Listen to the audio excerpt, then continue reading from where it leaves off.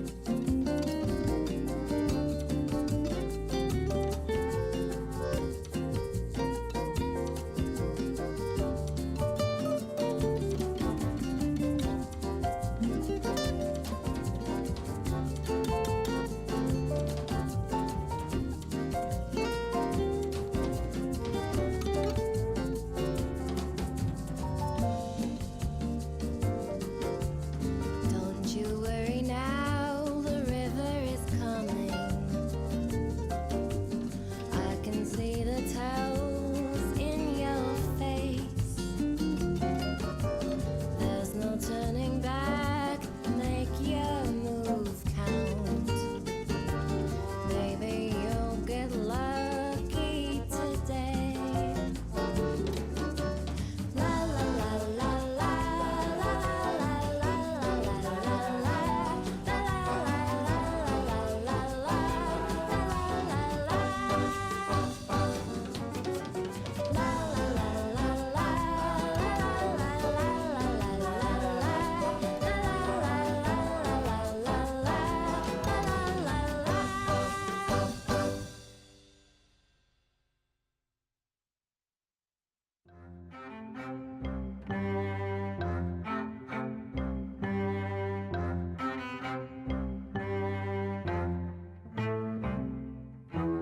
Ever since returning, nothing stopped my heart from yearning for the pretty little bird I found on holiday. Every moment now I'm dreaming, every thought of mine is leaning back to see her, my pretty little bird. Take me back to Pájaro Bonito. Bring me to her, to my papagayo. Setting sun and shining waters couldn't match the lovely colors that you bring to bloom. Pretty little bird, pretty little bird, la la la la la.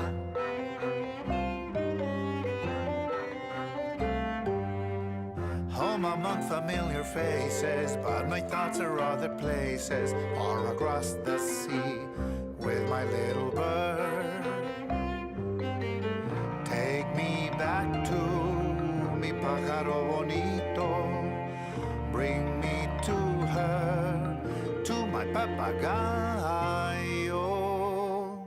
Empty days and endless hours, bending down like wilting flowers, till I kiss you again, my pretty little bird.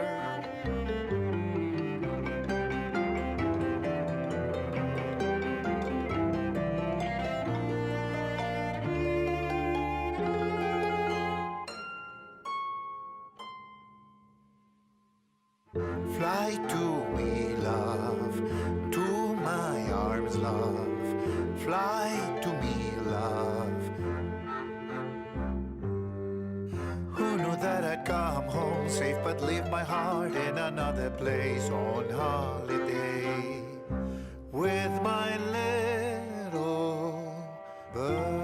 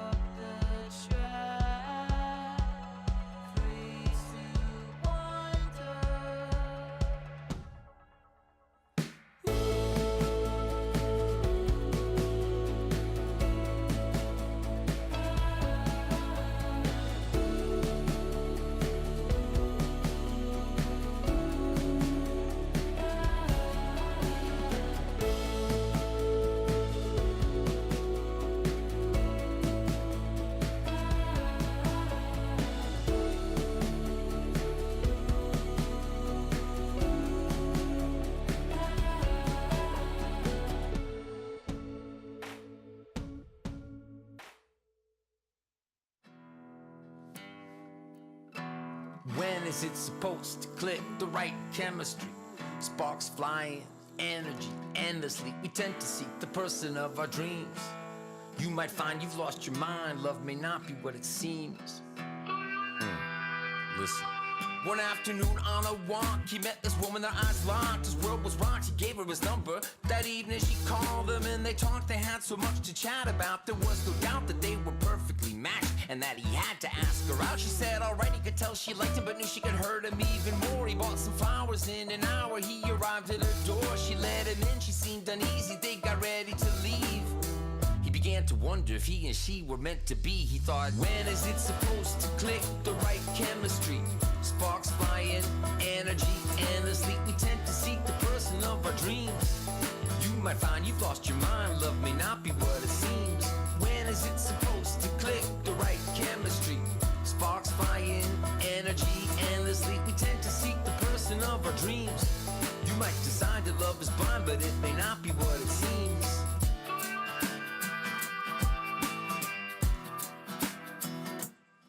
She laid eyes on this guy and was overwhelmed with attraction. She saw he had the exact same reaction. It felt right from the start, but if he played her and broke her heart, she knew she'd never recover. She promised to wait for a man who truly loved her. She said yes to a date. At 8 he came to her place. The club they danced and embraced. It was so fast-paced, her pulse raced. Then he pulled back like he needed some space. Her heart sank, she quickly thanked him and went home. Turned off her phone and spent the night in her comfort zone.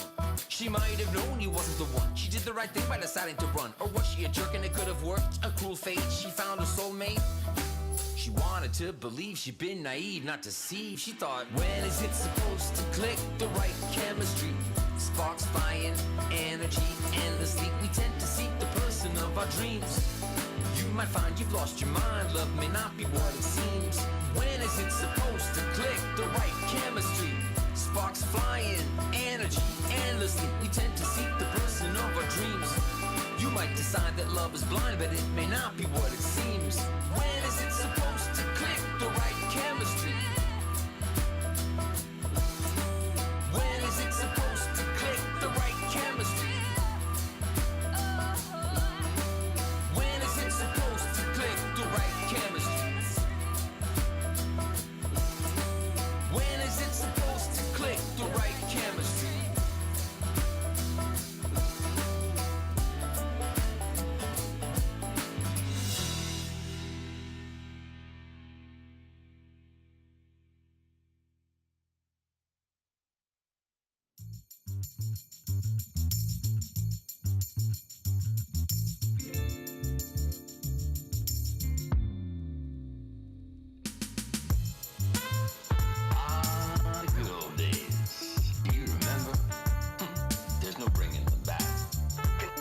Continuation of the golden era. Golden era. Continuation of the golden era. May you live forever. Late 80s, early 90s, it came into its prime. Microphone prodigies with complex rhymes, sublime denser beats, deep sampling feats. Pure genius rose steep from the New York streets. Meet at Mars, the building from Milky Way. Payday, the tunnel, the red zone, new music cafe. Beat street, fat beats, downstairs rockin' soul. In the music factory, stacked 12-inch gold. The innovation was cunning and stunning, nothing was contrived from 86 to 95. New York kept it live, BDP, Kane PE, Ultra EPMD, Rakim, Stet, Slick Rick, MC Life is Marquee. The Jungle Brothers, De La, A Tribe Called Quest, Brand Nubian, Gangsta, G-Rap, Bello, and SP, Rockin' CL, Black Moon, Beatnuts, DITC, The Woo, Nas, AZ, Redman, Big L, and Biggie. Good old days. Do you remember? There's no bringing them back. Continuation of the golden era. Golden era.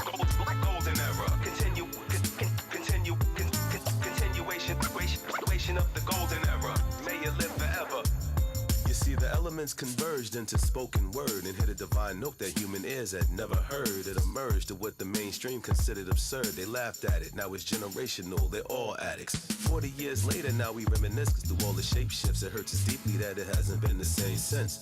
Large pro walking through that front door to cherish or neglect the black sheep, the choice is yours. K Solo spelled it out for you. The Fugees kept the score, nice and smooth, made it funky for the junkies abroad. The Outcast elevated it, while Dre let me ride, he kicked me out. I had to start running with the far side. Lost my breath. All I need from Mary and Meth is ice water. Please give my full regards to the chef. Watch son get wrecked, cause all they rickety really want is effects. Gucci link shine, stretching Bobito, 89 tech 9, y'all.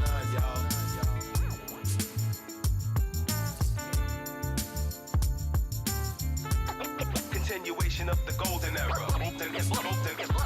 Golden era. Continuation of the golden era. That ever lasts forever.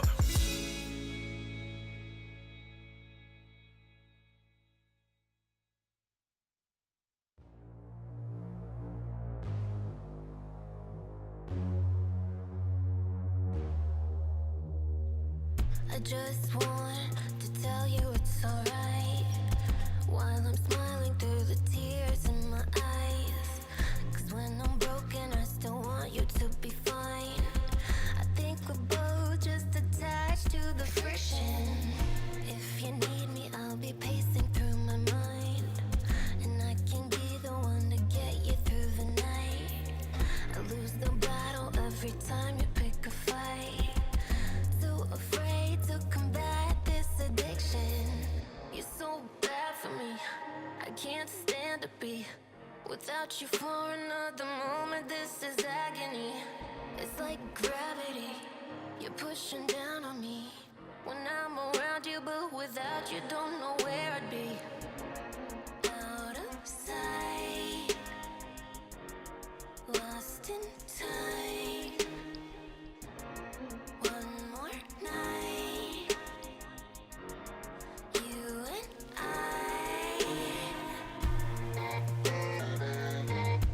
Friction. Friction. Friction. Friction. Where we are, I can't quite figure out. I wanna take all of the blame from you now. No matter what, I've gotta fix it somehow. You only know how to play it like the victim. You're so bad for me, I can't stand to be without you for another moment. This is agony. It's like gravity, you're pushing down on me when I'm around you, but without you don't know where I'd be. Out of sight, lost in time. One more night, you and I.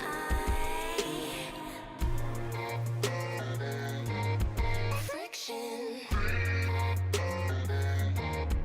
Friction. Friction. Friction.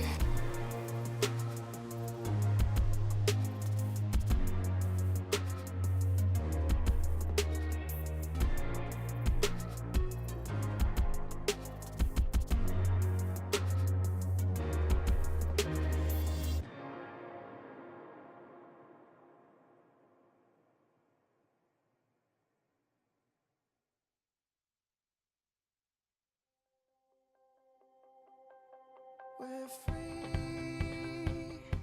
Don't look back. With me, we'll stay on track. Are you ready to go? So I'm waiting for you. Ready, let's go. There's so much for you to do.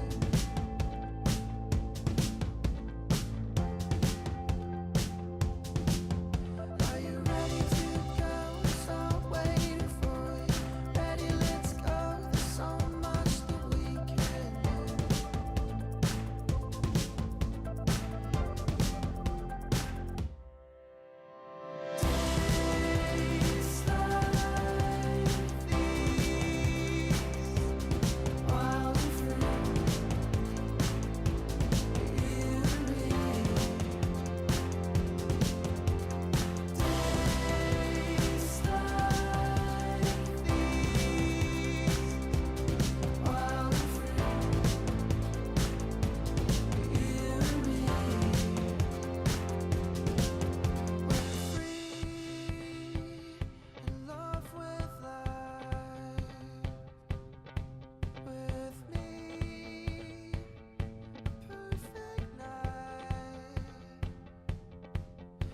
you ready to go? So I'm waiting for you. Ready, let's go. There's so much for you to do.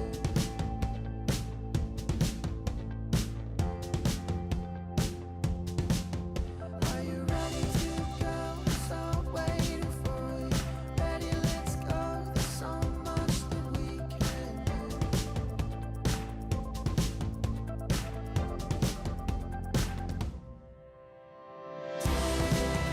Days like these, wild and free, you and me. Days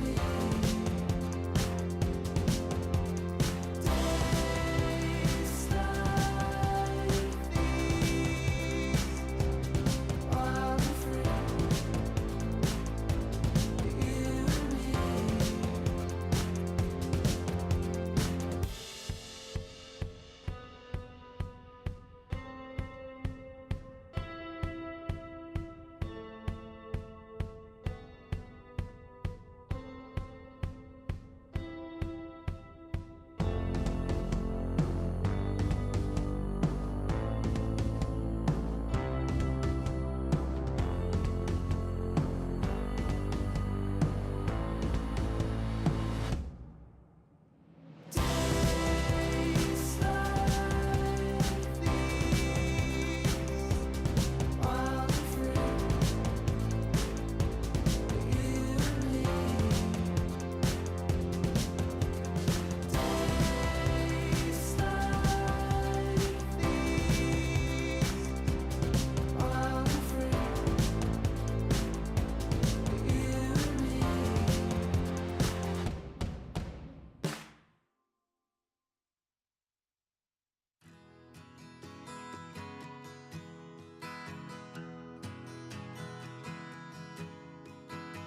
I remember the time you said, could things be harder? Said nothing.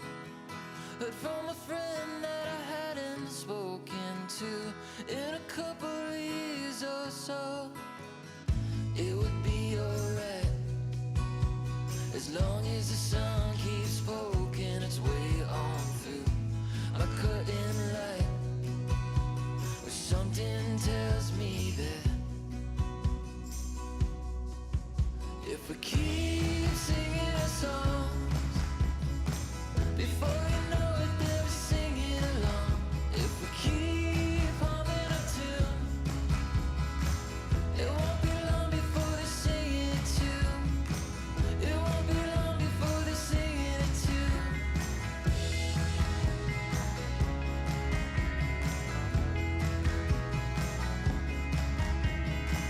Look out my window and all I see are flowers blooming on empty streets. Sometime soon they'll be alive. Hope when they do, they sing with me. It'll be alright as long as the sun keeps poking its way on through my curtain light. Or something tells me that if we keep singing our songs, before you know it, they'll be singing along. If we keep humming a tune, it won't be long before they're singing it too. It won't be long before they're singing it too.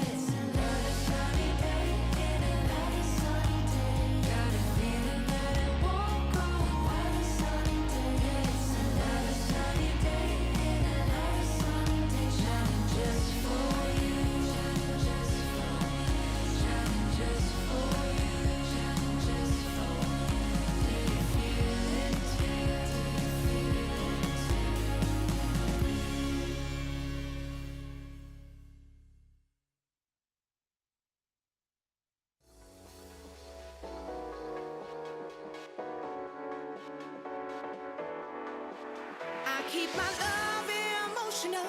I keep on reaching high. I keep my love emotional.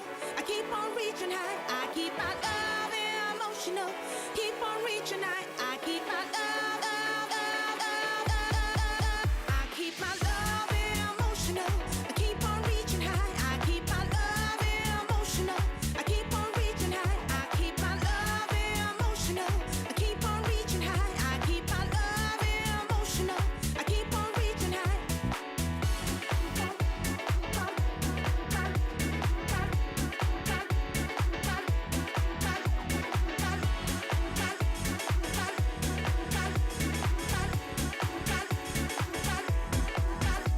You're giving me, but it's not enough. I want you to open up your heart some more. You're giving me, but it's not enough. I want you to open up your heart some more. I'm a big-hearted woman with a big appetite. A double dose of love is what will get me right. I'm a big-hearted woman with a big appetite. A double dose of love is what will get me through the night. Look at me in my eyes. I wanna see my own reflection, knowing I'm all you see. When I'm speaking to you, I want your body and your soul and mind to pay attention. I keep my love emotional. I keep on reaching high. I keep my love emotional. I keep on reaching high. I keep my love emotional. I keep on reaching high. I keep my love emotional. I keep on reaching high. I keep my love emotional. Keep on reaching high. I keep my love so emotional that I keep on reaching for the sky.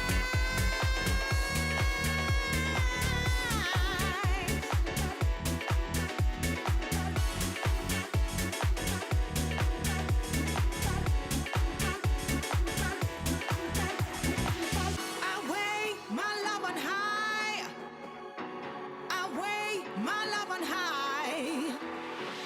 I weigh my love on high.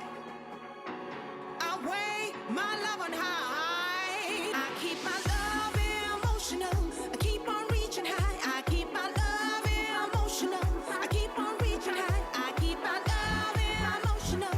Keep on reaching high. I keep my love so emotional that I keep on reaching for the sky.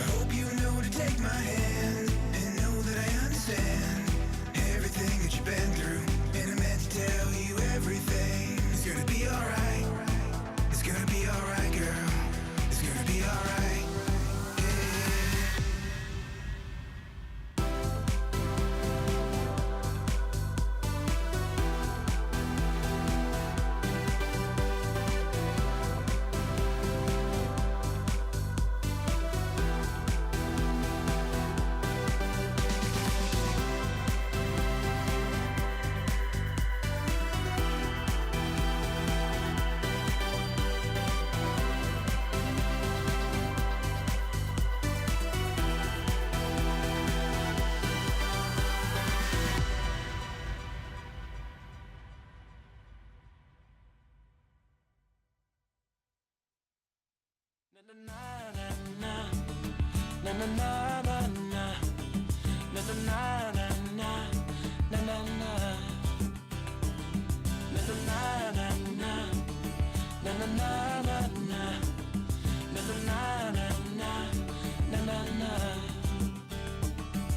got time on our hands, gonna have fun, we got no plans. We could party on the beach like we just don't care. We can follow the sun till the night has begun. We'll share it all, that's what friends are for. Na na na na na, na na na na na, na na na na na, na na na.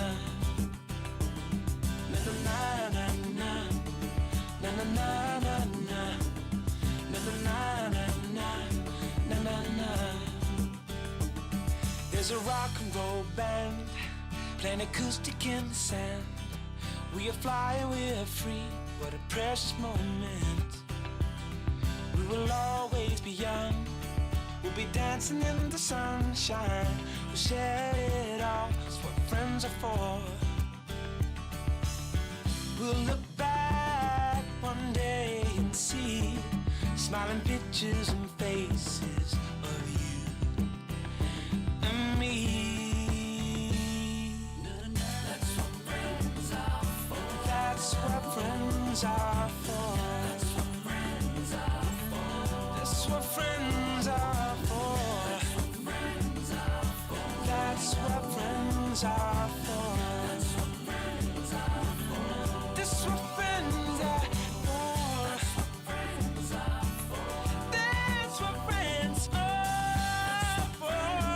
Yeah, yeah. That's what friends are for.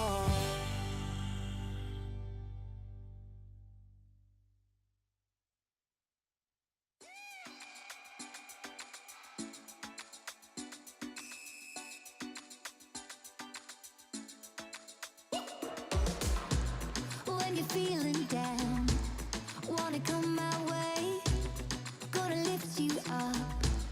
Let me hear you say, yeah, we're living on love. Yeah, we're living on love. Yeah, we're living on love. Yeah, we're living on love. Oh, oh, we're gonna take you higher. Oh, oh, we're gonna lift you up. Oh, oh, we're gonna take you higher. Oh, oh, we're gonna lift you up. When you hit the ground, don't you lose your way. Gotta get back up. Let me hear you say, yeah, we're living on love. Yeah, we're living on love. Oh, oh, yeah, we're living on love. Yeah, we're living on love. Oh, oh, we're gonna take you higher. Oh, oh, we're gonna lift you up. Oh, oh, we're gonna take you higher. Oh, oh, we're gonna lift you up. Oh, yeah.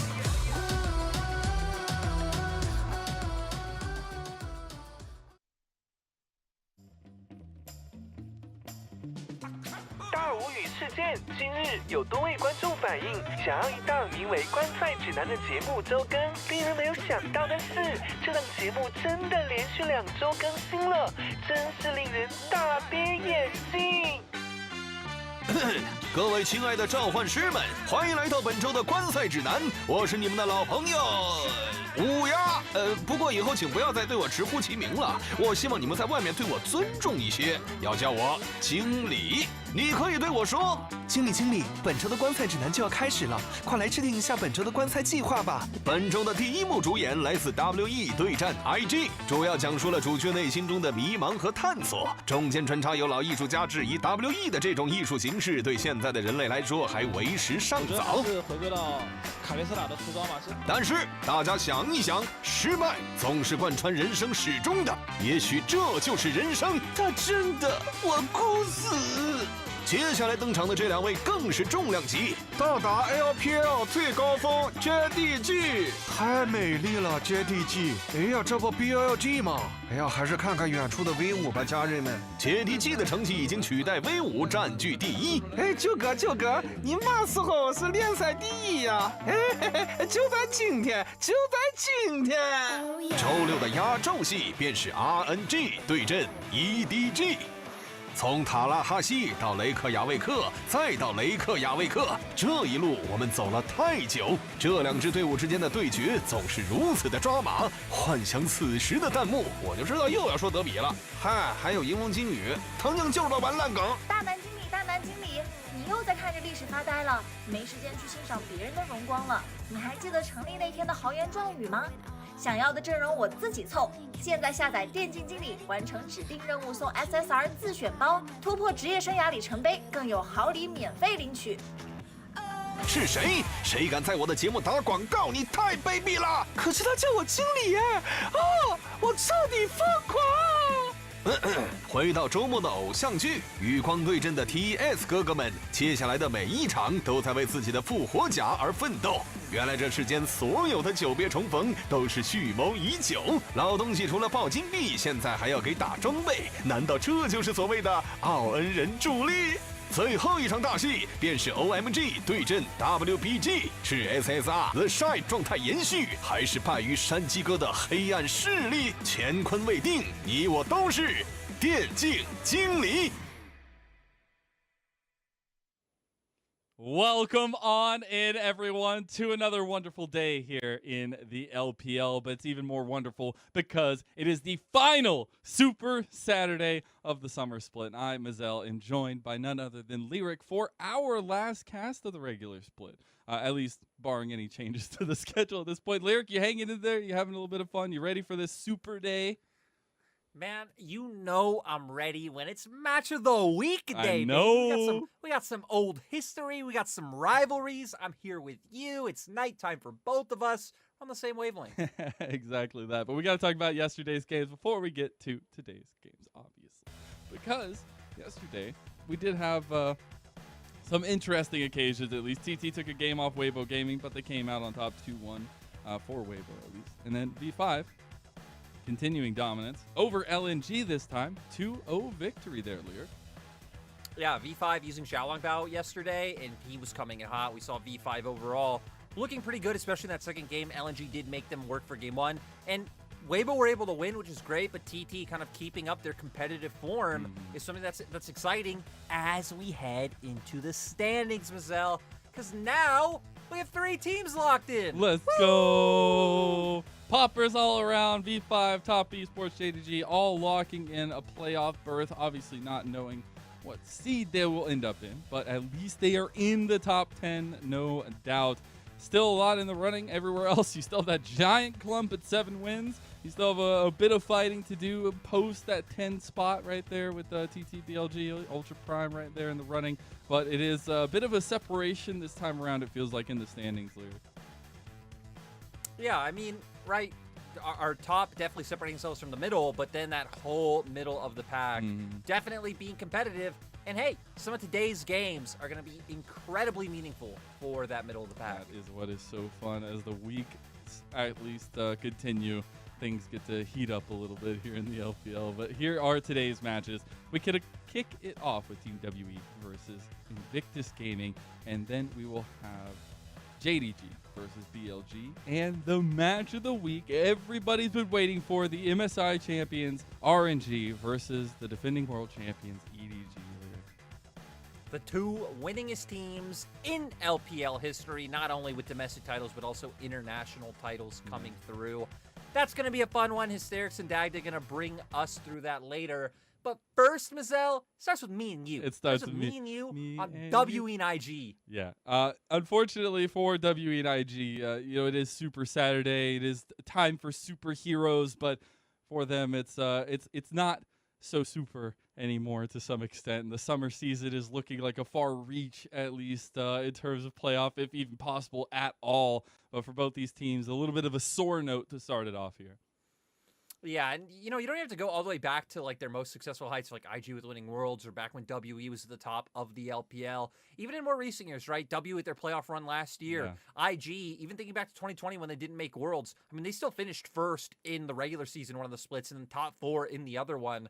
But sadly, this year, with just so many moving parts leaving the rosters, these guys haven't been able to do it. But we can start with WE Mazel, because you are the most positive guy I have ever met. And maybe, hey, WE probably not making playoffs, but they probably still could finish the split off with a win. Mazel, bring us to the Emporium. Bring us there. I got to take us aside for a second, because I got to welcome you guys on in to the Mazel's Hopium Emporium here, as if I can get my glasses on. Oh, because, no. I welcome you to the area where hopium exists, where copium is a long-distant future, a long-distant past. WE.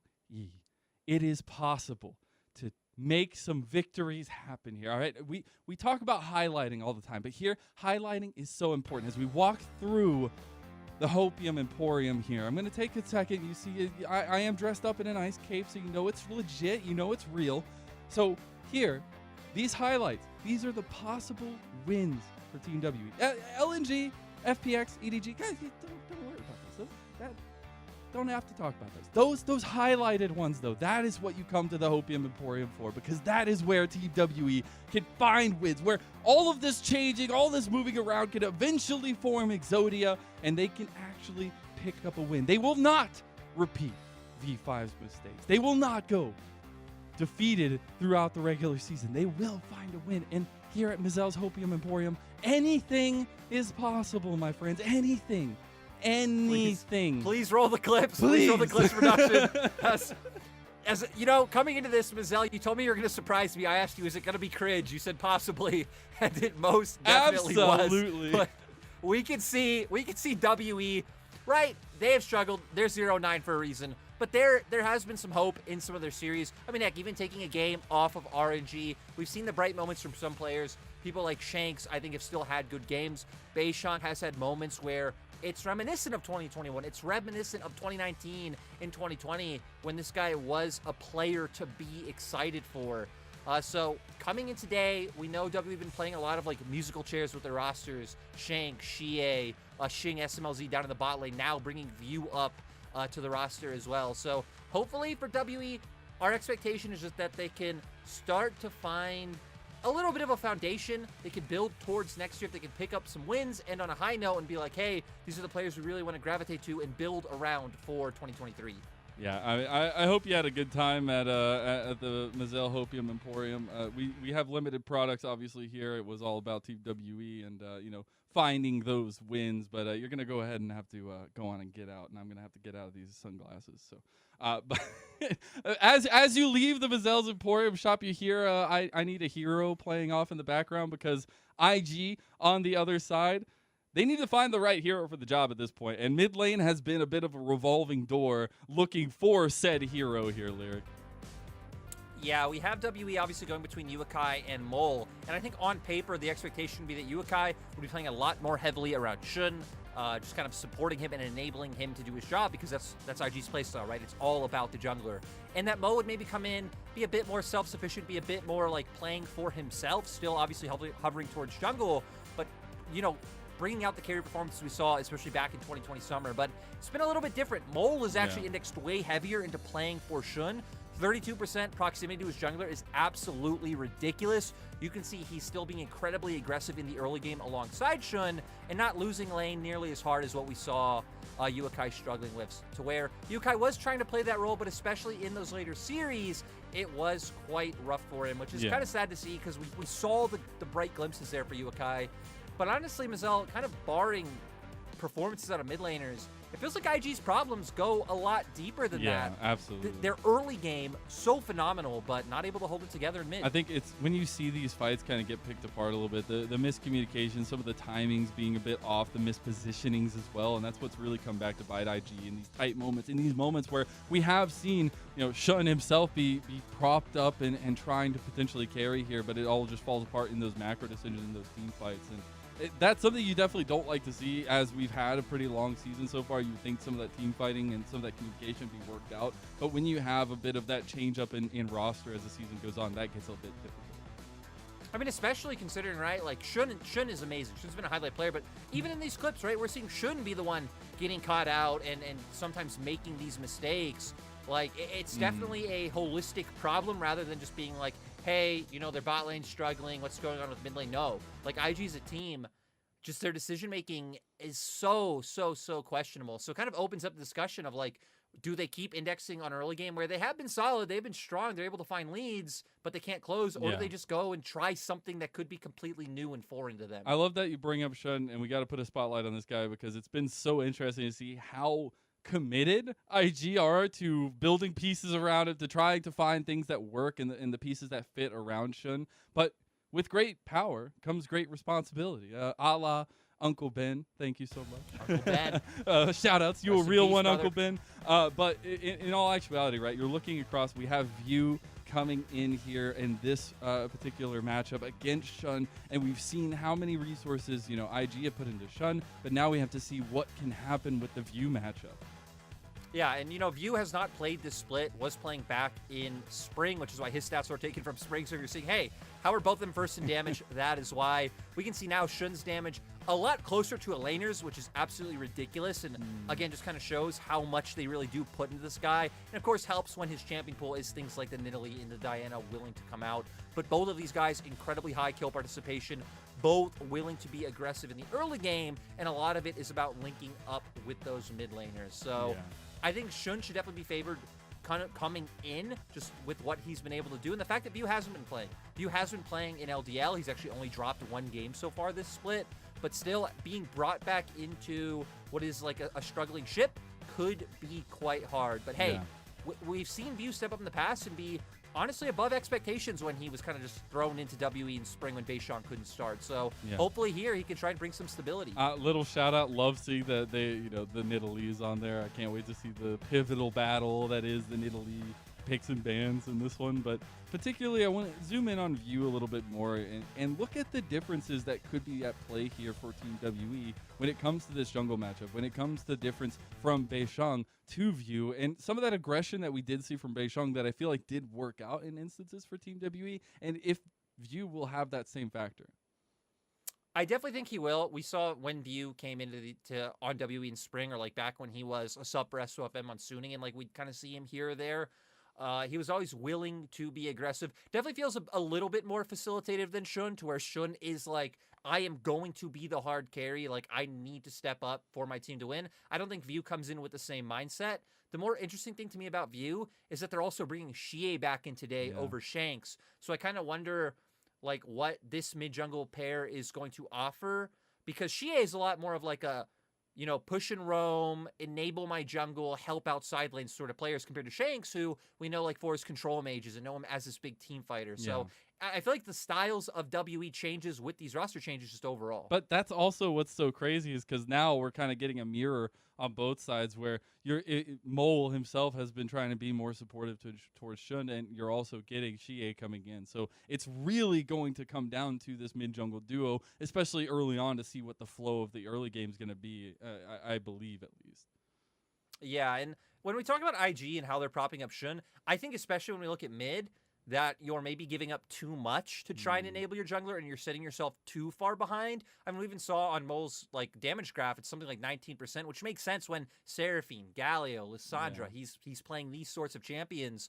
But it feels like maybe you swap up the mid pool, you get something that can be aggressive, have prio, and facilitate, but also can stand on its own two legs to try to be able to find advantages like on your own, and then allow the bottom side of the map to be the ones trying to prop up Shun, especially for IG. We know it's really been their bot lane that have been the core of their struggles, honestly, just over the past few years. Yeah, it's been such an interesting evolution when you were coming off of IG and looking at, you know, how are they going to stabilize this bot lane? How are they going to play that off of Shun, who has been the mainstay, right? We've already said that so much, but again, those pieces just not necessarily clicking, not necessarily being a part of the team. And I guess that's where I want to turn the attention to, how do you pull the team together for IG? How, like, especially looking for comfort in the draft, looking for what sets them up early on, because that is what is going to be so key, especially against Team WE, who are still looking for their first series win, right? They have pushed games off of top teams, but it's still a first series win. So for IG, it's crucial to get that comfort. What do you think? I'd like to see them maybe try something a little bit different and just index into comfort for their soul laners. Zika's been someone who I feel like, despite IG's struggles, has had a really solid split so far. I mean, we've seen this promise since he did come in last split and just what he's able to do. Get him on something strong, comfortable. We've seen him on things like the Jax and be very strong. And also maybe get Mole on something that is able to be more aggressive. We saw him have one Silas game so far this split, whether it's something like that or you find an angle where something like his Zoe could work, because that is just by far one of his best champions, and have Shun like still set up to be this like aggressive playmaker, but not someone who maybe necessarily needs to be indexed into like, hey, I actually have to carry this game. And, you know, it might not work out, but it would be a little bit of a breath of fresh air from what it feels like a lot of the recent IG series have been, which is, hey, teams are now opening Nidalee, we go for it. Our Nidalee gets like 5 to 10 kills, then we make one mistake and we just lose the game, because that is quite depressing to watch for IG fans. I know you've got a big bias for Mole at least, but I still think it's so crazy that after all of this in the summer split, we get Mole versus Shie. And I think it's going to be, obviously we talked about how crucial it is with the mid-jungle duo, but I'm very excited to see this mid matchup go, as we are already in picks and dance here. Zell, it's on my plans.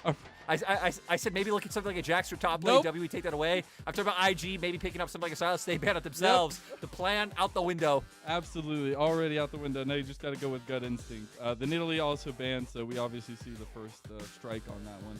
Wukong naturally banned. Actually, Zeri left open as the Talia final ban for IG. Obviously, Poppy has risen up in the ban priority with how strong it is in the hands of most LPL junglers here. But now we got to look at first pick for Team WE.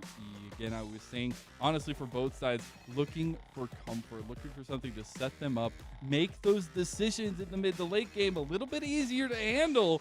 And it is going to be the Renata first pick for Team WE. Yeah, and the lack of Zeri prio, I think, is so crazy to come through. Like, IG leaving it open really shows that they have an idea of like something they'd be willing to pick down in the bot lane to go against it. But WE not taking the bait, going straight towards the Renata. And when we think about Xing has definitely been a lot more of like play late game, kind of hyperscaling champions. The Jinx, the Aphelios, two things he really likes to go towards, as compared to SMLZ, who was going the much more aggressive style. On the other side, though, IG going straight towards the Xinjiao, and just no prio on 80 carries coming through at all. What is this? I mean, we did put a lot of focus on mid and and jungle, but yeah, still expected in the LPL to see a lot of priority on those early pick ADCs, those early pick bottom lanes. And WE, they stick with them at least a little bit. They're going to go with the Kalista. And they're changing it up, because we were just saying for Xing, he's leaned a lot more on things like the Aphelios and the Jinx coming through. He's only played one game of the Kalista so far, so they're going to go towards that and then try and ensure themselves a little bit of insurance policy if the game does go later by having Xie go on the Azir. Strong, isolated matchup into the Ahri, but you know for Mole, his goal is going to be a lot more about roaming around the map and looking for these picks. Now for IG, going straight for the Draven. Just, it's been kind of nice to see the resurgence of Draven, especially with the amount of Draven players in the league. I mean, hell, IG has two of them, both on and Wink, being comfortable pulling out the Draven. True. I think that's really interesting. Also, his third most played all time. I think get a little bit of confidence play from On, which is exactly what I wanted to see here for IG. If they're going to find any function, they need to have some stability in the bottom lane. Maybe that's a requirement for them. They had Jackie Love, they had Huanfeng, they had Wink, they have On. Like, if you cannot play Draven, you could not join Invictus Gaming. It's the last question in the interview process. It literally is just a giant page with one sentence on it. Do you play Draven? If you answer no, bye, peace. If you answer yes, you get on to the next stage. There you go. Apparently On made it to the next stage. But anyways, I digress. We get into the second phase of bans. We get some tried and true ones, though. Viego, big comfort, taken away against View, potentially looking to play that one as a big meta staple, at least in the LPL right now. And then we also had the Gwyn taken by Team WE. Yeah, and I wonder if IG will go towards another jungle ban. Things like the Trundle, which we've been seeing a little bit more come up. Or I was going to say top lane. And I'm surprised they didn't go with banning out the Gnar, because that just feels like such a safe blind pick for the side of WE. But IG, I would expect them to leave counter pick for top if they don't go for Gnar here. But Zika's just been one of those players who very much likes to bring out counter picks.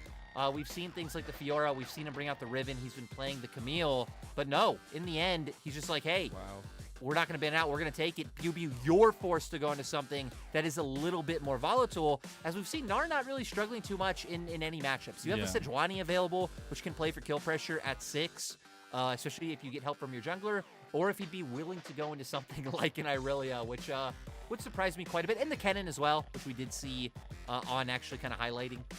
I still think the Draven is so interesting. The fact that we get to see Zeri fall through, especially with IG maybe wanting to have a little bit more in that late game tank. But I'm very excited to see how they use this aggression that can be found with the Draven early on. It is going to be now into a Trundle, so a little bit of at least peel and defensive capabilities there, but as well as some skirmishing to go against the Xin Zhao. And as you said, some major picks still on the table to go against the Gnar. We've seen the Sejuani so many times, and we'll see it once again. BLG going to be piloting that one.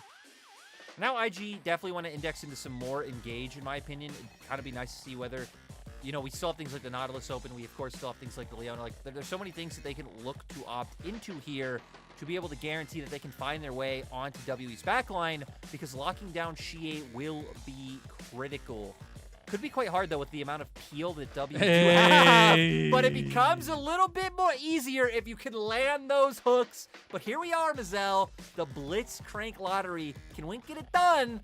If he misses, IG can be struggling. Instant spotlight change. That's what I love about this kind of pick. That's what I love about the Blitz Crank. It's like you can highlight Shut and Ball all you want on IG for this game, but if Wink is on one, if Wink is hitting those hooks, there is no chance Team WE. But if he isn't, then there is a major chance for Team WE to come out on top. So a little bit of a double-edged sword here for IG. But they're willing to pull that one out here in game number 1, which I think says a lot to their confidence coming into this series against Team WE here. Yeah, and, we were talking about maybe, typically they've been focused on jungle. We were talking about maybe swapping it over to soul laners. They actually come in this draft wanting to completely play around their bot lane. Like, we want to see Shun and Mole constantly hovering and making sure that this bot lane can be as aggressive as possible. And once again, go into mid-game strong and try and snowball off of that. For the side of WE, they index into more scaling, right? They have some tools to fight early. You hit on the Trundle being able to skirmish. Of course, Kalista able and willing to be very aggressive, but I think they prefer to kind of stabilize. You want View kind of spotting out where Shun is and marking mid-jungle so they can't roam down, and just trying to reinforce your bot lane so you can get to the mid-game unscathed, where you have a better front line and you have this Azir plus Renata, which make it incredibly hard for IG to go in. And also looking at dives, looking at anything that IG are looking to do, it's going to be a little bit more difficult. But we hit the rift. You better have your superhero caves on. You better have your outfits ready to go, because it's Super Saturday. It's the last one in the LPL Summer Split, and it's Team WE versus Invictus Gaming. Both teams so far are just doing the normal kind of 5-point starts coming out on the map. Runes looking pretty stock and standard across the board. Mole, of course, going towards the Unsealed Spellbook, knowing he's not really playing for any semblance of pressure in lane, is just looking for that utility he can gather throughout the game, just in terms of being able to change those summoners. So kind of already hit on it in terms of IG wanting to be the aggressors early on. A lot around their bot lane, and we'll see where Shun decides to start with that, right? Because if he wanted to start topside, he could look for a very cheeky early gank, or he could do kind of a stock and standard path towards his top side and then leave you to impact your bot lane more around, the 4.5 minute mark. Yeah, and I always like to see the aggression between both. Normally both junglers in the LPL, but especially in this one, I'm looking at Mole on the RA to be that proactive mid laner, get out and get into those skirmishes to some extent, and see if he can get that over Xie at least, and get that mid jungle duo so that Shun can feel comfortable to put all those resources down bottom lane. But we will see. I will say, yeah. I don't know. Okay, so this isn't going to turn into anything. Luckily, Zik is not going to just randomly turn his brain off. But when you're talking about mid lane and wanting to see Mole be more proactive, like Azir does have a solid matchup into the Ahri in the 1v1. You can throw your soldiers in the wave and just constantly either whittle her down or just keep the push up. Mole definitely going to need more help from Shun, or even playing off things like his base timers, or if IG's bot lane has a base timer of Wink being able to get to mid first and using those windows for Mole to have the opportunity to impact the map. Because if it's left like this, if WE get isolated laning scenarios, they feel overall like kind of fine, especially when it comes to mid. And bot, we've already kind of highlighted, is a bit of a dodging game coming out for WE. The only place they really want to impact with kill pressure could be top post 6, considering Bubi's ultimate could give a lot of threat onto Zika. Ooh, should not going to be spotted out there by the board, as they had already seen it being placed there, so he'll get his red buff. But you can surmise that Team WE know where he is at, but it will be this opposite side pathing. I'm really looking to View to see if he utilizes some of that skirmishing, especially, you know, obviously new to the roster, trying to change things up here, some reinforcements coming in, and see if he can be that proactive force for Team WE like, you know, we're seeing Shun try to be here in top lane.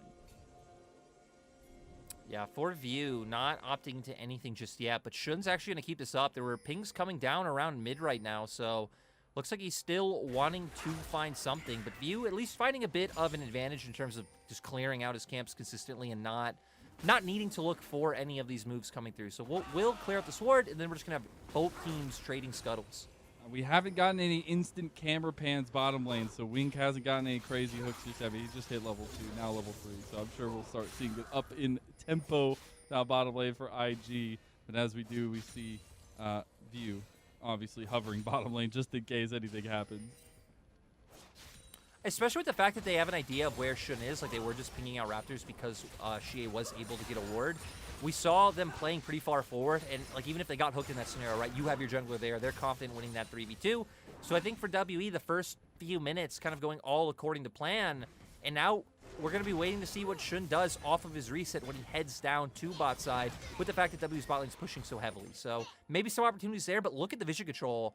WE actually have a lot of wards placed around the bottom half of the map to ensure that their very like squishy, fragile bottom lane doesn't get punished. Yeah, I'm wondering if that means that we're going to see early, you know, objective focus for Team WE down in there. I mean, obviously View going to get the back off right now, could be heading back towards top side, as Zika has had a pretty big push up there this entire time. But I would expect, you know, with the idea that Shun wants to focus around this Raven, wants to try to get something going in the bot lane, View will try to respond to a lot of that. We do see him pathing top lane, though. I mean, right, both junglers now just kind of pathing to where they started clearing out their camps. So gonna end up here, Zika's push. It's like if Zika overextended, the opportunity would be there. If not, clear your topside camps, head back down to the bottom half of the map.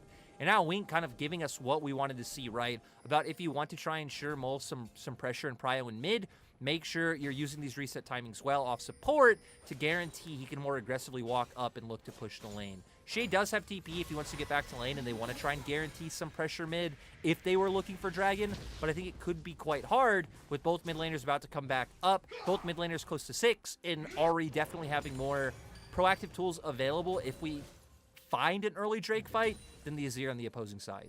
BB was trying to get it back in top lane off, so he get TP back to the wave, but the push was just too quick from Zika. He's got so much pressure up here. Gonna take a tower shot though, so a little bit of that is relieved. IG, meanwhile, we're looking at this top lane. IG are starting up the Dragon.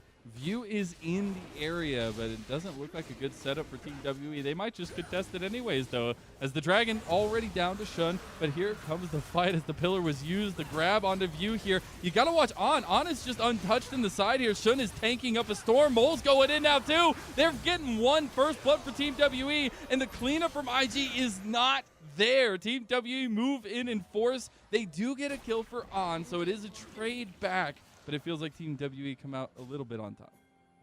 I mean, at the same time, though, right? We ended up in a 1-for-1, and IG were able to pick up Dragon, so I think IG, even though they don't have pressure like coming back to lanes, we can see in bot, and you can see Xie here on the map now. You got the objective. You went 1-for-1. Definitely not too bad for them, especially if they can get us towards an early soul point, and we're fighting around things like first mythics, where IG's comp should be feeling a little bit more confident than what WE have on the opposing side. We'll see here, WE coming in. IG felt confident because they had prio and bot. They have the Ari in mid, who's now level 6. But the fact that they get split up, it's kind of like a double-edged sword, right? On is left untouched, but you still are effectively fighting a 3v2 in the pit, which allows WE to find that first kill. But On cashing in is going to feel great huge as he comes back to lane with a serrated dirt. That's actually huge. Also, apologies, didn't realize that the bailout went through. It was such a quick action there on a View, so that bought a lot of time for Team WE there. But yeah, in the end, after all of it is said and done, it does feel like On got a little bit of the upper hand. But that is also where, besides that, we haven't seen any of that proactive play in bottom lane. We haven't seen Wink landing those hooks. So I wonder if with that serrated Dirk, we see that a little bit more as we get a replay from a replay As while we were in that one, it looks like we had a little bit of gameplay options. Oh, no! That's some serious gameplay right there, all right? That's a gamer move. Oh my God, it's tragic. It's tragic. The mistakes happen, but you hate to see it. Dude, they are. They are. I swear to God, yesterday we had so many times where like there'd be small little mistakes happening, and like this one's kind of a big mistake, right? Because you waste the TP, but I mean, yesterday it's like, holy cow, observers, you. I could have just looked and seen that Zika's TP was down and be like, oh, he used his TP. But now we know the real deal, the dirty truth. It was a misplay from Zika. But we'll see if they can capitalize a little bit on that one as they are moving into the Rift Herald pit. There is vision on this from IG. And we have some pings coming down towards mid lane with a movement from Wink, but I don't know if they can actually contest this one. I like that WA are looking for this because they know that Zika's already in Mega, so like by the time if the team was collapsing, they like would be able to respond appropriately.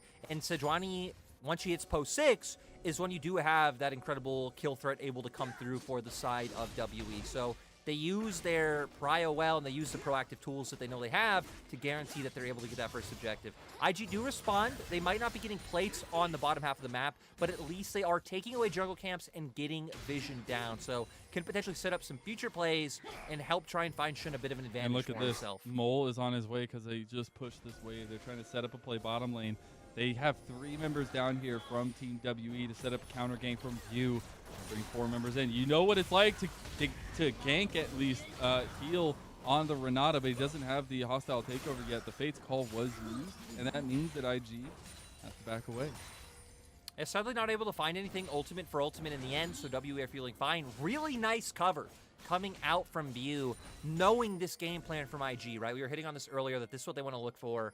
Jungle hover around mid, group up, collapse down in the bottom side. Xie, on the opposite hand, is fine just sitting, clearing waves mid. You can see him consistently giving vision up towards that top side and just making sure that these like laning phases can keep going according to plan. So it feels like WE at least kind of following the tune that we sung for them in terms of how their composition would want to play out the first 15 minutes. And I think IG are trying to play their composition out how we wanted to, right? You see Shun just constantly hovering this bottom lane. They just haven't been able to find anything just yet. Heal is level 6 now, though. Has the hostile takeover, so the dives are even more difficult. But they will get some plates for On. The trap comes in. They just have enough damage. The bailout is not enough, and Shun and On help get the kill back, at least in this little skirmish. I want to say that they could possibly go for a second one on a View there on the side, but they don't go for it, and that is a nice pickup for IG.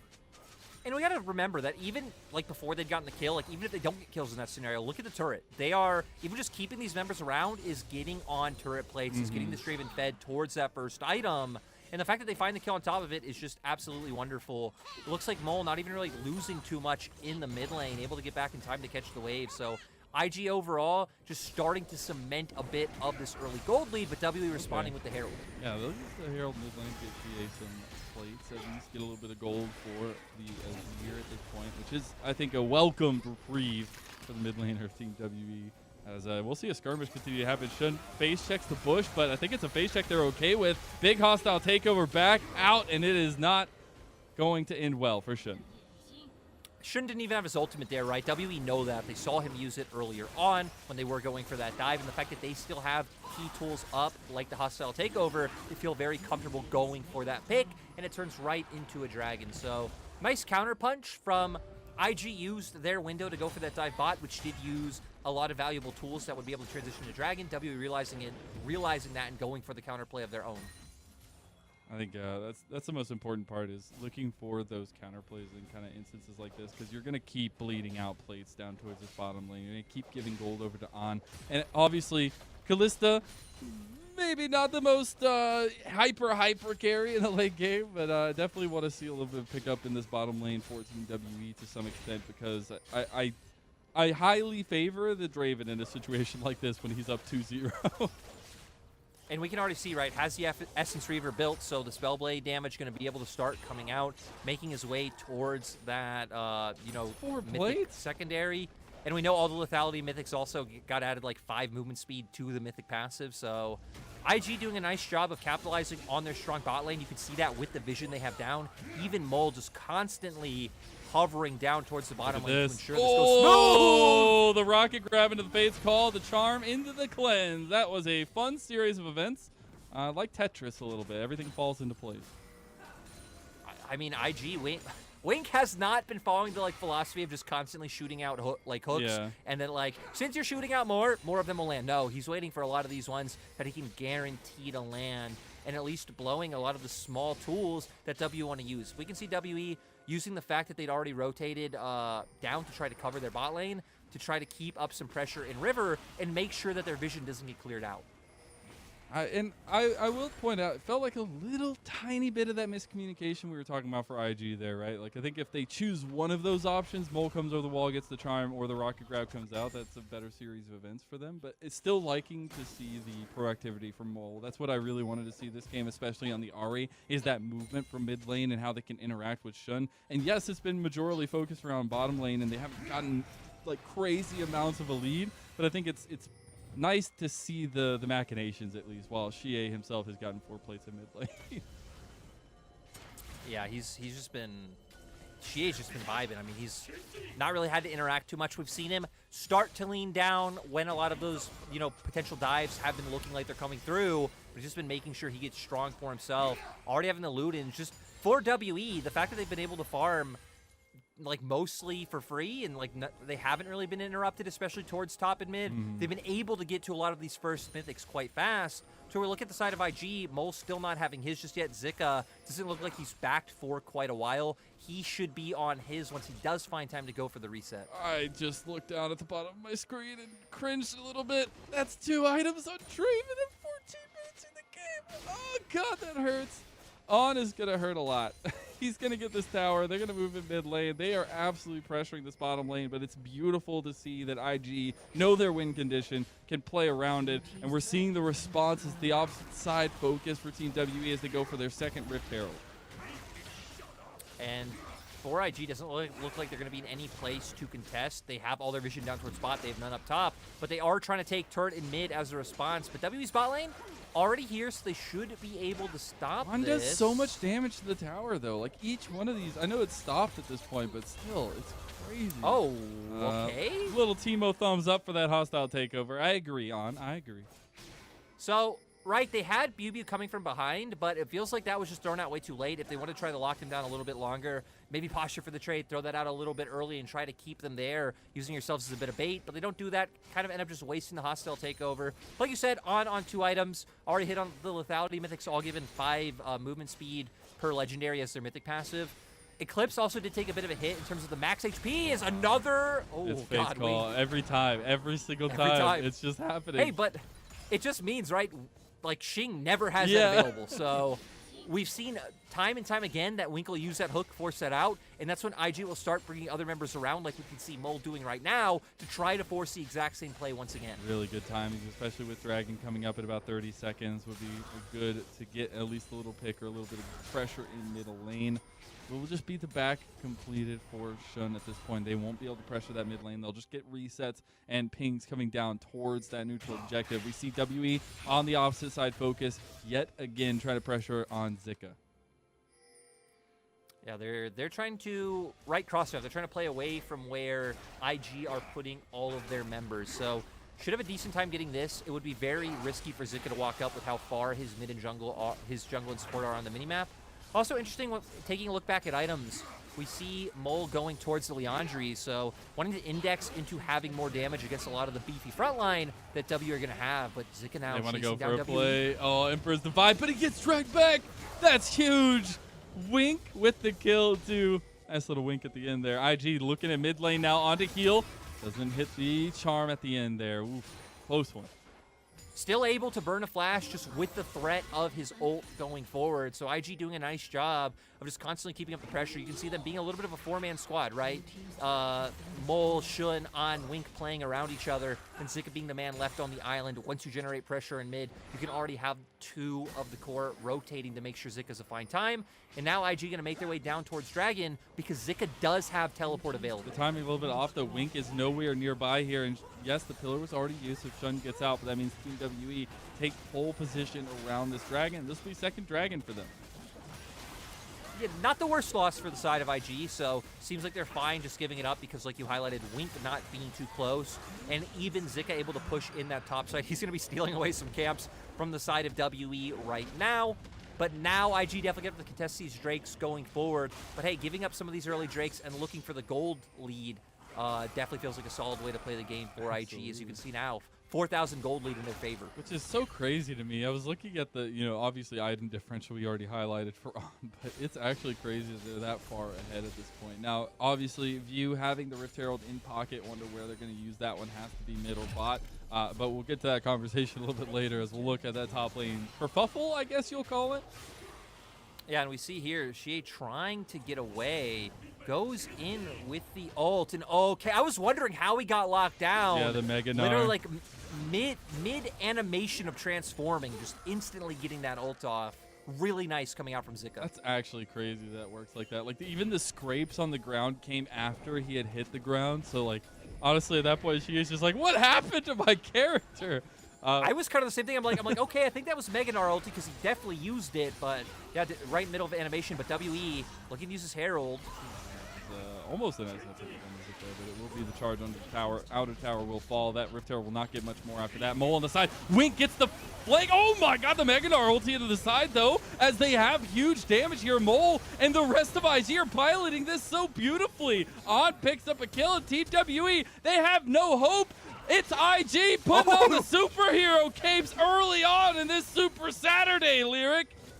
Yeah, IG coming in hot. That Gnar ulti was incredible coming out from Zika. Of course, so starting off with Wink to land the hook to make sure the engage can come through. So WE were able to get a tower, but IG find the kills, and IG are going to find some turrets of their own. On past the check. You know that last question we were talking about in the IG interview? There was like a million checks behind it because On is absolutely the one with the gun, I guess the blade.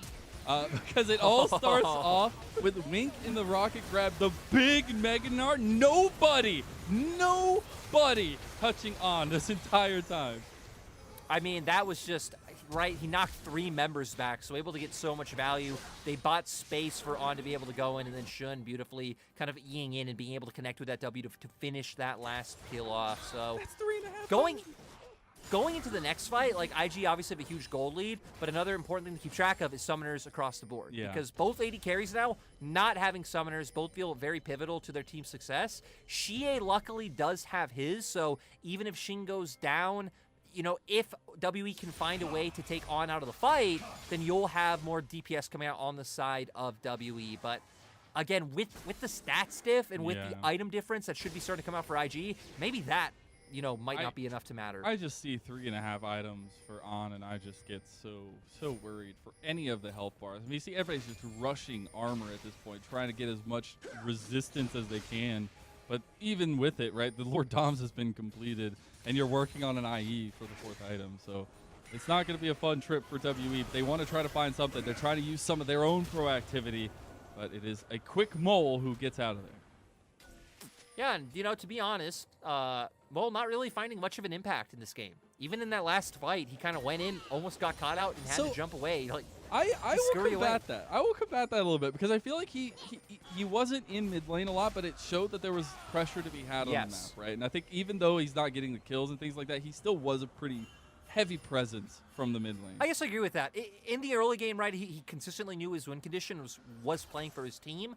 Even in this mid game, he is, right? Mm-hmm. It's just once he actually gets to the skirmish, I mean, WE doing a nice job of sidestepping things like the charms and flashing away, so he isn't able to connect. But look at this, I like it. Oh, they're pulling the trigger on this one. They want to steal the capes from IG, but Wink gets the little pull onto Xie. Mole's on the flank. WE are holding to a corner here. Big Mega Gnar ulti into the wall. Again, nobody has touched On, but he needs to get into the fight here. IG trying to get out with Mole. Mole burning, but On is still in the fight, and On is still picking up damage here. The rest of IG helping him. Shun, Wink, Zika, the front line, the bodyguards for the superhero that wears the red cape. On! And Mole will try and chase down Heal, but that's a Baron in the eyes of IG. Yeah, IG gonna be able to pick up this Baron and Heal. nowhere to go. Wink spots him out. Mo's going to finish it off, but Chie still left up. Shouldn't be able to look for any sort of risky, cheeky play to stop the Baron. IG do just confirm that one. And now resets can come off. You can get back from base and get on the map faster than W respawn to guarantee yourselves a dragon as well. What a pickup from IG. All starts off with Chie thinking, okay, I'm trying to figure out where's the geography here. How can I get in there? Gets pulled by Wink. Is like, okay, well, we got to figure out how to reposition here. And then it's just chaos from there for Team WE. He is just a hook magnet. You can see a lot of these tools trying to keep IG out of the fight, but they're not able to do so. You highlight on free hitting on the opposite side of the fight the whole time, and the fact that Shun and Zika are just absorbing so much damage from the front line of WE really is what leads IG to success. But again, things like the hostile takeover from heal, Chie's Emperor's Divide not really finding too much value in terms of like locking targets down or keeping targets away. Now at this point, we're 11k gold up. On's cleanse is back up. His flash is going to be up soon. I just don't feel like WE have a way of taking down this stream. Look at that damage. Also has completed that IE. Doesn't need boots because he just does damage. He go burr. And I can appreciate that one, at least as the final item for him. Want to see what WE pull out of the magic hat at this point because IG are pressuring this bottom lane. They're getting a bit of a 4-1 push going here with Zika in the mid lane as well. And they're just going to be able to keep this up. It feels like for WE don't really have too many people to be able to stop the Gnar. For WE, it feels like this would be your only chance of just like 2 or 3 man committing onto that Gnar, trying to find the kill. Sure, you're going to give a bot, but in this situation where you're just letting Gnar roam free and you're letting the spot push in, you're just going to end up losing everything, right? So it's either 5-man commit onto this 4-man core and hope you win the fight, or you try and pick off the Gnar first, have numbers advantage, and then dissuade IG from pushing forward. Well, that's not going to be called this time. They are going to split down bottom. They're going to push that out after IG move away. We'll have seen Zika move towards top lane. There's still a tier 2 out there, and he'll be working on that one with Shun. And it's just WE getting pushed around the map, pulled around the map, really. Yeah, WE not able to respond. Weren't willing to go for any type of gambit that I just suggested in terms of trying to alleviate pressure by finding a pick onto one of the lanes they're forcing down. So seems like their game plan is to just buy as much time as they can. They still have faith in things like this Azir and Trundle to really be able to come in strong to the next team fight. And it seems like they're just banking on that. But with IG's lead, even just looking at the minimap in terms of the vision control, they're able to keep up. They're going to back now. They're going to get more control wards. Wink's going to get more wards in his inventory as well. You could just look to keep choking WE out of the game. Yeah, all the empowered backs coming out one last time as their Baron power play will be coming to an end. About 3,500 gold on that play, but they find themselves much further in the lead than that, specifically On, who will be getting very close to full build very, very soon. I guess not very soon, still a little bit further away. But I think the amount of resources we've seen dedicated to On, dedicated to the bot lane is a really, really nice transition, I guess, for IG, where we have seen majorly Shun getting all those resources. We got to see that the big focus was the game plan bottom lane this time. IG changing their focus and kind of propping up what has been the weakest link on their team, which is kind of interesting, right? WE were actually a team that used to do this in 2020 with how volatile Elk was back then. Giving him a ton of resources wouldn't come through, but hook lands. Oh, another hook lands onto the piggy. See if they can have a little bit of a ham dinner here, but they do not find it in the end. IG did have to back away. Not diving into the base, at least Crescent Guard had been used by Shun, but their pressure is never further from the doorstep of Team WE, as they have already pushed down the inhib tower in bottom lane. On is just taking mid lane by himself, and that'll be some inhibs threatening to go down for IG. As I think WE need to do something here. IG also have so many stopwatches now. On is a stopwatch, Wink is a stopwatch, and Shun has one as well. So they'll be able to survive. That did so much damage to Pew Pew. He's straight tank. I mean, we just see how far ahead On is, right? Even having things like the LDR, the tanky stats not really meaning too much for the side of WE. At all, really. And that's two inhibs taken down as well. So there'll be super minions. That makes it ease of access into the top lane for IG, as they'll just have one more point of pressure to break to get those double super minions. And they can continue to play this 4-1 or even break it into 1-3-1 style because of the massive lead that they've gotten. And then you see the trio here in mid lane. Shun, Wink, and On just keeping that pressure up and not letting WE breathe. No, and I like what they did, right? Kind of guide the mid wave in and then transition to top, but W have a solid amount of wave clear at this point in time, so feels like it could be quite hard for them to break through without either just outright brute forcing or Wink finding another hook. Zika is going to be on Nexus unless he comes over to the fight. It looks like BB wants to go for the engage, but can't find it on the Wink. It was actually Zika pushing off of that bottom wave, but it is crashing onto the towers here. We're waiting for objectives to spawn. We're still waiting on third dragon here for one of these teams, but at this point, I don't think that's a priority for IG. They want to keep up the pressure here. But with the Baron also spawning in 30 seconds, they're going to go ahead and get their backs off. Yeah, and going back to what we just saw, right? WE finally went forward the play we talked about earlier, about where you kind of just accept that you're going to lose out on one side, because when you just match them man for man, you will just lose on both halves of the map. So you try to go for the play on top. Feels like they could have done it a little bit earlier, and then maybe, could have bought them some space in terms of Dragon now being up. They kind of have to just accept and sit in their base. But this objective Baron, I feel like, is way stronger for IG, because their comp is relatively low range, wants to brawl. They need things like the Baron to have the pushing power to be able to end the game. But look at They actually didn't want to go for it. TPing in. Yeah, they're going for a little bit of a flank play here on the back. They actually have a ward spotting him out, though, so you can see wanting to get on Raptors, want to try to build that rage bar up, but shouldn't be too valuable as WE spotting him out will be able to just back off. And IG once again going to try and look for a bit of a pick, but BU able to get out of dodge. All I'm saying for IG, Baron. Yeah, all I'm saying is On had the right idea. He auto-attacked Baron. Nobody else did. On was in the correct. You listen to the 5-0 trade. To be fair, I think it's totally fine for them to look for the play once Sika comes in on the flank. But once you are spotted out by the ward, you can tell they know. Oh, no. They get cut out. But WE know as well. Zico's on the side. He does have Megadar coming up with the ulti available, as Mole had already used the Spirit Rush there. Won't have any more charges of that one. Zika's Megadar will be running out as well. But it has been Baron the entire time, slowly but surely. Now it's seen by Team WE, and they're moving in. They have a lot of tools available.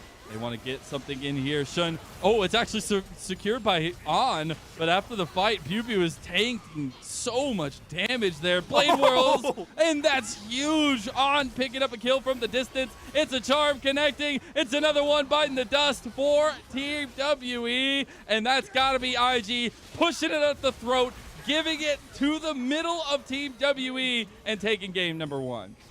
Yeah, IG now kind of just playing with them. Mole chasing Shie down to pad the KDA. But look on the mini-map, IG pushing down the base. They're going to be able to get this one. They had to make sure that everybody was putting in a team effort for Team WE, that everybody got that final gray screen as IG come out with a triumphant game number 1 victory to kick off this Super Saturday. Overall, just kind of great to see from IG, a bit of adaptation, willing to play so heavily around their bot lane. We saw both Shun and Mole constantly hovering over Wink. We were wondering whether he would be able to land these hooks. He was doing it consistently on the Renata. And sure, Kalista has the ulti to pull their safety, but we saw just rinse and repeat the play. They were able to find the kills. And then once they got that little bit of a lead, and you saw On with he was one item up early on, that's when it's like, oh my God, they're just starting to crush these fights. And we're really confident in forcing fights and forcing plays against WE. There was literally no chance for Sheik in that one. We saw the one item, and then eventually it was 2 items ahead, and then it was 2.5 items, and then you're looking at full build, you're like, that's a little bit scary.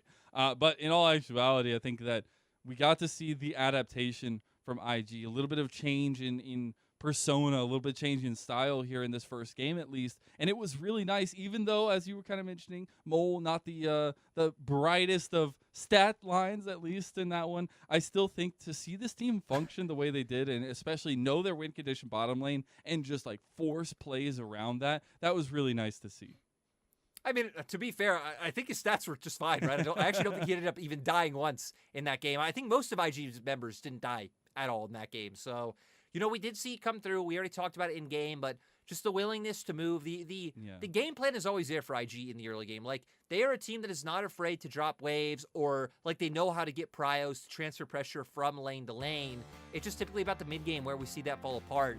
It's nice that this time that wasn't able to go through, and we're just talking about most stat line looking fine, and we can see here with the damage number coming through, having a good performance overall. And IG, I mean, Zika, some of those Gnar ultimates were just beautiful. The one he found in mid, heck, the one he found in top as well when Shie was looking to jump away. Just a very impactful performance coming out from IG across the board. Yeah, I just think that is what stands out to me. It's like the entire team stepping it up in these kinds of moments, and especially seeing Shun go with the Xin Zhao and not necessarily be that huge damage profile that we see him to be as a jungler, first in damage in the league, but being able to kind of take that more facilitative role and let On play to his strengths. And I think when you're looking at Team WE across the other side, a lot of questions to be made. I think I still like the composition, but that bottom lane sieve that turned into a flood really didn't help them out. No, I mean, once we started to see IG actually indexing all their members in the bot lane, that's where they really started to struggle. And sadly, not really able to find the cover necessary, because View was there quite a few times, but he can't just sit under bot lane turret with them all game. Exactly that. We will see, though, how Team WE come back into this series. If we can get pushed to a third game, I called it at the beginning of the day, Lyric. I think it's going to happen. We'll see, though. On the other side of this break, we'll be right back. EDG have denied Uzi once again! Where were you when history was made? Because here comes Uzi! RNG's hopes at a world title fall! EDG! The LPL are kings again!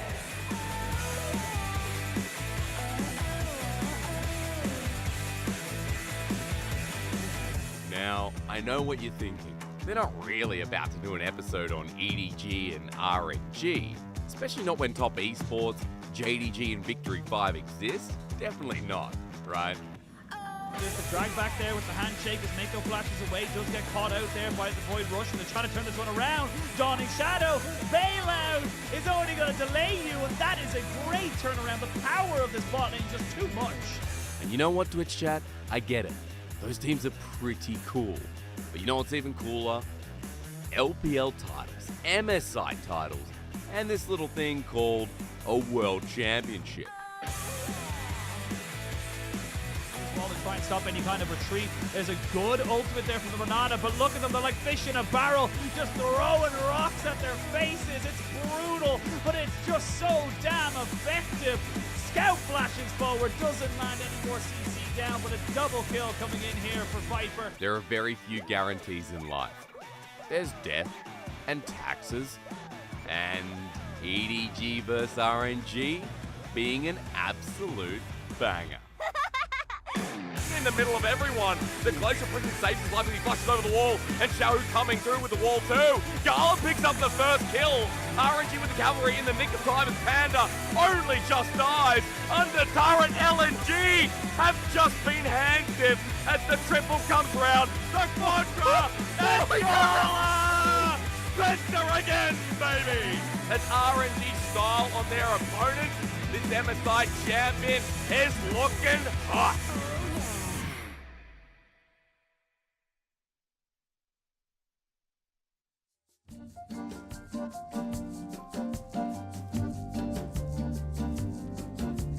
When I feel the darkness descending upon me, then I close my eyes to seek escape.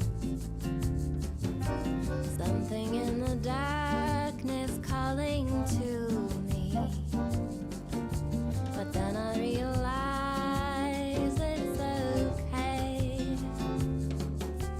La la la la la la la la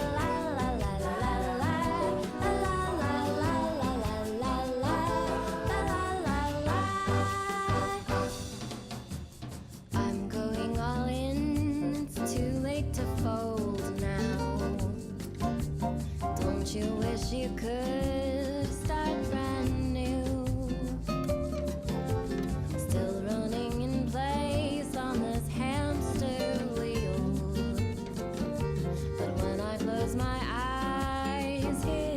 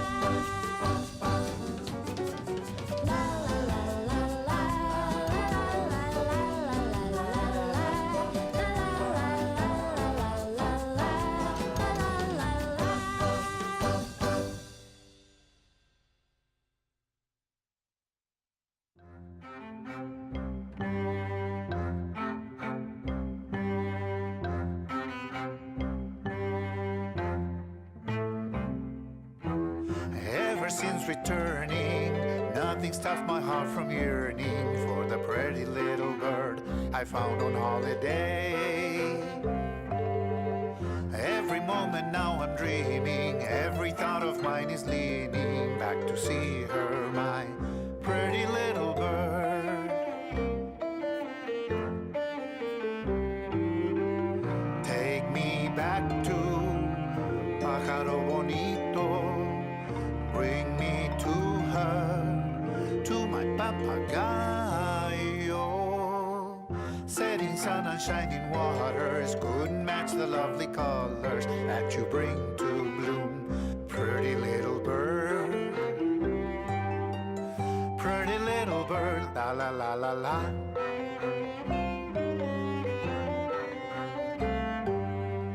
Home among familiar faces, but my thoughts are other places, far across the sea with my little bird.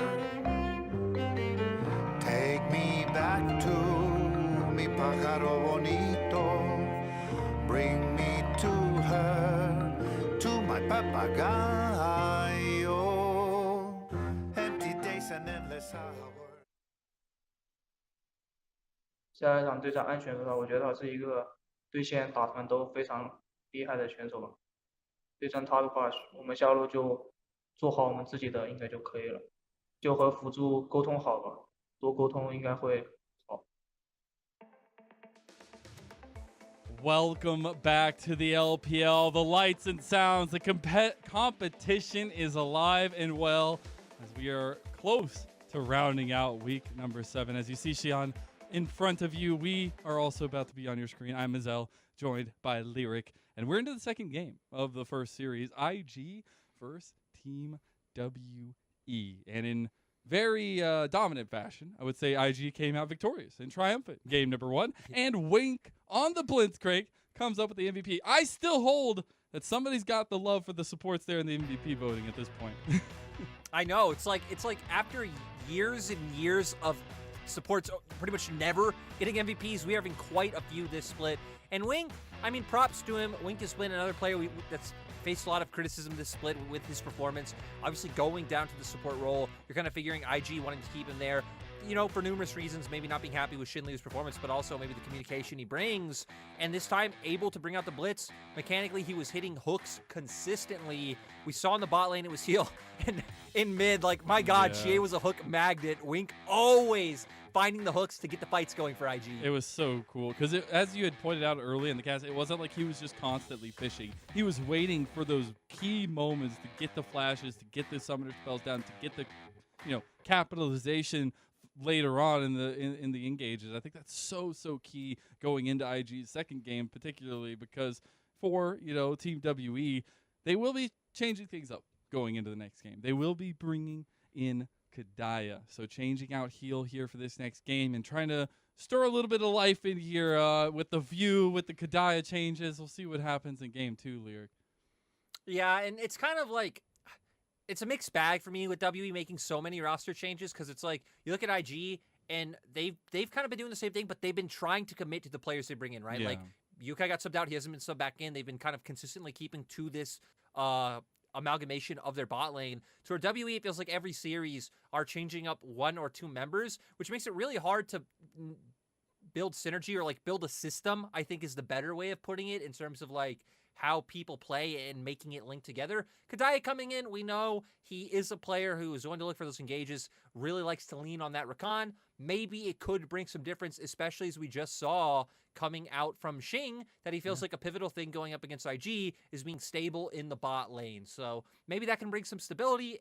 But with IG moving over to the blue side, that should open... I was going to say should open up some bans for them, but thinking about it, they actually didn't even ban the Zeri. They didn't even have to ban the Zeri. I mean, nobody picked it. I would expect the change to come through if Zeri is let through again. Let at least somebody pick it up here. But for, as you were kind of saying, for Team WE, the changes, everything being a bit of a revolving door to some extent. But I think you could see, right, that there needed to be something from that first game change, because that communication structure just wasn't there, that focus towards bottom lane. Maybe Kadaya just brings a little bit more of that confidence, front-forward play for Team WE in the bottom lane to kind of combat what they're getting out of On and Wink in this series in particular.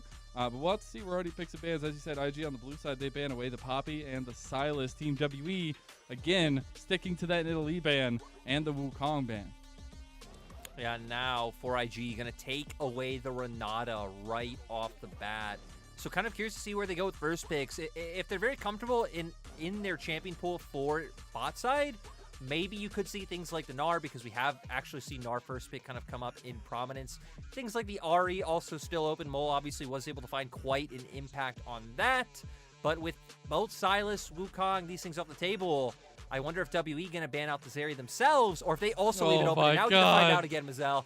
Do we just ignore the champion? Does it not exist? I mean, I understand you want to take the Callisto away from On, but I'm really interested in this ADC meta we're seeing in this series in particular.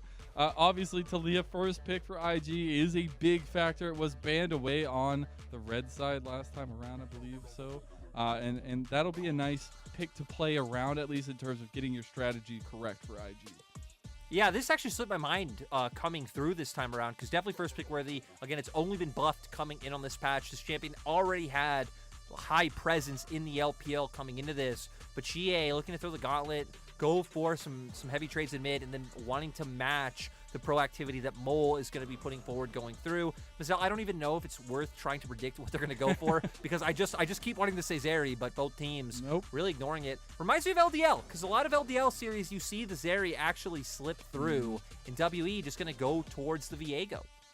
So at least there's some comfort in terms of like a meta pick coming through in terms of like Viego. I like to see that coming from WE because it sets them up a little bit better in terms of getting View off the ground himself. But I still need to see that team cohesion come together for them, as Sid Zhao just the choice again for Shun, and I think a strong choice at that. And now IG probably going to want to look to their bot lane. I think showing support could be a little bit, weird when W hasn't showed anything in terms of their bot lane, so would be able to just get seriously advantageous matchup. Things like the Senna, we have still seen IG be one of the teams that are willing to pick it up alongside V5. But no, going to want to go towards that Gnar, which we talked about, right? Right now, feels like it is just so, I'd say, jack-of-all-trades-esque champion that doesn't really struggle against anything. Taking it early in a draft is definitely a solid choice. And also when you get setups like Zika did in game number 1, confidence to pick that pick again will be just fine. And I think the setup is so crucial, right? Like, you think about the zoning tools, but as well as just the AoE damage that's available from IG's side already with their first 3 picks, and it is pretty frightening. Now, the GP coming in will be a nice change of pace for WE in terms of a damage profile, and Bew getting the pick. Yeah, it does fine in lane. Your parlay outranges Gnar early on, so you'll just be able to consistently look to trade and look to scale and have a fine time in lane, and then impact the other areas of the map, because IG, like we saw in game 1, at least weren't playing up towards that top side. So maybe wanting to give more safety and security for Xing and Kadai in the bot lane with the Cannon Barrage.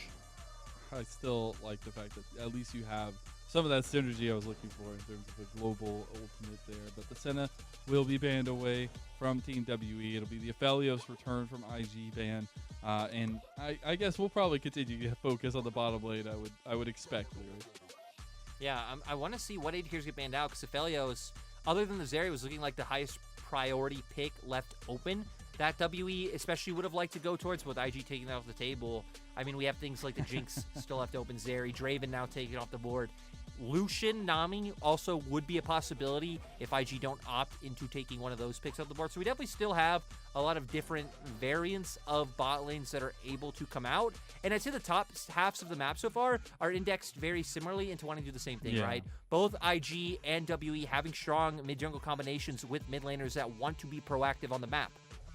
That's the crucial piece of the puzzle for me. I would expect it's going to be, unless a piece of it gets pulled away here from Team WE, it's got to be the Lucian Nami for IG. They want to go for more of that aggression that we saw them use so well last game. We do get the Zeri hover here from Team WE, realizing it's a very strong pick that's still left on the table. But there are so many strong combinations still left on the table, it feels like. It will be the Zeri locked in for Team WE. Yeah, you already hit on things like the Lucian Nami. We still have Jinx open, who's another thing we've seen match into it. And the last thing we started to see come out was there was like a little bit of twitch going around when Zeri was being picked a lot.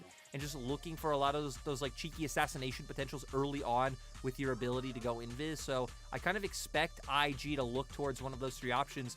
Out of the 3 we listed, they've been highlighting the Jinx a lot, so they are just going to look to lock that in and give themselves a bit of an insurance policy as we go later on. A lot of DPS coming out between both Jinx and Talia, and I think the Nautilus lock-in would make a lot of sense, giving yourself some lockdown, some point-and-click CC to make sure Xing can't become a huge menace on the Zeri. That's the biggest thing you always got to watch out for when you're going against the Zeri is how much CC you have, and especially what kind of CC you have. We've seen the Camille, obviously a priority pick into the Zeri, but not going to be through this time around. Got to make sure that depth charge is on point and you can follow it up, because you got to take down Xing before you can take down the rest of the squad, it feels like, for Team WE, as they've got pretty beefy bodies and a lot of mobility, a lot of peel ability there, especially if they lock in this Alistar, which they do. And now, yeah, both drafts coming together for WE, giving themselves a bit of safety in the bot side as well, with the fact of Alistar being able to knock, you know, if Wink finds an engage onto Xing, Kadaya always hopefully being able to knock away on, or if Shun is down in that bottom lane, to make sure that things go according to plan. I feel like IG, though, overall, do have a little bit more presence early on, especially with their top side. Have a lot of plays available with what the Xin Zhao will be able to do, and just your ability to close the gap. If they want to look to try to blow early sums on either Xie and Bubu, feels like you can get a lot of value. And then once we get the Weaver's Wall online, we know it's going to be a lot about trying to create numbers advantage and get to the play first. To where for WE, I feel like it will be a little bit slower. It's going to be a lot about, you know, can Xing land the poke with the Zeri over walls, get a lot of that good damage coming off from your W. Then if we get these like river skirmishes coming early, or like skirmishes in enemy jungle, I feel like that's where a lot of WE's like AoE can do quite nice, especially with things like the cannon barrage layered on top of the fights. Yeah, I guess the big focus for me is seeing the differences in terms of execution that we saw from game number 1, especially because at the beginning of the day we were setting up the mid jungle duo to be so important, but then IG flipped the table on us, focus holistically on bottom lane, and going into this second game, we still do have a lot of tools in that bottom lane, but I do wonder if we get a little bit of a callback to that mid lane duo with the jungle, and especially with that mobility we're seeing from both sides this time, that'll be a crucial point for me in this one. Oh, 100%, right? I mean, kind of, it even, doesn't even really matter about drafts in the sense that mid-jungle, just the fact of like how much mobility and like ability to move on the map that you offer will always be incredibly important. Exactly. Now we see game 2 kicking off here. IG again on the blue side, Team WE on the red, trying to push us to 3 games. I know I would like to as a personal treat for myself. It's almost my birthday. I feel like I deserve that. But it is going to be a fun one if WE can push us to the brink with the composition they've drafted for themselves, with a lot more stability, it feels like, from that game number 1 disappointment.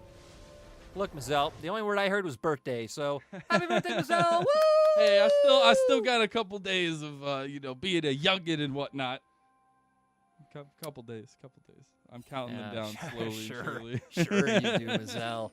But coming into the game, right, we can already see On started with the call, so very standard, knowing you're not picking to like destroy the Zeri in the landing phase, kind of pick it to match just the ability to be able to farm, because she shouldn't have too much pressure onto you, and then get to those item break points a little bit quicker. So for IG, kind of going with what we would expect so far. Mole, once again, going towards the Unsealed Spellbook to have a little bit more of that utility as the game goes on. And we can see both junglers pathing up towards their top side. So, you know, maybe might even get some early action around topside scuttle this game. Yeah, especially seeing some of that change up from last game where we really just got full clear sides and then into the craziness bottom lane early on. We didn't see any of those, you know, unique jungle pathings that I typically look at Shun to grab, because a lot of the times you do get to see him go for this kind of more aggressive pathing styles. But I think with the way that they've played out and with the way they're slotting in Shun today in this series, where he's more that facilitator on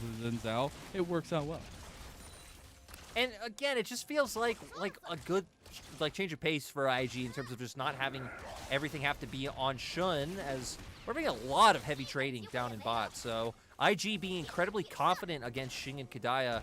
And I'll just cite that interview one more time, that they said it's important that we can get through this laning phase, because we know IG are a team who like to play incredibly aggressive. And we can actually, I guess, see that in all 3 lanes so far. It's not stopping any which way or form.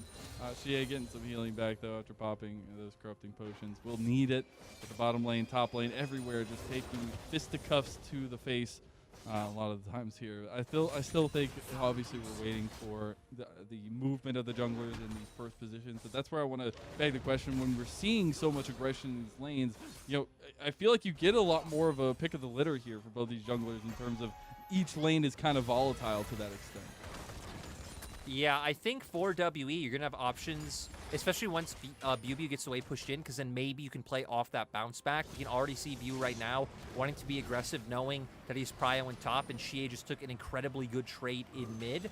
But at least not too many gank opportunities presenting themselves right now until you do get that bounce back on top side. And even Mole, as you can see on the minimap, is actually playing relatively safe to prevent those from being able to come through. So IG Slander's kind of doing a nice job, but View is still able to guarantee that top side scuttle just with the fact that he did have that prio. Resources still being funneled into on there. He gets the early scuttle crab. Very rare occasion for a bottom laner, but will be nice movement from IG, realizing, you know, Shun can't get across there that quickly. Want to kind of pick up the pace here. They actually, Shun not completing his back. Will go for a bit of an aggressive move on a full cleared red side. He's looking for this top lane gank. The back from View is going to be through. Will he see him on the end? Will he get the back off in time? Oh my god, he finishes the back. Through. Oh, this is so dirty. Shun might be able to find it. They got damage. Flash out from View, flash out from Zika. And will it be first blood? One more. No! IG do not capitalize on beautiful timing, and View gets out. No, it was so close, though, and that was some of the creativity you were talking about with Shun, looking for that play. In the end, they just end up giving over 2 flashes for 1. BBU has TP, so he's going to get back to this lane. It's a cannon wave, so he isn't missing too much, and WE fine with how that panned out on the top side. It's actually huge for BBU. A little bit of confidence builder early on there, and View's like, oh, so close to being there for that fight. You wonder what could have happened if it was a 2v2 instead of a 1v2. But we do see priority in bottom lane is there for Team WE as they have changed the game down there. Bit of a back coming in from Kadaya, so they'll get a reset on the 2v2. But with Dragon coming up and that bit of early priority on the Dragon from last game, when we come back from this replay, we'll see if they are setting up for it. And we see here, right, Shun, very cheeky, waited so long to make this work, is able to get right involved, finds a knockup, finds the W damage. But yeah, not able to connect, and you could see his Q still on cooldown for a few more seconds. So sadly for IG, not enough damage to find the play. And again, had they not both burned their flashes, maybe then it could have been a worthwhile trade, but BBU got out just fine. And we can see still up in CS, didn't miss anything on that wave with his TP. We'll take that all day long. We are also seeing a couple just pings coming out from Team WE around the Dragon Pit. They obviously have vision control around that neutral objective, but knowing that they do have that control, View is looking to press up into the enemy side, and especially this top lane against Zika, who does not have Meganar just yet. They're bringing Xie up here, and this is some of that mobility we wanted to see, but the ward will spot View out early. Shun is right here on the side. This is turning into a 4v3 if IG can get here in time, but Team WE sniff that something's going on and get out. Yeah, good from WE, because Wink being incredibly proactive so far, and oh, they're going to look for an engage. Get the engage here onto View as well. Flash comes out. Weaver's Wall splits the fight a little bit here. Mole getting chunked out as well, though. Xie is into the fight against Wink. It's a trade back. BBU gets 1 first blood and second blood to Team WE. Yeah, and we just got to be real for IG right there. That was not it. That was not the play you needed to look for. We'll get the replay, but I mean, like, they don't know that it's going to end up being numbers advantage for the side of W with Kadaya coming over, but even the way you went, Shun was separated. It's not even a 3v3 that is happening right there. So nice job by WE to punish the mistakes coming through. You can see here, right, they don't know that Kadaya is coming, but this isn't even really a 3v3 because you're splitting up Shun from being able to join in. Shit, having level 6, able to just go over the Weaver's Wall, and you isolate the members of IG, turning this into a numbers advantage. So, like, I can see the idea of them thinking, hey, like, we have the ability to look for this fight, we have the tools available, but with the fact that Shun getting separated, not working out in the end. It did not, and now you find about 1,000 gold lead for Team WE, which is perfect for them in the setup and trying to play towards some of the scaling factors, but as well as just not losing early. Lyric not losing early in the game and having such a pressure point against IG. This is a great start for Team WE and such a turnaround from game number 1. And it's the kinds of things like this that make you have a little bit of return to the Mazel's Hopium Emporium. I feel like we've seen from WE this split that if they can get through laning phases, that they can be a competitive team, that like they have an idea of how to play the map, and like they can look for these brawls and play for objectives. Typically, their early laning phase is one of the hardest parts, is IG. They can't get the combo. They didn't get the chompers down in time. Yeah, so WE going to be able to walk away just fine from this. We do have Rift Herald up now, though. It's 8 minutes. You can already see View being up there. W are the ones with Prio in mid, but IG will be able to move their bot up first, and Zika also having push in top side. So IG might be able to find that numbers advantage a little bit sooner, but we'll see how fast W can actually burn this one down. IG, I thought maybe they just turn on the Dragon, but it does look like they just want to full commit to this Rift Herald to bring everybody up, see if they get caught in transition a bit. But Team WE realize they see a lot of bodies moving from IG, pull away from the Rift Herald. No neutral objective just yet, but IG still committing to the move up here. You've already rotated your bot lane, right? That was the correct thing that IG did, is they committed to sending Shin bot to get the wave pushed in, allowing IG to get more people up here first. The problem is, now BBU has pushed, so IG trying to put some threat on the GP so they can have the freedom to walk into River. This is so questionable. This is going to be a very, very tough fight here as well. We'll see as Rift Herald engaged on Bike. Oh my god, Kadia's just dead. He comes into the game. He's immediately out. Shun goes in, and I don't know actually who got the Rift Herald, but it's Team WE that's taking the fight. Reset for On, though, but it's still WE moving forward. Xie getting the resets on the Spirit Rush, and Xing flashed it over the wall. The Tectonic Shove will be there, a Seismic Shove rather, and it's Xie coming in to spike the volleyball on IG. And now Zika just waiting for his doom as he is surrounded by the members of WE. He's taken down. IG, it looked close in the fight, but WE managed to pull it back. Xing left untouched the whole time. We saw View starting to pop up with some of those resets in BBU. I mean, the AoE damage in those small, confined spaces is so much. So I'm pretty sure Shun got the Rift Herald. Because I think if WE got the Rift Herald, they would have grabbed it. Nobody has the eye.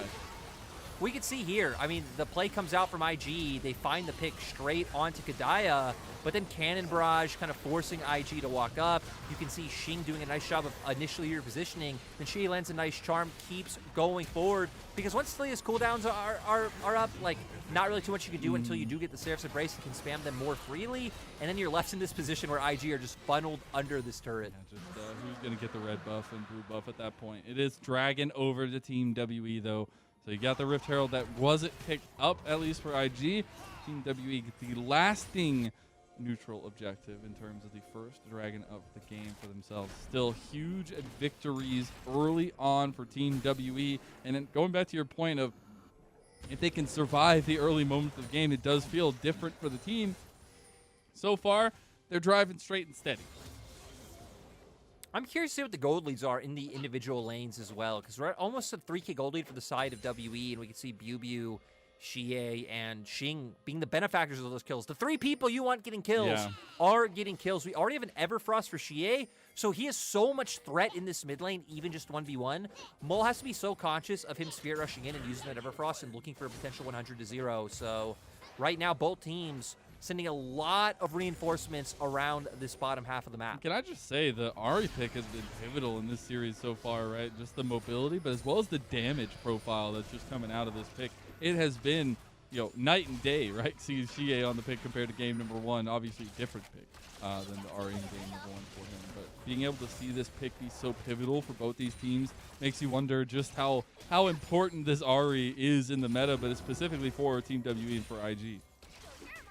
I do feel like the Ahri pick is obviously super strong, right? But IG did start letting that snowball with the earlier play when they went for the Weaver's Wall and split themselves up. But hey, WE will take those every day of the week and show what this pick can do with some kills. So now kind of taking a page out of IG's book, having multiple members hover over, which is allowing Xing to pick up more gold. Xing more can't stay that long, though. He just gets locked up. Shun's coming in now as well. Xing gets very, very low, but nice engage from View. Separates them. The Heartbreaker might have bitten off a little bit where they get to, but Shun goes down to Xing, and Xing's right back into the fight. He's getting a double. He might even get the triple at the end of the day, and he does, though. He's trying to get the resets. One more auto. Xing, you got to get it. You got to get the kill. One more auto attack. Well, if it actually hits, he doesn't get it. Okay, well, he gets two at least, and Team WE come out on top yet again. And we saw the game changer there was View being able to get down and involved in the fight. Because like you said, looked like Shing maybe overstaying it, but Kadaya even headbutt pulverized into the Chompers himself. So I was like, oh my god, this is all going to go wrong for WE. The engage comes through. Keep your eyes on Kadaya. Right onto the support. He's now on the Chompers too, but once View gets involved, we have a nice knock-up from Kadaya, and then View able to get some solid damage off, Shing having enough to finish him off, and then once the possessions come through and the resets can start happening, WE just clean up. What else did I say? I stated in the draft, it's nice to see Pew Pew with a global ultimate, and it might have not done the most damage, but it was definitely helpful in a moment like that where the communication from TWE calls for the cannon barrage, and they get something out of it. Now IG are looking for something in top lane. Pew Pew, he might have used the ulti bottom lane, but he's going to get some pressure towards himself at top. Zika is stacking up the Meganar. Flash from Pew Pew would be returned by Shun. Here goes the Weaver's Wall as well. Mole just wants to finish the job here. Who's going to get the kill in the end? It'll go to none other than Zika. How can they not give it to Mole? Mole and Bew, former teammates, former brothers in arms on that 2020 V5 squad. Would have been nice to get a little bit of, I don't want to say vengeance, but you know, the 2020 summer V5 topside was definitely not the highlight point of that map at all. But hey, Zika takes him down. Bew, solid job to him, almost being able to circumvent that and actually made them use a lot of tools. He did, which in that kind of situation, you'll take what you can get, I feel like, and that's what he got. I will say, looking at item completions a little bit, though, we did just get Kraken Slayer completed for On. We will also have the transition of bottom laners into mid lane to transition that pressure a little bit more. Another Dragon coming up in 50 seconds with a Rift Herald in 35 seconds. A lot of options on the board here, Lyric.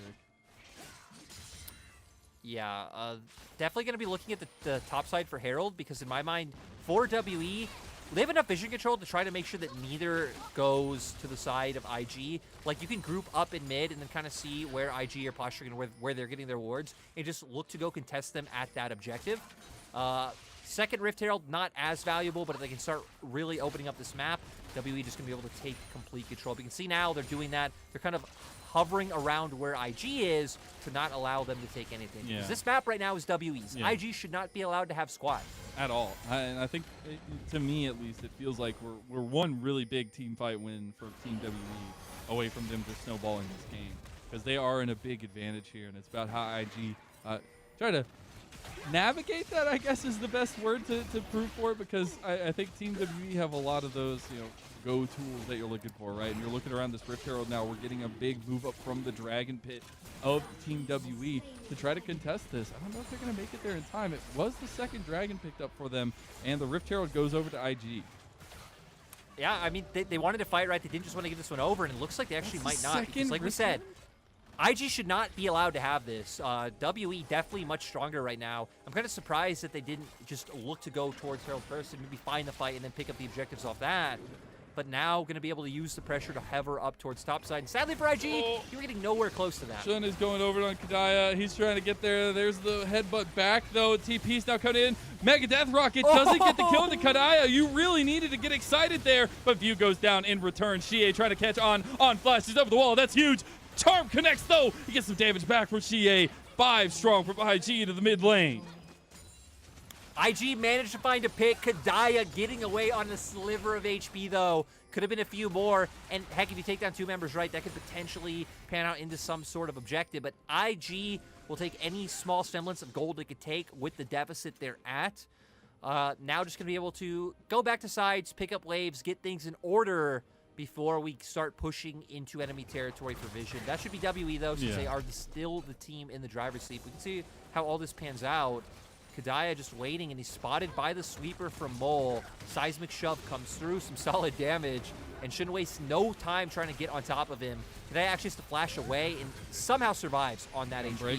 But then WE, our separated View left on his lonesome, so IG can turn and find that one kill. So I understand. Oh! What? This LB was dead! Yeah, he is? Oh, wow.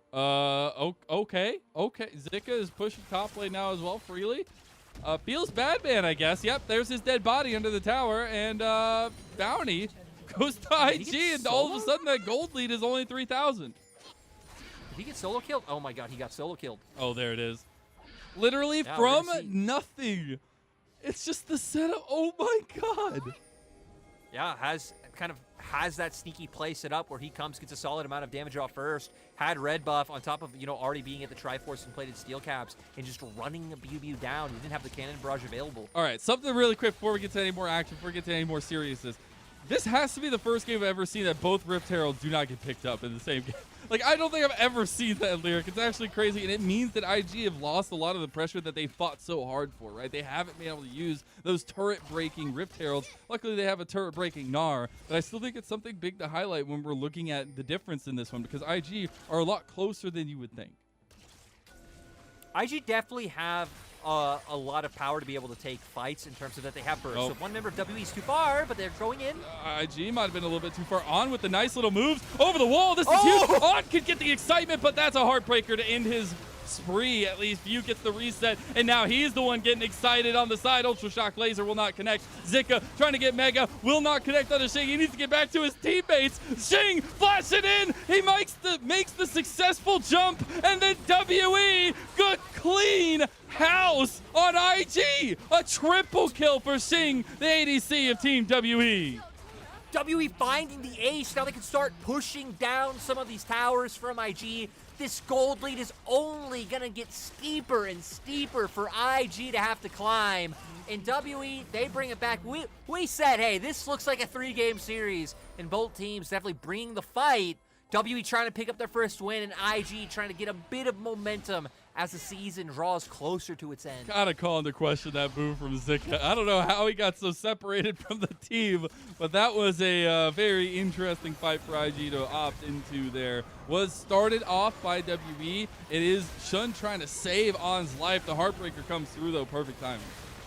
Yeah, but still, On does end up going down. Like, sure, you find Xie, but look how low they're left just from the damage coming out from members like BuBu and Shing over the wall. Because here, all 5 members of IG, 4 members being up, but once you're able to get over the wall, once some of these resets start coming through in that W, it just means that IG are going to go down. So On got separated, got picked off, and then the fight being left in a very precarious position for the side of IG. Really good stuff in terms of piloting that one for WE. Now they got to move in to the Dragon Pit here, as they'll be starting up in about 15 seconds. Yeah, and we can see, right, this is the power of the Zeri. Even if you don't have first move in terms of control of the space, throughout these Ws, Unbreakable. Kadaya, They're going in. Triple headbutt pulverize, and they've already found Wink. They're separating the fight, and it's an easy one. IG are eviscerated by Team WE. Mole gets one back, and they're able to trade View and Xie there, but it's still a team fight victory for Team WE, and this will be 3rd Dragon of the game. And just look at the difference in items, because Kadaya literally said, I do not care. I will face tank all of this, be half HP. We have an item advantage for AD carry. We have an item advantage in mid lane. IG just got absolutely bursted out. The confidence from WE to know they could take the fight was great to see, because we're going to go straight into this, right? They know IG are here. Kadaya's just like, I get chunked. I'm going to pop the ulti, and I'm going to run them down. Huge 3-man knockup able to come out. And I mean, Wink was right in front of our screens, 100 HP, suddenly down to 0. Xie taking on 2 members at once allows Shing to be able to clean up the front line from IG. Yep. And then, well, Zeri W, what do you get to do, Mo? I'm getting frustrated. I'm actually getting a little bit peeved to some extent that, like, the blatant disrespect to let the Zeris through. Like, we have seen time and time again the reciprocation of the Zeri popping off and getting kills when it's let through. I don't understand how many times we have to see this pick get through and just dumpster people for it to not be let through. I mean, 9-0-8 on Shing, who in game 1 was non-existent, it felt like, and all of a sudden you just get this insane superhero performance from him. This champion is actually insane. Let's remember that neither team cared about this in game 1. At all. Neither team cared about this pick in game 1. There's a reason why we see it banned literally every game, but even for WE, like, props to them, because they were punishing IG a lot earlier than, like, the Zeri pick became relevant, right? A lot of it was coming out around that top side, especially coming from mid-jungle, of punishing some of the over-aggression coming out from the side of IG. And when you know IG are going to play that way, it feels like a solid game plan to be able to come through, and now WE going to use all the momentum that they have, turn this into a Baron. And IG, they really only know how to go forward. So they're going to make their way over and look for a fight again. GA just finds the perfect, like, yeah, IG, I mean, on flashes over the wall. There's not much they can do. Mole's already down. WE is going to get the resets here. GA is looking for Wink on the side as well. Seismic Shove comes through from View, and that's all she wrote. A double kill for the jungler of Team WE, and even more soreness to wake up from for IG, as it's potentially Baron on the table for WE. IG are definitely one of those teams that live by the like MLXG copy pasta kind of motto of they only always feel like they need to or can take the fight. I mean, at this point, right, you're so far behind, it's like guaranteed you're going to lose this game. So anytime you see an opportunity to flip and can hopefully put the enemy in an uncomfortable position to make a mistake, I mean, power to you, but WE aren't going to be slowed down. Now already having Shing in the top side to push out in and Shun. Oh my god, how much is getting soloed by Shing. I mean, at this point, anytime an IG member is on the screen with a Team WE member, you got to think something bad's about to happen. For me, it's looking back at what we established for this Team WE squad, right? At the beginning of the day, we were putting a big highlight on View and seeing what View brings to the table other than Beishang. And now we're seeing Kadaya come in game 2. Much different performance, obviously not on the Renata, but on the Alistair. And Team WE have all of a sudden resurged to life, but not necessarily in the way that we were saying. I think that's been like a big growth for both these teams in this series. For WE, I mean, we've seen the potential before in terms of being like they have game wins. They have been able to even take down some top teams, RNG being the example we cited earlier. So we definitely know it's there under the surface. We know they have a few players who have shown great performances in the past. And like, it would surprise me if they did finish without a win against, even whether if it's like flipping this series against IG and they end up the winner, or Ultra Prime or RA. Yeah. Like, definitely doesn't feel like they're at the level that winless V5 team was at. GA tries to go for the flash play, doesn't get it, has to use the Spear Rush away for Shun, but that was a cheeky little play from Team WE as they'll continue to press down. About a minute and a half left on this Baron. And they're looking at inhib towers here. They're looking to use the strength that Shing has garnered. And they're trying to get some damage on the Zika here, who almost has Meganar. A big ulti could do it. Wink. He tries to go for, oh my god, they're dead!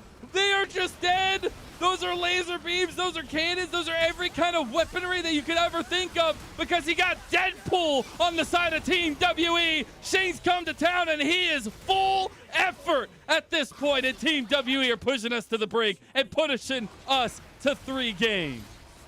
Number 16 versus number 17 in the LPL. You always knew it had to go the distance, Mazel. Seems like IG by a bit of time.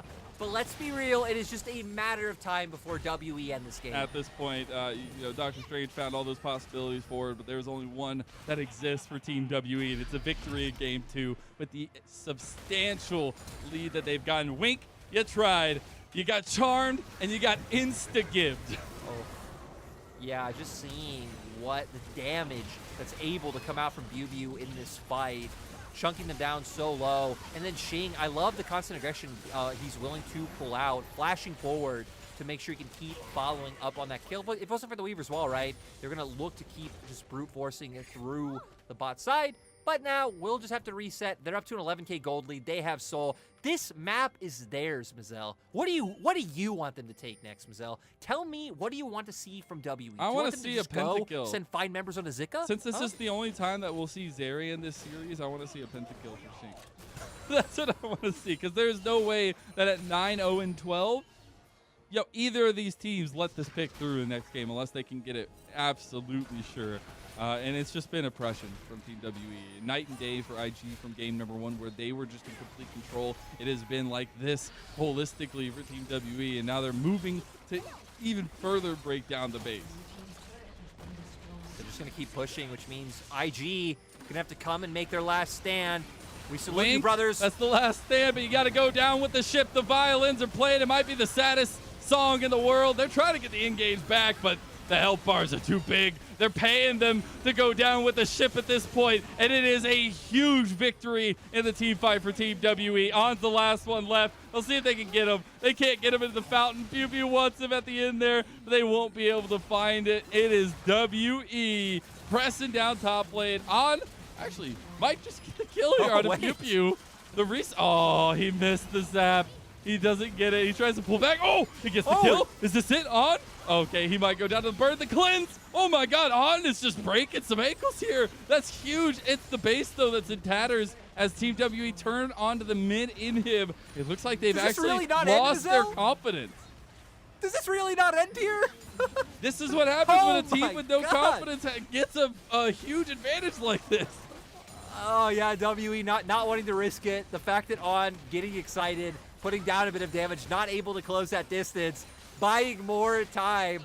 Despite the fact that it feels inevitable, IG keep finding ways to put off their demise.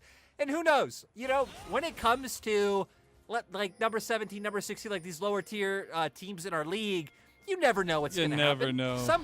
Some crazy miracle can come up and flip the game for IG. We do have, I wouldn't bank on it. As WE gonna just funnel down mid lane now. I mean, full build for Ching now. We've seen him be so aggressive with flashes forward, but now with the full build, got to feel even more confident. The cannon barrage comes through. On is already just dead. TA just gets him down. It's a slow and steady roll into the base of IG. They try and take down Shun, but it doesn't matter. Super minions are flooding in. Zika does not have Meganar, and Wink is just there as a bystander. Zika taken out almost in the nick of time, and Team WE will push us to 3 games in our last Super Saturday of the LPL Summer Split. You know, Mazel, I said maybe a miracle would happen. Sadly, I don't believe in miracles. So WE, of course, able to come out with the win. And I mean, we can see from these two games, right? Neither of these teams really having the ability to be able to play from behind, kind of just brute forcing or like smashing their head against the wall until something works out, and the other team always able to benefit. Still, though, to give props over to WE, Yeah. I mean, heck, they were the team willing to pick up the Zeri first and foremost. Like the fact that IG have been leaving it open, haven't cared, like that's kind of on you. And then we saw Shie doing a nice job of keeping up the proactivity, finding a lot of these picks early on, punishing the mistakes coming out from IG. And then once we got to the team fights, I mean, the Zeri was doing so much. Bubu as well. For where these fights were happening, a lot of times kind of in or around one of the quadrants of the jungle, he just was able to get so much damage off in these very confined small spaces that we'd see a lot of times as the fight begins, like 4 members of IG are at 40% HP. I got one thing for you, buddy. I'm putting back on the Chad glasses because it's all about Chadaya. I don't know. Kadaya.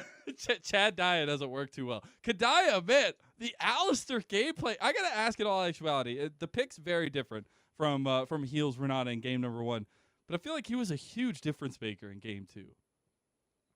Yeah, I mean, he definitely was, right? Like, the engages he found in team fights were extremely nice. I still feel like the win, in my mind, from WE kind of banks on the early game that they were able to have. And the bot lane, I think the nice thing that came from the bot lane was typically with some of our lower tier teams in the LPL, it's about can they transition it to a win. And Xing and Kadaya, like they got past the ball and they ran straight to the end zone. So, I mean, for W, it's just kind of weird, right? Because we had 2 pretty decisive stops where when you stop, it's like everyone kind of looked on point from WE in this game. But that's what we love about the LPL, because guess what? That sets us up for a beautiful game 3. And that's just how it always happens for some reason. You have these games, especially in a series like this, where coming into the day, we knew it was going to go to 3 because you never know what to expect with games and teams like these. But you get those decisive stomps, and then game 3 typically just ends up in a slaughter fest between both teams. Either that or a very one-sided affair, and that makes me really excited to see, you know, either the bounce back from IG after controlling game 1 so heavily and losing game 2 so heavily, or if WE, as we've stated so many times, can use this game 2 win to springboard into their first series win of the summer split. It would be great to see WE do so, as I just wonder how this will impact picks and bans. I kind of am on the same wavelength as you. I hope this game is a reminder to both teams, like seriously both, even WE who won on it, of like, hey, maybe this Zeri champion shouldn't be allowed to be played. And then even things like the GP and the Gnar prio coming in, because in game 1, IG actually took away the GP in the second rotation. This game, it was able to go through. Despite the loss, I mean, Zika felt like one of the more solid pieces on IG in this roster, so maybe that's a consideration for WE once again of like, hey, Zika's been having a pretty good time. He even solo killed BB in this game, so I think there's going to be a lot of things like that when we get back for game 3. I'm very excited. I cannot wait to see the culmination of this first series of the night. Make sure you don't touch that browser, as we'll be right back.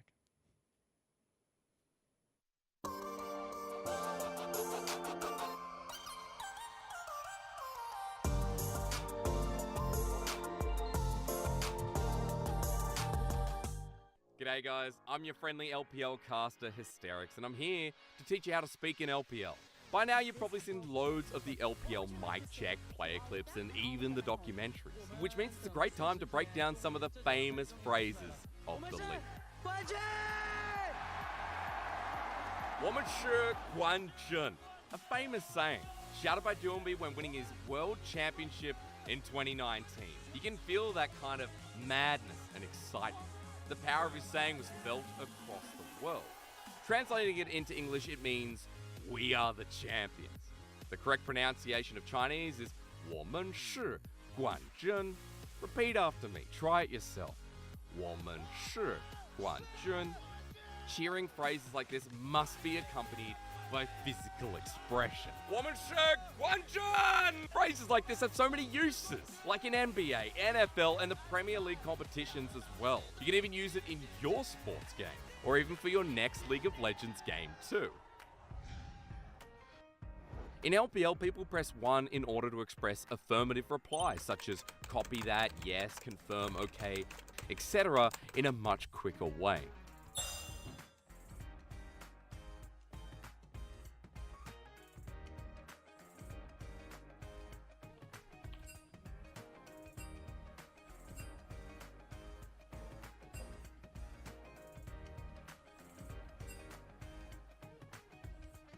If you guys understand today's speak in LPL, give me a 1 in the comments, or barrage, depending on where you are, to let me know you understand.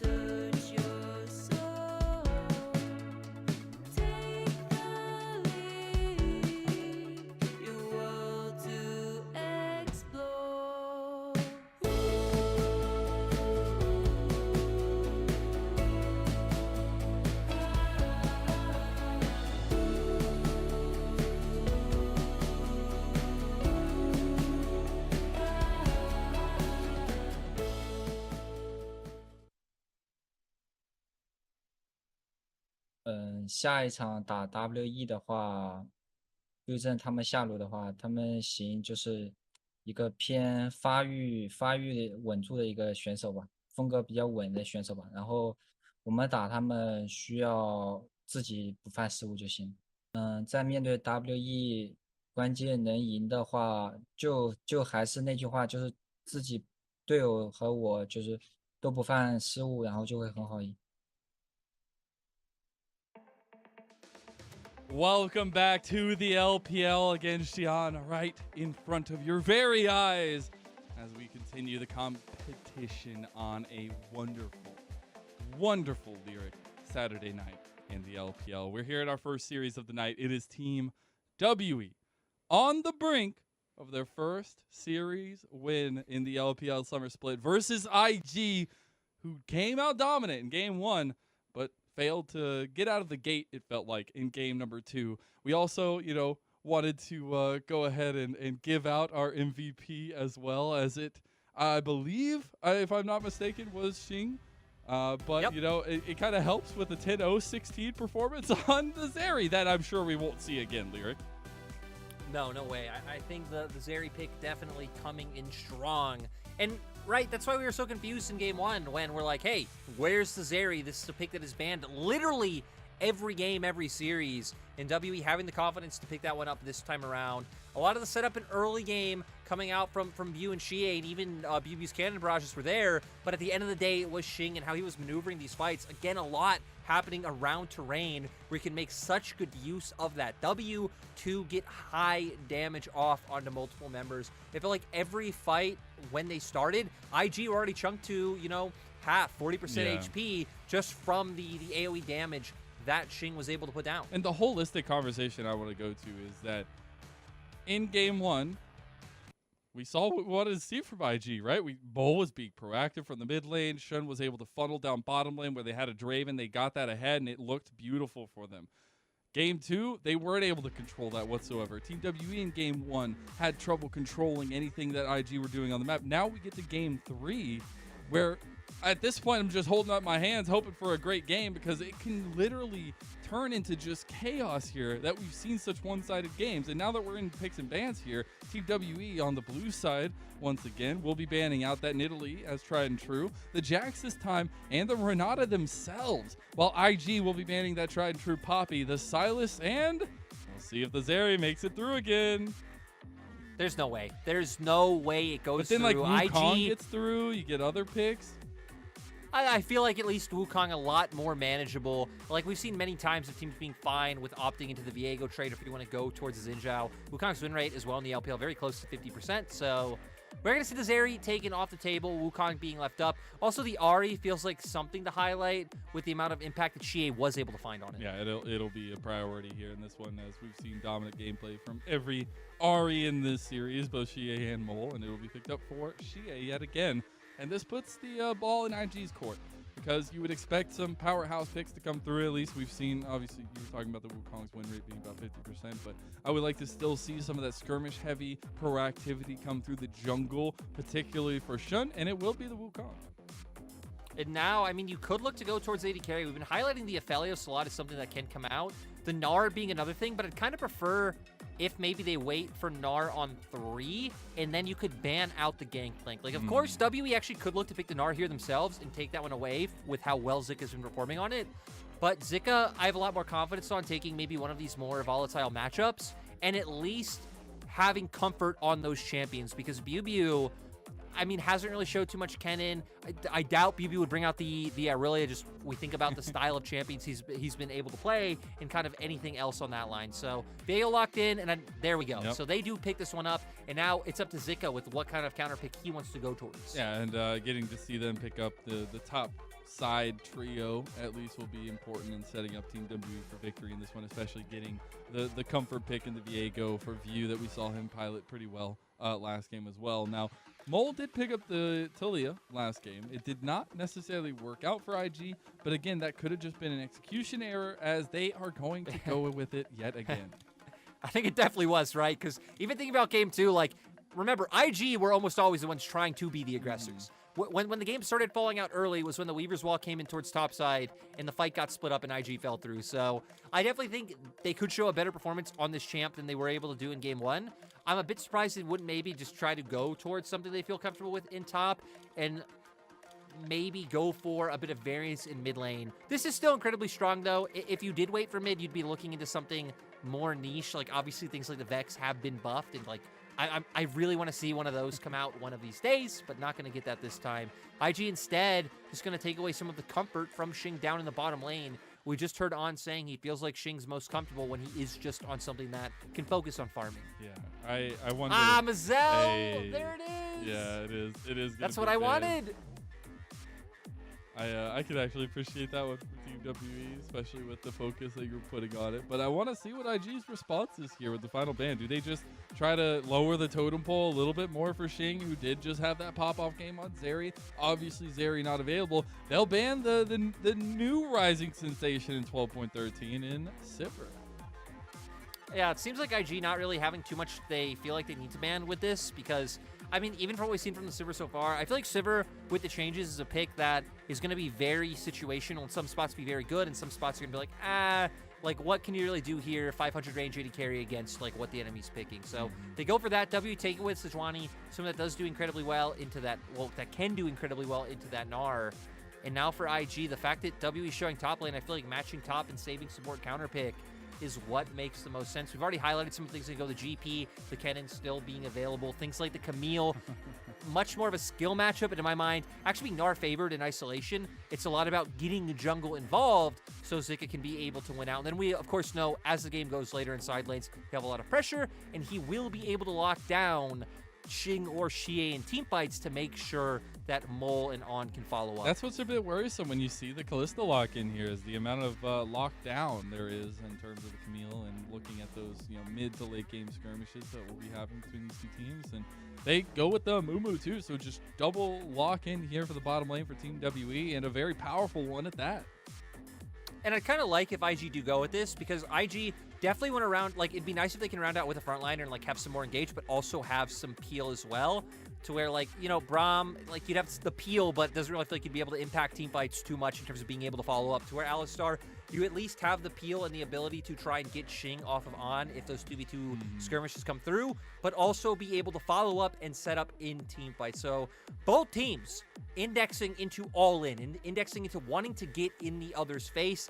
IG feels like they have a bit more tools in terms of being able to play out in side lanes, considering they have the Camille, who will be able to win out later on, and also having the Weaver's Wall, which should just ensure you're able to get to a play before Xie does, to where WE still have a lot of engage, still have a lot of movement opportunity. It's just about if they can start setting up that bot lane for success. Yeah, and obviously you see that trio of IG in the way that they got the Camille, as well as with the Taliyah mid lane. You expect a lot of that mobility and the play calling, decision making to come through for them in that mid game and the early states of the game as well, when you're trying to get a lead for those 3 skirmishes and set up for the Alistar and the Aphelios bottom lane. But also want to talk about that Alistar a little bit, because Kadaya came into the series game number 2, whipped out the Alistar, was finding multi-man headbutt pulverizes, finding great engages. I'm really looking at a Wink here to turn it on in game 3. I don't know about you, Jordan. I mean, to me, it's about, like, if, like, IG gave, so many windows for that to happen. So the question is if WE gives those same windows. In my mind, the thing I'm looking towards is how WE respond to IG's game plan. Because I think IG's game plan very clearly points to playing around topside this time around. Like, you can leave Alistar and Aphelios a little bit on an island and just try to cover them when the enemy's focusing them. Do WE match, or do WE all in on the bot lane? Guess we're about to find out. We're also about to find out if Team WE can pick up their first series win of the LPL Summer Split against Invictus Gaming. And we're already seeing that aggression come through. They're feeling themselves here as On has to flash early on. That's the Ignite as well, burned onto him. And now it's going to be rough, right? Because for IG, even if you might theoretically want to play more towards enabling your Camille, now On is just going to be so desperate in the spotlight. He's going to be so vulnerable to any action coming through. If IG don't just offer him cover early on, it really feels like this could just get blown up by the side of WE. Kadaya's back got stopped there. A little cheeky, but not too big of a deal there.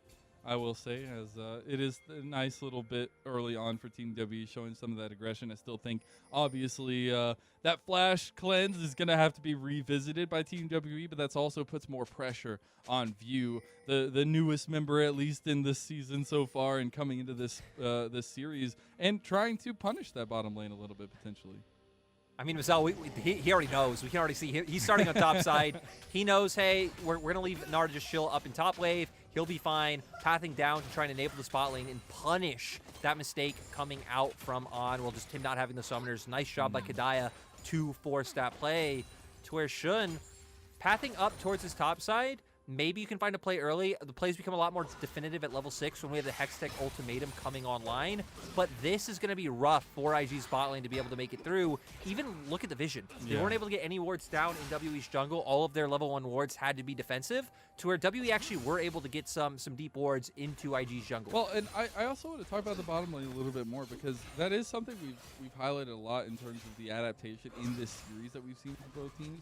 But in both games, it literally has relied on absolute carry performances from both Xing and On. And I'm wondering what you think about this bottom lane a little bit more in terms of the Alistar and Mumu matchup and how the engage for both these teams is really going to work out.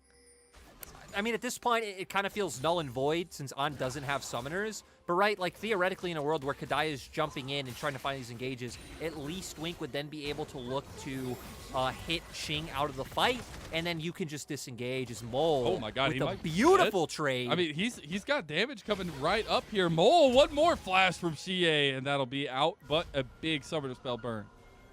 And that's great to see, because that is like the what reminds you of 2020 summer when Mole was like top 3, top 4 in solo kills in the league for mid laners, and was just having good performances. We haven't really seen that over the past 2 years with him just kind of going back and forth between different teams, and most of the time not even being a starter. So great for him to come out against his most recent former team in WE and, you know, kind of take Xie down a peg. Going for the engaging bottom lane. That aggression is still there. The next bandage toss. Wink. He flashed, but he's dead. Oh, that's so unfortunate for the IG bottom lane, but so profitable for Team WE. View is looking to put the pressure on, but that is a massive first blood for Xing. And WE still trying to keep it up like you just said. They should have the ability to look for this dive. Shun coming around, but I don't know how long On can survive. They might back off. He might. Yeah, I mean, On is in some serious trouble here, and that's a lot of damage, and they get the grab and stuff. Kadaya will fall because of it, but it's still 2 out so far in a trade back and forth. And most importantly, right, you deny the wave from On, so he does go down. Mole, he has nothing. Tries to find it. GA has no tools. He had to burn the flash the last time Mole found the engage, and he finds it again.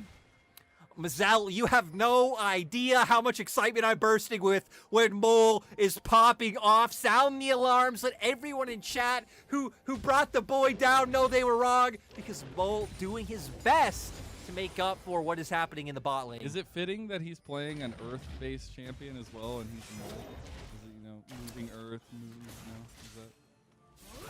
I feel like the synergy is just too strong with that. I'll give you 4 points for 4 that one. 4 points? 4 out of what, though? I guess is the big question. That's true. I guess if it's 4 out of 4, that's solid. But if it's 4 out of 10, that's kind of pathetic. I mean, what if it was 4 out of 100? Well, then that's really bad. We won't talk about that. So now IG might get punished by the side of W. Their wave's going in, so View's being incredibly patient. Oh, they're going to find it. Oh, perfect on. He had cleanse back up on cooldown, though. Here comes Shun as well to back it up.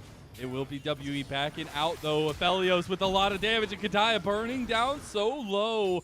Infernum, he can't get the trigger pull on the Xing to get the AoE, and that'll be IG turning the tables down bottom lane. Yeah, IG want to keep up the pressure. You can tell Kadaya is looking extremely juicy to them. They're sad they weren't able to finish it off, but the fact that it was a counter gank and they were able to turn it around is nice for IG when their bot lane has just been bleeding out so profusely. But the fact that Xing already has the 2 kills. You can even see on the minimap, she actually did hover down towards bot side there, just in case IG, you know, maybe gave into some of their more bloodthirsty tendencies. It didn't happen. IG now gonna look for Dragon. And it seems like they've at least stemmed the bleeding and are finding to solidify a little bit. Is for WE, right, since you do have this 2-0 Kalista, you can at least keep banking on the fact you can find those kills in bottom lane. And that, right, shouldn't be around forever to be able to cover them. If they can get some deep vision, especially in IG's bot side jungle, and try and spot them out and have more guaranteed plays, that's what I want to see from WE. I think that Shun actually has some really good timing on the map here, though. They get the first dragon for IG, and he'll have time to clear up towards the Rift Herald that's spawning in a minute and 40 seconds. So a lot of control from IG possible out on the playing field here for them, but this is exactly what I wanted in this game 3 here, Lyric. I know it's still early on, but we aren't seeing that one-sidedness that was developing so early in both the games prior, and we're seeing some of that fight back, some of that aggressiveness, some of that volatility that we know and love. Definitely both teams kind of finding success in different areas of the map. We've already highlighted for WE, it's been their bot lane. For IG so far, it's kind of been mid-jungle. Mole, of course, I mean, doing a lot in terms of almost solo killing Xie and then finding the play bot side. But Shun, I think it's a good call out to be like, hey, him being at the right place in the right time to be able to cover that bot play. So going to be keeping your eyes on the fact that Herald is up in a minute.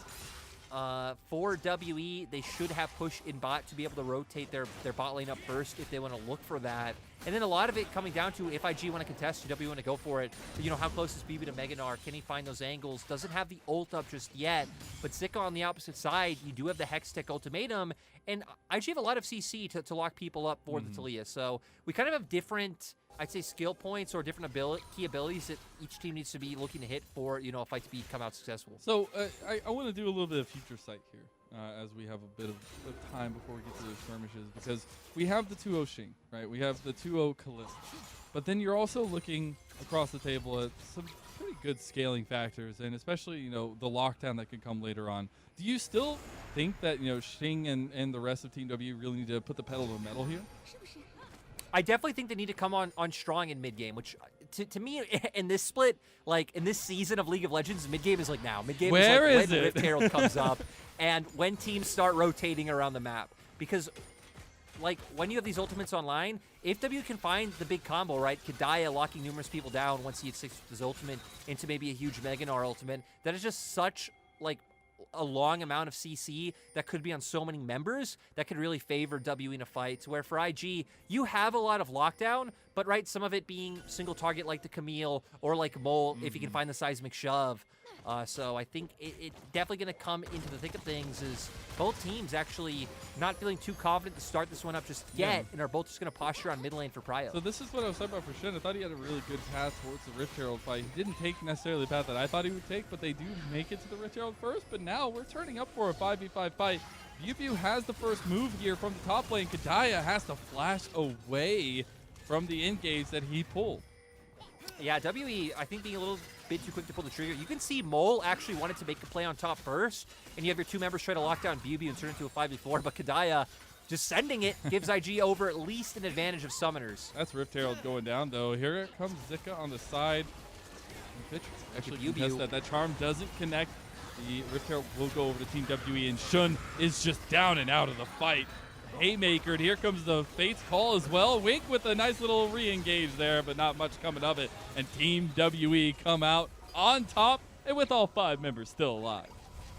IG not really being able to take that fight. That's why when you were asking, does WE want to put their, you know, kind of slam on the gas, the answer was yes, because this is where their composition can really come online in front of neutral objectives when they have the Mega Gnar available. We're going to see them go in, but for IG, like, a lot of your stuff being single target, or like, sure, Shun can look for the engage, but there's just so much frontline and so much CC coming out from WE. We see the Amumu combo into BBU's ultimate to be able to lock these members down after Shun was already bursted, and it just sets up for another kill going the way of WE. That's man, momentum. Talk about momentum. Team WE are rocking and rolling here in this first series of the night, and I'm very excited. 3 kills on Xing. They're getting this Kalista ahead, and they need to continue to prioritize resources down towards Xing, or even I would appreciate them towards Xie too. But to see this Kalista, to see Xing specifically come out big in a 2nd game in a row, I mean, it would just be incredible.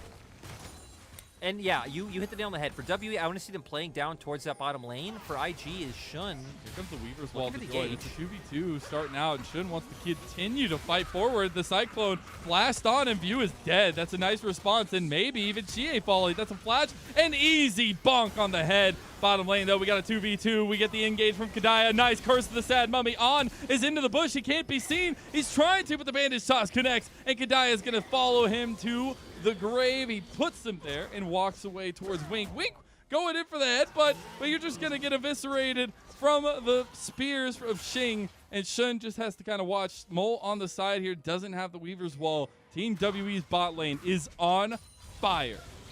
I mean, we're seeing exactly what we hit on about for WE, the bot lane. For IG, it's about mid-jungle. The fact that they were able to find that engage is so huge and can keep doubling down on the advantage that they have. It's actually IG that wants to be the aggressors, which surprised me so much. They do both have level 6, which is what I'm guessing they're banking on to be able to take a fight. But I feel like Xing just has so much damage at this point in time. Even after you get locked down by the Alistar, you can just follow up. The fact that your mid-jungle just won so heavily from IG, I feel like that's when you guys should have just backed up, played a bit safe. You see that they're winning, and then you could have numbers advantage and punish this Kalista. But they kind of gave Xing and Kadaya exactly what they wanted. And once again, I mean, Xing and Kadaya are going to take advantage of every mistake you make. We already have Immortal Shield bow.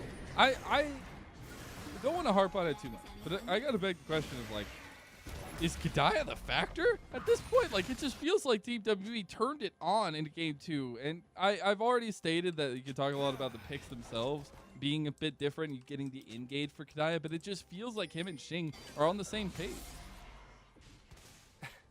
They're definitely on the same page, and I can tell you what the communication's probably like is like, hey, do you think they're going to jump into us when we are way ahead, have way more stats, and can definitely just win? And then Kadaya's like, yeah, we could do that. I have then, buttons you know what? It I can press. All right, well, we got a little bit of a lull period while Team WE taking this dragon. We do have a contest coming up here potentially for Shun, but that's way too many numbers and way too many bodies for Team WE. While we have this moment, while we have the invade coming out, what's your favorite superhero here as we're on Super Saturday? Favorite superhero? Just off the cuff, first one that comes to mind. What's your favorite superhero? Oh, I have too many. Too many. Okay, first two. Yeah. First two. I'll give you 2.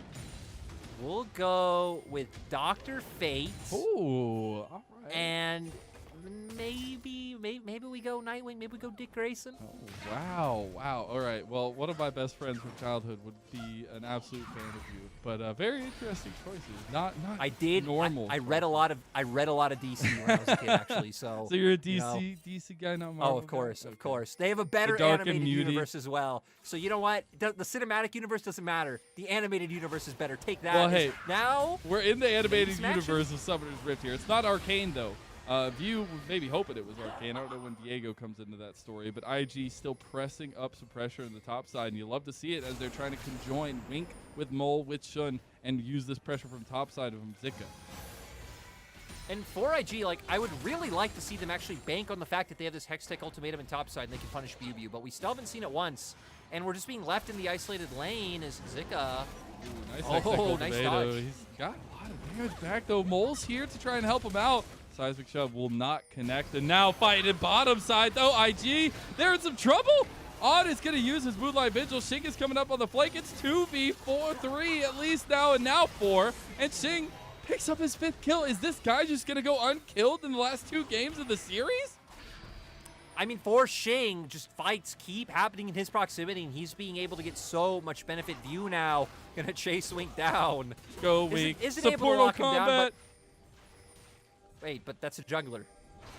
Wink, supportal combat. He's supportal combating towards View. I mean, come on, he survived right there. I don't know if he's going to survive much longer. I feel like if he didn't go into the tower, he actually had a chance to do some damage against View. But it'll finally be the big cow going down. We do see it looked like W were taking the tower on bot side as we do come into this replay. But Kadaya once again finding the angle. IG trying to contest on the bot side of the map and take control of vision while their 2 soul inners are up on top side. Does give Kadaya the angle. He does take advantage. And On just not having enough damage because look, once Xing gets in the fight, just absolutely deleting the Cephalios. Very uneven fight as well. Very interested that, WE didn't try to peel out of that. But again, the chase down, the lockdown, really, really good for them to kind of follow all of that up. But now we see on top side the movement from IG. They're trying to move around mid lane, trying to catch out Kadaya. Does take a lot of damage. Luckily, that Seismic Shove did not connect, or I think that would have been a dead Amumu. He will be just fine. Does still have his flash, so even if he does get a little bit caught out, he'll be Mole! Xie's just dead. And those are the kind of picks that Mole can set up with this Talia. honestly, this has been the best game of League of Legends we've seen Mole play in years. He really is IG's only hope, it feels like, at this point. But I don't know how far that hope will get you against, just how far ahead it feels like the side of WE are with some of these items coming through. And WE, once again, they know, okay, someone got picked off, IG have control of top side. Making one of these cheeky brush plays, kind of expecting someone from IG to walk over. IG, though, aren't going to fall for it. The IG addition to the Hopium Emporium coming very soon, promise you that. Team WE, though, in some trouble in the mid lane as they're getting the siege down from IG on their tier 2 tower. I think this is a bit scary because IG, Mole's on the side. He has the Weaver's Wall. They will use the Rift here on the mid lane. They can pilot this one into the tower. Just one charge is all they're really looking for in this one. They are giving up tower top to BLG, though, and BLG's going to be able to keep going. So I think after this, IG should be looking to back off. They catch out on Shing, but the bandage toss, right to his death. Kadaya, maybe a bit of a sad mummy on that one. This will be a tier 2 tower, and this just lets the floodgates open for IG. They are losing that tier 2 in the top lane like you had stated, though. And I mean, we've just been able to see this Gnar run away with this. Like kudos to IG. They found some picks. They punished. They got 2 turrets in mid lane. But BLG being left unchecked. TP's coming out. as Mole might be dead. Mole needs to be careful. That's a big old Mega Gnar. Here comes Zika, though, as well. Over the wall. Hextech Ultimatum. He can't get out of the Hextech Ultimatum there for a little bit longer. Mole needs to have those cooldowns, and Zika picks up his first kill of the game. We're finally starting to see this Gnar get punished. Gnar able to win out in that isolated 1v1. He does fine. Like, you have tools to be able to dodge out from the hook shot, wall shot from the Camille, and then really just be able to run her down with autos. So that's why you typically want to see people link up with the Camille and find these kills. IG, though, didn't really put any emphasis on top lane and weren't really stemming the bleeding of bot side either. So I do feel like BLG has gotten to get pretty large and in charge on this Gnar. And now WE going to be able to get a dragon for their troubles as well, on top of another turret down in bot side. And it's Infernal Soul this game, so definitely a bit increased in priority. I will say WE using their momentum really nicely. You're a full item ahead, or at least you were, just until a couple seconds ago, from on Shing. And now that we've seen the transition to mid lane for Shing, you can utilize that pressure from this ADC even more. And you could see WE doing that, kind of posturing around mid lane to find and engage, potentially find a dive. But all of IG's members are making their way here, but BLG chunking out Zika on his way in. He's almost got Mega Gnar as well. That tower a bit worse for wear, but stands still strong for IG on the outer side. They'll all back here, though, and Shing going to try to push that one up a little bit more.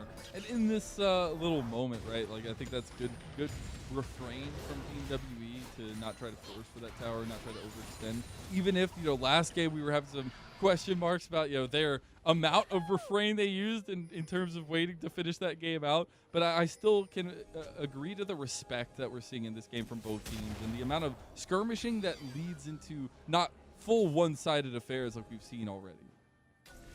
No, this one definitely being back and forth, kind of delivering how I feel like LPL series delivered every time. A lot more last year in terms of one team stomps in a close, then like a close game 3. Feels like we've had less of that this split, but both teams still wanting to take control of everything on the map. We actually don't have any neutral objectives up, so IG trying to play down towards the bot side.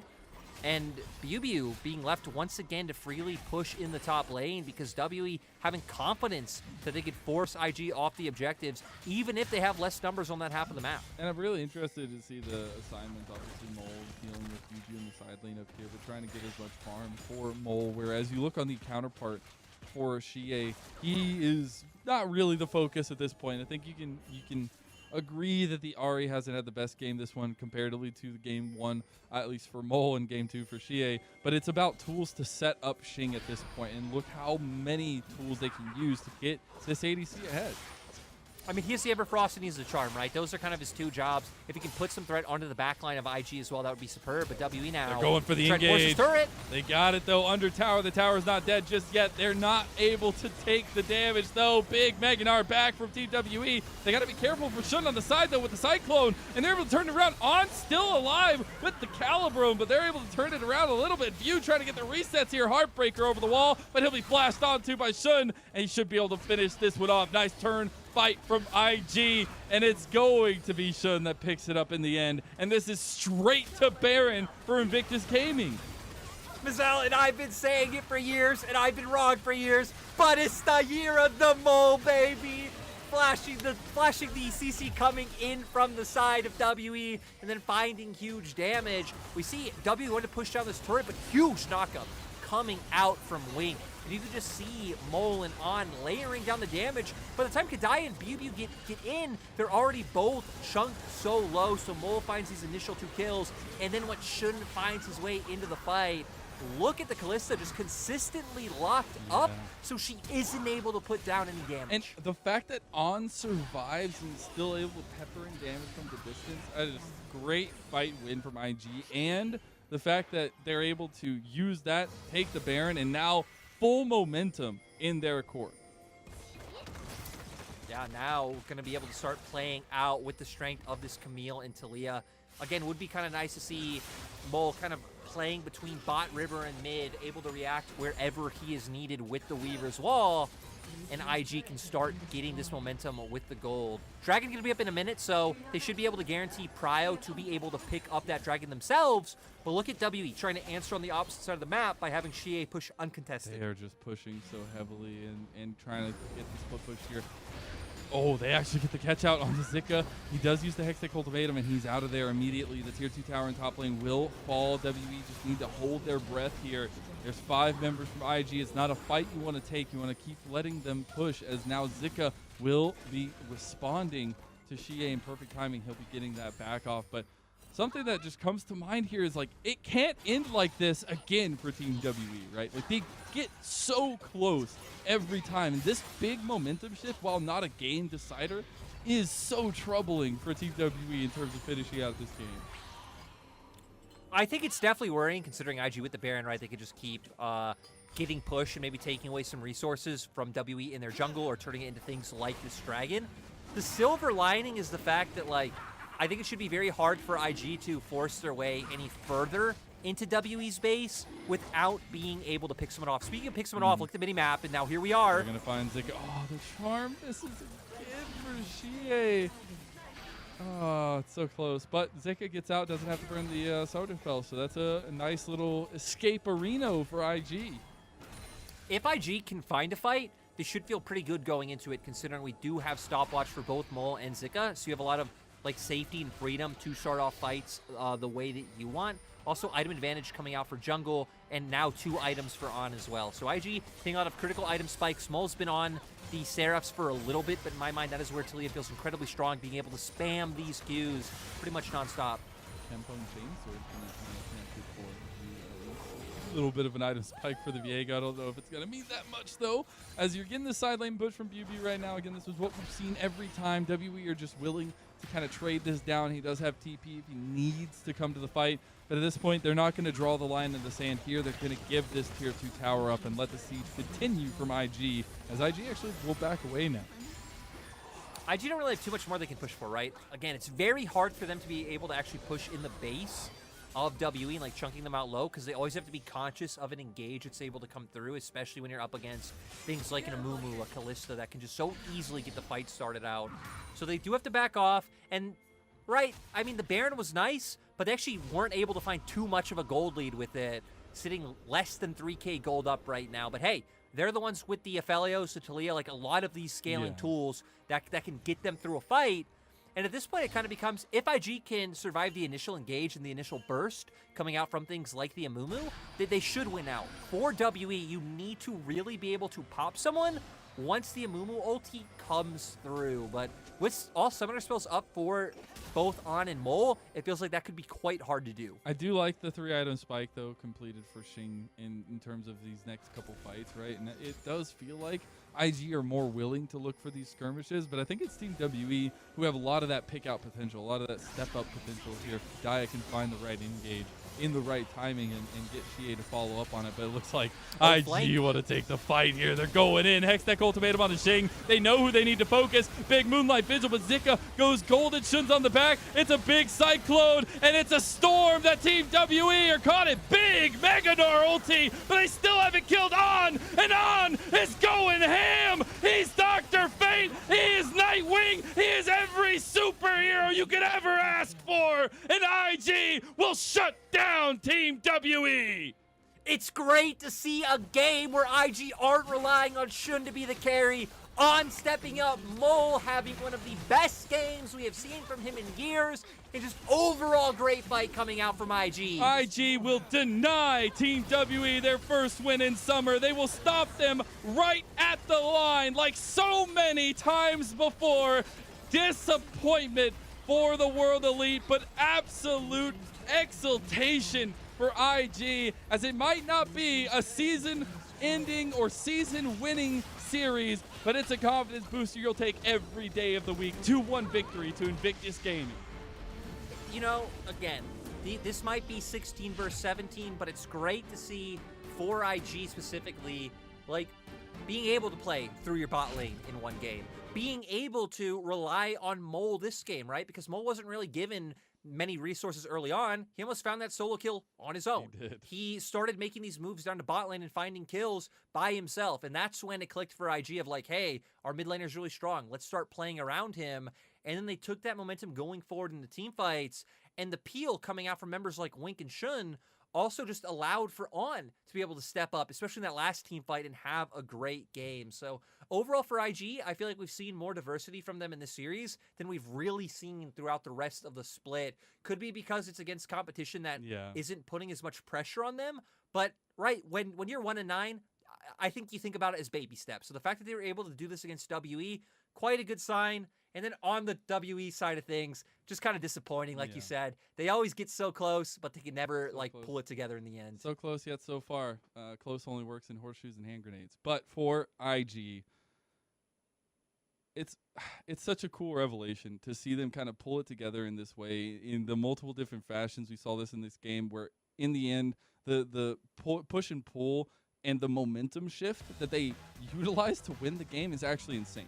They were look at that goal. They were losing. They got a sniff of blood in the water. They pounced. They pulled the trigger on a TP play from Zika multiple times and just catching Team WE off guard. Team WE were just sitting there like, we just need a breather. We just need to sit here for a second. We were the ones that were in control. We just need to get this back. And IG didn't let them. And that is so crucial when you're looking to finish out games, to see for teams, I guess in my eyes, and to even see that instinct to know when the tables are turning and to pounce on. Especially for the fact that IG have been a team that have been terrible at playing from behind. Yeah. Like, they have been we have to crush you early team to be able to try and, like, quickly snowball this into win. If not, we just don't know what we're doing. So the fact that they fell behind and were able to equalize, right? Because for WE, the story of the game was bot lane. Their bot lane was performing really well because Kadaya was able to force that flash at level 1.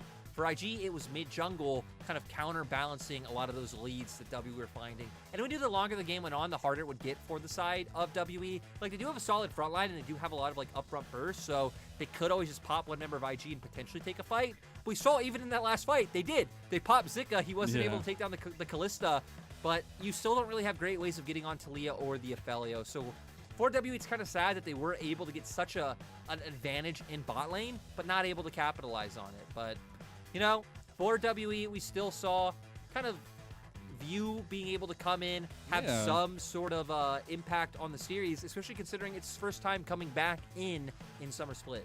And I think no matter what the scoreline looks like, no matter if it's 0-10 for Team WE, it's all about development, it's all about looking forward, right, and trying to find the pieces that work. I'm glad that they're still trying to work things through. I think they did honestly look different in communication structure and at least engage potential with Kadaya on the engagers. That's not to say that Heal, if he had gotten the engager, really would have been able to do the same. But you know, coming off that first game of Renata, it was clear they needed a change, and I think Kadaya brought a lot of energy to the team. But it was nice to see View still functioning in the way that we wanted to see Team WE function, and how their win conditions work and how he can play towards them, even if, you know, Shun and IG got the better of him. Now we're going to have to look towards your Hopium Emporium and just hope, you know, the Ultra Primes, the RAs, like, WE, your chance is still out there to find a series win. I believe. Don't give up. And for IG, I mean, getting up to 2 wins, really cool. Again, we didn't really hit on playoffs because even though they're not technically eliminated, like, it is so incredibly hard. Yeah. Like, we start talking about that miracle sort of run when it gets closer and when it can come into fruition. But even just finding more wins and, again, kind of seeing if any of these pieces are pieces you want to keep working towards next year, or even just setting them up for success and ending your season on a strong note and kind of proving that you could like this could have been a different split had maybe you made some changes earlier. Feels like what IG's goal should be going forward, and what I hope the back of LPL, the production room, whoever decides these MVPs, because I don't know, it could be some like mystery shadow man.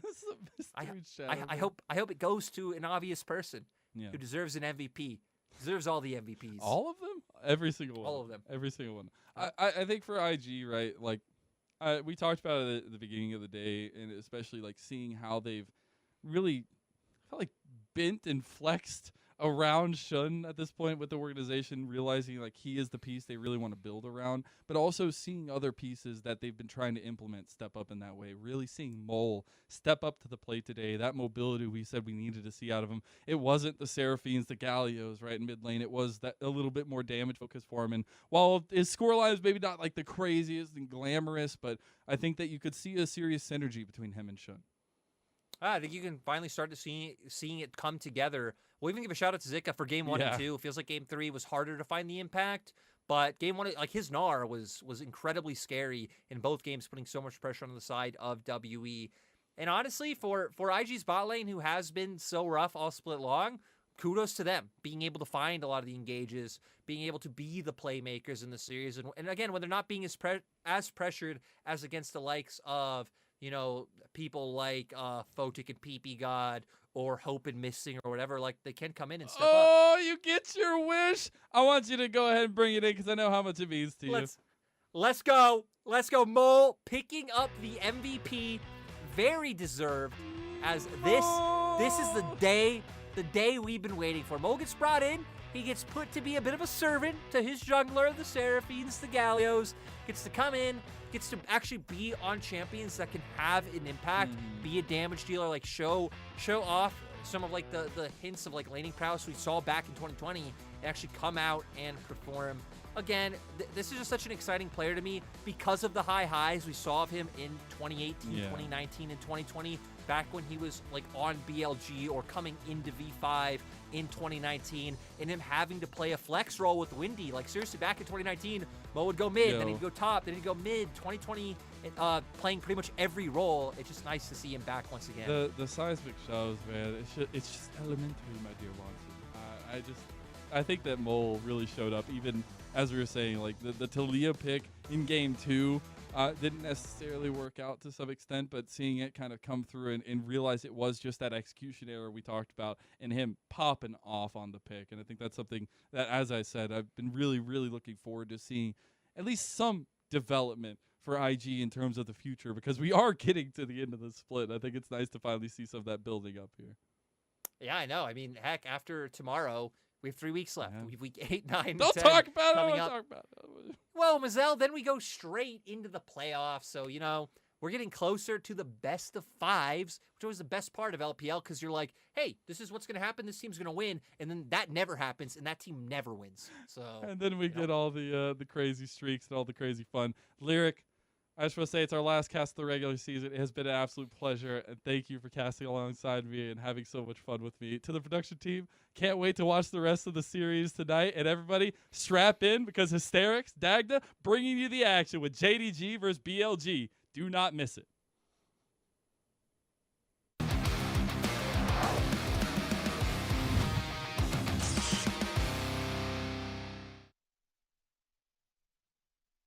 But Ox, we've gotten to the promised lands. Yep. We've gotten for your time to take over.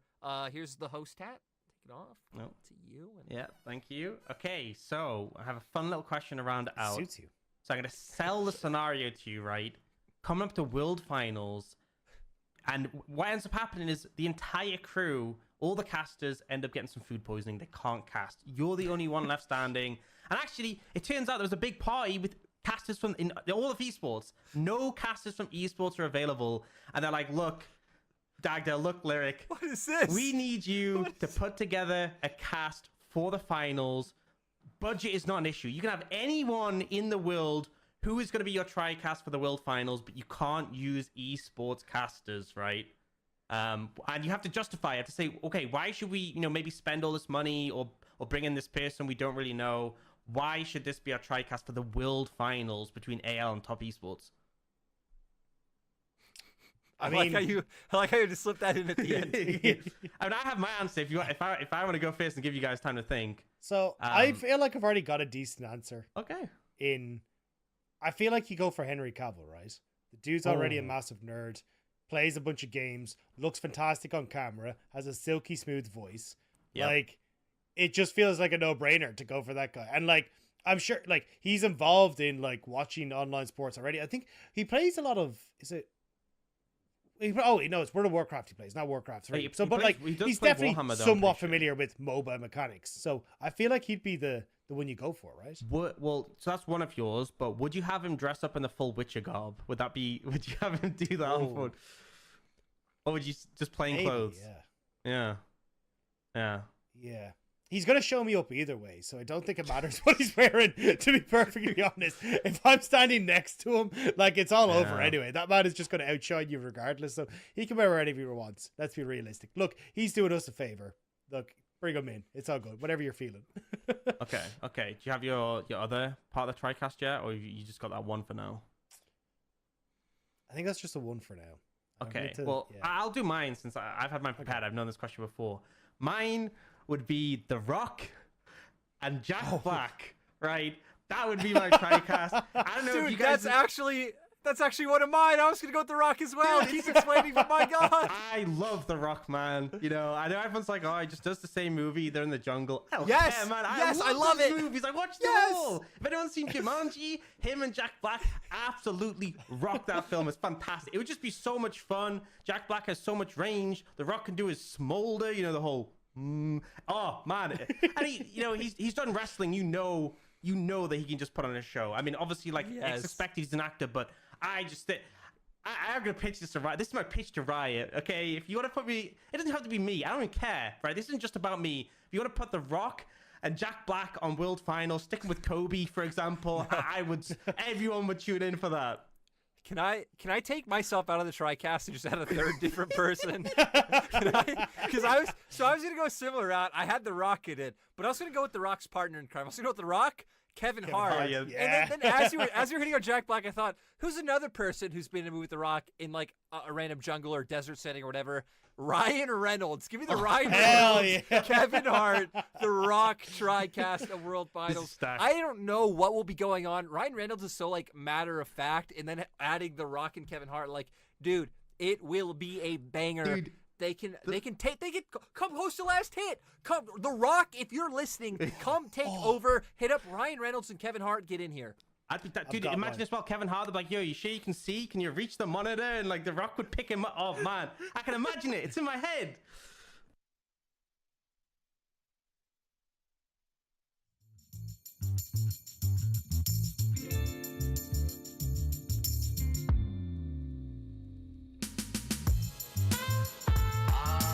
Good old days. Do you remember?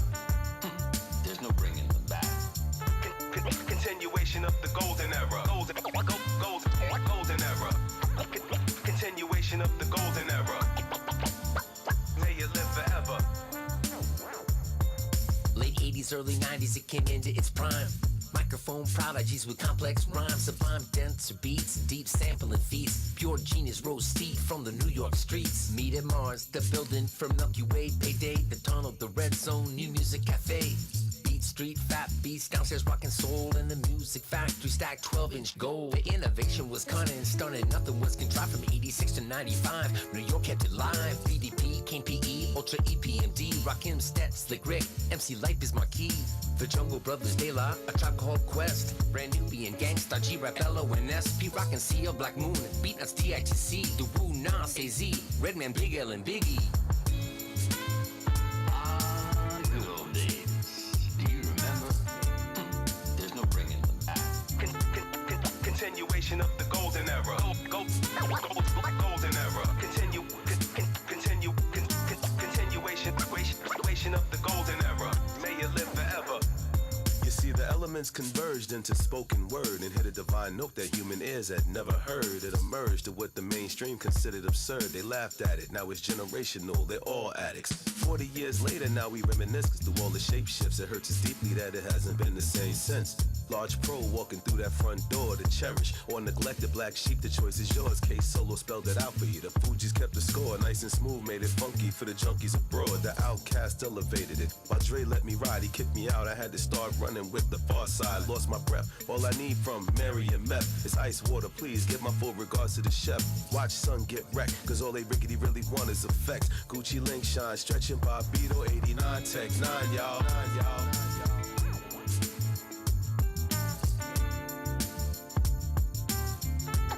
Continuation of the golden era. Golden era. Continuation of the golden era.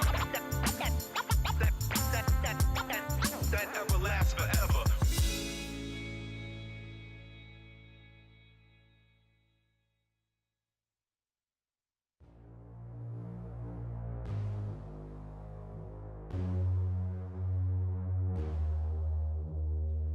I just want to tell you it's alright while I'm smiling through the tears in my eyes. Cause when I'm broken, I still want you to be fine. I think we're both just attached to the friction. If you need me, I'll be pacing through my mind, and I can be the one to get you through the night. I lose the battle every time you pick a fight. So afraid to combat this addiction. You're so bad for me, I can't stand to be without you for another moment. This is agony. It's like gravity, you're pushing down on me when I'm around you, but without you don't know where I'd be. Out of sight, lost in time. One more night, you and I.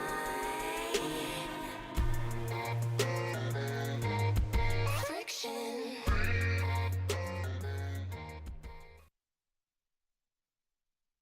这个选手的话，我看比赛的时候，他感觉他是很有自信，然后他做事能力还行的，所以我要追这个点就行了。对阵 BLG 的话，关键点是上路吧，上单两个都很厉害的选手，所以关键点就是上单。 Kanavi paying respects ahead of today's second series of the night. My name's Asterix. I'm joined by Dagda running into what should be a build-up banger to the bigger banger that is going to be a whole banger night. Dagda, good to have you with me for the next two, because after starting off with a three-game series between the bottom-tier teams, I feel like JDG, BLG being a step above should provide us with a bit of banter, considering how these teams are playing at the moment. Yeah, I mean, look, I love JDG. I think they're like just fun to watch because of how aggressive they are at all points in time. And yeah, BLG will eventually see what team they decide to land on, because it's a bit of a mess over there. Yeah, it is. We can start with the positives though, right? Because for JDG, they were the first team to lock in playoffs in this split. We haven't actually seen them since they last played their series. So this is their congratulatory moment, considering that, you know, they're still sitting up in first, tied with Victory 5 and Top Esports. I think game difference comes into it, but still, like, JDG Dagda deserve a lot of praise, considering that they were the team to reach 10 first. Yeah, and it definitely feels like JDG are kind of like your skill check team to see if you're going to get into the top 4, top 5, right? Because this is a squad that will just contest you at all points on the map. They just want to play hyper aggressive. And if you're able to match them, fantastic. All right, let's see how you can do them when you start to get into the mid game. But if you're not able to, you just don't belong in that top spot. And I'm not surprised that they are our first team to make playoffs when they have such an aggressive playstyle like this. And I feel like we can talk a little bit more about that, right? People like Hope coming into the roster this year, missing as well, regaining face. People like Yagao has been really solid. And I feel like 369 with the trade has traded up, considering that, you know, they got rid of Zoom. They brought in the top lane, Top Esports top laner. And it's all kind of fit together. And we saw this in spring playoffs, Dagda. We saw JDG rising to the top 4 unexpectedly after their split in spring started shakily too. Yeah, and I think that a lot of the reason why we're seeing them kind of have this bounce back is because this is a squad that actually started to work now well around Kanavi, trying to feed in towards, hey, we're going to set him up, we're going to look for invades, we're going to try and get this guy ahead. And with things like Viego in the meta, where you can kind of step up to be that carry, it is working out substantially better for them. And as you say, Yagao is playing really well with that style. Missing is linking up really well. Hope has been a really big upgrade for this team across the board. They're firing all cylinders. I mean, I just love watching JDG because, yeah, Kanavi in control is a great team to watch, starting with him as a basis point. On the other side, though, I think, we've called in some officials for this. We've called in the professionals because for BLG, it feels like we need to conduct some CSI antics here, Dagda. I know we couldn't get Horatio Kane on the show. We tried calling, however, didn't pick up his phone. So as we look a little bit closer at BLG, let's kind of deduct this one because starting with the suspects there, Dagda, BLG, the split, have just been so confusing to watch. Yeah, so the suspect is about 4-7. We're trying to see if they can spot him out. They're often seen confused in the mid game.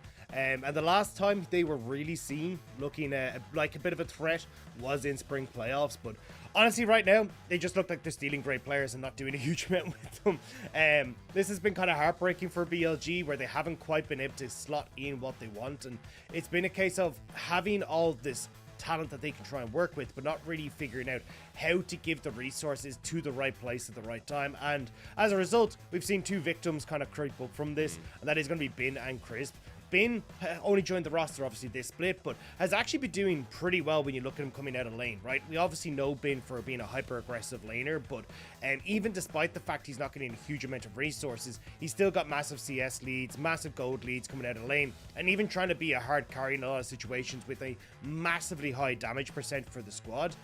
But he's not really been given the tools to enable himself either in side lanes or in team fights. The communication isn't quite there to try and work with him, and it feels like a very similar story for Crisp, where Crisp has been incredible at trying to move around the map, set up the team for success in the early stages, but people just really aren't willing to work with him. And you can even see from his champions played, he's tried every single style you can think of. Enchanter support, Yubi are going to stay in the lane, no one going to go roaming, they're going to play things like the Mumu, are going to hyper engage, you're going to play disengage. It does not matter what Crisp has tried, it just doesn't seem to be working, and BLG aren't getting anything on the table. Yeah, it's such a shame because, as you stated, the first one of the problems with this suspect is that when you have these great players, you think they can get away with it. You think that there's no trace, but honestly, with the victims left behind, all I can say is that BLG, they're risking themselves right now. 4-7 as we start looking through their recent games. And, Dagda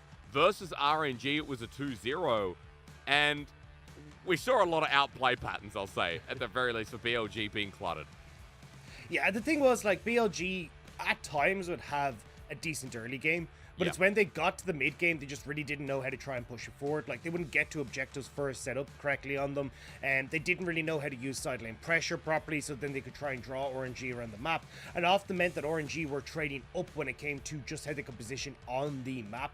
And even you can see here, like, at times trying to see if they could bait in fights, but even then, just iBoy coming back out, swinging them around. It feels like BLG will try and, like, hard force things like Baron, because they're just not really sure what they should be trying to achieve when they get to that mid-game point. And I mean, all the roster changes coming through otherwise, right? That's only going to destabilize that more. So feels like for BLG, a team that can now only hit 9 wins, these issues are going to be exposed against some of these top tier teams. And hey, lo and behold, after RNG, they're now versing JDG. And we have to look at their hard schedule, Dagda, because when we're getting towards playoffs, when we are, in week 7 now as well, at least the end of, for BLG, after JDG, just look at that. I mean, FPX is still rising with Summit.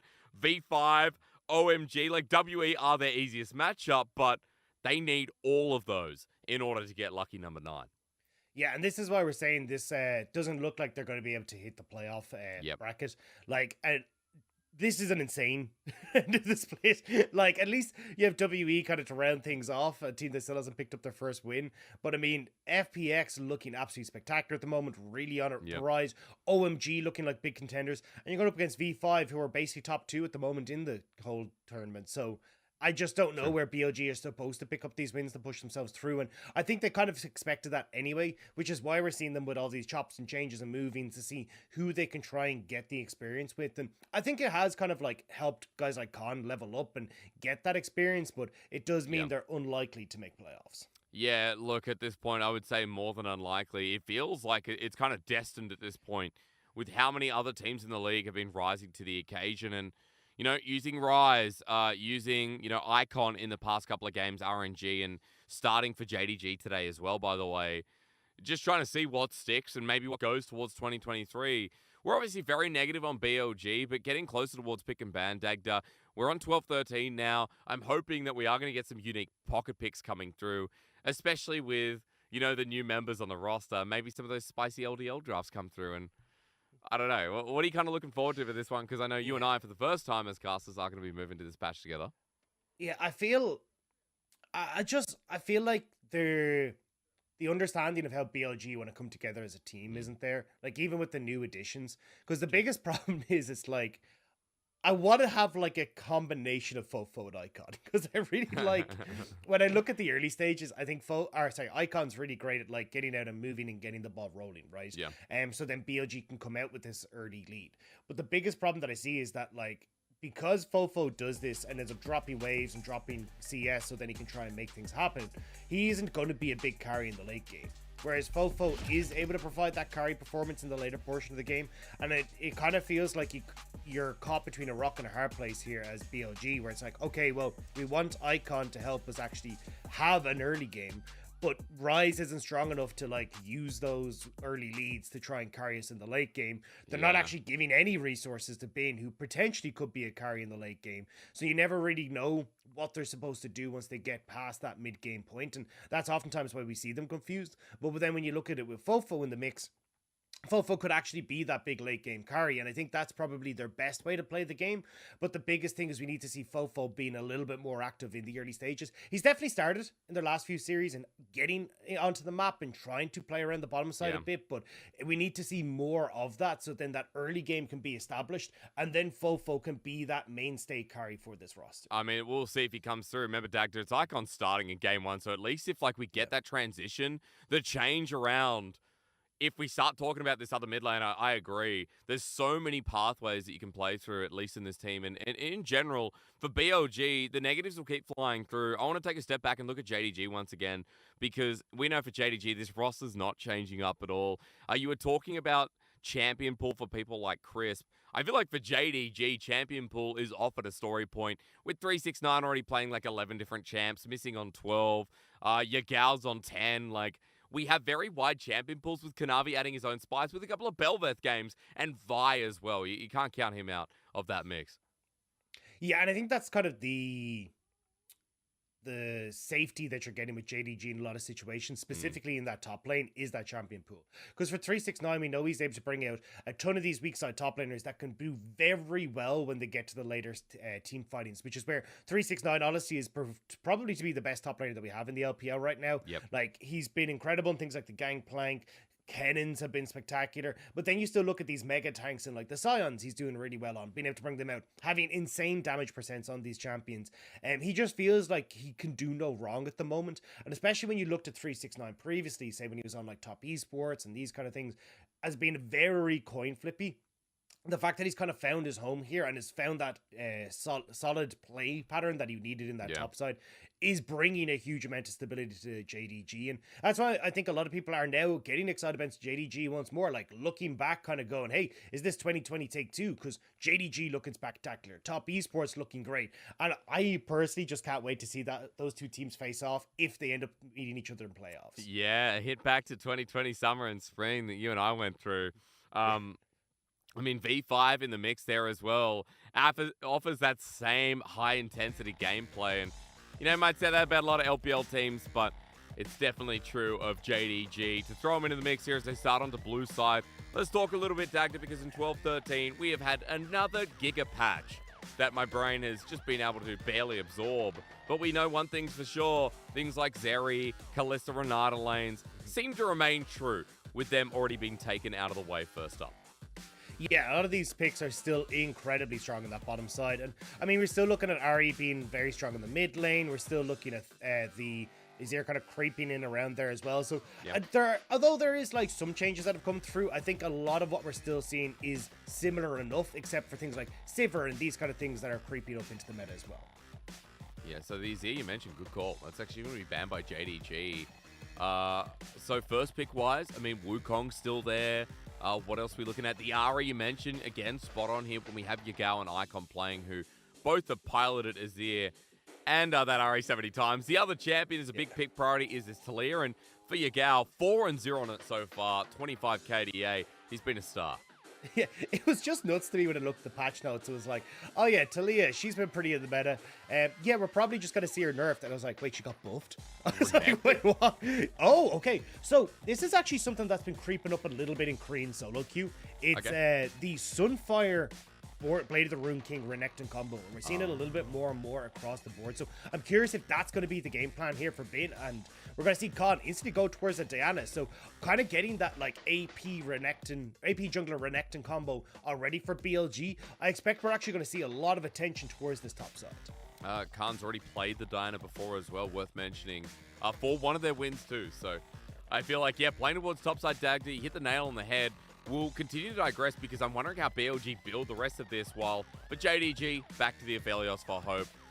That's also Rise's most played, so not only a good champion, but a good takeaway from the bottom lane of BLG. Yeah, and especially when you've already got the Zeri and the Kalista banned, Aphelios has kind of just become the next big threat.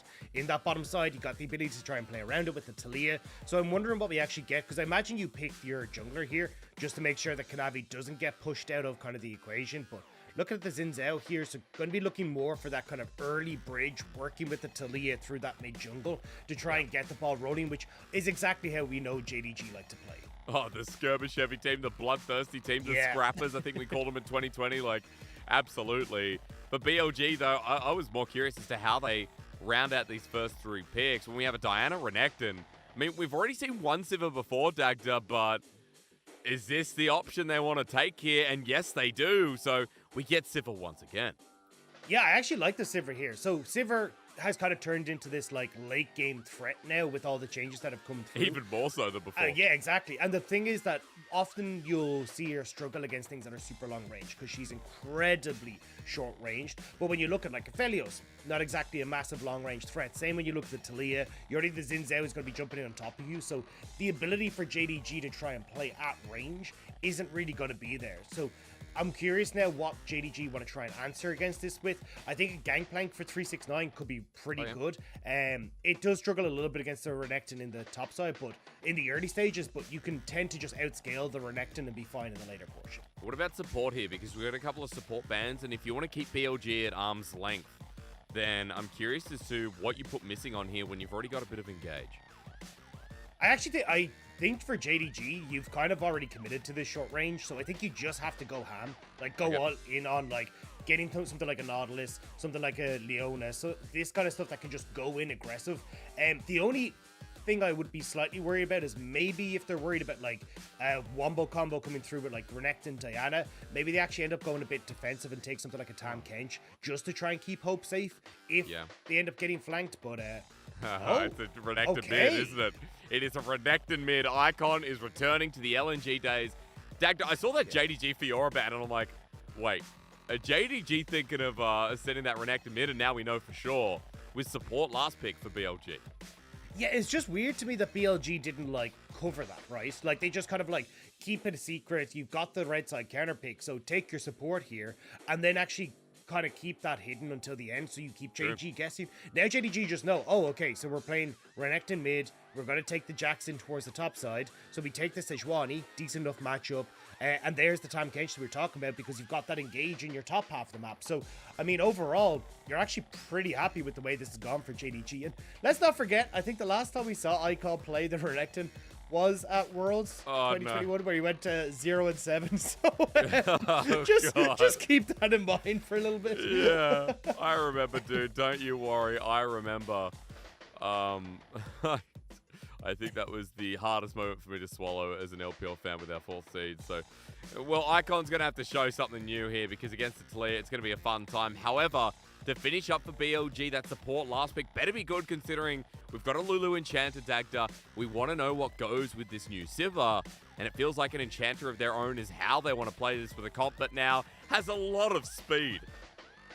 Yeah, this is a really nice addition, because the biggest problem that you were seeing on BLG side is they were highly reliant on like Diana being their engage tool, but now you can kind of like help solidify that with the movement speed we're talking about from the Seraphine, the big ultimate being able to set up for those fights as well, and enables guys like Renekton so incredibly well, because they're going to be trying to run people down. You fire that ultimate through everyone and should be able to lock people up. So I think for BLG, they have good ways to enable this 4-man on the bottom side of the map. You've got good side lane threat with Bin as well on this Jax. So for JDG, they really need to try and get the ball rolling early to kind of snowball control of this game away from BLG, but we'll have to see if they're going to be able to do that.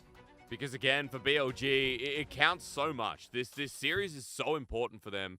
For BLG, they cannot afford to drop a single game, let alone series right at this point in. As I fiddle around Dagda and get ready to get into this one, for JDG in a much better position. They've already secured playoffs. And at this point, it is just about striving to be ahead of top esports, V5, get yourselves a top 2 lock-in so that you automatically go to our double elimination in our best of 5s. It's so important for both these teams. And I think to finish this one off, before we get into the game, Dagda, BLG for game 1 have just brought out a completely left-wing comp, like a completely different field. But at this point, I feel like you kind of have to, when you know the players you're going up against are so bloodthirsty and are in their prime, you got to swing a right hook in the draft to make a difference to open up this banger. Yeah, again, it kind of feels like BLG are just trying to see what sticks with their team. We actually highlighted the last time that they've just been playing mega late game.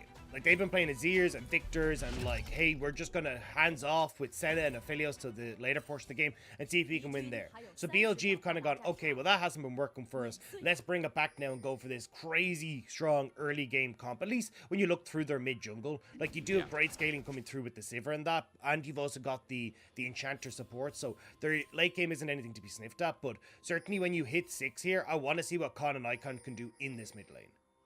Strong 2v2, looking forward to that too. It's Ignite taken on this mid Renekton, Exhaust for Yagao with Unsealed Spellbook. And I also wanted to point out, Dagda, that you started this segment today looking at Crisp's champion pool. You know, he's kind of the victim of BLG suffering. Crisp has now played 14 champions with the Seraphine. He has not played Seraphine as of yet. So, add one into the mix. Crisp champion pool, the split is just nuts. Yeah, again, just trying to see what he can make work. But I think the Seraphine here, as I said, was a really smart pickup. So delighted to see Chris bringing that one back out. I'm going to have to see exactly what he can do when we get towards those late game team fights. Because I feel like for BLG, if they ever get themselves posted up onto like objectives first and they're the ones with vision control, this composition's terrifying. Like if they ever get in on top of you, you pretty much can one-shot everyone on the back line. The only person who probably will be tanky enough is 369, but even then that's going to be a bit of a stretch with how much damage is on BLG's side. True, going to need a bit of time. Bin already starting this lane off really nicely though. 369 with an Arctic Assault start, but Bin will be happy with the trade. And meanwhile, when we talked about how 6 is important, I think we need to watch Can a little bit closer because, excuse me, he's been pathing towards the top side for now, but will be spotted out on the waters. Never mind, Exhaust's going to be put down in the bottom lane. We're going to talk a little bit about Missing versus Rise right now, who've both taken big chunks. And junglers can wait for now, Dagda, because they are just doing their full clear, which happens to be towards the top side for both. Yeah, I think Kanavi roaming through mid there, though, did help Yagao get a bit of a freeze off in front of his tower. So it looks like Yagao at least in a good spot where Icon can't try and go for anything early, which is going to help out massively for Yagao, because he just wants a little bit of time to stay away from this Renekton and make sure that he's going to be safe for Price. Taking a lot of damage in this bottom side, so already Missing in Hopes putting their name on this bot lane. I mean, the 2018 music video is still the best world song, but apparently not the best AD in this game. Might be a little bit offensive, Dagda, but let's be real. Rise has come up from the LDL team that won LDL Spring, by the way, and a team that was a bit of a powerhouse where Doggo now sits. But against these LPL players, it's a whole different beast as Hope and Missing continue to push in. 17 CS to about 10 with the wave crashing under turret. There will be a small lead for Hope to kick off this game, and Dagda, we know how safe they are because JDG too saw the ward in the top side that spotted out Can as they now spot him out yet again thanks to Kanavi. And that's the thing for Rise, right? Like, this guy is... Oh, actually, hang on. I'm going to hold on for this to look for a gank mid. The seismic shove was dodged away. There's a slice and dice. Wind becomes lightning, and Icon becomes flashless in a matter of seconds. Really nice job there, and that was what we were talking about before, but Yagao getting a little bit of a freeze off. It means that you have to overextend his Icon, and Kanavi ends up coming around to make sure that he can get that bit of an aggressive playoff, burn the flash, and now they can go for those repeat ganks mid. So already that mid jungle we're talking about for JDG coming in clutch. Well, it's a good start to the game, but remember that BLG, you told me yourself that level 6 is going to be crucial here. Renekton, Diana, so many tools to come up, and especially around those neutrals, so we'll wait and see around this first Dragon, around this first Herald, because that's when things get interesting, Dagda. And we didn't talk about JDG's side, right? Weaver's Wall, things like Glacial Prison, so many good skirmishing tools that can come in clutch. Yeah, great for skirmishing, great for early roams, and especially when you get in towards team fights, being able to dictate how fights look with the Weaver's Wall is going to be crucial here. Like, Rise, not going to be able to, like, move over these walls. Same when you look at Crisp. So if Yagao can get some good walls where it helps out in just either helping JDG close the gap or splitting up BLG, it's going to be crucial. So we're going to have to see how Yagao's Weaver's Wall look as we get to the later portion of the game, because it's actually been really interesting. Like, it's something I've noticed a lot with LPL Talia's, is that we don't actually tend to roam a huge amount with the Weaver's Wall in the early stages, like traditionally you would think of. It's actually become more of just a control tool for team fights, which has just been a very different way to look at it compared to, say, some of the other things. I mean, zoning potential, we've seen Xiaohu's Talia especially, right? Like, those mid-game fights were sublime. So a good point to be raised. He's doing well enough in the lane for now as he gets the push once more. That's right before Dragon spawns, but Can is now looking down the barrel of Kanavi, and Icon is still sitting in the mid lane. Seismic shove, that was janky. Not sure what that interaction was, Dagda. I guess it was right against the wall, so he didn't get the shove back. Yeah, I think it just, like, clipped on the corner, was like, he can't send you into the wall or over the wall, so you're just going to kind of stand there. But not going to be too bad. Khan will be able to walk away, but you can still see Yagao full push mid. Kanavi's dictating control over River, and that's exactly what JDG want to do. Because right now, you've got a massive lead for Hope in that bottom lane when it comes to CS. He's going to start whacking away at this tower as well. So as long as you can deny BLG access to that bot side, you're in a good spot. But are they going to give away something in the process, though? Dominus late. Icon, what? Icon popped the Dominus very late, Dagda, as Yagao's already out. At least they get the flash, though, from Can coming in at the right time, but Kanavi's already on the Dragon, and he'll be able to get away. Yeah, Icon, like, not able to get the point-and-click auto-attack either off was a bit sad there, I'm not again, gonna lie. Dagda. I hope we're not doing it again. Yeah. I was like, oh yeah, okay, you get the stun off, even with the flash, and maybe you could try and follow up, but nothing there, so Yagao able to just flash away from that one. Dragon goes the way of JDG, and now will just reset and continue to let this bot lane for Hope just absolutely dominate this matchup. And the thing is, right, what I wanted to say was, Hope also, a guy who came up from the LDL, right? We saw him play on EDG a while ago, then went back in towards the LDL. So he's familiar and has played against Rise. And it's not like Rise was any kind of pushover coming through from the LDL. This guy was third team, all-pro team in the LDL, like someone that was quite highly respected. But as you say, like, the experience that you get playing in the LPL makes such a massive difference. And you can see that even this, like, couple of short stints that Hope has had in the LPL has given him such a leg up over someone that, in theory, is one of the top 380 carries that are coming out from the LDL. That's right. I mean, even in the LPL now, he's risen to be near towards the top tier, this split especially. So, not only is he getting good experience, but a bit of a reality check to open up this game with a 20 CS lead that you were mentioning before. Pickaxe is the difference down here against this new Sivir. And, you know, as well, Dagda, I've been watching a lot of the LDL recently, and I feel like the biggest difference is kind of that macro factor, right? The coordination of teams to trade off on objectives, you know, swap sides, make the better play. It feels like for a team like JDG, we're always talking about them taking fights and then pushing a lead to absolute exertion. As we're kind of looking to see if they can do that here in the game one we know them to do. Herald's up, but Can is nowhere near. He wants to make the bottom side play instead. Oh, JDG might be caught. But with Exhaust going down, Missing still has the flash. The Moonfall is available, but Can doesn't get in range. So for BLG, Jungler now shows, and Navi can clear this last cap Dagda and maybe just start the Herald. Yeah, it was a nice attempt from Con. The idea was, look, we already have this massive wave on bot side, so Hope and Missy will get to reset. Oh, hang on, Rise. Oh, he's going to take the 1v1. Okay, on the hunt is Pop, but the ulti too. Spell Shield gives health now, Dagda, and it's going to help out a lot as Icon, this time the Dominus Greatest Khan, helps get him first blood, but Kanavi wants a kill on the Croc, and a 1-for-1 now becomes a 1 versus 2 with Chris making it an equal trade, but Khan might die before he gets there. Double kill to King Kanavi, and Herald was theirs before, but now certainly is going to be in their pocket. Just makes it even easier for them to pick up. Nice roam from Missing, as maybe he's looking for a bit more here. Bin needs to be so careful. He's got Exhaust too. Bin has Flash available, but the Glitter Lance might be able to do the damage. Is it too late for Bin? Yes, it might be. Missing with an auto. Pix helps out for his kill, and JDG, the blood finally starts to pour.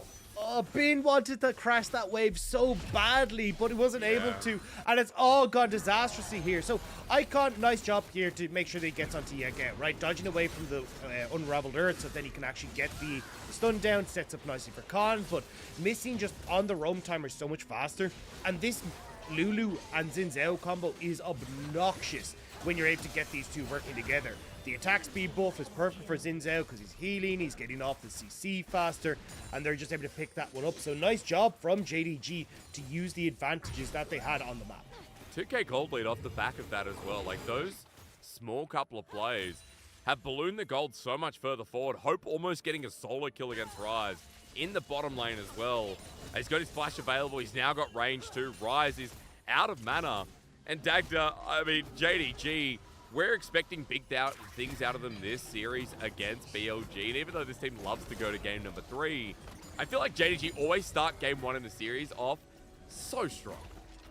I mean, yeah, Gao jokingly said in an interview, it's like, yeah, we always win the first game, then we throw the second game so we get more experience on the stage, you know? But I do agree, and I think it's coming back to what you said was, look, the difference in macro, right? Because I think when we look towards how that play was set up, Con had a nice idea, was like, look, we don't get control of our bot side. Let's actually play into a bot side gang so we can kill Hope and Missing, and then we can kind of cross-map the potential Rift Herald play, or means that then I can get Rise and Crisps to come and help me up at the objective. But Missing was just like, okay, I understand what this is.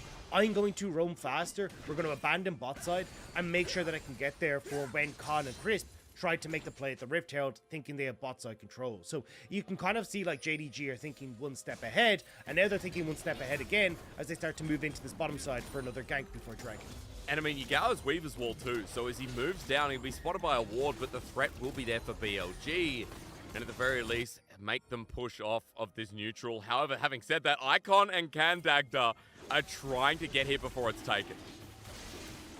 And we're going to have to see if they're going to be able to follow up on this. Icon has the Prowler's Claw. Do you still want the fight? I mean, that's a 3-man grab at him. Do you still want the fight? Encore is good. But Icon, as he pops Dominus, has done nothing so far. Exhausted into the backline. He's been exhausted too. Dagda, Renekton is 0-4 in the LPL for a reason. And once again, with Prowler's Claw now complete, it doesn't look like any hope is going to be restored in this game too. No, they're already nearly 3,000 goal behind. Kanavi, prove yourself and Rise. Okay, flash away. Kanavi has it, but he doesn't care about burning it. This has gone from fun draft, let's wait to 6, to, oh no, let's wait for this to end because JDG is slaughtering them. Yeah, I mean, this is domination. This is why JDG have become so terrifying in the LPL, because once they get a lead like this, they don't let up. 100% win rate with a lead at the 15-minute mark, and something tells me, Hysterics, we might be seeing them with a lead at the 15-minute mark, especially as you see fights like this. I mean, great Gravitum ultimate coming through from Hope, beautiful setup, and even you can see Kanavi like popping the ultimate right before the Seraphine ult comes across, the Encore comes across, so he doesn't even take any damage. Like, it's just easy as you like from JDG. And you can see that Bin had TP, just didn't want to come down to the fight. He's like, nope, I'm not joining this. I don't care. 369 still with his teleport available. And Bin pays the respect of the ability to match and stays in his lane. So for BLG, they don't get anything done, and Missing is now once again roaming up towards the top side. And it's so funny watching him versus Chris, because Chris was known as one of the best roaming supports once upon a time, as 369 has now moved on down. He's going to be just fine. But Dagda, seeing Missing out roam him is just kind of a sign of the quality of life right now for JDG's sub. it just ain't happening right now. Is Hope and Missing going to take a good amount of damage on this top tower. Like, Hope is going to be huge in this. 2 kills already with Gale Force completed. JDG are invading bot side as well. Oh, cannot. Okay, well, with the flash away, blast cone right there, still denied. BLG getting caught out on so many different fronts. You're not allowed to win both sides of the map, JDG. True. This is illegal. You're not allowed to just go, oh yeah, Hope and Missing, we're just going to take top tower. Oh yeah, by the way, we're invading on your bot side. And look, it was just perfect timing. Crisp had just reset and was walking out of base to try and help in on top end. So JDG just go, cool. Well, we are actually just even and we've got the pick on Khan. So really nice job there from JDG to continue exploding this game in their favor. Still, like the side lanes punching against these turrets. 369 doing a great job, and that was before the 14-minute mark. It feels like a game that's been going for 25, 30 minutes at this point with how JDG are playing the map. And as we keep complimenting them for BLG, looking all out of sorts at this point as Missing and Hope now move back to mid, looking for their own little siege yet again. And Dagda, like for BLG, I think we need to talk a little bit about these win cons again, because that mid jungle hasn't come through whatsoever in these grouped on fights that we were hoping to see. Yeah, and I mean, it's kind of surprising for me that Khan did go with the Diana. Like, he has been a bit more of a early game threat where he wants to try and link up with Icon and try and look for these early plays or even linking up with Fofo, but hasn't been able to get that with the Diana here. And now Kanavi again looking to get the better of his jungle part as he roams in towards his top side. Taking whatever he wants, more importantly, putting vision down that's been spotting Can all game. This jungler, Khan is a player in the LCK. That's what hurts me. You know, I can't do that. I have to call him Can. Except I don't know how Americans say Can. Like coral. I think you're going more Canadian there, to be honest. I don't know my accent well. I'll be honest. I try. See, I'm very versed in the Canadian accent. I had the Score Esports boys down the other day. So they were filling me in on all the hockey and how they like to banter. But hang on, we'll get a pause. No laughing matter up here. Available.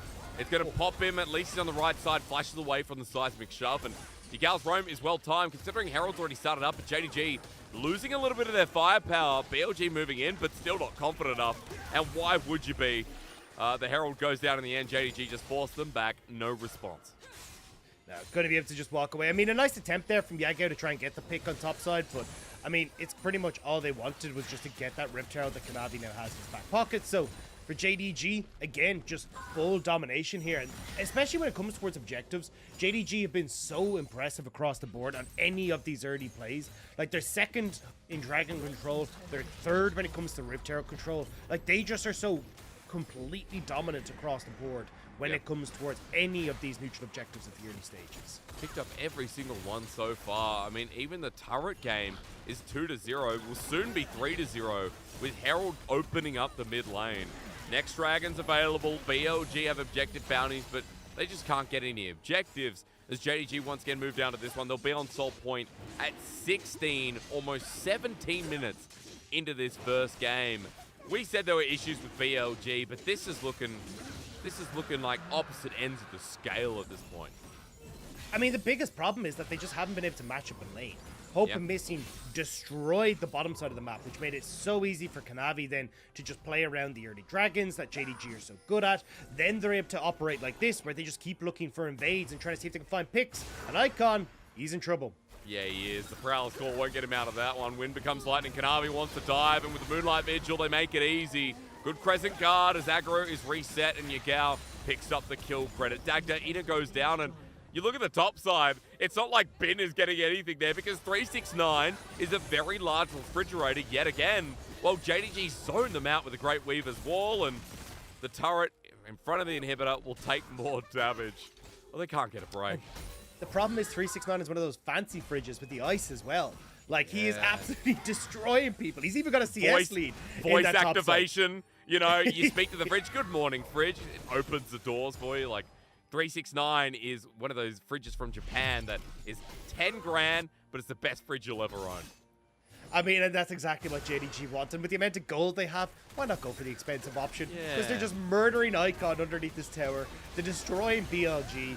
And if they want to have a nice, cool drink at the end of this, they deserve it. They do. Nice stop. Oh, he's gonna 369. kill him. Ben tried to join the fight, or maybe just tried to get away as we come back from the replay. He knows he's dead, and again, you know, Kanavi just leaps in. This time, kill credit is shared with their top laner, who's been on a fancy island this time as well. JDG 8-1, almost a 10k gold lead. What more could you want from an already confirmed playoff team that we hyped up as being one of the best? I mean, Dagda, I've said on multiple platforms that I feel like JDG are going to Worlds this year, and if they keep playing like this, absolutely they are. I mean, top esports, V5, RNG, JDG. It feels inevitable at this stage. There is a very solidified top 4 in the LPL right now, and then everyone else is trying to play catch up with these guys. And you can see here for BLG, this is why we haven't had the confidence in them that they're going to hit playoffs. I mean, if they end up going up against the caliber of a team like JDG, they just aren't able to keep up. But now, we will have to see what the story is going to be for the rest of the series. But this is kind of giving us a good look at what JDG are capable of. And when you reminded of BLG's schedule upcoming, it's a tough road for BLG, and this is not a good start to it. It's really not. We already talked about V5 being in there, like WE the easiest matchup, but BLG, even if they lose this series, you know, game difference as well is going to be big, but it's going to be massive. So BLG trying to make a turn. The Encore runs out of range. Kanavi gets a free ulti as well. Look at everyone attacking him. Rise on the Sivir is doing no damage as he has the flash to get out of dodge. And at least now for BLG, they do find a positive trade, but as Yagao moves in, trying to poke them down, and 369 doing the same, BLG are still stunned. But hey, you pushed Kanavi down, you took a flash. We'll take the small wins. Yeah, the seismic shove's not quite able to connect from Yagao, so a bit unfortunate there for JDG, and it means that BLG at least get to keep some control of their top side, but we're more interested in the Dragon in a minute and a half, right? And when you look at where the lanes are positioned, how there's no real towers for BLG to try and hunker down to and keep presence in mid, presence in bot. You just push those waves as JDG, establish vision control on this bottom side, and then if you ever try to face check this BLG, like, what do? Icon's gone this lethality build, which means he doesn't really have damage. You're saying when you look at Khan, he can't do anything. 369 is just being a nuisance on this top side, and that's not even what you're worried about here as JDG. Yeah. If he had ulti, he would have solo killed Chris, 100%. Ignite almost up and available too.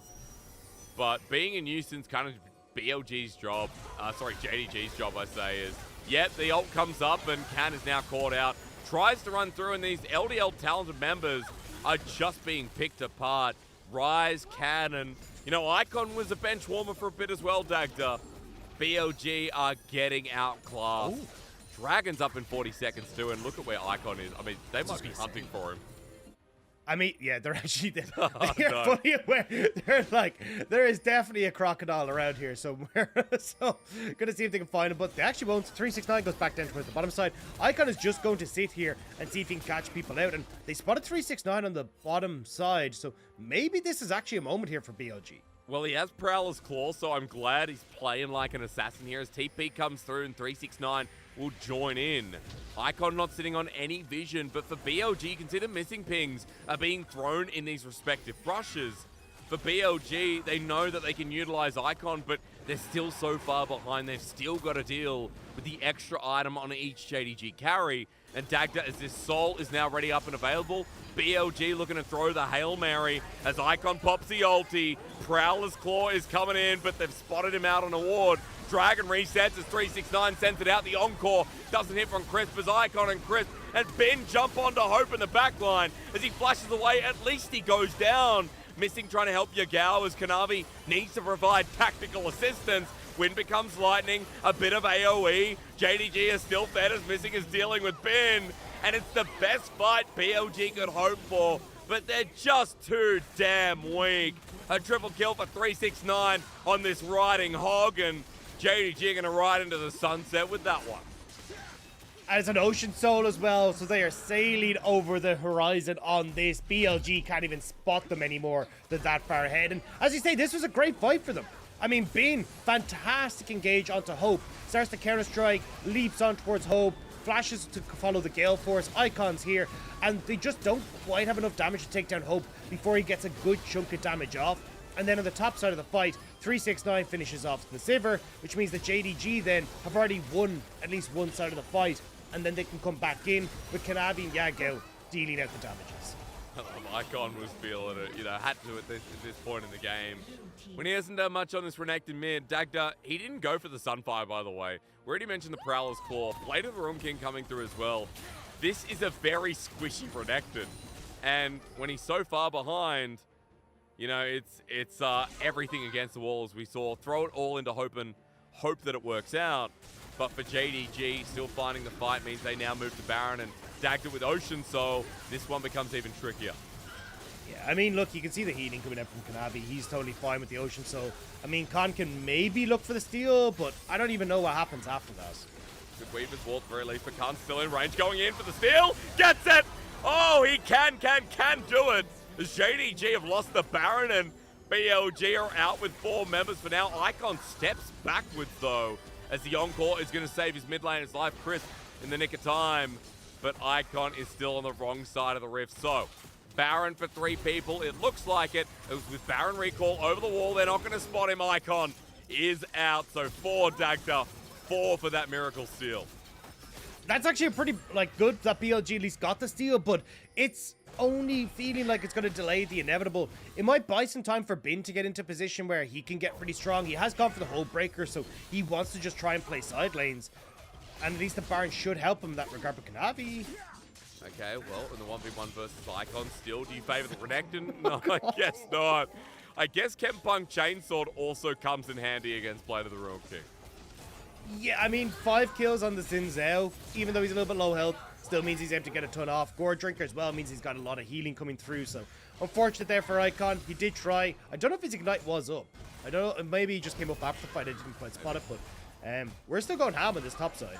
We are. Bin does not have the Ocean Soul. 369 does. And so as Bin pushes in, he's relying on his jungler, but still getting very low. Pops the ultimate. Meanwhile, the game might just be ending bot. Can came up to the top side to make magic happen, but the magic is being seen bot Dagda. I mean, Nexus turrets are exposed. TP coming through. 369 joining in as BLG now back their jungler on top. But they've already lost so much here in this 25-minute game that just seems to drag on longer than we expected. As Ocean Soul is helping out Kanavi with an audacious charge to follow suit. His ultimate is not up and available, but as he becomes lightning once again, that ulti from Crisp only just missing, feels so bad. Kanavi keeps running forward and he's finally punished, but a Glacial Prison means that Crisp is going to be ticking down as well. Close to dying, but for BLG, it might have just been enough to hold on for however much longer. Hey, I mean, at least from BLG's perspective, they were at a negative interest rate when it came to their Baron control. Yep. Before that fight, but afterwards, I mean, at least they got a little bit of positive move. So picking up some kills there, going to do nicely for them, at least help them out a smidge. But the fact that they lost their inhibitor, their Nexus turret, and everything is not exactly ideal. And I actually thought for a second JDG were going to be able to win this fight, but again, Yagao just not quite connecting with these seismic shoves. Means that BLG are able to come back, mount the offense. They are consistently able to use this defender's advantage with the fountain there as well to just heal up and come straight back into the fight. So JDG, even though they nearly get these kills, like if Bin had gone down, if Crisp had gone down, that could have been the end of the game, but not able to do so quite yet. I mean, they got 17 kills in 26 minutes, so still showing us that they're in charge. The 10k gold lead means that this one still feels hopelessly done against BLG, but I guess we're going to dot some more of those eyes as a minute 30 until the next Baron arrives. Excuse me, that's actually Elder that arrives in a minute 30. BLG now going to be forced away from their mid lane as JDG. Look at the setup topside, Dagda. Look at what bot is now pushing the rest of JDG, hoping that mid can get into this inner as well.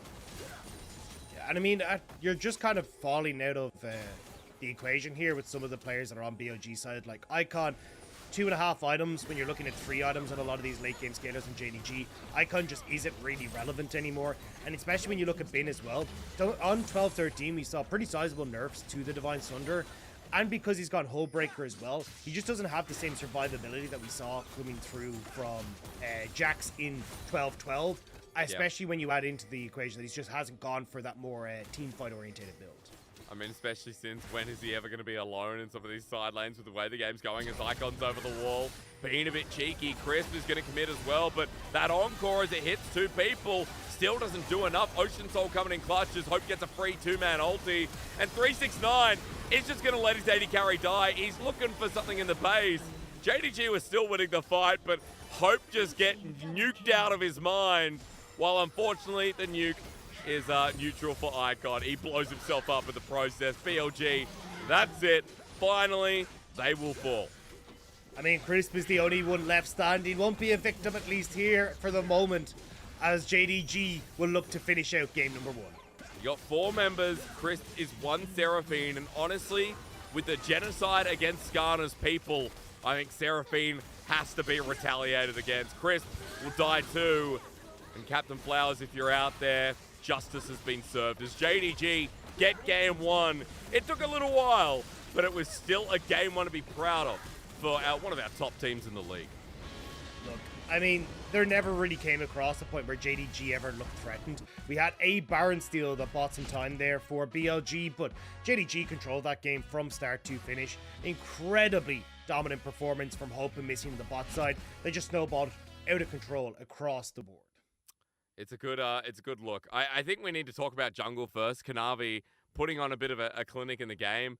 Dagda, it feels like, when Kanavi's in control, something unlike the Xin Zhao, he can set up his team for success, and a lot of those early neutrals, be it off the back of the 2v2 going so well, but Kanavi being in the right place at the right time, as we always say, felt like it made the game just that little bit easier.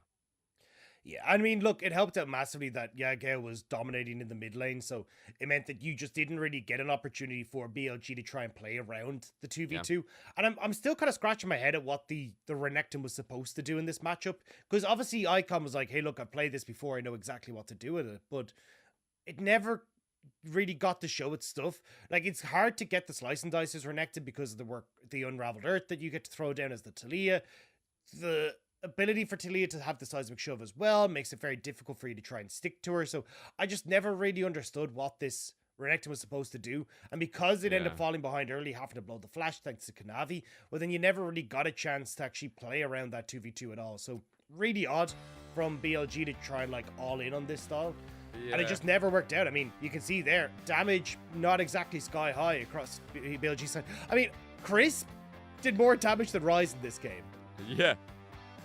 Yeah, that's very true. That's rough. Almost more than Icon. I think that's worse, right? Like, we're talking about Sivir being even more of this super late game scaler, but the fact that Icon with a Prowler's Claw did 200 less damage than Crisp kind of shows you how set up he was this game, Dagda. And as you were saying, it was level 6 we're waiting for Can and Icon to sync up, mid-jungle be such a big powerhouse to whatever part of the map. But it just never happened.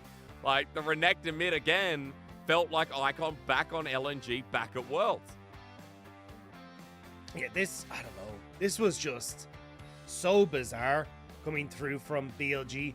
Like, I don't mind Ryze and Crisp being there in the bot side. I think that's actually a nice duo. I think it's just unfortunate that they just weren't able to match up in the 2v2 at all against Hope and Missing. The Renekton pick doesn't really work out. Like, I liked it initially when it was like, oh, we're going to put this top and see what you can do there and try this, like, Blade of the Rune King Sunfire Aegis build that's been going nuts in solo queue. But, yeah, I don't know. It felt strange to kind of all in on this super early game stall when BLG's only success they found in their last few recent series has been playing for late game team fights. They're not the fastest team either. I wouldn't say they're the most decisive, Dagda. So for BLG, trying something new is great, but we're going to see if that adaptation leads them in maybe a better direction for Game 2. We're going to take a break and find out if JDG are going to keep it classic by taking us to a Game 3 after that.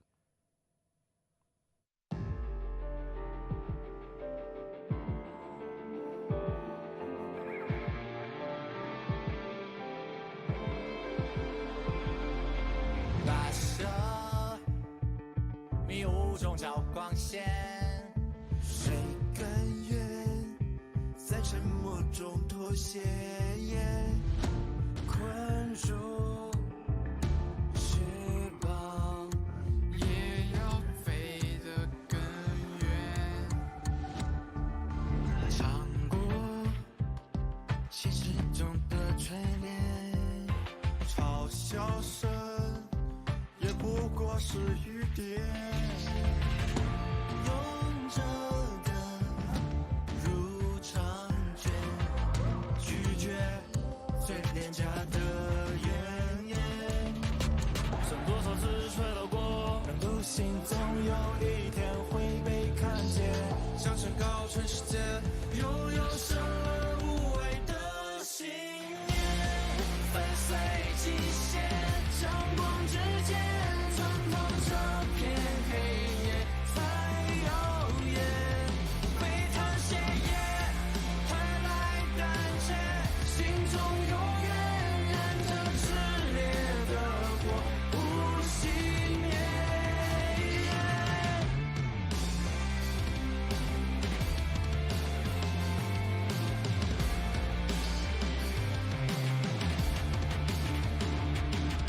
承受冷漠与偏见，也接受不完美的缺点。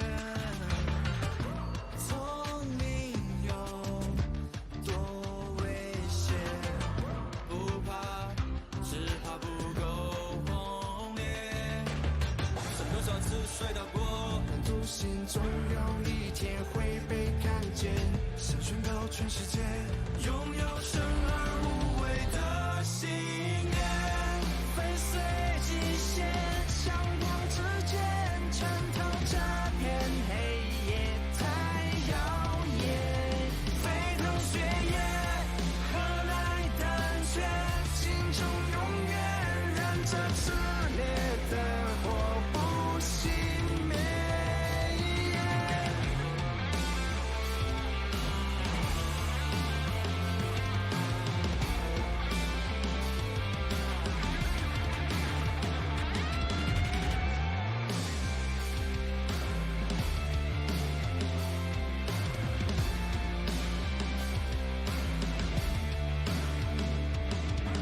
有多苦有多痛也不愿，流的泪受过的伤都会终结，被否定被拒绝多少遍，挡不住勇气疯狂蔓延，一颗心一双脚都疲惫，这条路不走到尾绝不停歇，每个你每个我很渺小，却有生而无畏的信念，战胜一切，阳光之间穿透这片黑夜才耀眼，展翅闪电点亮世界，心中永远燃着炽烈的火，不熄灭。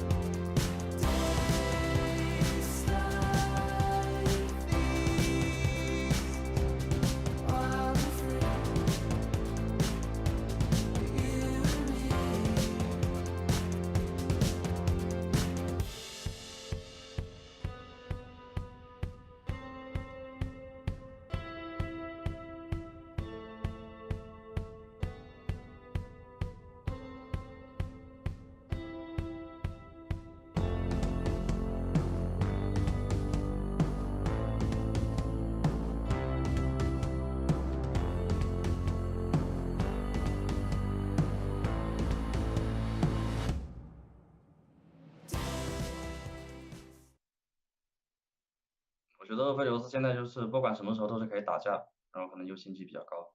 想一下京东的话，可能突破点就在他们上中野吧，因为我们上路是很强。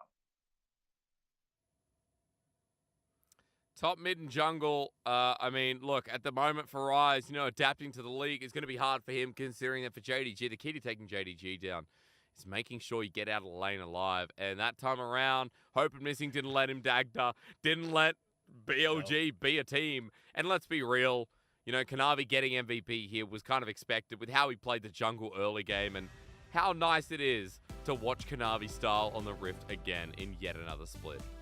I mean, he's an absolute monster, and especially when Hope, unfortunately, was getting targeted by Icon and Bin, Kanavi had to kind of step up and provide a lot of that damage. You can see 26% of the team's damage coming through the jungle, and this has kind of become the standard here when you talk about Kanavi. Just how much he brings to the team in terms of damage is kind of absurd. It really is. I mean, 26% on Sun Cao is just, that's silly. That's so silly. And he was going up against a team where there's a lot of skirmishes early, Dagda, right? Like BLG, we talked about wanting to get ahead. And even though they got first blood, the response was just so hard to watch. Yeah, I mean, JDG were just in such a good position to respond every time BLG were trying to make a play. Like that Rift Out play that just happened there, Kanavi had Missing, so was able to help him out. Here, when Hope gets hopped on, Kanavi's like, okay, cool, I can still carry this, because then Kanavi just becomes another person for Missing to toss all of his buffs onto, make sure that he's in a great spot. He already had the Kempunk sword, he had the Mob Mortius as well. Yep. Like, he has a ton of damage in his kit, a ton of survivability as well, and he's just churning it out alongside Missing. And so coming into this game, I think we already said it before the break, we want to see maybe a difference in draft, Dagda, is that fair? Like, BLG really threw the Hail Mary in a meta that is seeing like control mages come back, stable picks, like we are getting a lot more front to back with Sejuani tops and so on and so forth. And for BLG, it was so many spanners thrown in that it's like, man, okay, we just need a screwdriver now, but we can't see there's too many spanners in our toolbox, Yeah, I think you got to try and see something that can actually let Rise work in the bottom side of the map. Like the fact that you're just completely pushed out 20 CS, 30 CS down with no real jungle interaction just wasn't boding well for BLG's bot side at all. And this is why we kind of had that conversation about Rise not really being able to step up to the plate in a lot of situations to be that late game carry, that mainstay carry. So I think getting him on something where he's a bit more comfortable is going to be great. And then as well, just having something. If you want to try and go for like a strong mid jungle, I just don't think Renekton into Talia is your best option. Like try and look for other things that you can try and play with, and maybe then look to try and work with that 2v2 a little bit better, because I mean Kanavi and Yagao just ran amok there. Oh, also the 2v2 in bot, right, where Icon couldn't actually help that out too. It felt like the threat of dive came in because Yagao was unleashed from lane, and with Kanavi running through the jungle, as a bottom lane in Rise and Chris be like, what do I do? I'm a Sipper just trying to get through the lane. It was hard to watch that one. And for BLG, if you're tuning in now for the first time this split, Dag, I feel like our audience will get a sense of like where BLG are at by that first game. Like, this is not the BLG that got into playoffs last split. This is not the BLG that were like, okay, there's a lot of moving parts, but at least they're building some direction. This one is trying to build a roster now in week 7 of the summer split that leads to Worlds. Yeah, and that honestly just isn't cutting it anymore, and you can see that BLG are really struggling. Lucian ban, pretty bizarre, I will say, coming into this. I mean, I know Hope and Missing have been one of the few teams that have made it work, but I feel like Lucian's just so far pushed out of the meta at this stage, it's not worth it. But JDG going to ban the Zeri. We'll see if the Callista gets banned away here, which is what we saw in the last game, although it was BLG on the red side. But no, they're going to mix it up a bit. The Gnar going to be taken away from Bin. Okay, well, things like the Wukong we've already talked about. Our last game with the jungles, remember that we saw a Renekton first pick on the red side. It'd be insulting if JDG were like, oh, you know what? Let's pick Renekton and show them what they can do. But I want to talk a little bit more about Bansagda, because with Lissandra taken away, that's not really the first go-to with teams against Yagao. They get rid of his Ahri, which is 12 games played. The Callista, maybe more higher priority, though, is Hope that is going to be his third highest played champion, and one that it seems like BLG won't be taking themselves. Yeah, I feel like BLG are just ramping up for an Ari take themselves, make sure that they're all good. So with Renata banned away, I think you take the Ari here and make sure that you're in a good spot. And then you're kind of going to see what the plan is here for JDG. I could almost see Kanavi just going straight for a Poppy pick here with the Ari locked in. Having that Poppy is just fantastic, makes things a hell of a lot easier. And then you can try and counter the mid matchup as well, as it looks like Yegao just hovering through a few champions to see exactly what he wants to go with. Silas is up and available if he wants to try and go for it, but Yegao has always kind of been more of a control mage player. Maybe more about getting hope on something strong yet again. I mean, this Aphelios did so well within the lane. Yeah. And it's just kind of showing up in multiple regions right now as first pick or ban when Zeri, Kalista are taken off the board. So we get that strong AD. We get a run back here from Yagao with his Talia, even though Dagda, it is going to be a different matchup for him with Icon. Now on something that we think might be a bit more credible within the current meta. Yeah, and I actually like Icon playing Ari. I think it suits his style a lot more where he wants to push and roam. And Ari can definitely try and do that in this lane. So we'll have to see if they're going to be able to play down towards Ryze a little bit better this time. Because Ryze is saying, hey, look, I just messed up last time. We can win this matchup this time around. And with the Yuumi there, do we get the Ashe support? Are we going to get it? We saw it already coming through from Ming. Yeah, and we've seen it. I cast it yesterday in the PCS as well. And it's been seen there a little bit more with the Halo Blades.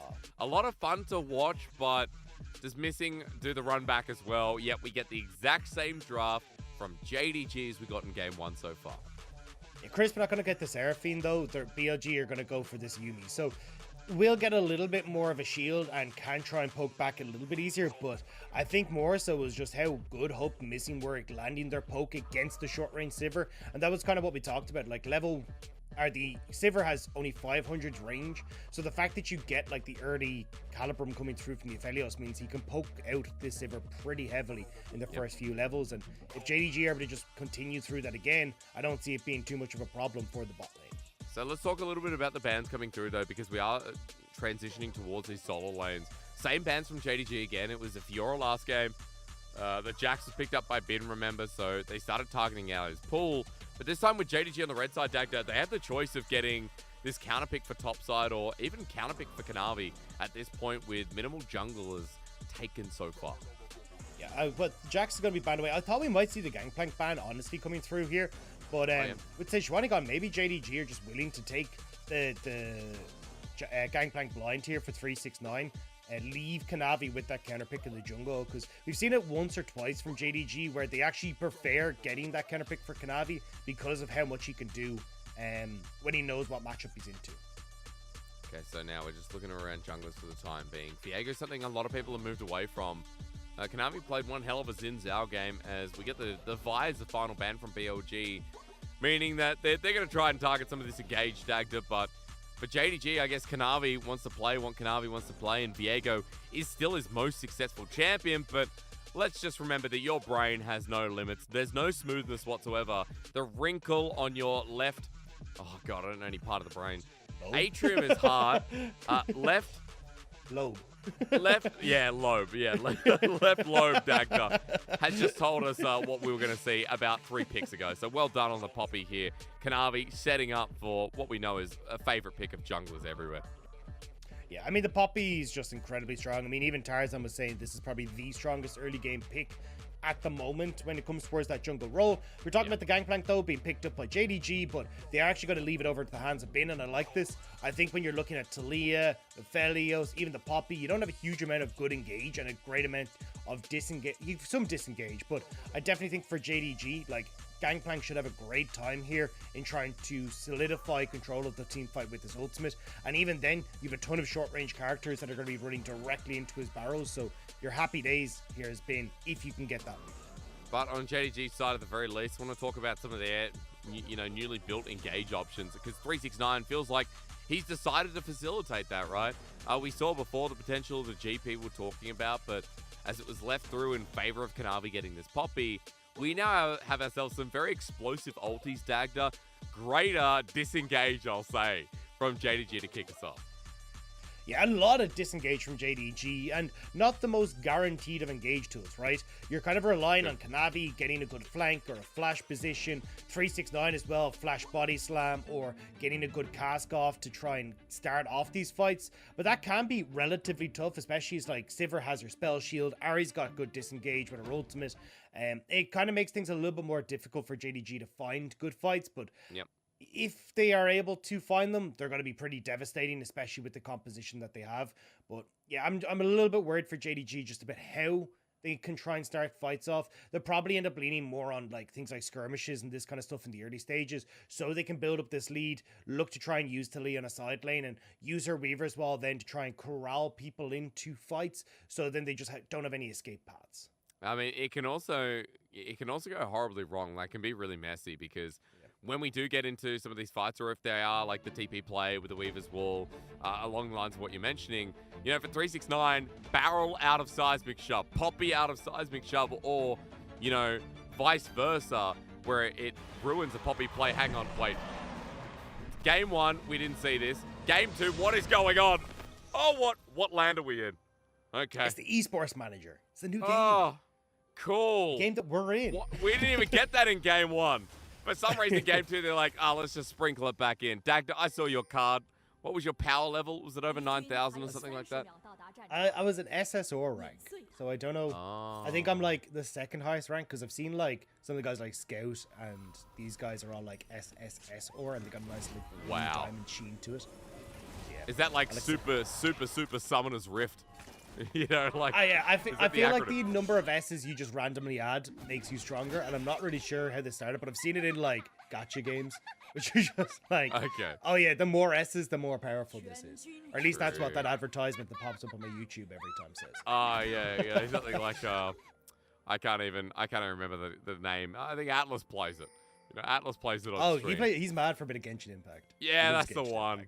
To be fair, I feel like I grind a couple of hours of that myself, but you know, gotta go back to Maple Story when you can. Anyway, competitors out of the way. This is League of Legends, and all I can say to you, Dagda, is this time you sound to have a bit more confidence in BLG's draft. It's 369 going for a cheeky invade himself. This is bringing back some shy stuff. He started body slam, just wants to be a nuisance. And look, Bin has to join in. He's like, where is this Gragas going? Yeah, I mean, 369, though, should lose out on the first few creeps here, so not entirely sure how worth it will be. Yeah, he should at least get 2 of them, I think, just off the back of that from the experience, but yeah, I mean, 369 just being a nuisance, trying to put Khan behind a little bit, but we'll end up just giving him a little bit of a hand when it goes towards the body slam with the clear, so moving back away won't be too much of an issue. And interesting to see 369 go for the Arcane Comet in this matchup. It does make sense when a lot of what Bin is going to try and do is poke you down, but with the body slam getting a little bit of damage off early. He spotted out mid though. He crosses now as Icon is going to throw some thumbs in the air, but Yagao getting some really good trades across here with the threaded volley.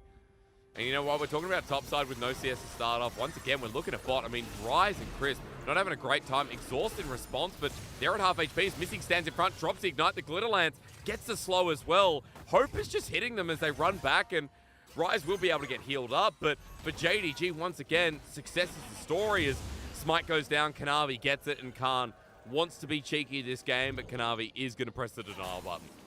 Yeah, Yagao going to come across as well here. Got to be careful as Khan. Flash is available for Kanavi too. Remember that flash against the wall with a heroic shove is perfect, and perfect once again. Khan might have to burn the flash if Yagao comes in and commit the summoner. As Hammer Shock gets a slow down, and Yagao walks in but is out of distance. So Blood is trying to be brewed in the bottom lane, Dagda, as BLG this time actually seemed to be favored with the bigger health buff.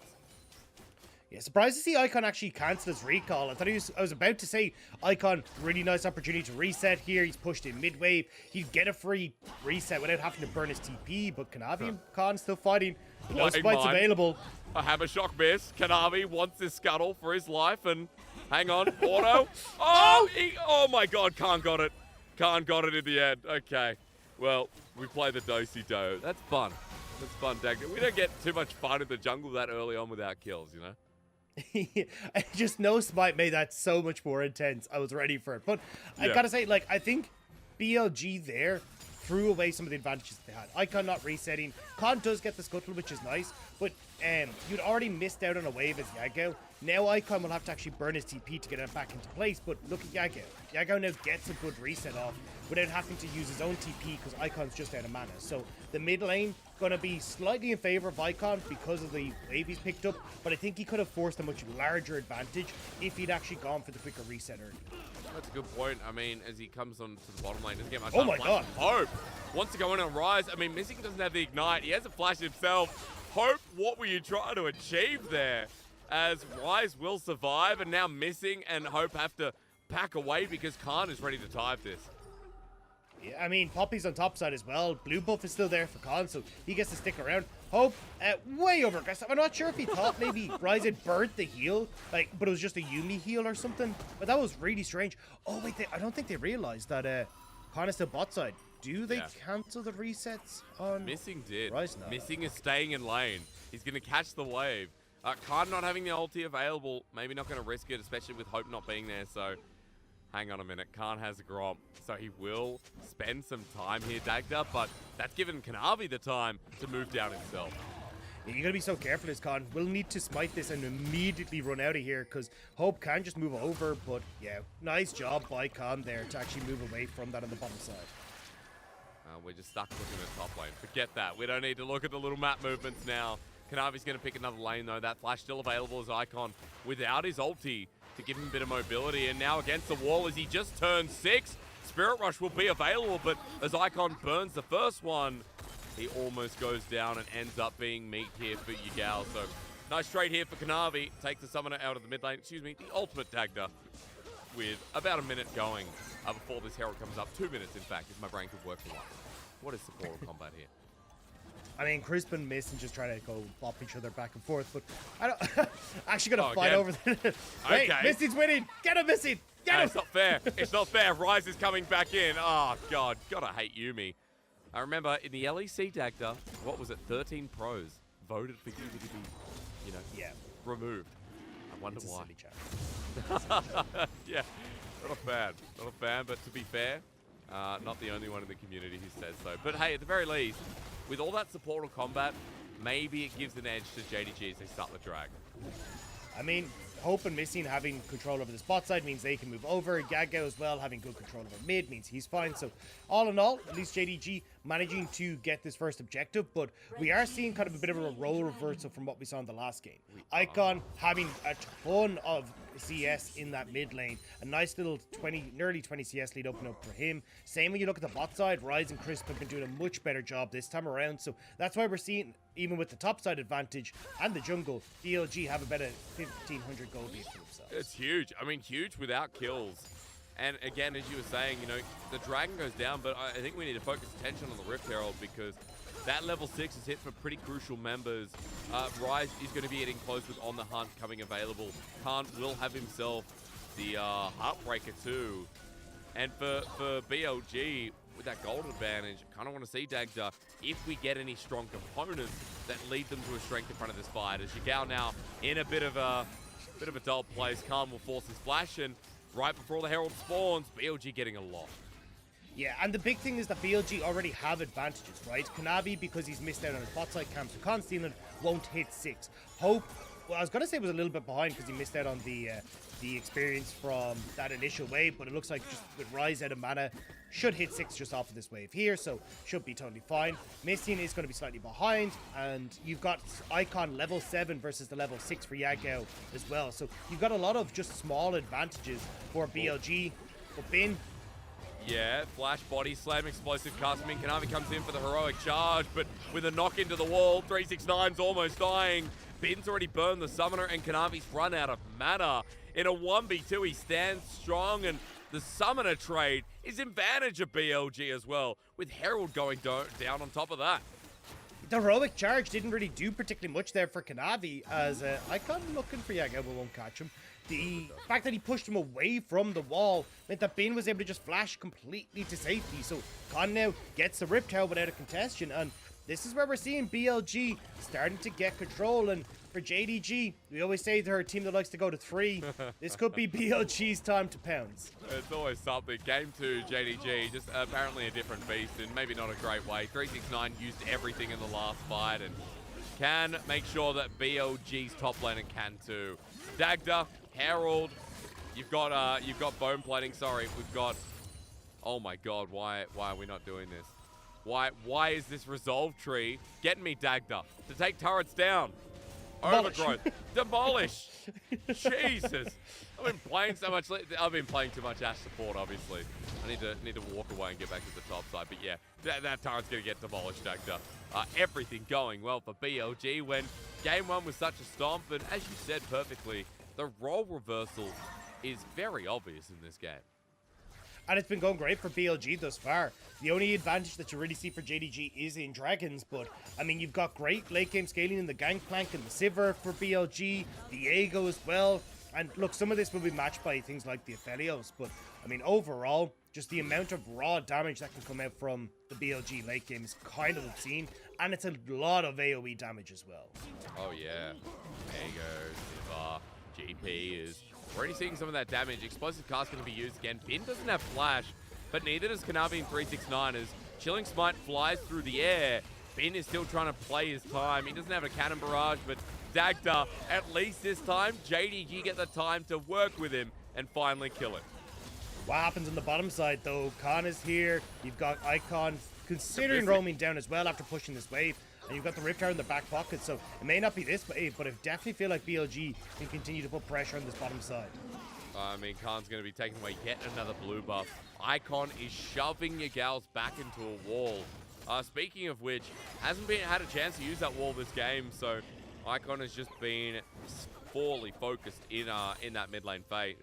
So, Dagda, I'll get words in a second. 45 seconds till Ocean, because for JDG, they picked up the first one, but with how the game's going, let's be real, it still feels very BLG favored for this next objective with the lanes and how they are too. Look, Stairs, words are overrated. All you need to know is big bug, smash head, mid tower, they take dragon. That's okay. It. That's all we need, okay? This is what I want to see from BLG. Well, shouldn't be too hard. Depends on Khan though, because as he gets caught out here by Kanavi, tries to set up for the stun, flashes from the seismic shove. Can goes in by himself, and with 15 seconds until the dragon, his flash not being available as a Viego may cost him a little bit. Yeah, a bit of a late reset's coming through from BLG as well. Rise and Crisp, like, they're only just coming back in here, so it means that, in theory, JDG, with Hope having push in bot, can start to move across, but you're at a very big disadvantage when it comes towards items because Hope hasn't reset, so it means that BLG, if they actually end up in a 5v5 fight, should have the advantage, and it looks like JDG are aware of that. They're just trying to play defense right now. Kanavi has his ult up again in 10 seconds too. Against the Herald, will it be there? Good seismic shove. Herald gets frozen in place. Wait, Herald, wake up. Okay. There we go. Kanavi's ultimate's almost available, but not in the nick of time, so Herald gets the gold. I don't know, Shelly causes a lot of bugs, Dagda, and I don't know if that was one of them, but it took a little bit longer than it should. However, maybe that's good for BLG because it gives them the time as Dragon has now spawned to line up with it.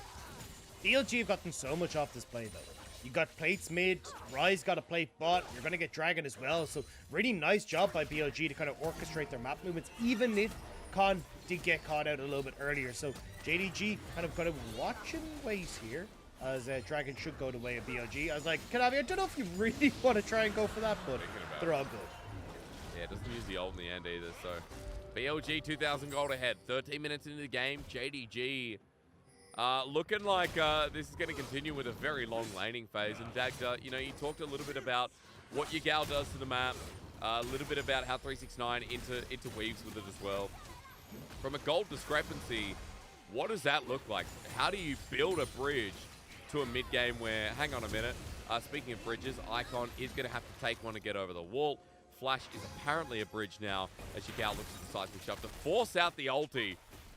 I still stand, Dagda. I still want to ask the question as to what JDG need to look for to kind of bring this game back into their favor. I think their best bet is to try and start looking for picks.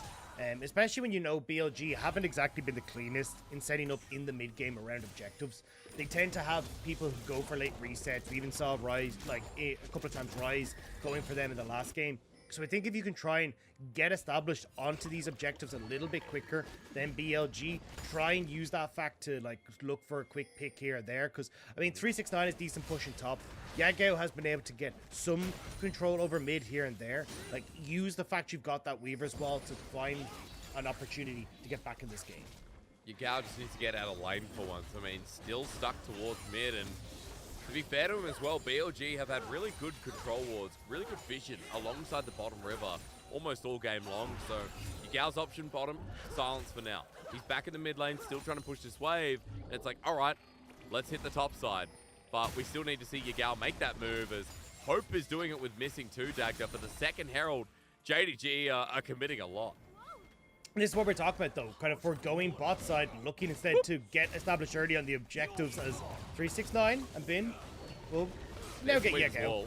Okay, damage that means going to come through as Bin has to flash away from the seismic shove. So good attempt here from JDG, and with the top lane around of it, only the cannon barrage will be available for him. So second Herald for the cost of bottom lane turret, as BLG move in to try and persuade JDG to give them yet another outer turret, this time being the mid lane, for Icon to take by himself. I mean, Kanavi fighting over the scuttle, while Icon says thank you so much. Yeah, JDG really needed to get that kill onto Bin in that top side. The fact that they didn't means that they're trading down massively on this play. Bot Terra goes down, mid Terra goes down, and 369 might fall as well. Oktoberfest is apparently a good time, Dagda. However, there are points when it can go overboard and you're not in the right place at the right time. One keg too many here for 369, but looking for the solo kill while he now realizes he's in big trouble. That is not good, as I went to Germany a while ago, and obviously my German is also not good. I mean, this is a disaster for JDG. I mean, look, you're German. I mean, you got the words there. Apparently, I think they're right. I could be wrong, but I think you're good. But knock. I don't know. I don't speak enough German. I know 1, 2, 3. He was rolling 3 in that top lane matchup as Kanavi comes into the bottom side with a bit of support under his own. This is Ben who walked into this, by the way. With Ignite getting dropped down, they're using a lot, but his flash was burnt before. Operation Bully Bin, put a bin liner in. And, well, down he goes. Well done, Dagda. Thank you. I just wanted to be a part of it. Oh, Hope is going to die here, I think. Well, that ulti. That was a visual. Also, Dagda, here comes 369. Now, Hope ults the wrong way. As we look at this 2v2 in more perspective, Yagao's going to bring in the rest of the cavalry. Great from 369 as Rise is now by himself. Look at this. JDG, a 5-man stack against the wall. He only just joined the LPL. Give him a break. We're bringing it back for JDG, though. I mean, what was going absolute disastrously with them losing all their outer towers, not really making plays. Suddenly JDG come alive. They get the pick on bot. They get 2 kills mid. Now they're getting control of the game back, and the gold lead starting to equal up a bit as well. This is what JDG needed to do to find moments to get back into this game. They're good play, Dagda, as we look at the replay here. I realize it is niched good. I can't say it properly. But, hey, for JDG, this turnaround, again, just seemed to be so swift despite the ulti from Hope. Yeah, Hope doesn't get knocked by that anyway. He still comes back in here. Khan beautifully jumped on by 369. Yagao's waiting in the wings as well, so Rise just gets completely caught out as all 5 members show up in mid. Dragon is up though. BLG have control of the area, and it looks like, at least for the moment, JDG are like, look, we're not going to try and contest this. 369 has already moved top side. He's going to look for the top turret instead. And especially with where the waves are positioned, BLG will be able to get this uncontested. And so, start the Dragon stacking now, and you already talked about what their late game involves. It feels like for BLG, still the cards in their favor, despite JDG having that one play mid that gave us a bit of hope again. But I feel like what's going to give us more hope, Dagda, is Yagao on this Taliyah now finally starting to move around the map. We talked about this at the start of the game.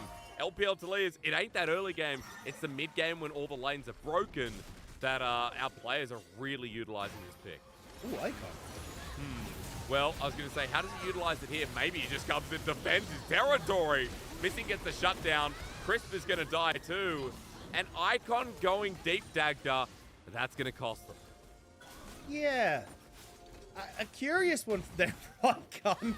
As I said, wasn't able to get onto Missing, and he's gone way too far to the enemy jungle. So now JDG posted up here in topside. This will give them top turret, gets them 2 kills as well. And that 2 and a bit K gold lead now starting to dwindle further and further.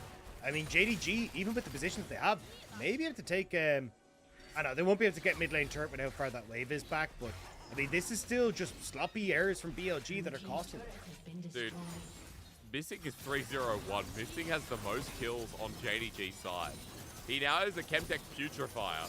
Missing is, I would say, a very strong Lulu at this point, Dagda. And to be fair, this whole lane in the bottom side, however devastatingly it's gone against JDG, Missing has always been in charge as we look at this again, and it was the chase after Missing that Icon got baited in by. I mean, what a debate. Where is he? Oh, yeah, we'll take it. Yeah, great flash from Missy there. Kanavi's got the steadfast presence, so he gets 1 bonk, 2 bonk. Then you end up with the seismic shove as well. It's the triple bonk hysterics, and there's nothing Icon can do about it. Imagine being Crisp. You're like, why did I come with you? No, why did no. I come with you?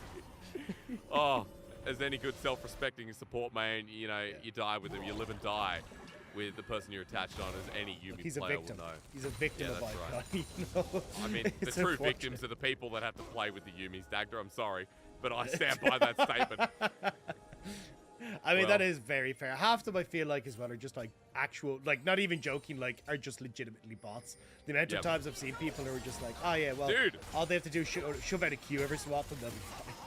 I saw on the subredditors, I'm going to pause because Khan might be in a bit of trouble again. Knavi, really good heroic charges. Keep this verdict. May have just judged Khan as guilty. As JDG again continue to harass BLG in these side lanes. And Dak, I was going to say, like, the amount of, I don't know what I was going to say, actually, forget it. I can't remember what I said, 2 minutes ago. I'm out. I'm done. Look, Dak. this is an action-packed game. I don't blame you. JDG are picking up the pace. You got to make sure that you got your wits about you as Bin. Going to take this top lane turret as well as 369. We'll try and defend it, but there's a lot of JDG members trying to move up towards this top side. Cannon Barrage is still available. Flash is there too. He wants to take the 1v1, but 369 ain't walking into that big barrage. Hope is walking up with the Gale Force to take the kill, and they'll give it over to him. The AD carry getting resources, and JDG are punishing BLG every single step. Dagger, I still can't remember what I wanted to say before, but I know what I want to say now. This game is looking dicey again, or at least again in the series, when BLG had the early game under their wing firmly. And look, you still have really good late game scaling here on BLG's side, but again, we're seeing like Bin apparently doesn't really want to play with the team. Instead of going for like things like the Ravenous Hydra builds that we've seen, like maybe you want to go for like a Chem Punk sword or anything like this, he's just going to go straight for the whole breaker. And this is kind of saying again that Bin just wants to be alone in the sideline against 369. Now, he still will be valuable in team fights, don't get me wrong, but you're not really seeing BLG itemize or play towards that team fight strength. So maybe they'll be a little bit lacking when they come into it, but JDG are just kind of still behind. Like, Hope only just finishing his second item, whereas you look across at Rise, he's halfway towards his IE, where he's really going to come online, because don't forget, like, his Q scales with Fricks. Oh, God, stop. I mean, Can walking into jungle. 369's MIA, explosive cask, at least saves his life, but Can is showing us a lot here in the second game as 369 goes golden, but Icon's ready over the wall to finish him off. A good boomerang blade from Rise, but unfortunately still doesn't have the damage without that IE to be finished. So Dagda, bit of damage on 369, and he doesn't have TP right before the dragon spawns, which will be the third for BLG. And that's Yuumi diff, because Khan ends up getting the healing coming through from the cast, whereas JDG have to send back Gragas. So they push in mid, now trying to get themselves in towards River, but JDG trying to kind of cut them off here before 369, or sorry, before Bin is able to come in, but Bin TP in bot side, he wants to try and be a part of this fight. BLG, come on. You know, I'm sick of this. I'm sick of BLG showing us signs of brilliance like in this early game, and then giving us weak knees towards mid-game, Dagda. As they go to the Dragon, at least this time they'll have themselves a soul point ready and available in 5 minutes, but does JDG move up towards his top side? Look at the lack of vision control I mean, they're going for mid push here on BLG, but Dagda, JDG trying to bait in the Baron, and there's not a ward to be seen. Nice job by Bin, though. Cannon Barrage to just check the Baron. They see nobody's on it. So, Khan, don't get caught!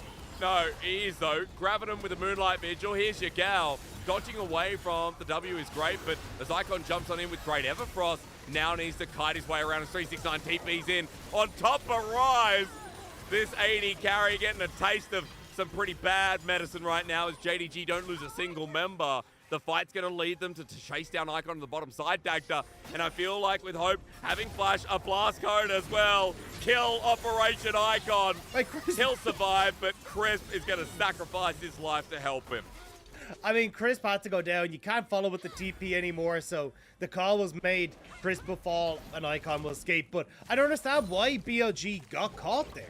I mean, you got the Dragon. You knew that JDG were not on Baron because of Bin's ultimate, so you didn't need to face check it. And Calm getting caught there really causes issues, as now you're still waiting on Crisp to come up and Hope he's got red and white. Yep, and Yagao makes a 5th member. Means everything's not alright for BLG. This is your early game. And now with the perfect guns for Aphelios, JDG threatening the Baron as the turn from 369 comes first. But Khan is on the back of this wall at 5k, 4k. Kanavi charging up the hammer. Doesn't get the jungler. They're going to 50-50. This is missing. Goes down. Khan's in the pit and gets it. Yet again, another Baron still here for the newbie jungler while Rise starts cleaning house. However, the problem is that Sivir versus Aphelios still happens to be a Season 11 champion. On to Bin now. Hope in the middle of everyone. Chris can't face him, but Icon will do the job. Dagda is getting flashbacks to the war of Aphelios' release, but BLG still managed to get what they came for. Hope had so many chakrams in that fight, but wasn't able to carry it across the finish line. But as you said, Khan, great positioning here, doesn't have ult, so has to flash over, manages to just about get the steal. Yeah, early smite coming through from Kanavi. And from that point, this is where it gets a bit dicey, because Hope's actually in a really good spot. Like, look at the amount of chakrams that he has around him here. So he is tearing through people every opportunity that he gets, but just not enough health bars on his teammates. And Hope ends up falling just after he gets binned. Okay, well, both AD carries stepping up clutch. But BLG with the stolen Baron and the team fight, now back to a gold lead. We got 4k on the board right now, and Dagda, it's 2 minutes until Infernal. So at the very least, we can say that for BLG, maintaining an item difference between their counterparts is going to be such a positive when JDG inevitably have to force the fight for this upcoming Soul so that BLG just don't send us to what could be a guaranteed Game 3 afterwards. I mean, you're still in a good spot. Here's BLG, although Khan just needs to be careful. I mean, as you say, like, you got a minute and a half until Dragon. You've got 3 items now on towards Rise, and having the extra agility cloak as well means that he's sitting about 95 crit. At 100% crit chance, Rise's Q is dealing 50% extra damage, so he's very close to getting that full amount of damage off on his Q. And this is where you start to get a lot of extra damage coming out in team fights, because every auto attack, thanks to your ult, is lowering the cooldown of your basic abilities. And this is where, with that extra Q damage, you become a menace as Sivir, not including just the fact that your boomerang blade is bouncing around as yank out when he gets caught. Yeah, Icon jumping in, feeling confident as ever. JDG sent the whole cavalry to try and stop this charge. As 369 deals with his own in the mid lane, Bin is just soloing out while Rise walks up to the turret alongside Crisp. And this Baron power play at 5k right now, considering we come the back end of that Baron fight. BLG trying to break the base here, Dagda, and doing so would put them in a great position for us to send them into a Game 3. Let's see now. BLG can continue this one forward. Good control, but that's an engage. By himself and against the wall, he's already used the orange. Cannon Barrage in a great spot as Chris Salty is even better, proving himself and getting the other AD. Dagda might be 4 years after the music video, but he still rises with a double kill in his death. JDG hold on, a 2 for 2, but the 80 carrier BLG is showing us that new Sivir with a threshold. Yeah, no jungler for JDG now means BLG should be able to get the Dragon as it spawns. TP coming in though. Yagao wants the seismic shove. That's all he needs to find a help with a pick here, but Icon is out of his reach and Crisp is sitting on top of him. A Spirit Rush comes through yet again. Looking for Yagao, doesn't thread the needle. And Khan as well, finding himself a W in the wrong direction. JDG now with the Dragon spawning are going to try and zone off the rest of BLG. And BLG, Dagda, they have their jungler. Yeah, they're just trying to wait here. JDG are trying to buy time, make sure BLG can't start up this Dragon before the rest of JDG can get there. TP from Bin into the bot side, though. Dagda, this is it. You know this is it, don't you? You can see the fight coming, you know, with Kanavi on the run. BLG are going to make the stand here and try and take us to a game 3. And Bin's angle here might give EU fans a bit of deja vu, as it's only 369 for now and Khan seems to be the target. But look at the shredding. Rise is doing so much damage to the front line as he runs forward along with Icon. Bin as well. And here comes the mid laner from BLG that we talk smack about. They find the fight, and JDG, just like a script, are going to go to game 3. Late game Sivir, baby, coming in hot for Rise. He wasn't set behind this game and popping off in these fights. We should go to a game 3. I'm assuming we're going to game 3 as Kanavi's tried his best. Yeah, we're going to get a TP in at the very least. Bin drops the Catabarrage, but Icon rejoins. Crisp is the one that's slow here, but it doesn't matter. In 29, almost 30 minutes, Kanavi on his last legs getting blown to pieces with BLG revitalizing the series and taking us to yet another game 3 against JDG. The surprise Pikachu, Dagda, that's what's popping up in my mind. Yeah, I mean, somehow, some way, JDG will always go to a game 3. That's just the way this works, but gotta say, much better game from BLG regardless. Good laning phase coming through for them. Icon looking far more comfortable in the Ahri. You got Rise, who was doing a good job in the lane as well, coming out with a 10 to 20 CS lead. Bin commanding that top lane against 369. And even you could see Khan running amok against Kanavi, like consistently getting into his bot side jungle, taking away a bunch of these camps, leaning into that advantages that they got in the early game. Then they could just powerhouse their way into the late portion of the game. It was a little bit messy, as we always say with the mid game for BLG, but just being able to rely on that late game scaling from the Sivir and also from Bin was just too much for the JDG squad.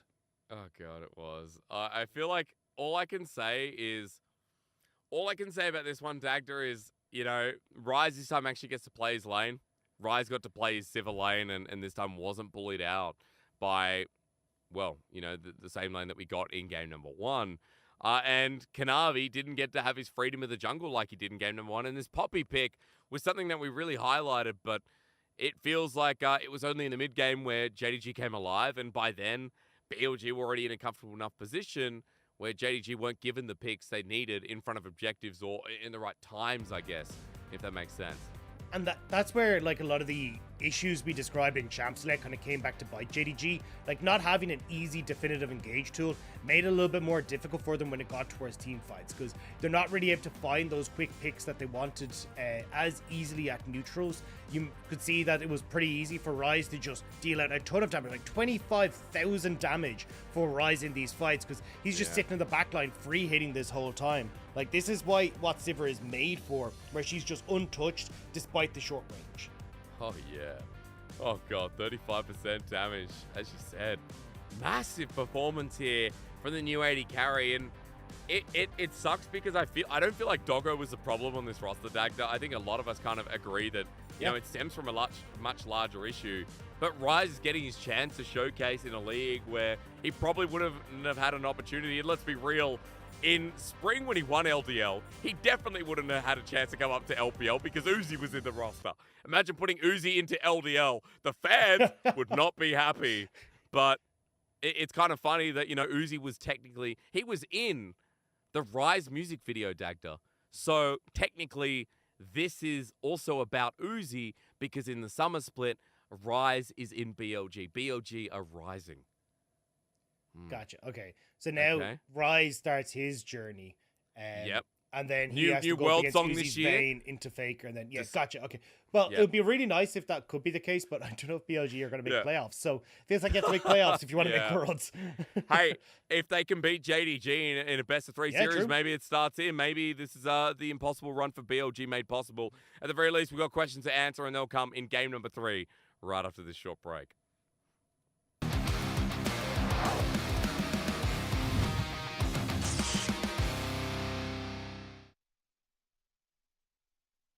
LDL, I'm sure we've all seen, has brought in its fearless mode. They've moved over to doing best of threes because they did their first half of the split as best of ones. And the way it'll work is after game 1, you cannot play the same like champions that you did the previous game. So game 2, you can't play what you did in game 1. Game 3, you can't play the champions you picked up in game 2. And I think that's so cool. I think it's like such an exciting idea to see kind of come into a development league. And I guess especially for you, Ox, having come from being a player, it's like, what are just overall thoughts on this change? I feel like honestly, it gives players with more flexibility a lot of opportunity to shine. You know, there's some players who can perform very well because they're not challenged in drafts, or you know, there's such a limited amount of drafts compared to the champions that are like strong in the meta that you're not forced to adapt or move. And they're just trying to like adapt, sort of copy the meta, because you know a lot of these development teams will be scrimming against the main league teams, and they'll kind of just become very rooted in this is the meta, this is what we do. And I think the fact that like you could have like a great split in the development league, and it's just because the champions that are meta at the moment are ones you're really good on. So I think the fact that they're doing this means, you know, players have to show a bit more depth. There's going to be, you know, they're going to be tested more. You can bring out a pick that really works for you, but then you're not going to be able to play it. You might get targeted in bans as well. And I think it's great for a development league. I think this is exactly how it should be. And when you look, I feel like other regions should be looking at this and think, hey, maybe we sort of adopt this. Especially, I feel like, you know, it's a bit different with the EU ecosystem because we have like EU Masters where a bunch of different teams come in. It's not just like the academy. But I feel like when you've had, you know, for example, in Korea. So in Korea, they have like just their academy teams playing in their academy league. It's like, what's the reason for not doing this, you know? I think it has some limitations when you go to like first division. For example, let's say you end up picking a power pick like Zeri, and then you lose on, you know, you end up losing a game on Zeri, you're in a really bad position because it's like, oh, well, you know, if it gets to best of 5 in particular, it's like if you miss an opportunity on a powerful champion, then your opponent doesn't have to ban it for the rest of the series because you can't play it. And it's like, oh, well, that could be a little bit rough. So I think it's definitely, because a lot of people, I've seen some dialogue about, oh, they should bring this in the main leagues to like change drafts there. I don't agree with that. I think it's great for a development league is essentially the point I want to hit on, and other regions should be sort of looking. And as the goal of the LDL is, you know, to bring up the next stars, it's just going to test them more and allow them to show more diversity. Yeah, I also just think from the perspective of like how many power picks do you commit to a certain draft, right? Like, I think it definitely ends up favoring red side a lot because you get a way more information on like how many power picks your opponent has committed to this draft. So if they've got like 2 of the 5 insanely strong for each of the roles, or 3 of the 5 insanely strong for each of the roles, you kind of can just watch the rest of the draft, go, cool, well, we'll just take a stronger draft in the next one and make sure they're all fine there, right? So I think it's kind of got like a little bit of exploitability, but as you say, for a league that you're looking to develop and for people to be able to show, hey, I've actually got like a cool depth of champions that I can play, then it becomes a lot more interesting. And I think that's where the actual onus, or at least from my understanding, why it should be implemented is so that you can actually check, hey, look, this guy can play on multiple different champions, perform across the board, rather than, hey, he managed to get his top 2 or 3 champions for the entire split. Because I think we've seen a lot of players that have come in and kind of been drowned out in the LPL because it's like, hey, we banned 2 of your champions and now you've nothing else that you can play at a high level.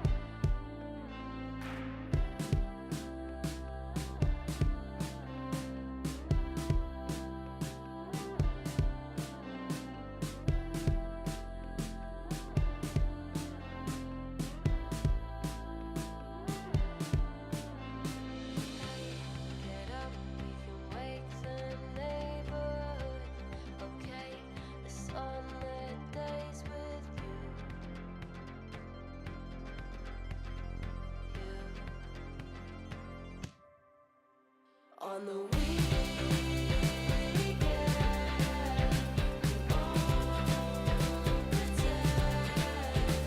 Swim against the tide, look up at the sky. I just don't know why, I just don't know what weekend.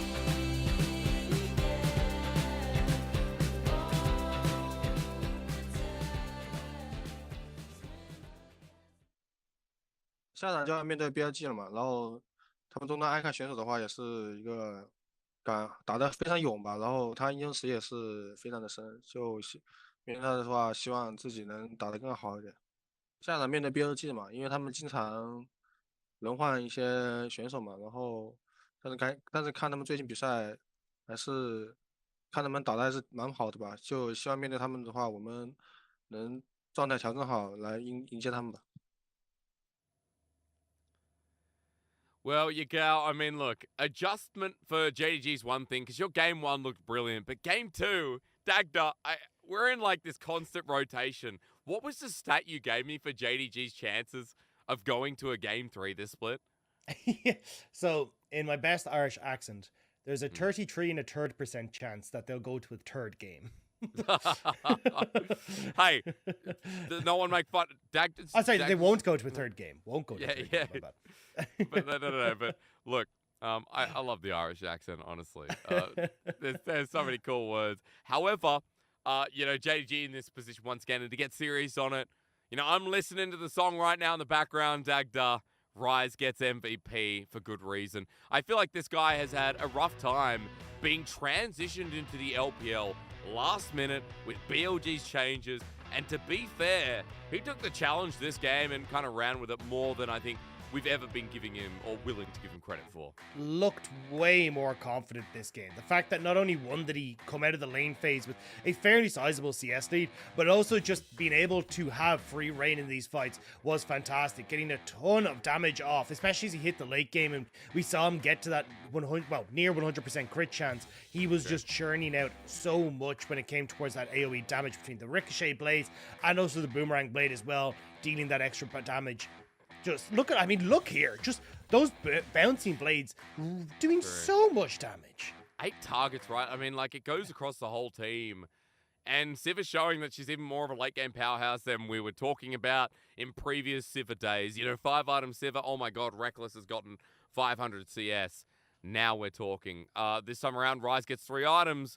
And we're talking even more. Looking forward to the draft coming into this, Dagda, because now that we're in a game number 3, I feel like for JDG, there's going to be a little bit more respect, as we always say. But I also think for JDG there, you were criticizing a little bit about the draft, and not overall, but just how it operates against BLG, who got some pretty strong, global, semi-global picks coming through.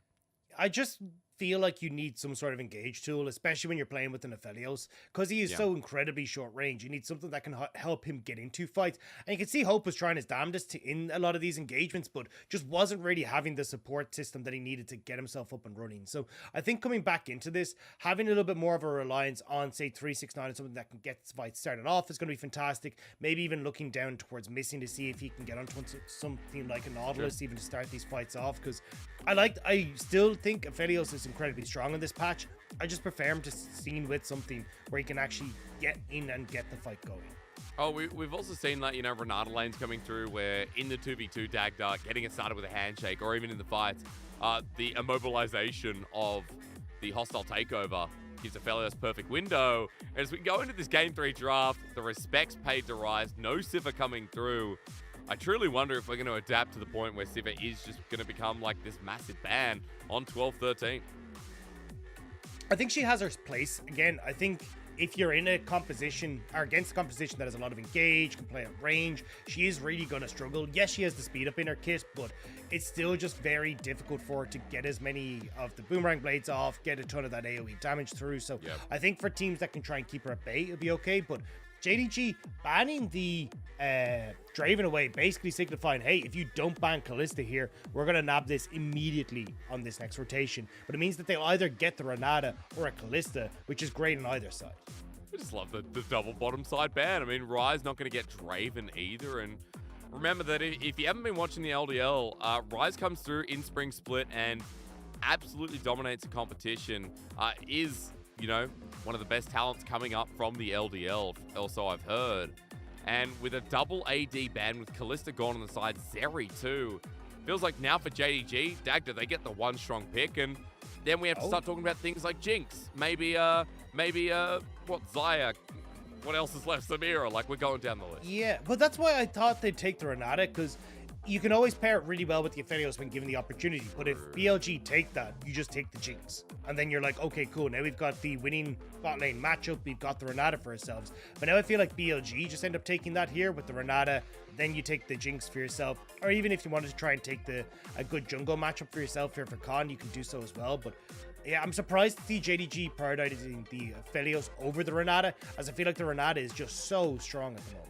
Chris was one of the first people to play it in the league as well. Chris was coming out with it on Spring last split when it was released. So, yeah, it's one of his best champions at the moment in his 14-wide champion pool. 80% on it too. So as Chris gets that, Dagda, we already talked about it. Rai's going to have himself the Jinx. So bot 2v2 locked in. And now that JDG have sacrificed getting the Renata, what's a good response here for you? And talk me through jungle pool a little bit too. I mean, it's a good question. What is the response? I mean, maybe just go with the Nautilus here in this bottom side, but just for the point-to-click CC to focus down Rise might help out. But you always have to be so careful, because if you try and go for an Enchanter, I mean, your Aphelios can't just one-shot the Enchanter support if he gets hit by the hostile takeover. So JDG are going to back into the Nautilus. They'll then go for Yagao still with the Talia. And now for BLG, with the Ahri gone, I'm not sure exactly what they want to go for, but I actually think maybe taking a jungler and like saying, hey, look, we're happy with going like Lissandra or a couple of other picks that can still creep in to that mid lane pool on this next rotation, even if they get banned away. So we'll just take the jungle here, ban away Kanavi's junglers in response, and get Khan a good matchup. Even things like the Silas for mid Dagda. So Khan, you know, picking up things like the Viego. We have so many mid lane champions available. Otherwise, Icon's most played is the Silas, as I mentioned before. Azir's still there, Dagda. LeBlanc is there if he wants to choose it. I love that you brought up the Lissandra with this BLG comp as well. Feels like JDG are gonna have to dot a lot of I's, a lot of A's, B's, C's, and what other letters in other languages have those, you know, dots over it that I don't understand. There's a lot of homework to do, Dagda, for JDG within 2 bands. Look, we've already established we're terrible at German. We don't need to establish True. we're And terrible before, at other languages I as well. realized, you know, my partner comes from Holland, and I was speaking Dutch.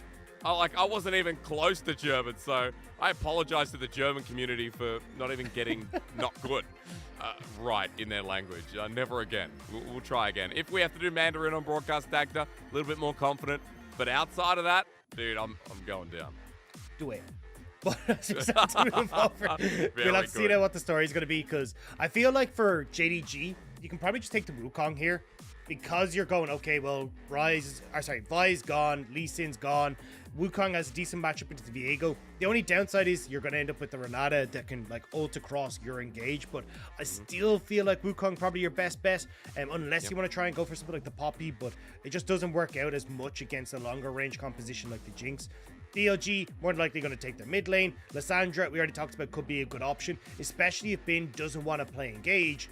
Well, maybe you go for that, but we'll actually swap over towards the Gwen. So I feel like you're eyeing up a Lissandra pick here regardless for BLG, and JDG can kind of respond as to how they want to try and take these matchups. Maybe going back to game number 1 where the Sejuani was picked up, it was a different matchup, but still 369 did pretty well. You hit the nail when you talked about jungle pool here, Dagda, and the Wukong, which was so once heavily prioritized as a first pick or ban, now makes its way through to give over to Kanavi. And Dagda, we're now going to have a lot of engage, a lot of setup for JDG to get their all in. I mean, really good for JDG. I think I was wondering if we get Kenny or Sejuani there coming through for 369, but Sejuani going to work out just as well. So you got great team fighting set up here for JDG, a ton of CC, and they want to try and play these front-to-back fights, kind of smoothing over a lot of the issues we saw with their composition in the last game. BLG, though, I mean, this is going to be a heavy hitter regardless. You've got Gwen, good scale into the late game, Jinx, great scale into the late game, good disengage coming through with the Renata ult as well for what JDG are trying to throw at you. And especially when you see how many engage tools are on JDG's side, Icon gets to have a field day with these ultimates. So for BLG, looking really good if they can get to the late game. They just got to make sure that they're not falling in the mid game to JDG. I think for JDG, you know, that mid game was what we saw the power come through in the last game, but it was the early laning phase that hurt them the most. This series so far, Dagda, has been defined by the first 15 minutes of the game.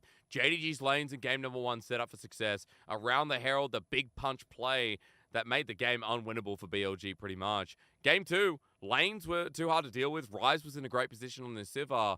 And even though it's not the Sivir, this time he's got the Jinx. So it feels like we do have BLG setting up from the same success that they picked up in the last game.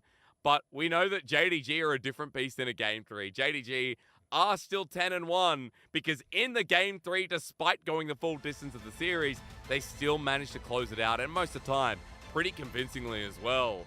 As we go into our Game 3, JDG once again showing us that this team loves to play League of Legends on stage, and BLG are going to be facilitating them here today as we get back onto the Rift. Dagda, you already talked about what Icon can steal. On that note, I was just thinking, boy oh boy, is it going to be fun to see Depth Charge used on Yagao or Hope, because the AP scaling will destroy them in one hit or two. Yeah, and that's why we're kind of seeing Sylas creep back into the meta so much. There's so many good ultimates for him to steal in the current style of champions that we're seeing. He's very hard to push out of lane as well, just because he's got the durability buff. His healing isn't getting reduced as much by Grievous Wounds. So overall, Sylas just a really strong pick right now that can't really be bullied out of lane. Because, I mean, Ari doesn't really push him out. Talia's not really going to be able to push him out as well. So you get that opportunity to play towards that mid game where you just are so incredibly strong. And I think the problem, though, for BLG is that you don't really have anyone that's going to hit that mid game stride in quite the same way that Icon is. Like, Gwen massively nerfed in the early to mid game, like base health down, or healing's down, like a lot of her damage is down as well. Like, she does have better late game scaling, but definitely needs time to try and get to that point. Viego, not exactly a crazy strong early game champion. Same with the Jinx, same with the Renata. So, I mean, Icon kind of needs to be the bridge to the late game in a lot of moments, but you don't have an awful lot of tools to help him build that bridge. And I mean, Icon hasn't been the most reliable player either, right? Last game had a really good Ari game, but still very speculative of what we've seen in this series and what we've seen in the LPL so far. But we start with our bottom lane. The trading, again, continues to be a lot of fun as Rise and Crisp get their first shove out of the lane. And we're looking for that level 2 once again. Remember that Rise and Crisp had a great time within the laning phase last game, Dagda, and I don't even feel like it was purely from jungle attention. We've just seen that 2v2 has swung in different ways in Game 1 and Game 2 respectively. And if this matchup continues in a nutshell, Rise and Crisp should be able to get that advantage, right? Okay. Like, you've got you've got double ranged, you outrange Hope as well. Like, you could easily get pushed and start to look for turret plates. That's where the problem starts to come in with the mid lane matchup. Although Icon will do great in the mid game, the fact that he's not going to be able to hold priority over Yagao for the majority of this laning phase is going to make it difficult for Rise and Crisp to continue putting pressure down here, because Yagao can start to get roams off, especially as he hits 6 with the Weaver's Wall. You're not exactly the most mobile of bot lane either, so you've got to be very careful as Rise and Crisp as to how far you are extending. This is why we're seeing them like go nuts for the first few levels, just trying to be as much of a pain to Missing and Hope, because I don't know how long they're going to get to keep this advantage. I mean, they've also got a ward in that brush, and they know that for Kanavi, the level 3 gank going to be looking pretty hard, but Kanavi, as he drops a ward down, will spot out Can. And I now realize that going back to saying it in the Aussie way. Like, you know, we talked about Carl before as missing with a dredge line onto Crisp. This is going to be danger. Hope is a level up here, as Rise might be 3, but it won't matter because with Gravitum to poke the range, Hope and Missing assert their dominance back in the 2v2. Things go wrong for Rise and Crisp, just like Game 1. Yeah, and you can even see Yagao starting to roam down there as well, getting involved. This is where you're starting to see the issues already begin. Good shove. Oh, coming in strong. Ignites down onto Icon. He has to flash because he was running low on mana and the Abscond Abduct was down. So JDG with a window, able to get themselves a mid flash. Priority in the bottom side with plating. Early game starting off real strong. That's such a big wave to be lost by Rise as well. So Blade going across, already that CS lead opening up. And Bin might be next on the menu here for Kanavi. I mean, Kanavi just made an appearance through the mid lane, still holds onto his flash. I believe he was just spotted out, but for Bin, he goes immune for the time being, but on the edge as Ignite comes down yet again. Kanavi wants to make the dive, fully commits. He knows he's dying here to Can, and with a 1v1 trade, BLG's jungler will get some kind of response. Yeah, they needed to get something there because Bane still has his TP to get back into lane. So if they'd end up dying, there would have been a little bit of a disaster. But no, Krugs will not be taken. Just back away. So a kill apiece now for both junglers, which would be pretty nice. But you can still see Bin holding on to his TP, actually. Just going to walk up here to the top side, knowing that he should be able to collect that wave before it hits the tower. Well, Navi making the most use of his time, though. Still, with him going down, he's able to come back out in the jungle pretty much the same time as Can, who made the back. He's even CS, but a Sheen picked up and a Caulfield's Warhammer on the other side. Both junglers now having a lot of power to play with. And I'm looking forward to this Dragon Tactic because both junglers on opposite sides of the map for now, but we've had really early priority of Dragon so far in this series, like 5 or 6 minute takes. Khan will be spotted on this bot side ward, though, as they start to move over towards the dragon. So full information here for JDG. We'll have to see how Kanavi tries to respond. We'll try and get push, it looks like, in mid to then be able to contest the dragon priority, but you need to be so careful that Khan and Crisp don't just try and counteract this in mid lane. Yagao is level 5, Icon 2. Kanavi hits 5 as Can will now be spotted out. As you said, the ward spots him out on the bottom side, which was a nice little touch from JDG. Was missing moves into River. This is going to get real clumsy real fast. There's still a dredge line to connect. Mid absconder duck. Yagao makes it a perfect combo. And with the bailout here, they're trying to kill Messing, but it's too late. Can with the ignite down from Crisp is going to flash over the wall, but Can now has to run out himself. The range from Kanavi, the auto hits, and Yagao is the victor. JDG like it scrappy. They were born in it. They were molded by it. Brilliant target selection from JDG, though. We already knew Icon had no flash from that early gank in mid, so they immediately turn on towards the Silas, who can't get over the wall, and they pick him off. Now they get the double kill, they get to establish river control, and you'll see it here in the replay, just how smart they were. Like, Kanavi doesn't even try to dodge away from the ball. He's just like, okay, cool, I'm going to hop straight onto Icon. I've got the hook here. They ignore everyone else on BLG side. Now, to get a little dicey, as I wasn't sure how quickly JDG were going to die before the bailout had actually procced, but it doesn't matter. They get the 2 kills in favor of just 1 kill onto Missing. You even got the big wave still collected by Hope on the bottom side, and that's going to open up about 1,000 gold lead for JDG. And a kill into the mid lane as well. I mean, when we already talked about what Yagao's going to do this game, I feel like we're going to see a lot earlier ultimates this time around, Dagda, than we did last game. 369 versus Bin, though. We're going to pause because with Permafrost there, ulti and ignite is available. However, it depends on Bin with the W with his ult down as well. We're just looking at all these teams moving down towards the bottom side because that dragon was still not taken, Dagda, after we saw the last skirmish down here. With Hope pushing in bot, though, it does feel like JDG should be able to move across to this. Rise isn't really in a position to try and contest, and he needs to pick up that big wave. So JDG, in theory, should be the ones that get this. Level 6 hit for Kanavi as well, thanks to the experience from those kills. So all advantages point to JDG, who can then try and continue that if they want to, up towards this Rift Herald, as Hope and Missing can move back into the bot lane, and maybe you can look at Yagao to get control over mid lane. Seems like JDG committing straight towards bot because beeline for BLG heading up towards the top side. As Kanavi's going to use this window to back to. Can is still around this area, but you can see that Missing is close to getting his level 6. The dive ability comes up, Dagda as well.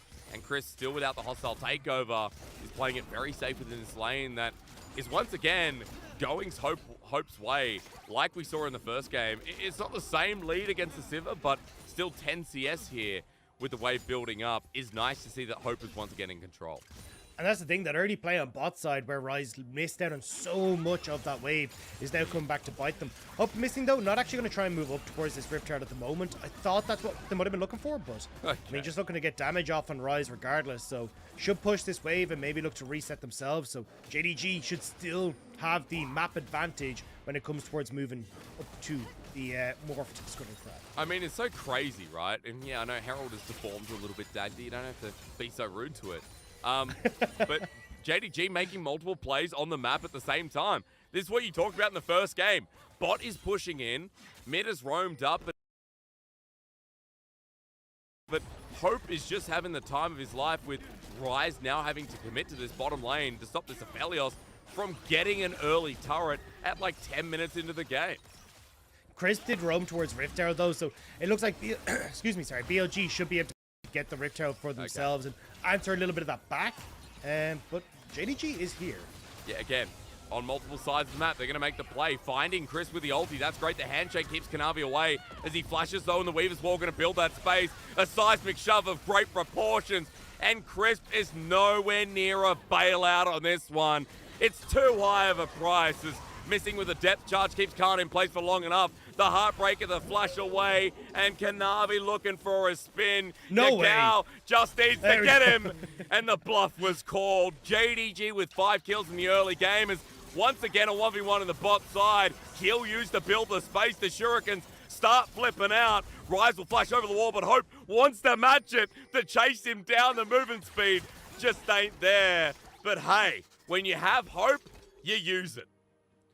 Tried to predict where Rise was going to move, but unfortunately it just means that Hope ends up burning all of his summoner spells in that play. But we'll catch it here in the replay. BLG get Rift, 369 locks up Crisp and burns the flash, and this is where it all starts to go a bit pear-shaped for BLG because Yagao has the Weaver's Wall to get into position. He doesn't overcommit to the top side, which is just a really good call from JDG, understanding that Khan had gone that bit too far for the bot side, so they end up picking up 2 off the back of this. I just love this play, like, yeah. Cannon's trying to hang in the edge of vision. Yagao again calls the bluff. 3-0 on this Talia. Dagda, it happened again. 2k gold lead for JDG. Both sides of the map were a success, right? I mean, even though Hope burns a flash in response to Rise, still the power of this Aphelios is there. Top side works out for them too. JDG don't currently have a losing part of the map apart from that top side CS discrepancy, which is what you'd expect when you run this Sejuani top into most matchups. And that's the thing, you've now got a 3-kill Yagao as well. So not only the fact are you in the lead here as JDG, you get to continue to utilize Yagao's push in mid to start making more and more plays. As we can see, Khan at least trying to see if he can establish some sort of vision control in his own jungle, try and keep his team safe, but this is going to be so tough, especially when you look at like the opportunity to make a play in just over a minute's time. Dragon is then going to be up as well, and you need to try and utilize this Rift Herald as Khan to try and dissuade some of that, but where do you try and use it? Like, you don't get priority mid, you've lost control of bot side. 369 is totally happy in this top end as well. Like, oh my god, we're going. Yeah, depth charge. Cleanse is available, but it's only going to stop the auto passive here as Hope gets an easy ranged kill. Missing with the all-in. Dagda, their time to shine is this split, and as we look at the top side, JDG is still going to have a response play again. It doesn't matter that the bottom play comes through. They've traded 1 for 1, and now on to Bin. It's going to be a 1 for 2 in favor of JDG. This team just doesn't lose sides of the map. And that's the roam we were talking about. Yagao was in a fantastic spot to push mid and start to get his skateboard underneath them. Icon still trying to push mid, doesn't have that control. So both sides of the map again coming out clutch for JDG. Oh god, the gold lead hurts even more. 5,000, 12 minutes into the game, and a Dragon that's already taken away BLG's one element. You know, Dagda to forcing JDG in a position where they don't want to be. I mean, having said that though, that's such a loose statement because everywhere is where JDG wants to be as we get the cool cam watching Rise get absolutely slaughtered with cool flips and stuff. Yeah, I think that's my favorite combo on the Aphelios, where you Q, you then immediately ult, and because of the traveled speed on your ult, you're able to get your empowered auto attack on the Q off, then the ult hits, which gives you another empowered auto attack. And when you've got your chakrams there as well, you're just ramping up the chakrams in the middle of it as well. And it's so much single target damage that can come out so fast. And you see Rise, unfortunately, ends up being on the business end of that combo. Not having the same game as the last time, but JDG just a different team yet again. Depth charge stolen here is missing, goes for the max range dredge line, and that Herald does nothing. BLG at this point aren't doing anything either, and as Hope sits comfortably here around the mid lane, I mean, Can just has to hover in case anything builds off of it, while Kanavi solos out the Dragon. That'll make 2 here for JDG that continues slaughtering the early game, while Dagda, I still don't believe in a cross-map play for BLG. I mean, where do you cross map? Every time it feels like JDG is just there. Like, Hope and Missing win the bot side play, and then they're like, oh, well, we don't even win the top side because Kanavi's on top side. Like, you're just winning with the same numbers advantage, so, our same numbers, so BLG can't really do very much. as they siege towards the mid lane turret. The handshake's good here. Missing goes for the dredge line. It's cancelled. Hostile takeover is just away from everyone as the 3-minute land Moonlight Vigil. If I could get it out, comes through. Depth charge onto Can means he's out over the wall, but JDG may have done what they needed to open up the mid lane, while 369 is going to ult the. It's a swing and a miss because Gwen exists. Nice and immune. Rise wishes he was Gwen right now. Depth charge stolen to defend this play. Icon with a threat, but as Kanavi dives in with the Cyclone underneath the turret, this game looking bonkers bad for BLG to round out the series. Rise is really struggling with Talia seismic shoves in the last few series. The last time against RNG, Xiaohu finds him on the Jinx. This time, Yagao finds him on the Jinx. And now, BLG losing out entirely in the map. Bin stuck underneath the turret, but does have the help of Calm. But Missing is on the way. I don't think he wins the 1v2, though. He wants to dredge line this. Just in case, yeah. Yeah, but Missing would go for it. Honestly, I was complimenting him before, Dagda. I feel like Missing and Hope have had, you know, some of the best performances out of anyone in JDG. That's so weird to say, considering that, yeah, this team is built around Kanavi. You know, Yagao having a great split too. But Hope and Missing felt like a liability last split, especially towards, you know, the regular season. And now all of a sudden, Missing is back to 2019 WE form when he was playing with Mystic. And he just looks so good. Like, the fact that you're able to get the play started, the lane's going well, and now we need him to get a depth charge here. Well, Dagda is not going to find it. Yeah, not going to find it in the end. You know what? Look, I got hyped. I see Missing in a fight. I'm like, this guy's going to get it. But no, I didn't want to. No flash, no depth charge. No nothing. No nothing. What do you need at this point, right? 6,000 gold in the lead. The game is going swimmingly for you. And BLG's a group up towards the 3-man top side. I mean, your gal's not overstepping. That ward there hasn't been swept. So JDG are like, you know that Pepe laugh. You're thinking, you're walking into a trap. It looked like it was going to work there for a second. Missing nearly getting the anchor, but not quite able to connect. But again, like, BLG cool. Like, they spot out JDG, but JDG still having control of the map. 369's pushing in boss. You've got pushing mid coming through here for Hope. They establish vision control on top side where Rift Herald is in the hands of BLG, but I just don't know where they're going to get to use it. Chris got him. Will Chris die in the process? Might not, as Ben is going to get a nice needlework and finish off Yagao. Patience is a virtue for BLG, and they need all the virtues they can get right now. I mean, JDG at least should be able to trade this in the mid tower. I mean, Rise not going to be able to solo carry this. Icon is trying to contend with 369 on the bot side, and I mean, at least here for JDG, you're still trading relatively effectively, despite the fact that there is the Rift Herald on top side. I think you should be able to stop this Rift Herald from getting the tier 2, yeah. I mean, it will get the charge, but that should be alright. Yeah, at least not giving any gold back to BLG, giving them a chance, because they've still got objective bounties. Objective bounties are still available as well, not reset after getting this first one, but tagged at 12-13, isn't it? So it's now like a minute before objective bounties are removed, which I feel like is one of the nicest touch-ups of all in this latest patch. Again, so much has happened between 12-10, 12-11, 12-12, and 12-13. They're not blending into one.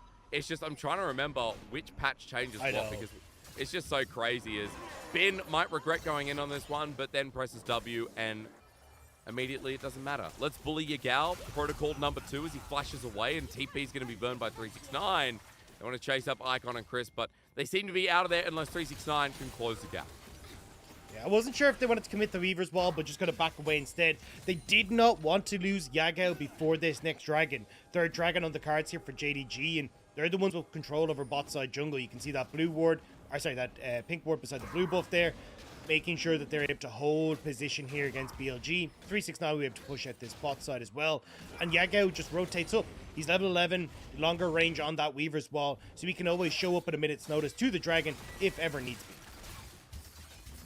Well, at least defending from Ben for the time being. Being able to get the turret though, so BLG are slowly slipping in some gold into this game that didn't seem realistic for them. And even though they're facing up against the third dragon, I mean, this siege is going to continue. Can and Ben over the wall as TP comes in with the ward placed down. A 3v1 onto Yagao in his own base as Needlework starts it off. As he goes golden, no one is here to help him out. It's like a horror movie.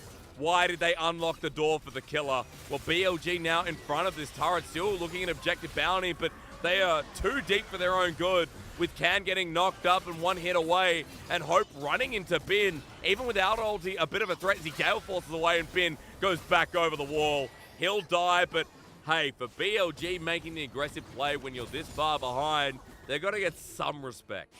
I mean, it was a nice attempt. They nearly got that inhibitor tower, which would have been fantastic for Bin. Like, opening up that threat on the top side would have been brilliant. But unfortunately, just not going to be the case. As Icon might be looking for Hope, but might get himself caught now. Oh, great timing, though. He's just going to get out with the blast cone. JDG in front of the Baron now in 10 seconds. We'll see if anything happens off the back of this play, because BLG went full committal on this top side. Yeah, I mean, it's a really nice attempt. Like, look at where JDG are positioned. They're all on Dragon. They know they're not going to be able to threaten that bot side turret. They don't really have waves to threaten mid, so they get to just try and make this quick pick on towards the turrets and on towards Yagao, but not quite able to finish it and get it across the line. Still, though, that top tower incredibly low. So if BLG are able to find another moment's notice, maybe they can crack it open, but with 3.5 minutes until the next Dragon, you're not really going to see JDG focusing on this bottom side. They're going to be more skewed towards the top end, establishing vision control in BLG's jungle, looking to try and get top tower, maybe get pressure onto mid lane as well, so they can continue playing around this Baron half of the map. Choking out that vision that we know JDG so well for. I mean, right now, BLG have some pretty good defensive wards set up towards Baron, towards their own red side. They've done their due diligence, and BLG holding on in this game might be a sign of things to come, because we have 3 minutes 15 until that Dragon, and as you said, JDG had the ability to line it up, but as they start sieging in towards the bottom side, you can see that Icon wanted to make that play on the top side, but they go for the dive, and already Bin is chunked out to half HP. Can runs in as well, and just as I'm complimenting BLG, all of a sudden again, Dagda, the plan just falls apart. Icon going to keep pushing in this top side, so at least the moment BLG looking to try and keep trading, JDG will just be faster, and Yagao has already reset, so JDG not going to allow BLG to try and respond in kind.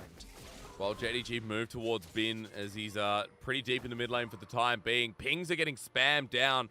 369 wants to take him, but he has no ultimate available, and Bin's just out towards Crisp and Rise joining in. JDG spot them out over the wall, but still that Glacial Prison's not available, as Hope wants to run on in, and Crisp here has to burn the flash. Weaver's wall burn as well as Dredgeline comes in. Great hostile takeover, but there's no follow-up damage from BLG. And so JDG once again get a freebie Dagda, and maybe they won't have to wait for the Dragon to threaten this one again. Yeah, JDG, though, going to try and contest BLG as they were looking to see if they could trade Baron for the mid tower, but now they're going to just catch BLG. And he has ultimate again. 369 runs past everyone, but still onto Rise as he cleanses away. He'll have to burn the flash now with nothing available. JDG are tanking on top of him, while Bin going to get top tower? He's going to make himself a way to that top side. Very well spotted, Dagda, because Bin right now still has objective bounty. So, you know, can Icon rise? The real question is, can Bin Crisp? I don't know. I tried Dagda. At the very least, he gets the top side turret. It doesn't work as well as I thought it would, but hey, Bin's still going to die. Response from JDG, while the blood keeps continuing to pour out. Icon's with a stolen depth charge. Now we can ask, can Icon rise? As Hope is going to find an easy grab at him. The ulti missing as well. Icon, yes, he can. And speaking of which, he's in the jungle now and ready with a reset. The flash forced out from Hope. The heartbreaker over the wall. Hope under turret. Really good footwork from the AD carry. While this is just going from messy to absolute mess ahoy. JDG with more kills this time around, Dagda, but they still have to work for it. Looks like JDG, though, aren't going to work any harder at getting this Baron. With no real contestant available for BLG, they should be able to get the big purple worm reset and still be there to contest Dragon as well. Might be a little bit late off the mark, though, so maybe BLG can burst down this Dragon before they get there, but JDG will end up blocking the rocket. No steal come through for Rise. So gold jumps back to now about 8,000 in JDG's lead. 25 seconds until the Dragon is mentioned, and we have ourselves an almost 3-item Aphelios. 3 items here in the jungle, with Kanavi having a lot of healing reduction too, which would be great against this comp. Force of Nature, of course, for 369, with the Warden's Mail and the Frost Guard picked up. Soon to be Randwood's Omen coming through, or even the Frozen Heart, let's be real. It's so long since I've known items to a point. Dagda is... For JDG, I mean, this one is already set up, and they've got their ults back up and available again. Yeah, I mean, the big threat is Bane. If Bane can try and get onto the back line, maybe you can have this fight win. You already see he's threatening Yagao on the back line. 3 items with this could be it. Okay, Weaver's walled a zone out, and just like that, it's gone. And just like that, Bin's not in the fight. And just like that, the Glacial Prison turns into a Doom as Missing gets in the back line. Crisp is dead. Rise soon to be. I don't know what it is with JDG, but always in game number 3, they find a way as Missing's close to securing the final pick. Kanavi can probably do it by himself as Hope tries to get the kill still, but it's Kanavi with the most damage yet again, and it's JDG with a swift 25-minute game that is going to break the base.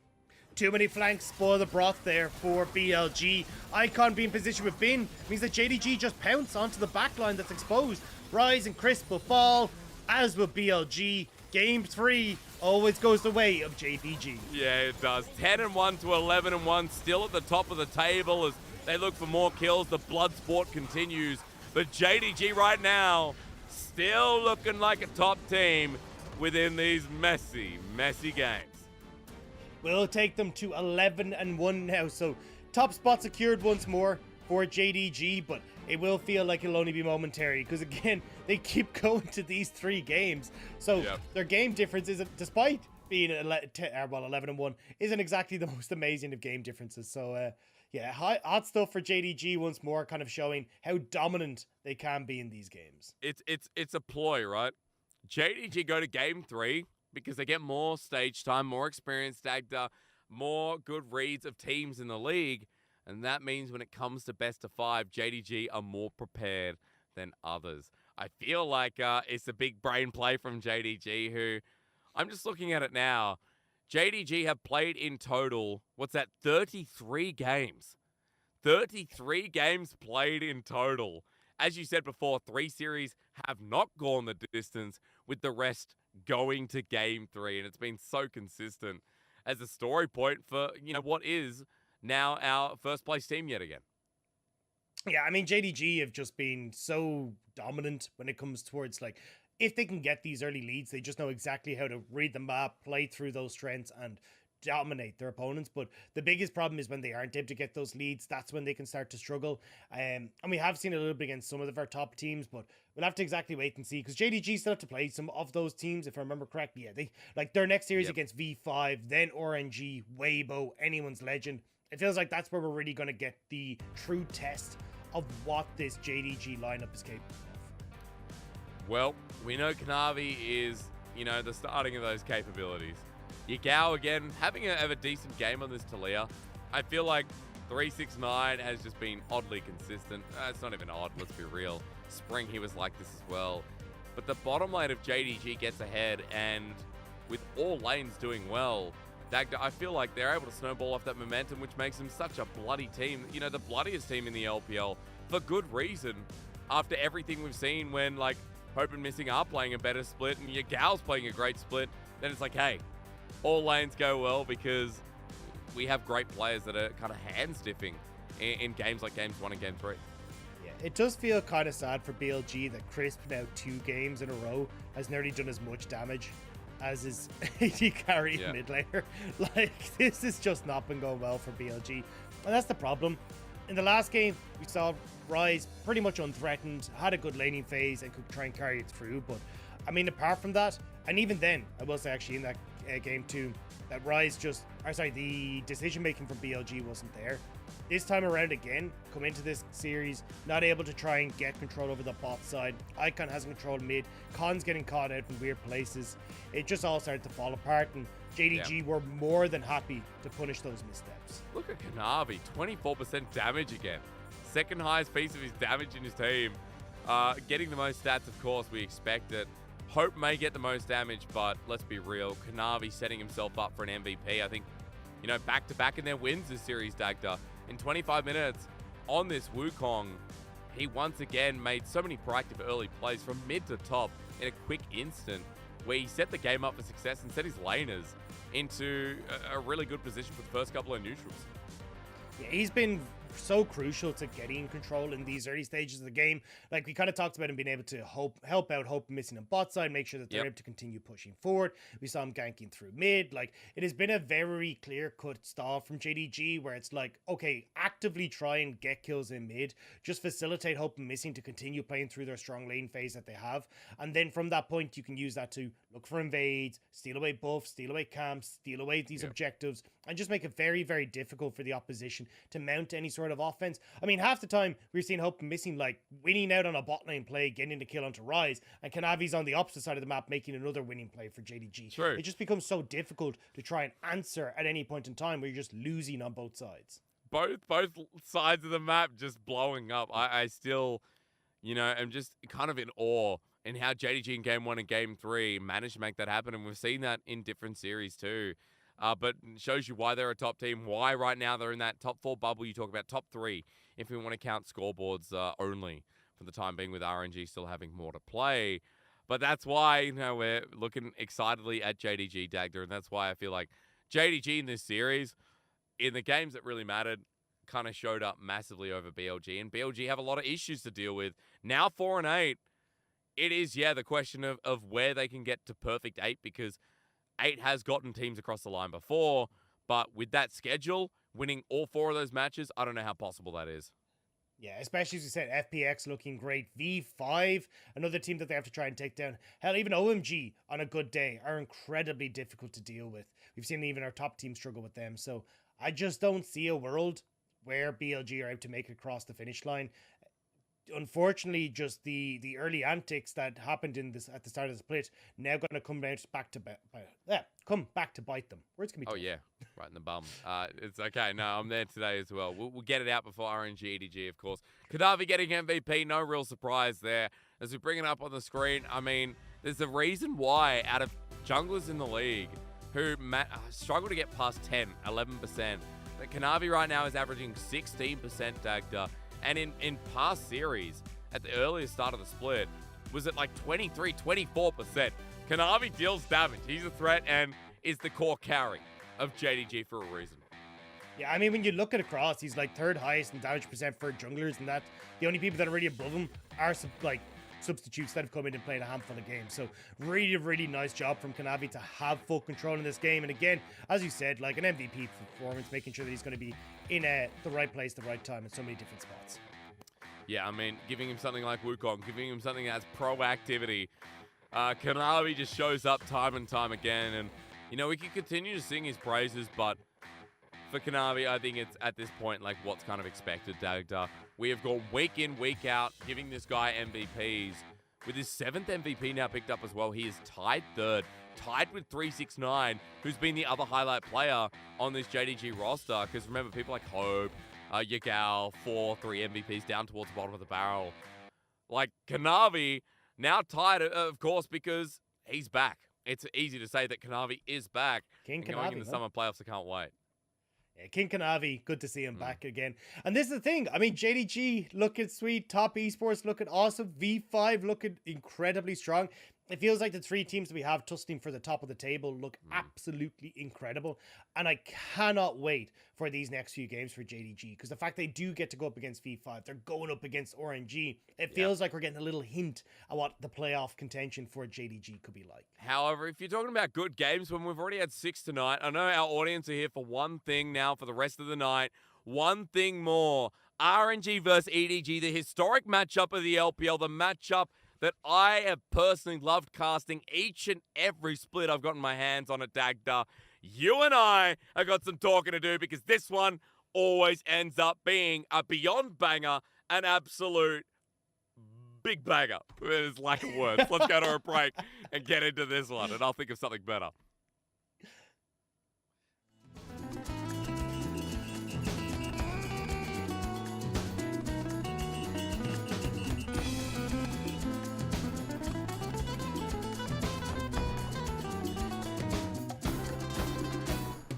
Anything she wants, you would gladly give her, blushing like a fool. Cause she caught you staring, watching every move. Is she taunting you? Is this a sign? You need to stay cool. You've been back,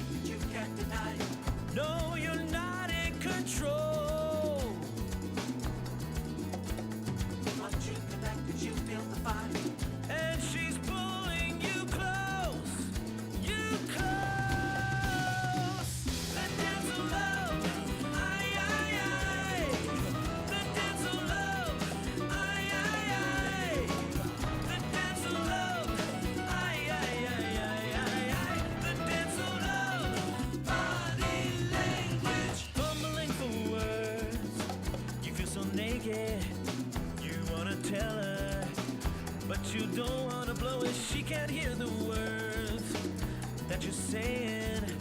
The music's so loud, so let your body say it. The fact that you can't deny it. Yeah, it's taking control. Oh, it's so intense and she feels the bite.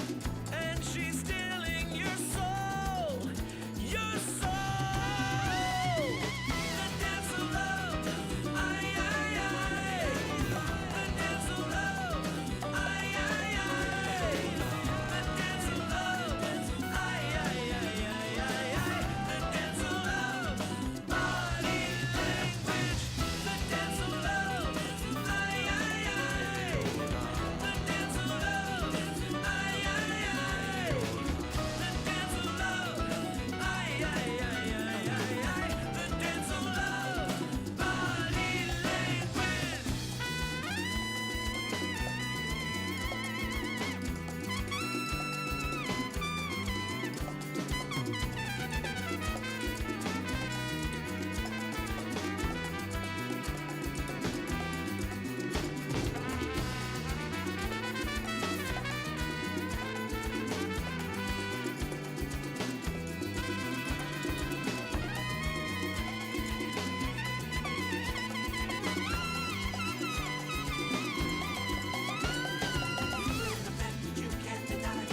No, you're not in control. Oh, once you connect, she feels the vibe, and you're pulling her close, her close. The dance of love, aye, aye, aye. The dance of love, aye, aye, aye. The dance of love, aye, aye, aye, aye, aye, aye. The dance of love, body language. The dance of love, aye, aye, aye. The dance of love, aye, aye, aye. The dance of love, aye, aye, aye, aye, aye, aye. The dance of love, body language. The dance of love, aye, aye, aye. The dance of love, aye, aye, aye. The dance of love, aye, aye, aye, aye, aye, aye. The dance of love, body language. Ay, bailar.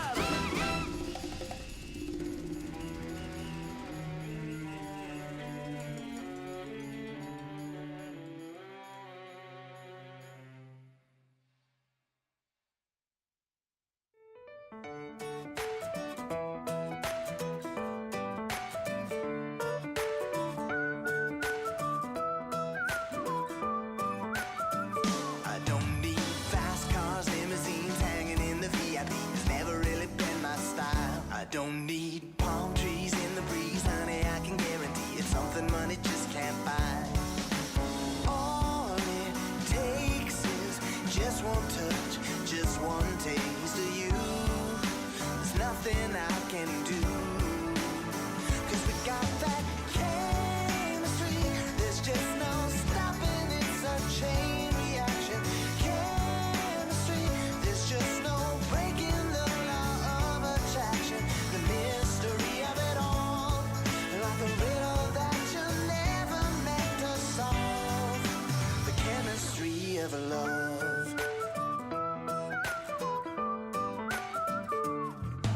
There's just no indication when the perfect combination is gonna come and change your life. You gotta be patient, 'cause sooner or later the sparks are really gonna fly. All it takes is just one touch, baby, just one taste of you. There's nothing I can do. When you got that chemistry, there's just no stopping, it's a chain reaction. Chemistry, there's just no breaking the law of attraction. The mystery of it all, like a riddle that you never meant to solve. The chemistry of love.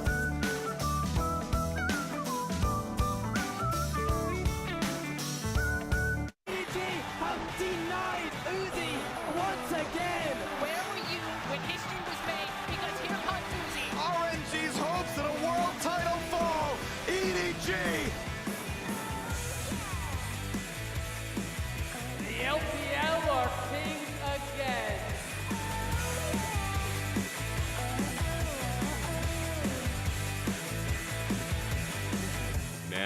know what you're thinking. They're not really about to do an episode on EDG and RNG, especially not when top esports, JDG and Victory 5 exist. Definitely not, right? There's the drag back there with the handshake as Mako flashes away, does get caught out there by the Void Rush, and they're trying to turn this one around. Dawning Shadow, bailout is only going to delay you, and that is a great turnaround. The power of this bot lane is just too much. And you know what, Twitch chat? I get it. Those teams are pretty cool. But you know what's even cooler? LPL titles, MSI titles, and this little thing called a World Championship. Well, they try and stop any kind of retreat. There's a good ultimate there from the Renata, but look at them, they're like fish in a barrel, just throwing rocks at their faces. It's brutal, but it's just so damn effective. Scout flashes forward, doesn't land any more CC down, but a double kill coming in here for Viper. There are very few guarantees in life. There's death and taxes and EDG versus RNG being an absolute banger. In the middle of everyone, the closer prison saves his life as he flushes over the wall, and Xiao coming through with the wall too. Gala picks up the first kill. RNG with the cavalry in the nick of time as Panda only just dies. Under turret, LNG have just been hand-dipped as the triple comes round. The Quadra and Gala! Clincher again, baby! As RNG style on their opponent, this MSI champion is looking hot.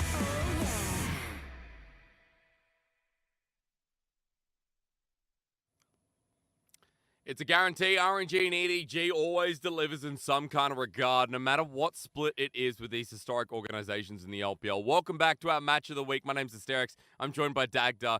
Dagda, I've sat on it. It's not a banger. It's an absolute bratwurst running into RNG and EDG's, you know, very close contested split, considering they are both neck and neck at 7 wins at the moment, looking to break into that upper echelon.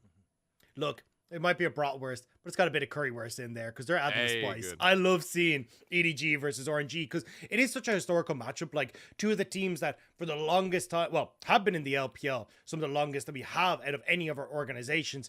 And as well, they were fighting for the top for so long, back and forth between each other. And we've got a bit of deja vu to throw into our fans here today before we get into things. Let's start off with RNG, the 2018 Spring Finals against EDG, where they hoisted the trophy with some very old school names. Check it out. Over the line, and even the crowd knows. The horn is out. Let me wants it now. Nocturne's going in, and the AD carry is dead. Chasing the back lines. Scout using the stasis, but he's going to go down as well. Uzi picks up a double, and there's only one member left, and it's Rain. All they need to do now is dot the I's, cross the T's. RNG, they have set themselves up to win. Where were you when history was made? Because here comes Uzi. The curse lifted. The prophecy has been fulfilled. Uzi now reigns as king. Royal, never give up. It was Golden Road for Uzi Dagda. You know, we weren't there. That was before our time. I came in on 2019, you 2020, where we had a big year. But I feel like a lot of fans will remember that that was the year RNG was set up for the Golden Road, which no team in League of Legends has ever pulled off. T1 and RNG being the closest historically.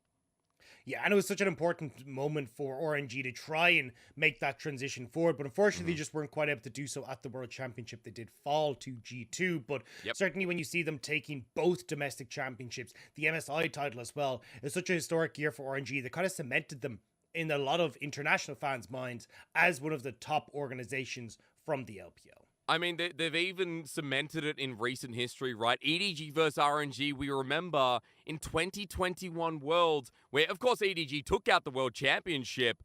It was RNG in the quarterfinals as we throw you another flashback between this rivalry on the world stage. I just wonder what RNG are waiting for. EDG can just keep up the siege. Infernal Drake about to come up, so going for any type of crazy fight. Flash knock-up, Sahu could drop, the dunk is in, he barely lives, but they still find a 1 for nothing. That is a kill on way, true shot barrage, might almost hit, it's close. Bullet time comes across, but it's not going to be enough. Instead, it is time to die. It's a 2 for nothing. EDG diving into the base. Flandre brings a stopwatch. Viper Arcane shifts forwards. Flandre's the target, but Xiaohu is the death, and the same goes through for Gala. One man left alive, crying as RNG's hopes that a world title fall. EDG, it took them 6 attempts, but this time they will knock down RNG. This time, EDG won it all. This team, EDG, are headed. Like we said, Dagda, it's an old rivalry here between the two, even stemming into new heights. I feel like for EDG, you know, bringing that best of 5 against RNG, then Gen G, getting to the finals, doing it again with all 15 maximum games played, shows that EDG in recent history also aren't a slouch to look at, especially not with a world championship under their belt before RNG. And that's the thing, beating RNG at that World Championship with some of the champions that would then go on to don the EDG skins. It's been an incredible story for EDG to see how they grew over the course of 2021. But even though this new rivalry has been there, this is an old rivalry that stretches back right the way through the annals of LPL history. And this is a team that has clashed numerous times before. I mean, you know, 2013 inception of Royal Club. Remember that they went to Worlds 2013, 2014 in finals there too, but never got across the line. EDG get to a World Finals and they do the impossible. International Series there, Dagda. We know what that means. We know what we're talking about here. We know that it's that quarterfinals, that head-to-head that is looked at with bated breath, where domestically, RNG have always kind of had their number in recent history. Yeah, RNG have been able to get the better of EDG, but EDG have managed to get the better of RNG at that international stage where it really counted, where EDG went on to take that world championship for themselves. And this is where this just becomes another layer to how focused these two teams are going to be coming in today, especially when you look at players that have kind of come synonymous with these rosters. Xiaohu, who stepped up massively, Scout on EDG's side, Ming versus Mako. These players that have been sitting on these rosters have become the old guard for these squads. We now have to see if they can get another mark on either side of this matchup scoreboard. It's so funny that it's in the same role as well, right? Mid and support are the franchise players. As we take a step back again and just remember and remind everyone that EDG, that World Finals that stepped over RNG and did what they never could. Mega Inferno Bomb's going to try and deny it, but look at the Baron protecting these minions so well. The Ziggs, the wave clear doesn't really work, and now that's a teamfight tool that they're missing as well. Moonlight Vigil going to connect onto Ghost fantastically, but he does satchel his way out. Still, it's just going to be creating space to take down these inhibitor turrets and inhibitors. The mid lane going to go down as well, as EDG will crush the base of Damwon Kia. Do they have it in them? In order to close this one out right here, there is one turret between EDG and history right now as Viper dashes forward. Showmaker goes golden, but it's not going to keep him alive. Mako is going to be the sacrificial lamb, but it's a double kill already for Flandre. Lightning rushing his way out of this one, and now the Nexus is exposed. Damwon Kia are limping, and EDG have the man advantage. The Nexus will go down, and against all odds, EDG will be your 2021 world. Imagine being around for so long, Dagda, you know, being one of the most historic teams in the LPL, not the oldest, but at least along the lines, and getting so far, always being a world's representative, but getting stuck in groups or not getting past quarterfinals. EDG finally being able to break that gap means that we now look at them with a lot more respect. And going up against RNG today, we still remember, okay, MSI champions versus world champions, but still the world champions did something that RNG, again, could never do. Yeah, and that's the thing. It's the World Championship versus the 3-time MSI champions. RNG have been successful on the international stage, but I mean, even when you look back, the closest they've ever gotten was Starhorn Royal Club back in 2013, where they lost to SKT in the finals. A team that's never quite been able to grasp that last little bit. But this does not mean that RNG have been a pushover in any way, shape, or form. I mean, Samsung White, remember, they did it back-to-back, like Uzi getting into finals again. It's like, Imp, please, let me win it out. But of course, let's talk about that other rivalry, right? Let's talk about another Korean team where they were able to get over them, the favorites of MSI. And Dagda, to get 3-time MSI champion, they had to go over the absolute best in Faker and T1. And it's where we started to really see the style that RNG have elected for, even in summer now, take on full form. Xiaohu picking up things like the Lissandra, playing that engage tool, being more of a supportive mid laner, a facilitator for Gala in this bottom side of the map. The Penta Prince, who's already picked up 3 pentakills this year alone. This guy has stepped up huge for RNG when it matters, and he will need to step up huge here again today against Viper if RNG hope to win. I think next time Garlic gets a pentakill, Dagda, it's not going to be as hype because it's just kind of expected at this point. We're looking at bottom lanes here, but I think that the main focus should be, and at least the place we start should be mid. I know you'll agree with this, Dagda, because Xiaohu versus Scout, the historic players on the roster, some of the best performing players at the moment as well, seem to be the focus in how these teams win games, and especially with a lot of crossovers in their current champion pool. There is definitely, when you look at some of the champions that we've seen picked up, like the Ari, the Azir being tucked in there as well for Xiaohu, but it's actually the main champions that define the styles for both these teams. Xiaohu picking things like the Lissandra, wanting to be a facilitator, wanting to be an engage tool, and that's the way he plays things like the Lissandra, plays things like the Ari, where he's not looking to get big advantages in lane. Instead, he's looking to roam around the map, dictate the pace of the game for RNG, and make sure that they can win hard in that mid-game style.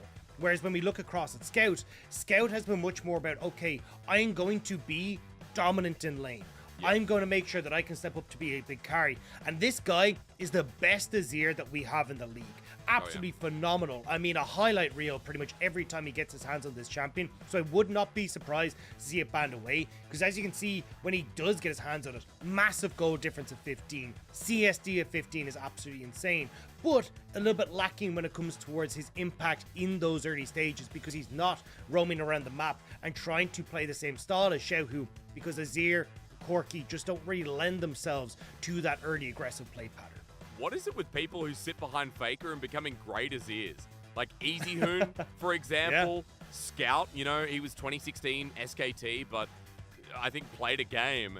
Dagda Gory at the moment over in the PCS on PSG Talent. I casted him yesterday, and he had amazing Azir game and has been having those games as well. So it's just kind of crazy that it's like it rubs off. Faker's greatness on that champion, amongst others, just rubs off on the players that shadow him. It's funny to see because Scout has always been out of the shadow of someone like Faker because he's made his name in the LPL, right? As an import who has been here for such a long time now, since that 2016 Summer Split, if I'm not mistaken. Now coming up to 6th or 7th year with Xiaohu doing the same. 2016, remember, he came into RNG. We've got ourselves players that are lining up for that 7th, 8th year of gameplay within the league on their organizations that they've been on from the start. And while we look at mid as well, Dagda, I know we're waiting for the game to start. I don't know if you pushed the button yet. I think I threw mine out. We can talk a little bit about support, because I think support, as you mentioned before, is pretty important to how the dynamic of this game plays out too. Especially when you look at how important the bot lane has been on both sides, right? I think Ming has been absolutely exceptional, still being that powerhouse and kind of the standard that you look at for LPL supports. Ming has always been that the kind of standout performer, and I think having things like the Nautilus that he's been so proficient on, starting to add in more of these enchanters to his pool as well, we still look to see what Ming is going to be capable of, and starting off a lot of these fights alongside Xiaohu in some regards for RNG. But I think when we look across at Mako hasn't really been able to find his footing. It feels like since he went to the World Championship, where Mako kind of had to toss his original style out the window and start to bring in a lot more of these enchanter supports, like the Yumis, like the Lulus. He started to get a little bit more proficient on that style, but hasn't quite been able to get to grips now with this kind of changing style back and forth between the enchanters and the more engage-oriented supports. And as a result, the bot lane for EDG has been struggling, whereas that was a moment that would, or part of the map that was flourishing for so long for EDG. It's so strange. I feel like Viper as well, right? The player we normally talk about has been getting some great plays, but hasn't been as consistent as he was in Spring Dagda, and hasn't been as fundamentally powerful as maybe someone like Gala. So, but right now with RNG, it sounds like we're swaying a little bit towards their side, but we got to get through draft first, and then we can talk about what our expectations are, because already RNG on the blue side, Renata, Senna, getting out 2 forms of the bottom lane with a Trundle ban against JDG, which right now, has been Junja's pick, of course, coming through. JDG hasn't played it whatsoever. And we do get JJ starting here again today, but I am curious to see the Trundle ban. I thought we'd get an Azir ban here, but not actually going to be the case. So with the Wukong being hovered here, Poppy's already banned away. Good matchup there for the Wukong initially just off the bat, but I feel like for EDG, they wanted to get the Azir here, which I assume will be locked in pretty much instantly, and then we can see exactly what JJ wants to answer with things like the Lee Sin and even the Viego still up and available. Even things like Talia I'll mention too. I feel like Xiaohu has been one of the better Talias with his walls being so impactful. So as EDG have themselves the Azir, it's like, hey, we're in a completely different draft from what we saw last series, Dagda. That Azir priority, as you labeled, is going to be massive here with EDG foregoing the bottom lane just to make Scout happy. And this is where the big question mark gets put on RNG. For the longest time, we have not been the fan of the quirky answer, specifically for Xiaohu. Xiaohu has been someone that needs to be able to dictate the pace of the game, and we oftentimes just see people kind of fall over to the quirky side of things, but with the nerfs to quirky, and also with the play pattern that RNG like to play, I much prefer something like the Talia, where you can try and have early impact, you can dictate the pace of fights with the Weaver's Wall, and that has been the strength of Xiaohu in recent RNG. We get Breathe, though, on a top lane Sejuani, and progressing through draft, we get no bottom laners whatsoever. So while still movement in the mid lane with Xiaohu's pick, as EDG start hovering over a jungler themselves, Dagda, bottom lane is completely left open, which, again, just doesn't happen with many drafts these days. And I feel like EDG are in the better seat here. They ban away they're probably going to want the Aphelios, so you ban away the Jinx, you can ban away a Sivir, and then make sure that you're able to get one of the big powerhouse picks. So for RNG, you then feel under pressure to ban even more of these AD carries on the bottom side to make sure that you're both kind of getting out of these S tier picks. Unless they just want to try and target the supports instead. Maybe they're thinking, look, an Aphelios isn't a big problem if he doesn't have the safety of these picks beside him, but no, it looks like they're going to agree. So Draven banned away. They're probably going to try and ban away the Callista as well, and just make sure that any of these higher end picks that we're seeing are just off the board. Or, as you said before, maybe the support pick as well could be the next look, because Ming has just been playing a hell of a lot of Nautilus, as usual in this split. For Mako, Brom has been his big pick at 5 games, 100% win rate, but we do get Gala's Jinx taken off the board instead. So you mentioned something like the Callista's open, but without the Renata, I wonder if either team is going to go towards it without the classic 2v2 lane that has been more or less successful in the league. Yeah, because Aphelios is considered a decent matchup into the Callista anyway. So I'm trying to figure out, like, I personally don't like the Callista with the Azir. I know lots of teams have picked it. I'm just not a big fan of it personally. So I'd nerdy rather you kind of go, okay, well, we'll take the Aphelios here. Okay, it looks like the Callista's banned. So you take the Aphelios here for Viper. You get counterpick support.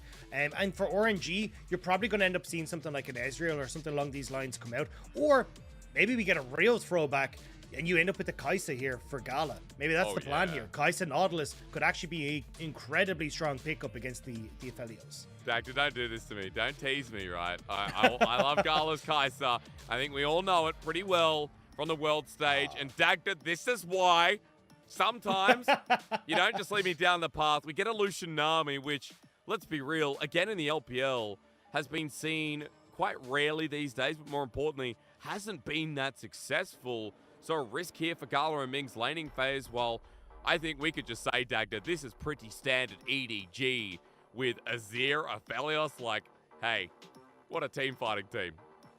Yeah, I mean, Lucian and Nami has now been getting a little bit more success from the LPL. I think as teams have stopped just kind of randomly blind picking it. It is sitting at a 50% win rate, whereas it's right the way down at like 32% about week 4, week 5 of the split. Yeah. So I think this is a position where Gal and Ming can actually do a lot of work on this matchup. Aphelios, something that's very short range, which makes it easier to abuse here in the Lucian Nami. His level 2, level 3 aren't particularly strong on Aphelios, so it means you can actually have these windows of opportunity to try and play through. You got good jungle matchup as well that can try and help you on this bottom side. So I think RNG, as long as they're able to facilitate Gal and Ming to continuously go aggressive here, they should be in a good spot to try and go and power through a strong mid game. Well, set themselves up for that mid game then, Dagda. That's the message I'm getting. Xiaohu on the Talia as always. As we say with every Talia in the LPL, needs to be watched for the Weaver's Walls. And I think you and I were also discussing within that last series as to how a lot of LPL Talias look for these mid-game roams, look for the movements. It's not just about the early game, right? And I feel like Xiaohu has been doing that better than any other mid laner. Like his Talia has been pretty spot on so far. Especially when you look at how he tries to dictate fights with it.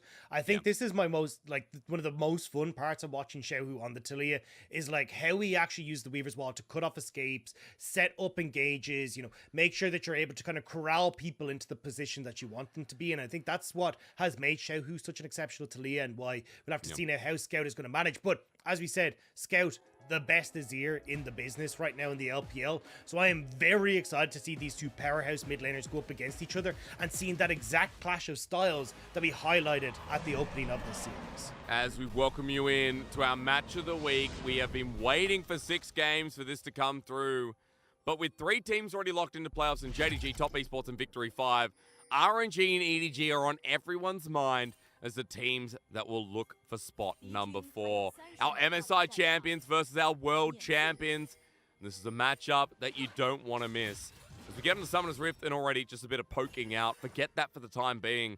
I'm more interested in the ward place towards the top side. Dagda JJ is going to be spotted on this red start if he goes there, while Gala and Ming are doing their own scouting here. Well, speak of the devil, actually, Wei goes in. Hang on a minute, Scout. Wanted to go in deep, but this has to flash. Best Azir in the business, yes. But now might not be the best mid laner within the series. As over the wall, Xiaohu flashes. Threaded volleys there. Scout trying to outrange it. Wei with first blood. EDG's mid laner caught in a trap. You know, sometimes I think Scout might have adopted the pigeon brain that this Azir is given, because that was not the play. Moving in here, trying to get that poke onto Wei isn't really going to do too much, and now you end up burning your flash, you go down a kill as well. Not the position to be in. Now, Xiaohu and Wei had to burn their respective flashes as well, which may give some wiggle room for JJ to try and make some plays towards Xiaohu in these early stages, but it is still going to be so tough to do with the fact that you got that seismic shove to keep that Talia safe. Dag, the perfect time for the John Lennon quote. Remember, I think Munchables was talking about this. I think you helped me paraphrase it. You know, when asked, is Ringo Starr the best drummer in the Beatles? No, best drummer in the world. John Lennon replies, he's not even the best drummer in the Beatles. Scout, not even the best mid laner in the game. Xiaohu is set up for success, and I think more importantly so, especially his Wei. He's parting from top side down to bot as I don't even need to talk about junglers because top is already brewing into what could just be considered a lot of fun in the sun. Yeah, I mean, breathe. We'll have to be careful of the Mega Gnar being hit, but has the Ignite, has the Biscuits as well, which is going to help him out substantially in this matchup. A grasp of the Undying proc, and that Ignite could have spelled a bit of disaster for a mini Gnar, but Flandre at least getting a little bit of that help back thanks to moving in towards that Mega Gnar state. But we are going to have to keep our eyes on seeing how Xiaohu and Wei can try and use this advantage now. Because they don't have the flashes, it will make things a little bit more difficult for them in the early point, but they will have those back up as they hit level 6, and that's where RNG are really going to try and come alive here. Ooh, pause. Breathe on Flandre yet again. Good kite down from Breathe. The Arctic Assault's being used in the nick of time as the Winter's Flail as well. Continues to be a bit of a pain. While Wei, speaking of pains, I mean, walking up to this blue! 1 HP, Dagda! 1 HP, and Wei literally just pressed E to get it. And he should still be able to get this bottom scuttle as well. Xiaohu has push mid, but unfortunately, no real mana, so does need to be careful. But push on bot side is going to be spectacular. And this is what we're talking about, right? Wei trying to make sure that JJ can't be around this bottom half of the map, opening up Gala and Ming to play aggressive. And you can already see CS at least a little bit in favor of Gala and Ming. Turret plate already nearly picked up for this Lucian Nami, and things are only going to get more and more difficult for this bot lane of Viper and Mako. How nice is it to be a Lucian Nami with the jungle absolutely pummeling for the time being thanks to the early game. Wei setting the team up for success. There's even Xiaohu here having great trades against Scout in the mid lane. 1k gold lead to kick the game off, and we know exactly why the reason is there. But Dagda, walk me through comp of EDG a little bit more and how you stem the bleeding when we already set up that RNG. Want to make action happen earlier in this game anyway.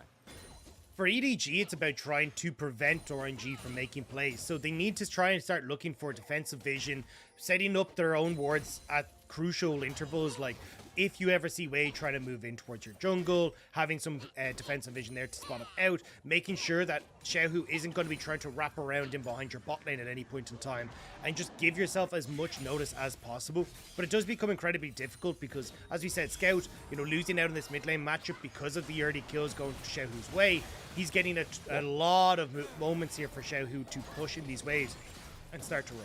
And he's almost level 6 as well. As we look back towards the top side, look at this. I mean, Flandre versus Breathe continues to be, as I said, fun in the sun. And the wave in a great state, Dagda. Right now, as Xiaohu moves out of lane, Flandre has to be a little bit careful.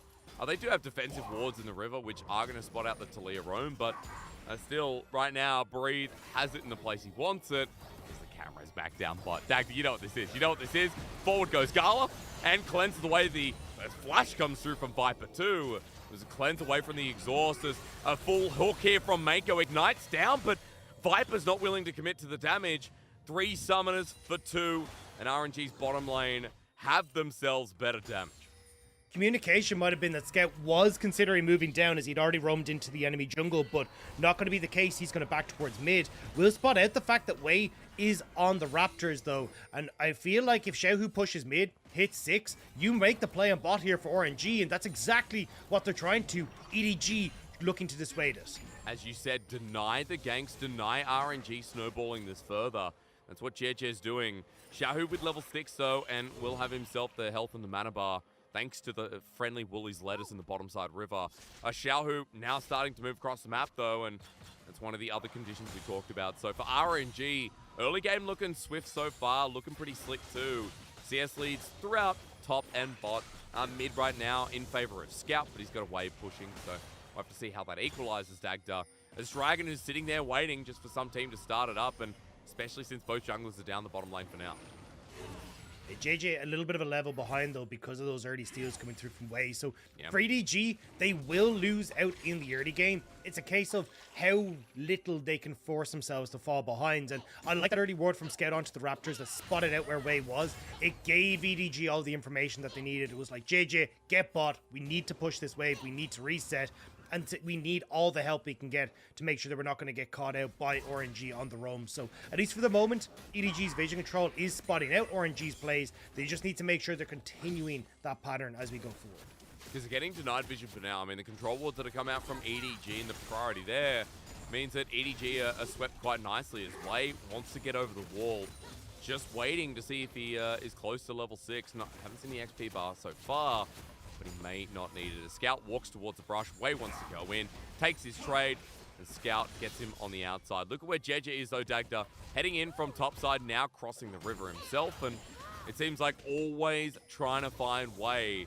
When he makes his response play, just perfect icing on the cake for how EDG want to stall this game out. There is an opportunity here for EDG to get the Rift Child, though. I mean, pushing bot side, a nice slow push set up by Viper and Mako. You've got shove in mid thanks to JJ being there as well. So there is actually an opportunity potentially here for EDG to use that lane state to move over towards the Rift Child. But it looks like Xiaohu has spotted this and is now helping out the bot lane for RNG. Spotted out in control ward. I mean, Xiaohu here needs a seismic shove, close to getting it, and actually on the edge. JJ has to flash again, and not again, but at least burning the flash means that Xiaohu does his job of moving down while Viper and Mako move up to the wave. The dredge line at max range with Scout wanting to go in. The slide and glide available, but he's fully committed to this. Shifting sands as the ulti comes through, but a double knockup way preemptively goes forward with the flash, and Scout is going to be dropping here at max range. He's close to dying, but turning the target as Xiaohu flushes himself. JJ going to get a reset, but he's out to 3 people. RNG's map movements, Dagda, they outshine EDG. And just great play from RNG across the board there. Wei knew he was incredibly close to 6, so instead of joining in the skirmish initially, he finishes red buff, hides around the corner. Gala actually pings 6 for Wei. We'll spot it here. Like, you're level 5 here coming into this, but as they start to come in here, look at Wei. No level 6. They clear these couple of minions that help him ding 6 right as he gets into the play. And then great flash forward here from Wei. Closes the distance. And with Xiaohu as well, just about able to finish off Scout. It's a perfect moment for RNG to use their level advantages and find the success that they need. JDG just wants to get the reset and get out, but he's denied of that too. The kills come back, and Xiaohu with 2, Wei with 2. This early game, an absolute disaster for the world champions, and for RNG yet again showcasing why we're looking at them as the 4th strongest team in the LPL right now. Why this team off the back of MSI still looks so put together, Dagda, as they're just going to be taking the Herald. And remember that Dragon wasn't taken either for EDG, nowhere near it with JDG clearing this top side. And that's the thing, like, this was actually a really nice setup that we talked about for EDG, right? Push on bottom, potentially move over towards Rift Tower, like, make this play stick for you. But, oh, so close to going down on top, but I mean, for EDG, we were saying, like, this was actually a good play. They'd set things up correctly, but RNG were just so good at reading it and going, all right, we know how to throw the counter punch. We know exactly what to do here. We move Xiaohu down, Wei's clearing his comps to hit 6, and they're able to turn that around. And this is why RNG are so terrifying. It's not just the fact of, oh, well, you know, individually, they are incredibly strong. It's they are so good at reacting to what is happening on the map at any given moment and understanding how they need to respond. I mean, the use of their tools in that regard too, like Xiaohu's Weaver's wall was clean. As we look at the Dragon, no steal coming through as, JDG's ulti doesn't make it over the wall, so Wei's going to spin a second time. He has nowhere to go, and they just want to give it to Xiaohu, but Wei comes in to clean up the kill finally. And that 3rd kill, an absolute disaster as EDG trade Dragon for their jungler's life. And we're going to dive bot here as well, so maybe even more going across. The culling to poke them down, the tidal wave to hit just the entrances. EDG, their turret will be blown wide open. A Moonlight Vigil with Inferno means nothing from Viper and Mako as they try and stem this with Xiaohu buying some time, but it's all about the objective. RNG's early game in 11 minutes in. Dagda, they're going to get first turret blood on this Lucian Nami lane that has failed otherwise, but is going so well for Gala and Ming.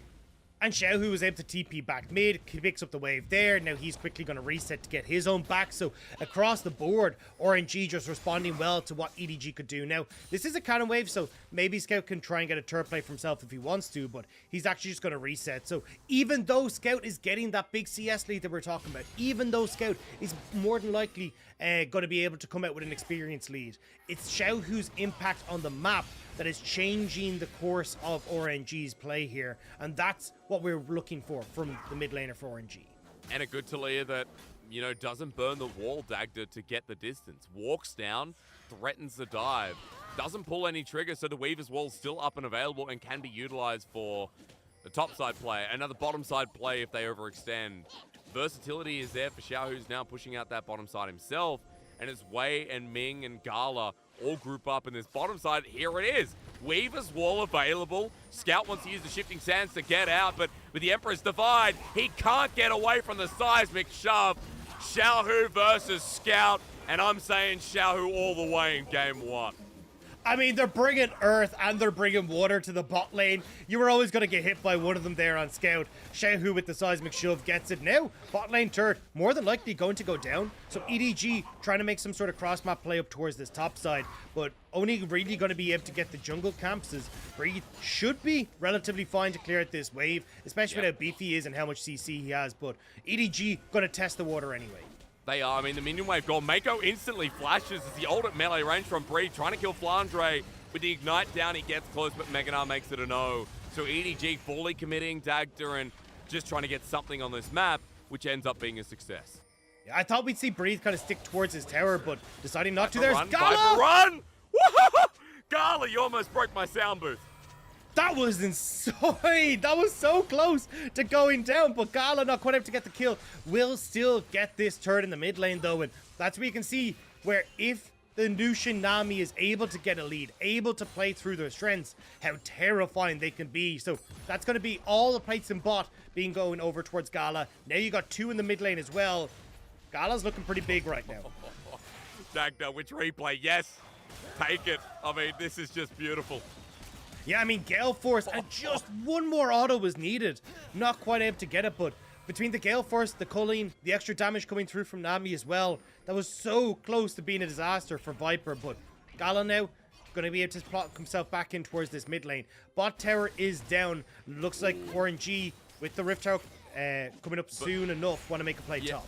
I mean, EDG making the play, but it's Wei who's here Flandre's already burnt the flash, but the Cyclones early, and Flandre even going into Meganar, gonna get knocked up and burst down. The two strongest members on Summoner's Rift right now are Wei and Xiaohu. And EDG getting countered means once again it's gonna go backwards. JJ knocked backwards, and hey, you shouldn't have walked that way. They are assassins and taking down their targets one by one. I mean, RNG are everywhere on this map. Dragon now in 50 seconds as well, so you imagine with the control that RNG have, they should be able to pick that one up. Then you can start to rotate over towards the Rift Herald as well, and with how far ahead this mid-jungle is for RNG, how the hell do you try contest anything on EDG's side? Xiaohu and Wei just seem to be everywhere. I mean, Scout is not at the point where you'd call this as relevant into the game. Dagda for Flandre hasn't been able to group up, has been stuck in the laning phase versus Breathe, hog riding fantasy, which is just keep running me against this little weird dino. I forgot what animal Gnar is. What animal is Gnar? Did we figure that out? He's just an ancient yordle, isn't he? I don't know. Is a yordle an animal? Because Kennen is like a rat. No, Kennen is like a possum or something. And in Australia, in the middle of the night, it'll be 10 o'clock or something, and you hear the scurrying on your roof. And it's because this possum has found a way into your house. Sorry, I'm projecting. I'll stop for now. Cullen comes through, and Gala once again doing a lot of damage. And Dagda, I'm projecting because I'm feeling annoyed considering this is match of the week. And RNG are smacking him. They're literally doing what that possum was doing, which is making sure that EDG, which is myself in the analogy, can't do a thing to stop them. Yeah, I mean, RNG are just everywhere. And unfortunately for EDG, they are just kind of playing dead a little bit here. It's just not working out for them. And this is what we're talking about. RNG, they use Wei's pressure to move over towards Dragon. You have Gallop continuously shoving in mid, so EDG never really get to contest. But now Breed will run into JJ. Oh, here we go again. I mean, Scout's behind him. So Scout can actually do something here, but meanwhile, Gala Gale forcing onto Viper. That's the energy we all need in our solo queue games. Dagda, when we compared Viper to Gala this split, we were so on point leading into this game. I mean, Gala has been absolutely incredible for RNG. I mean, he's got the second highest KDA of any of the AD carries in the league right now. 5.8 KDA on average for this guy. 28% of the team's damage. Gala has been a menace for RNG, and he's been kind of let loose this split because Xiaohu's taken on this more facilitator role. And Gala, a man that I think had a lot of doubts around him when he joined RNG, has definitely managed to silence every single one of them. Yeah, Gala's really moved into the role. I feel like last year, Dagda, it was a lot of Ming, and what can he do is we get the full-on third-person experience with Viper just getting four-shot. I mean, Viper didn't stand a chance. And this is why, Lucian and Nami were so strong at the start of the split. This is what everyone was looking at going, if I can do this in solo queue, I'll happily bring it to the competitive space. But when you had a lot of things like the Callista come in as answers, things that could actually fight that level 1 and 2 where Gala and Ming, especially on this Lucian Nami, wouldn't be that strong. That was the difference maker, but when every single one of them is taken off the board and it's a Felios across the rift from you, you can see the potential of this Lucian Nami once more. Everyone in RNG, though, starting to congregate on this mid lane. Breed, the only one separate pushing bot. JDG trying to make a play, but honestly, they're just kind of losing out on map space here. Yeah, they are. They walk through mid at first. Now setting up the gate. Mako wants the pick, but Gala just unleashes the culling. Helps out Xiaohu with a kill as well. Get collected, kids. EDG are floundering with the Weaver's Wall coming through. Xiaohu doesn't take it. Gets stuck between the particles. But hey, RNG with 2 more on top. EDG don't stand a chance. That was 4 versus 5. Yeah. That was just RNG flexing on EDG, and honestly, I think RNG came out with more of a health bar than they went into that with. That was absolutely insane. Now RNG get to push in towards this top side. They have full control over this jungle area. Baron hasn't even spawned, and RNG own the map right now. EDG are crumbling beneath the MSI champions. And it seems like RNG are continuing that playstyle we talked about. Mid-game being so nasty to verse as EDG spotted out here on a ward, Dagda. They're waiting in this brush. No one lenses. No one lenses. Oh, that hurts. but look at that damage from Gala. Like, so much being churned out there. And that's the thing. Scout was like, oh, I'm just going up to collect the top wave. It'll all be fine. But it definitely was not fine. RNG now finally make one the bot side with JJ. And just back away for the moment. They get the tower there. At least getting the turret down, Dagger. Objective bounties are available, so EDG climbing into this game somewhat. But when I say that, it's like if you've ever been to rock climbing, I went, I think, 3 months ago, and I'm so unfit, I couldn't even do the kids' wall. But, you know, as someone who would look at rock climbing and see the hardest wall there, the one that's impossible to climb, right now is Way with a blast code. It feels like EDG to get back into this game in the conditions you said, with Scout being, you know, core fundamental damage, Viper too. We have to wait another 15, 20 minutes at this point with maybe good dredge lines like that, but the tidal wave, nope. Mako is dead again. Scout going to get the ulti, but Way sent on in. That's a fake one.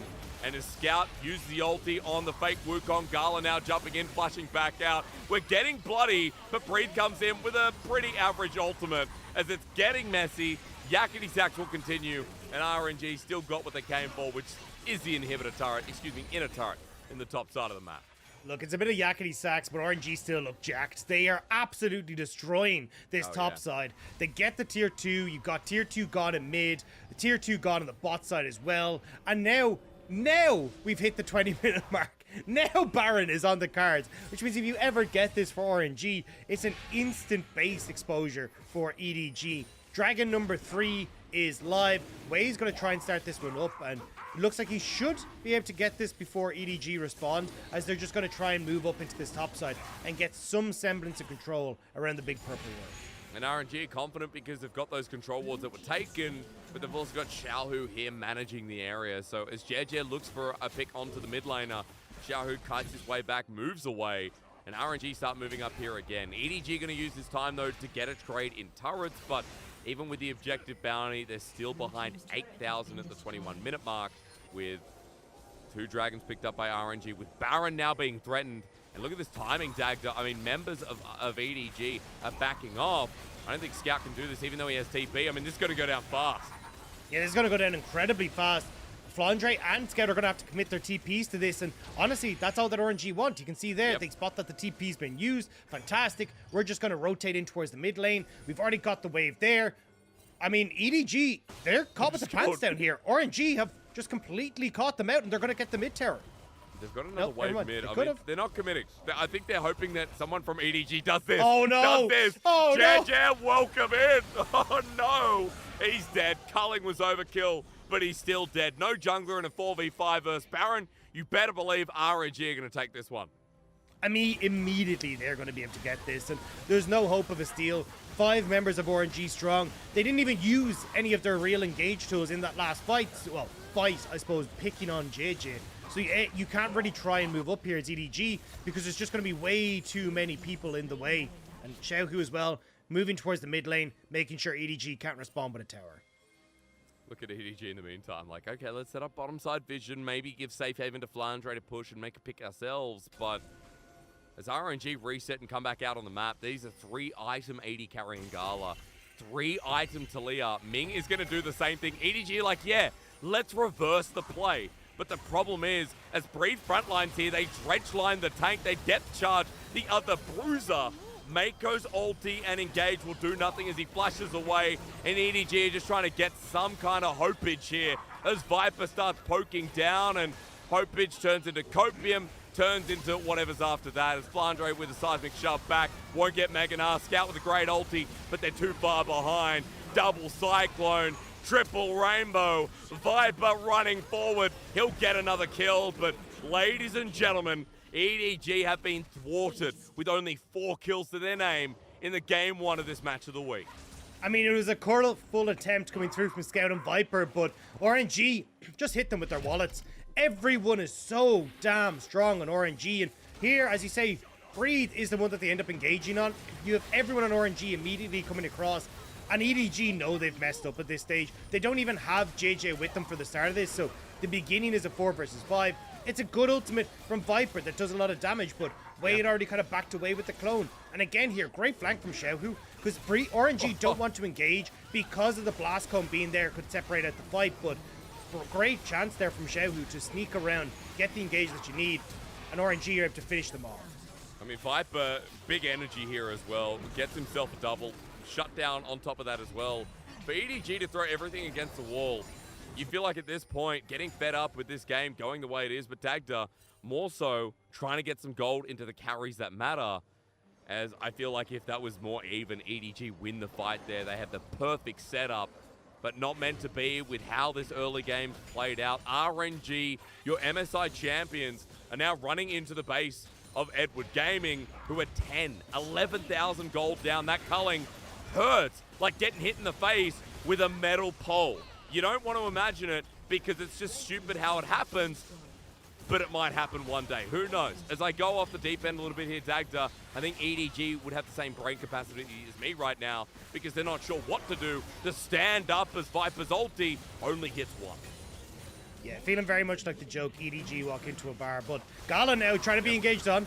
Mako again sets it up and dies straight away. Glacier Prison in the backside, targeting Viper. The damage source is out as JJ also commits, but Scout's ulti to no avail. Gala stepping forward. Dagda, where's his Penta? Well, it won't come through as he goes down as Ming now dealing with the top laner. Flashes in a straight line, and this might give chance for Viper to run forward, but Ming still survives. Still survives. Ebb and flow. The tides work in his favor, and he even baits through. Ming gets the final kill, and Wei is just dominating. Jungle diff, mid diff in our match of the week. RNG just have that mid game that makes you go,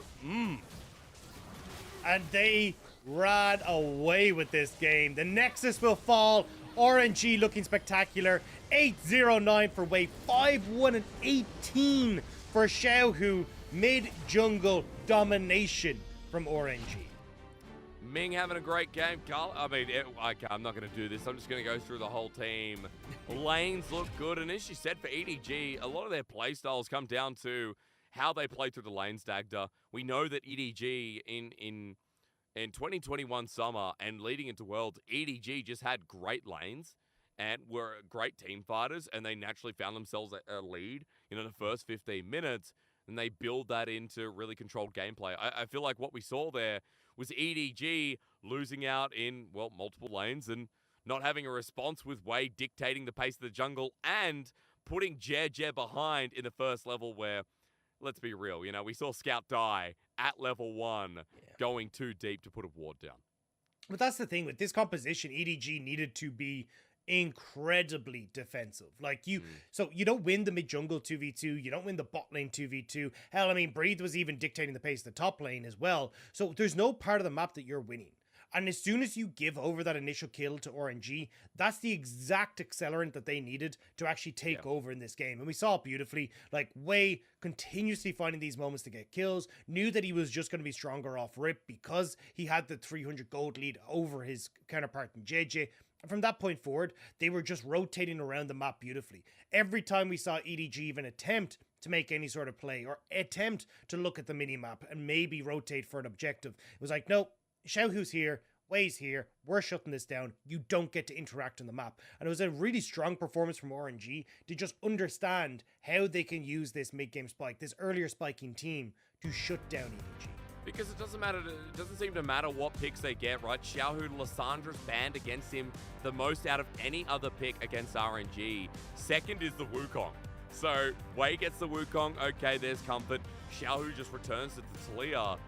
And with this mid-jungle enabled, EDG didn't have many options. And again, it came off the back of Scout dying, but it definitely feels like in this game, RNG played the lane so well. Gala and Ming showing us what a great Lucian Nami lane should look like, Dagda.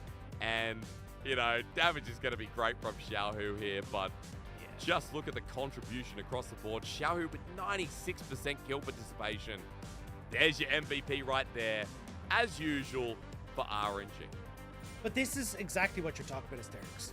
comfort for RNG, right? Xiaohu's one of Xiaohu's most played champions is the Talia. Wei as well has been having a fantastic set of series most recently, and the biggest problem for that has been, oh well, he actually looks really good in the Poppy, which is why we saw EDG ban the Poppy. But because you banned the Poppy, it opens up for Wukong, which has been his best champion all split long. So it felt like EDG just kind of put themselves into this catch-22 with the draft. We'll have to see if they can try and ramp it up in a different direction for game number 2. I want a game 3. I didn't go through waiting 6 games for this Dagda for it to end in a stomp. Game number 2 better give us something different, as we know both these champion pools on both sides extend far and wide. Let's go to a break and find out if EDG are willing to come up to the plate. Let's see who takes it. I say it's 1v1. Carson is literally right there in the brush. And Rookie, he's got, oh, the shy. The positioning was beautiful. He's about to turn Mega. No flash available. I don't think he escapes this one. The shy actually gets away with it again. Can you ever shut this man down? He's going for it. He's going for it, man. No way. No way. The shy. I need a dub for shoulder bag and trophy. I need to go. You cannot match the glow. I'm covered. I'm shining from head to toe. Y'all didn't notice.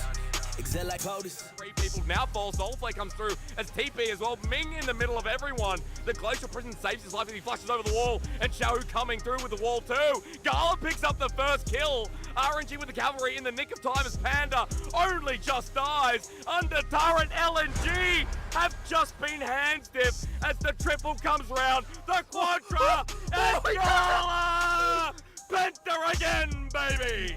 We off this wave for all 19. I don't, got no words, don't say too much. Misfits looking for it, trying to just burn it before they can get there. Misfits might be able to take this one before Razzle can get it. He's looking for the smite. No! 34 HP, no, not BTO now going to try and get off the backline. Mercer diving in as well. And Misfits might call the sound to retreat, but instead they call the sound to dive!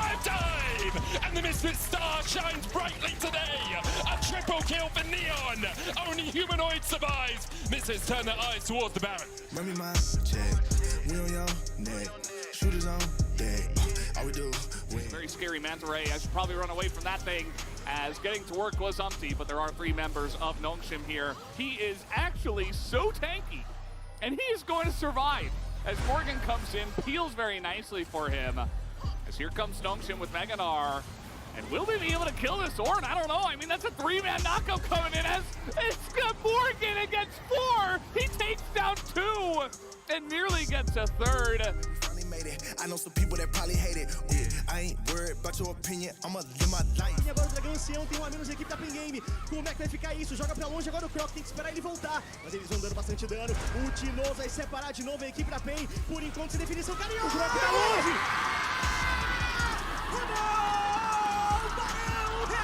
Triple Ace, sobrou o Brace, 4 abates, Pen Game, a nota que é do Kaká! O Kaká entra no covil, pega o dragãozinho e a Pen puxa a rota no meio pro GG. All we do, win. All we do, win. All we do, win. All we do. It's gonna be all about Johnson. They just gotta go, I think. If they try and fight early, that's their best chance. And they're gonna look for Tukui, getting slowed up, gonna package around, a lot of spot, big taken, and Soul dropped. 1 so far, Africa gonna burn the zone, he's packaged pretty well right now. Disengaged though and adapt onto the support, but he yoinks back, well done. That is the 80 carry gun, Hazina flies in, Zonia's popped, and here we go. It's time for Instinct to go for broke. No way. Number 4, give it to him, you better not steal this. The kill comes through in his 2nd ever LCS game. What is it with TSM 80 carry stand-ins and first week pentakill? When is it supposed to click? The right chemistry, sparks flying, energy endlessly. We tend to seek the person of our dreams. You might find you've lost your mind. Love may not be what it seems. Listen. One afternoon on a walk, he met this woman, their eyes locked. His world was rocked, he gave her his number. That evening she called him and they talked. They had so much to chat about. There was no doubt that they were perfectly matched and that he had to ask her out. She said alright, he could tell she liked him, but knew she could hurt him even more. He bought some flowers. In an hour he arrived at her door. She let him in, she seemed uneasy. They got ready to leave.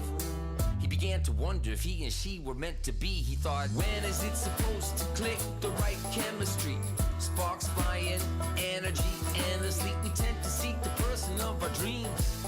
You might find you've lost your mind. Love may not be what it seems. When is it supposed to click? The right chemistry, person of our dreams. You might decide that love is blind, but it may not be what it seems.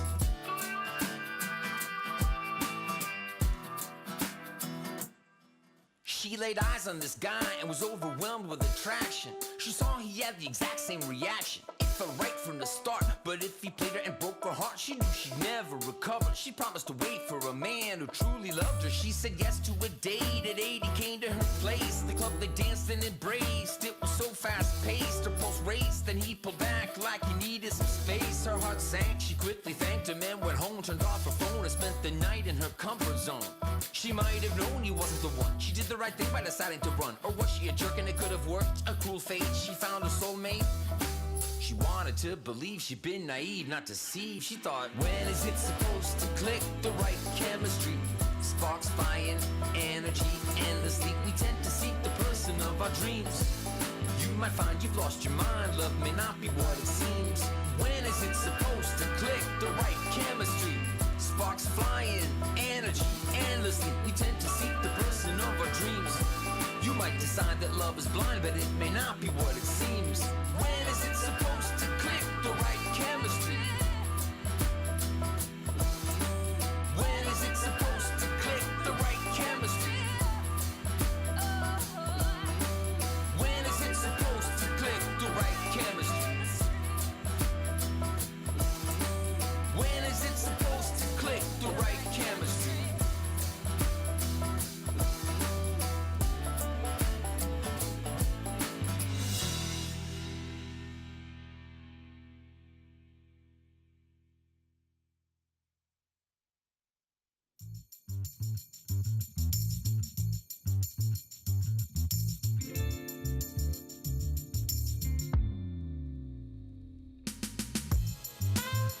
Ah, good old days. Do you remember? There's no bringing them back. Continuation of the golden era. Golden era. Continuation of the golden era. May it live forever. Late 80s, early 90s, it came into its prime. Microphone prodigies with complex rhymes, sublime denser beats, and deep sampling feats. Pure genius rose steep from the New York streets. Meet at Mars, the building from Milky Way, payday, the tunnel, the red zone, new music cafe. Beat Street, fat beats, downstairs rockin' soul, in the music factory stacked 12-inch gold. The innovation was cunning, stunning, nothing was contrived from 86 to 95. New York kept it live, BDP, King PE, Ultra EPMD, Rakim, Stet, Slick Rick, MC Light is Marquee. The Jungle Brothers, De La, A Tribe Called Quest, Brand Nubian Gangsta G Rap. 我觉得死歌的选手包括 EDG 整体都是一个偏向去打就是资源团还有后期团战的一个队伍吧，然后我们跟他们交手可能就会在前期的资源争夺以及团战上边就是要就是打得更好一些。这次我们与 EDG 再次交手，就是也希望大家都能带来精彩的表现吧。然后我也挺期待，就是把 BO3打满，大家多去互相博弈一下，就是吸取一下经验的。Xiaohu valuing the competition against EDG. So EDG better give it back to him because at this point, RNG looks so dominant in game number 1. And we saw that objective control spoken of in perfect fashion. Dagda, Xiaohu got MVP, didn't he? Did we hear it correctly? Were we on it? Was I on it? You're on it. You were on it. Good. It's always because, I mean, yeah, no, not the way, but the Xiaohu, right? The mid laner of RNG, I'm so sorry. It seems to be this amazing roaming machine that just has perfect Weaver's walls and continuously shows us that for 3 years now has been the best in his role. And it's funny because he was a top laner 2 years ago. Yeah, I mean, the way that Xiaohu gets his way is when Wei is involved in the process. And far and away, Xiaohu absolutely stopped this game. The fact that you end up having this really strong synergy between the mid-jungle worked out spectacularly. The early kill comes across. And from that point, it just felt like they were everywhere together. And look, it was them, Xiaohu and Wei, holding hands across the map that made it so difficult for EDG to work with. But almost every seismic shove Xiaohu hit, everything that was important, they were able to just completely turn back around in their favor. Like, it just felt like there was no hope for EDG with how well RNG's mid-jungle were performing, and in particular Xiaohu. There's no hope anyway, because Hope moved Dagda. He's not. Sorry. Look, we'll stop. I feel like there's so many names that dictate, like emotion in the LPL. Of course, we are getting into game 2. We've had some pretty big news, and to turn the tides, EDG have subbed out JDG. We are getting Junja in again. And Dagda is so crazy because last year I wanted to see him. I wanted to see Junja. I think he even came in for one single series. Junja was in for the last series versus LGD. Now against RNG. This is a big call considering the long-time Korean challenger top-tier Nidalee player is going to be trying to create a new dynamic with EDG in game number 2. And now we kind of ask ourselves, well, can Junja rise? Can he actually take over where JJ has been slipping? Because it definitely feels like at the moment, JJ hasn't been able to get himself into a decent position for pretty much the whole split. Like, he's not really linking up with Scout in the way that we were hoping for. His engages have been a little bit wonky.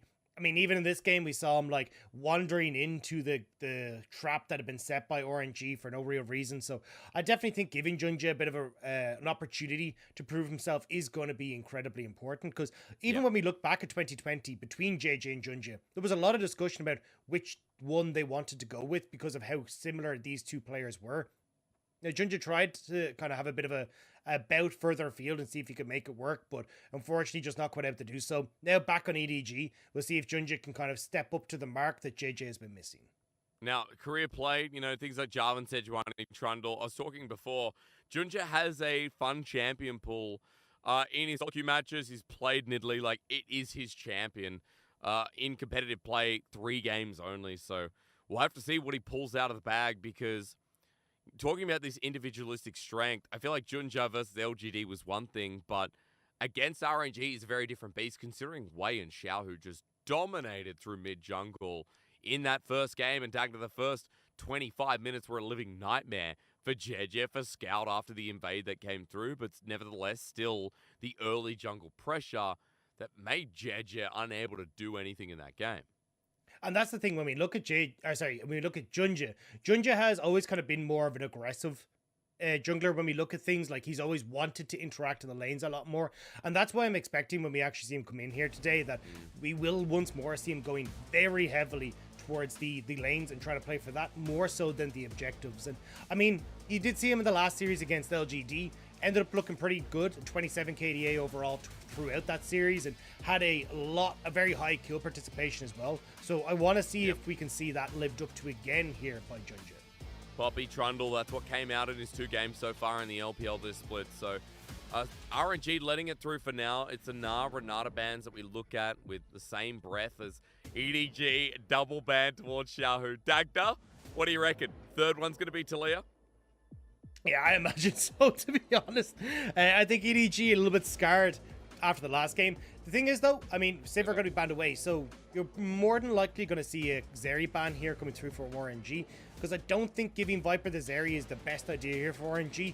But if not, you still end up with a Kalista potentially first rotation here for Edward Gaming, which means RNG will probably try and respond with the Aphelios, but it still gives a lot of early game presence to that bottom lane for EDG regardless. Viper and Mako needed after the last game especially. Zeri gone, okay. Dagda, good call on this one. As you were talking about before, so Kalista's still available. Aphelios has just been that S tier pick in 12-12 and 12-13 with all those other ADs out of the way. But Scout wants to take this away from Xiaohu. Do what Scout couldn't do last game, which is move first. So now the question is, what do RNG want to go for here?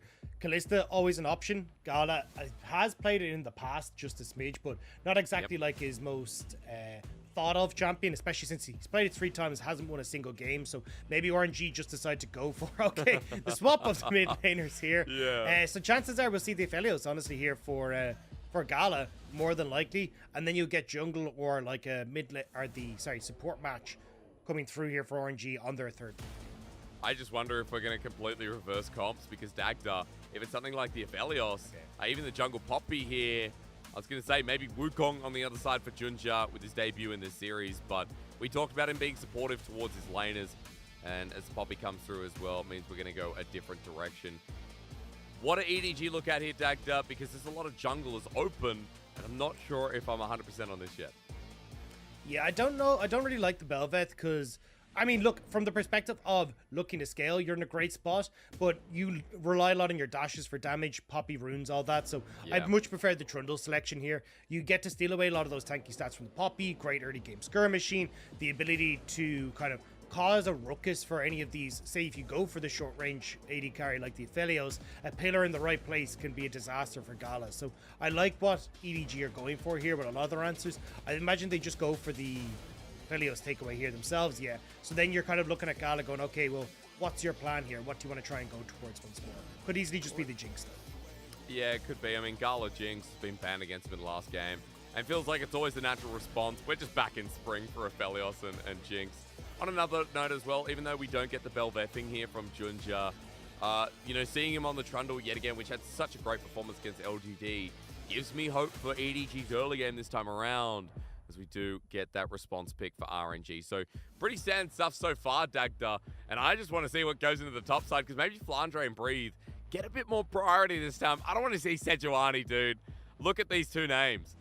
In what world does Sejuani spell it out? Yeah, start with the Vladimir ban. That gives me hope.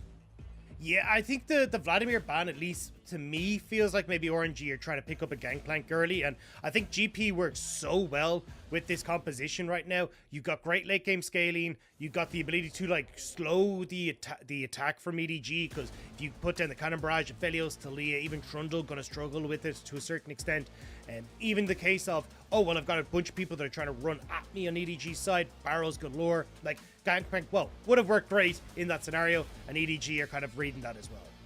Yeah, so, you know, heads up ban here, especially with Breed having it as his, one of his most played champions just under the Gwen. Speaking of which, maybe that's where EDG go next, even with the nerfs on 12-13 Dagda.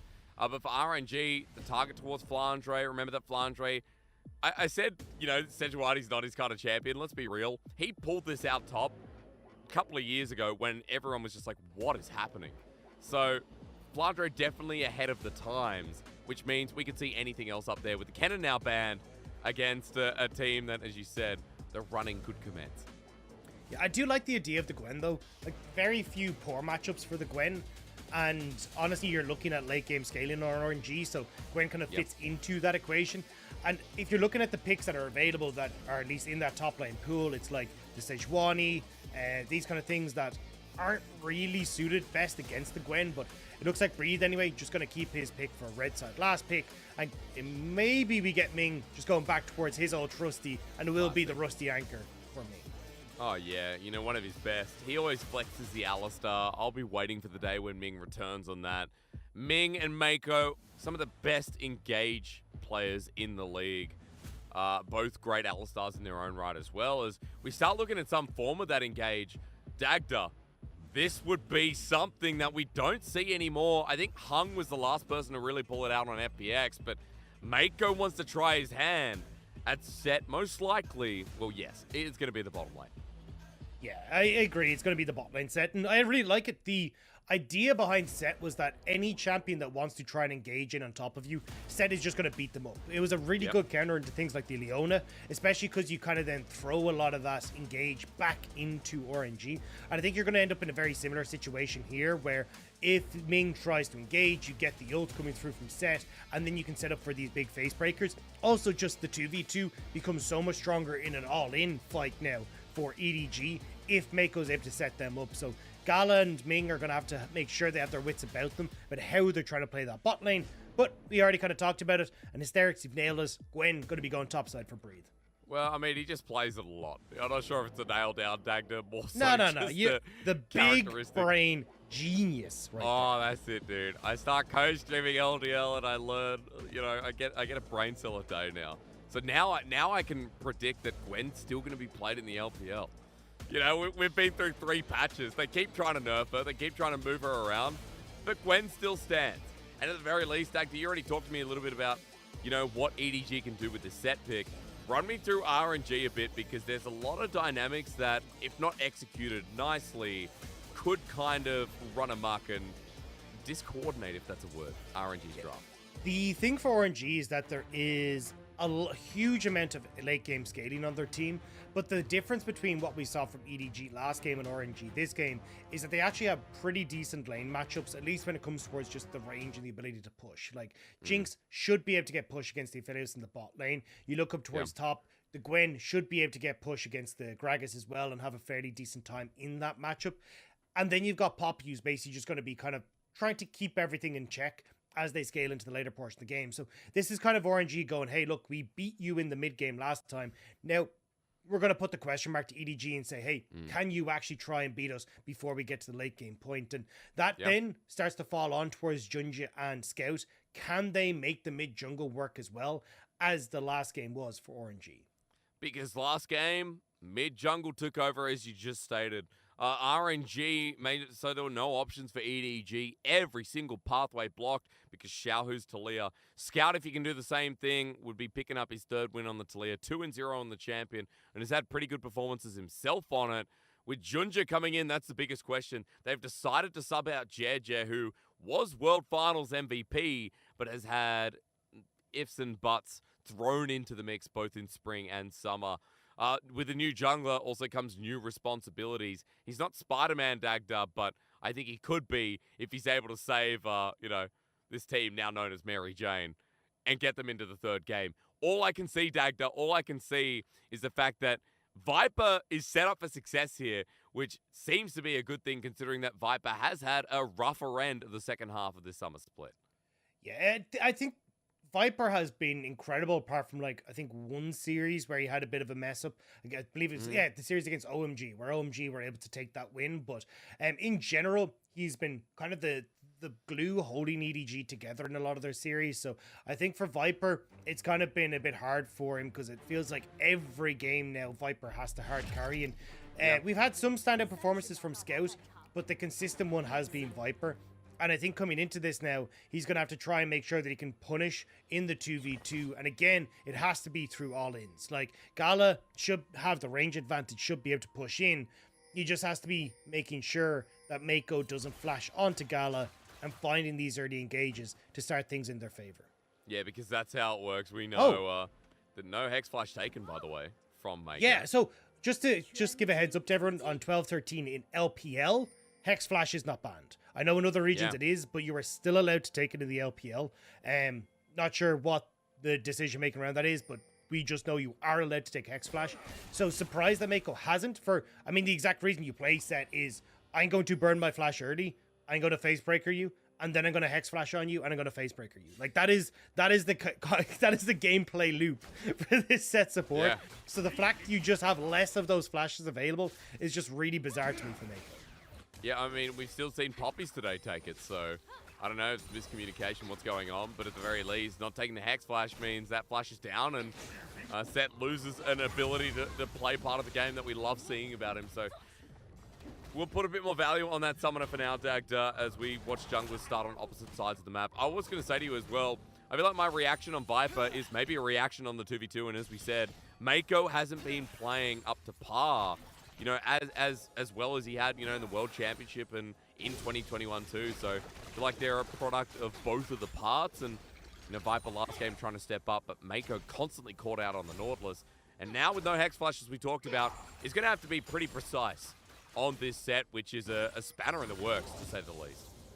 Yeah, and I definitely agree with the Mako portion. Mako has been having a real struggle, and it just feels like he has no idea what he's supposed to be doing. I think when we look back at, like, the successful system that EDG played in at Worlds 2021, it was, hey, we're going to play through mid-jungle, JJ Scout, get Scout an advantage, lean into bot side, look for dragons, look to play around Viper Mako, and had a really good successes. Good face breaker. Ming has dredge line, though. Ming should have a dredge line, wants to aim it for someone. However, it looks like even not level 2, EDG get their lane dominance here, and Gala's so low, Dagda. I think we're diving. Junja is here, but Gala's going to peace out. I don't know if Ming wants to stay underneath this tower. He wants to test it. All right, 1v3, Phase Breaker kicks it off. Ming looking to lock someone down as he flashes away. Dredge line onto the AD carry, but Gala comes back in, now has the flash. Junja just joined in and already gets a double kill. Oh, TP. To We're not blast done. EDG's bottom lane, but Xiao, yeah, TPing a level 4. It's going to be triple TP or a triple bottom lane. Dead is Mako, who can't get out of the play as Breathe now joins on in. Everyone from RNG committing as Breathe gets over the wall, but how's he going to get the slowdown? As he tries to deny Viper, they walk away. Double TP commitment here. Dagda, RNG did not want to put their head in the sand. That's a huge overcommitment from RNG. They don't get the bot wave because everyone ends up chasing people out of the bot lane trying to look for kills and salvage the play. You end up losing everything as Gala and Ming on that. Like, just back away from this. Like, you do not need to be here, and you just accept you messed up on the level 2. You let Mako close the distance, but Ming tries to stick around too long. Like, Mako's tanking up so much of this the entire time. Gala Flash is still level 1, so Junja just able to flash forward, gets the chomp, which gets the slow. The red buff ends up taking the kill. But here, like, look at the size of this wave. That wave is just as much value as some of these kills, but all 3 members of RNG go to chase EDG out, so the wave dies. Oh, Dagda, I love the commitment, but yeah, EDG with the gold play, of course, and 2 kills over to Junja. This jungle trundle is going to be in a great position with Sheen, double longsword picked up off the back, and as you said, the wave denied for EDG right now as it crashes here. Looks like we'll have a slow push setting back to Gala, but Gala's still behind NCS. Gala has to come out of the wave. And Mako and Viper level 4 and 3 respectively. Gala is only just level 2. And the problem now is that you've got a slow push being set up by Viper and Mako in the spot side. They're just moving in towards mid now to get Scout the opportunity to push out, and they go for Dragon. And this is something that EDG has always leaned on in their game plans. I mean, at the moment, EDG have the 5th highest Dragon rate in the league, and they want to try and make sure that that's going to be a win game for them once more. I mean, Junja putting so many eggs in the basket of bottom lane. This is a complete different look as last game, JDG was very reactive. This game, Dagda, Junja is so proactive, trying to get Xiaohu now as well. This will be a 2v2 in the mid lane as Scout takes the most damage. Xiaohu with good fancy stepping, but as Pillar comes up, Wei is going to counter this, and Scout can't walk in any further. So Wei and Xiaohu once again linking up, and to the benefit of giving Xiaohu space in this mid lane. Yeah, still, though, Junja should be in a decent spot here to try and cover onto his bot side. There, he's going to hop over the wall, at least considering starting up Dragon, because Mako never had to burn his flash in that last engagement. Remember what we said, he's not running the Hex Flash, so having access to that Summoner spell is so important for Mako, and with the wave pushed in bot side, Gala's still 2 levels down. I don't know if RNG really want to go for this. I mean, they're just beelining it towards Viper, but yeah, Wei can't get on top of him. Now he's grabbing him. And with a good heroic charge away, Viper just instantly flashes. They're trying to help RNG's bottom lane, but Dagda, it's so doomed. I mean, RNG said they wanted to go for 3 games against EDG. I didn't think they wanted it that bad because everything is going disastrously here for RNG. Nothing is coherent. And when we just got off of a game where RNG looked so clean, so calculated, reading everything that EDG were doing on the map, it just has gone completely out the window now. Oh, God. I don't know how you look at RNG game 1 and game 2 like this. It's kind of like JDG, right? Yeah, JDG, we see in game 1 so clean, and then game 2 you're like, dude, did JDG just like replace all 5 players? You know, put in the coaches, put in the refs, and then they come back game 3 and then they look clean again. So for RNG in this game number 2, trying to find something because the gold leads are building up. We've got about 1,500 as Wei finds another angle. He is not going to say die here, Dagda. Got Xiaohu in the wings as well. Junja is here. Mako, I think, knows that something's up and is just kind of playing a ward for himself.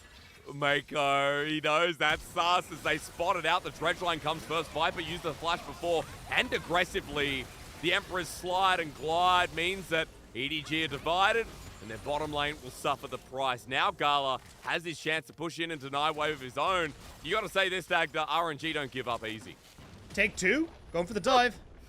Wait, how want to take it, Gala. Yeah, Gala took a turret shot on the way out as well, and that ends that as Flandre is just going to be setting up the jungle. Yeah, I mean, he doesn't want to try and move in towards this top side.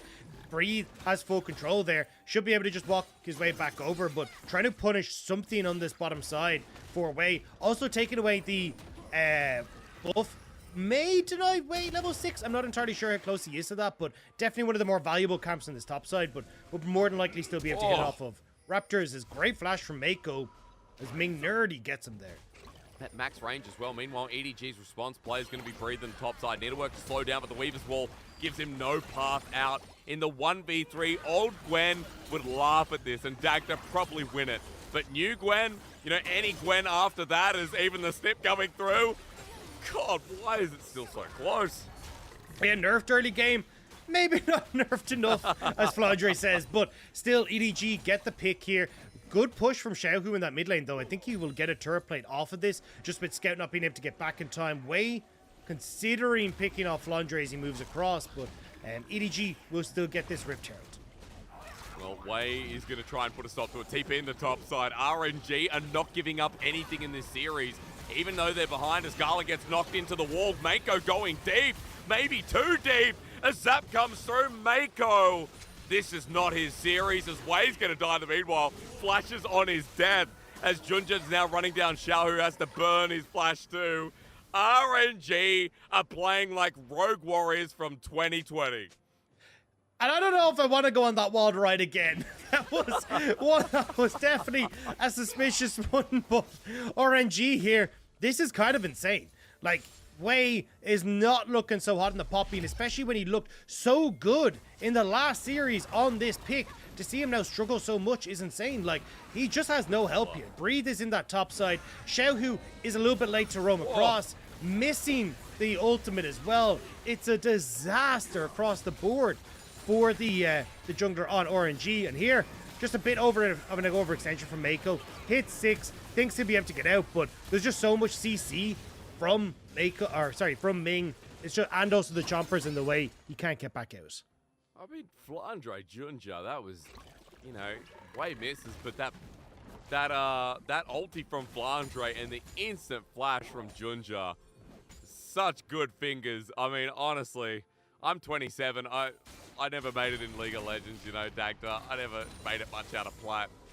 But I tell you what, if I had fingers like that, no, I should stop this story. If I had fingers like that, League of Legends would be an easier job. Hey, look, you're a musician. I've seen what you can do on a couple of different, your piano and stuff. Don't sell yourself short, man. I can't, you know, because of League of Legends, because I only play support, you know, I can play using my index finger, right? Because that's my ward button. But it's the pinky that's a problem, dude. You know, playing Ashe support, when do I ever Q? When do I ever use Flurry? Is Scout with a good setup. Oh, Xiao's just knocked back. Ulti hits no one. And his Scouts aren't sending a threaded volley once again in the line of fire to Xiao, who is Spectator Bug doesn't work out too well for us. But RNG's mid laner gets away. But Junja and Scout are now doing what Wei and Xiaohu did to him in game 1. No TP for Xiaohu, so he kind of has to stay here and take his beatings. Dragon in 10 seconds. That's what EDG are looking for here, forcing RNG away from the objective. Okay, Junja in fog of war. Carla with the traps out. He's got PTSD this game, as Mako will walk up. RNG grouping up as a 3-man towards mid, but with that, Viper gets priority in the bottom side. Herald over the wall from Scout means it's going to be first turret blood for EDG, and Dagda 3k gold lead, all given to this AD carry, who is 40 CS plus up, thanks to a great early game from him and Mako. And Junja. This is the difference that Junja brings to the table. We talked about the early aggression, playing for lanes, and now maybe needs to get bot lane. Oh god, oh well, Ming will flash away, he's going to start the play. Viper taking a bit of damage, but that was a weird interaction from Mako with the showstopper and Wei getting out with a heroic charge. But with Herald getting its own charge, Scout with the Weaver's Wall wants to make it something here into the line of fire. Wei's by himself, and a good face breaker, buying time with the stopwatch, but no turret there anymore. And EDG pummeling RNG. They want this to go the distance. And again, the Dragon was taken on the backside of this, so everything for EDG on this bot side. Viper is huge, and when we talked about Viper being the one that needs to step up and be the damage dealer, already with the Mythic, a BF sword, his boots completed. Gala can't compete. Xiaohu is the only one that can really match damage perspectives when you look at this Azir, but even the Azir behind in comparison to how big Viper is. Yeah, and we'll continue staying at that size for a while. 1.5 items versus no item at all. Components for Gala. Level 7 versus level 8. At least the level lead isn't as bad as we saw before, but RNG behind almost 5,000 gold against 2 dragons. Dagda, walk me through a little bit about how long we have to wait for RNG to get relevant in this game, or if you just feel like EDG are going to stay ahead because of this Aphelios. I mean, 3 items is really where you're looking at RNG being the difference maker. The Aphelios is definitely going to help, don't get me wrong, because just with how far accelerated Viper is, he's going to make this mid-game a lot more difficult for RNG. Especially when you look at like the next few objectives that are coming up. You got 2 minutes until the Rift Tower is going to be spawning. You'll see probably pop up on your screen in just a moment. That's where EDG now can look to crack open even more of these turrets.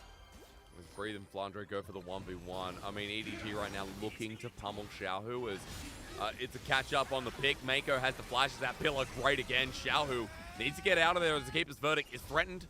Remember, that is only going to be on a 15-second cooldown now.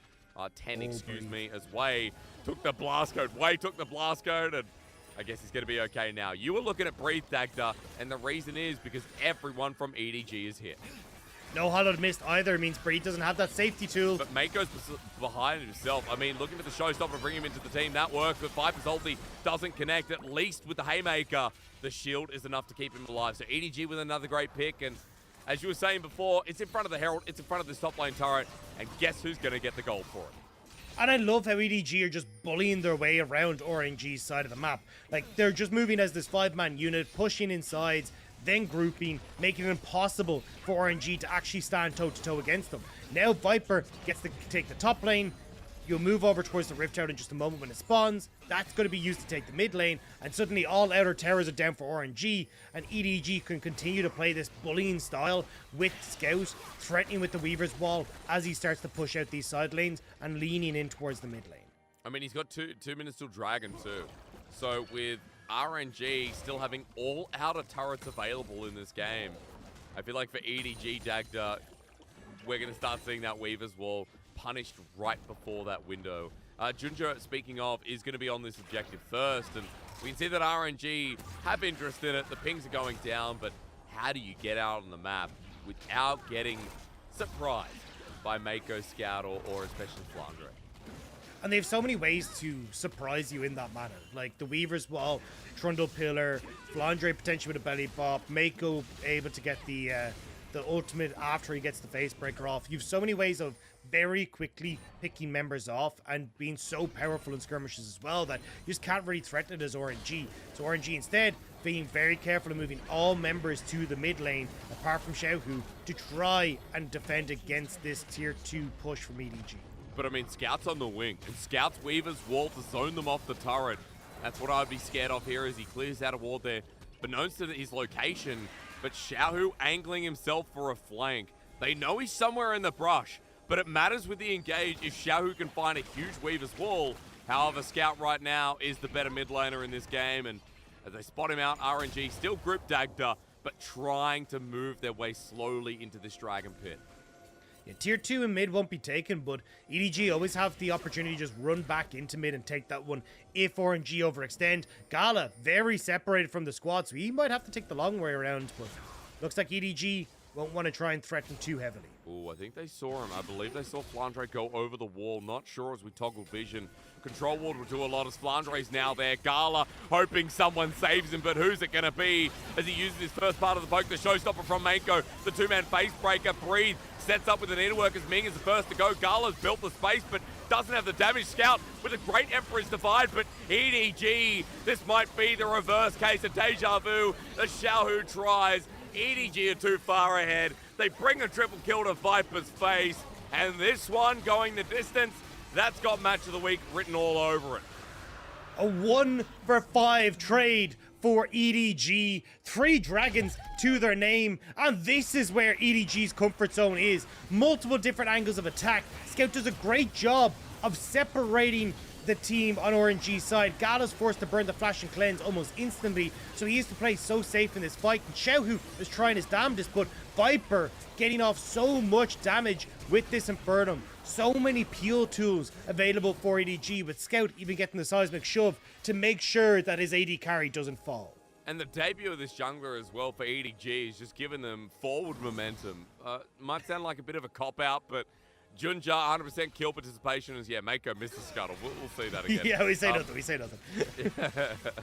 But Junja, now with Spirit Visage picked up, you know, curious second item against probably the most strong member of RNG, and Xiaohu has done so well in this early game, Dagda, and has been a very different look for EDG.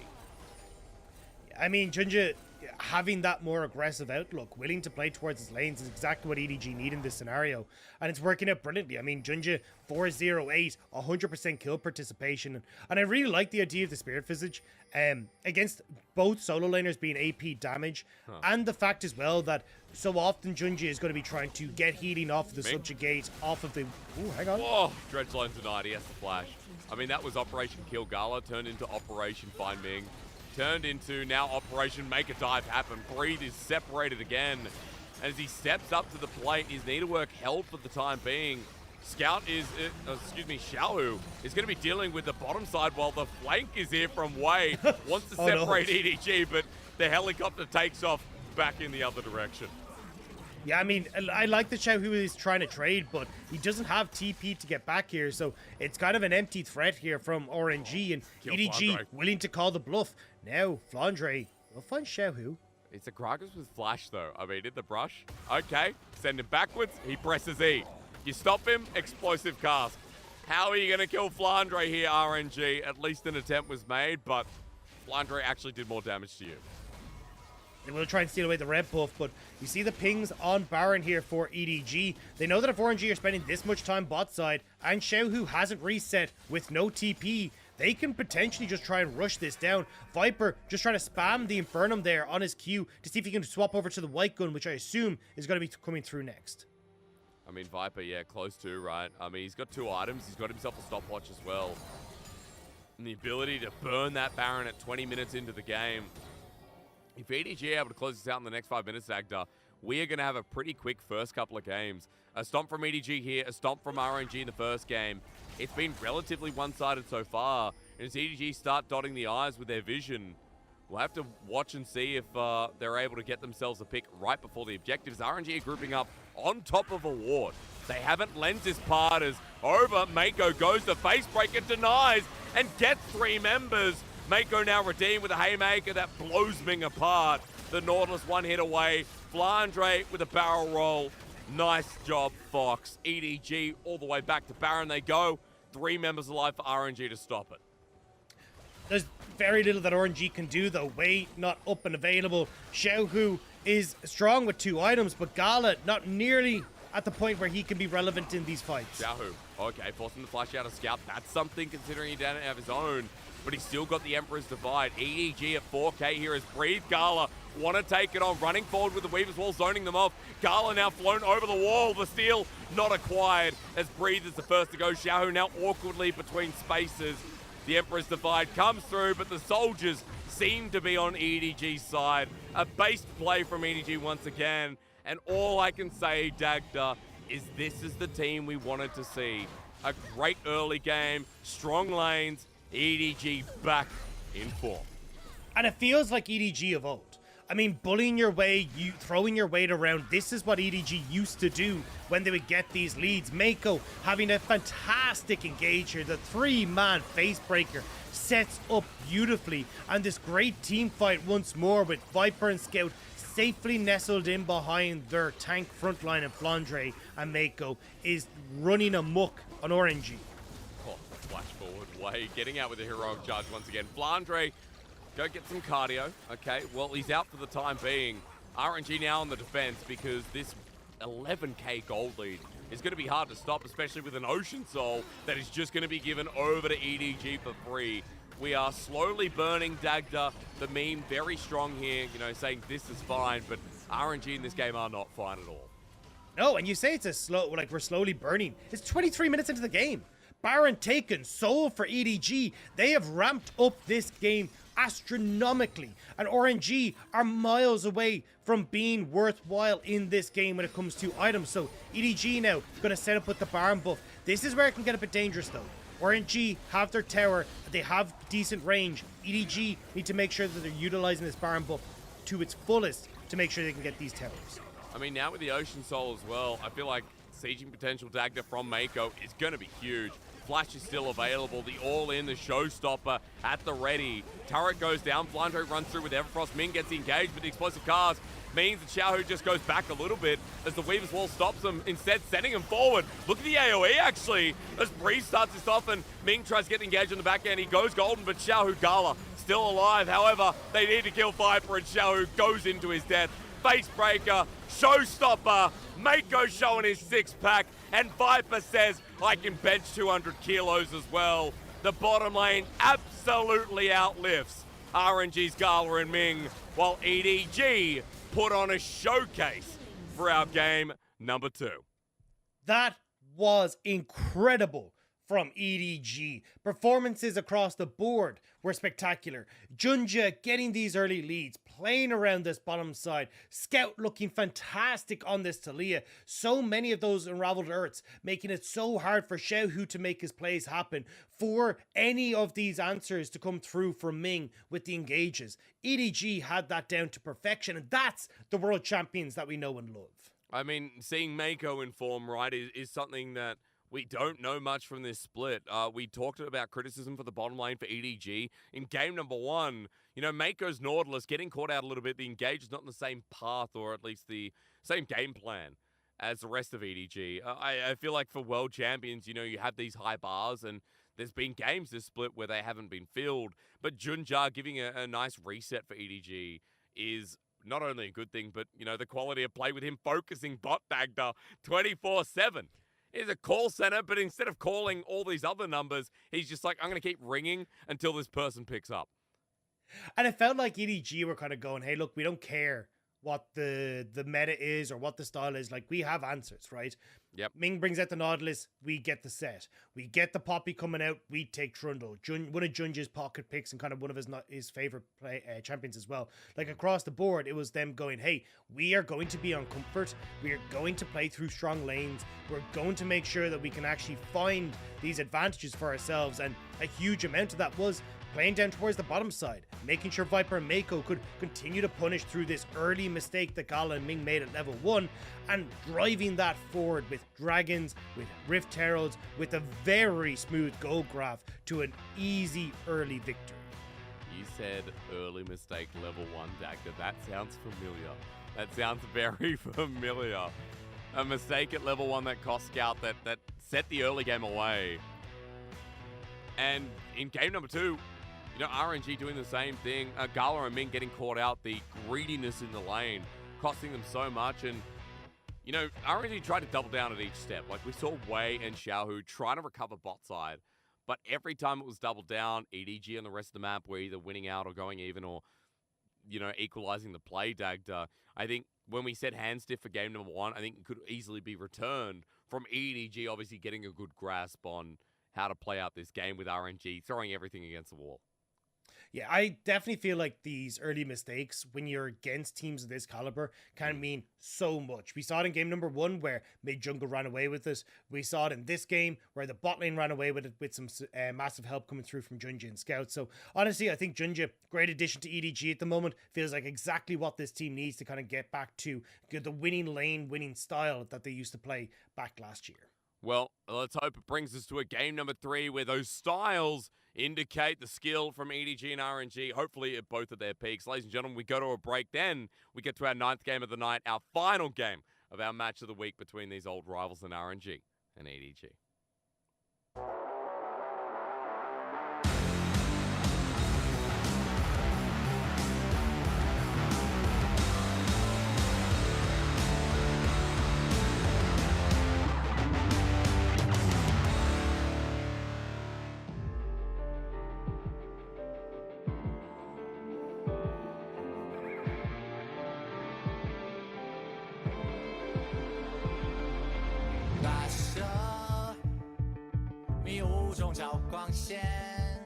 谁甘愿在沉默中妥协？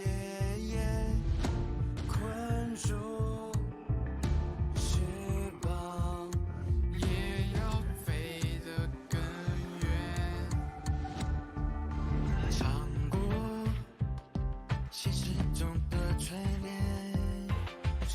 笑声，也不过是雨点。拥着的如长卷，拒绝最廉价的怨言。剩多少次摔倒过，让独行总有一天会被看见。想宣告全世界，拥有生而无畏的信念。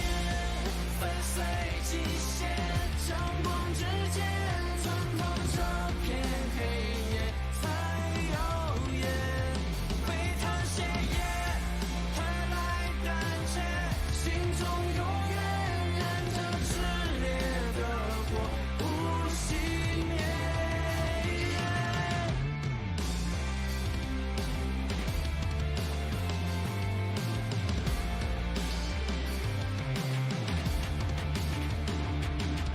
承受了冷漠与偏见，也接受不完美的缺点。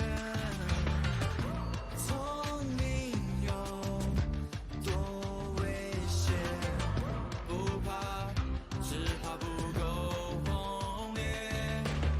剩多少次摔倒过，但独行总有一天会被看见。想宣告全世界，拥有生而无畏的信念。粉碎极限，阳光之间穿透这片黑夜太耀眼。沸腾血液，何来胆怯？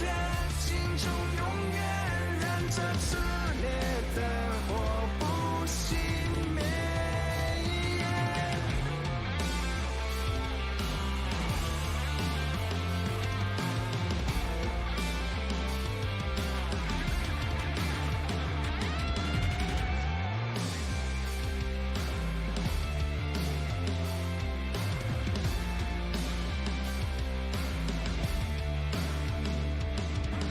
有多苦有多痛也不怨，流的泪受过的伤都会终结。被否定被拒绝多少遍，挡不住勇气疯狂蔓延。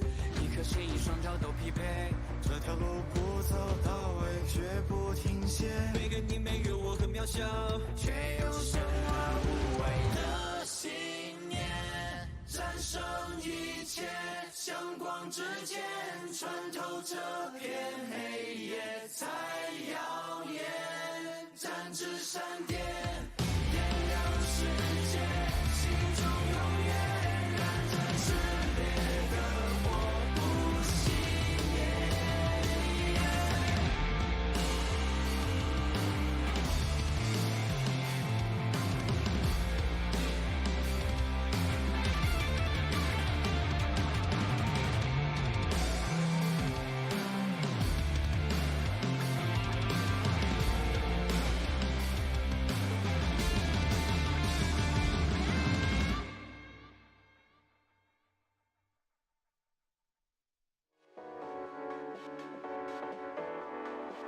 I keep my love emotional. I keep on reaching high. I keep my love emotional. I keep on reaching high. I keep my love emotional. Keep on reaching high. I keep my love. I keep my love emotional. I keep on reaching high. I keep my love emotional.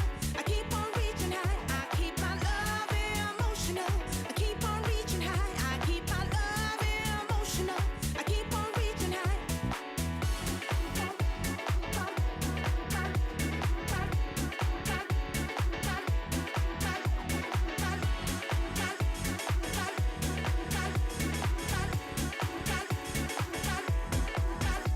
You're giving me, but it's not enough. I want you to open up your heart some more. You're giving me, but it's not enough. I want you to open up your heart some more. I'm a big-hearted woman with a big appetite. A double dose of love is what will get me right. I'm a big-hearted woman with a big appetite. A double dose of love is what will get me through the night. Look at me in my eyes. I wanna see my own reflection, knowing I'm all you see.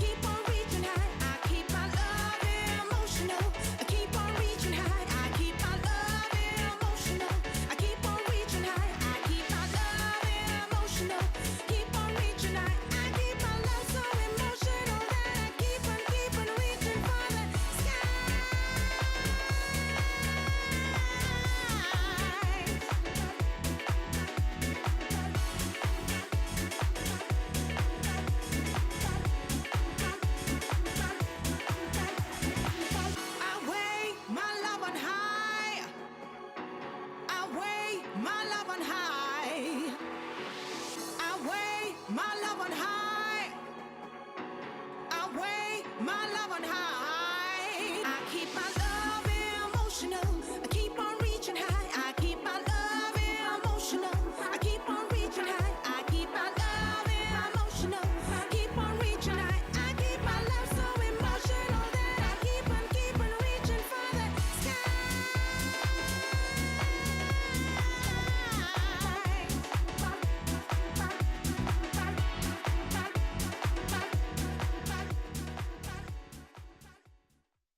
下一场对战 RNG 的话，我觉得布雷泽这名选手还是非常团队的，我觉得就打游戏打得挺聪明的，所以我觉得我可能下一场打他的时候要多想想怎么继续帮我团队。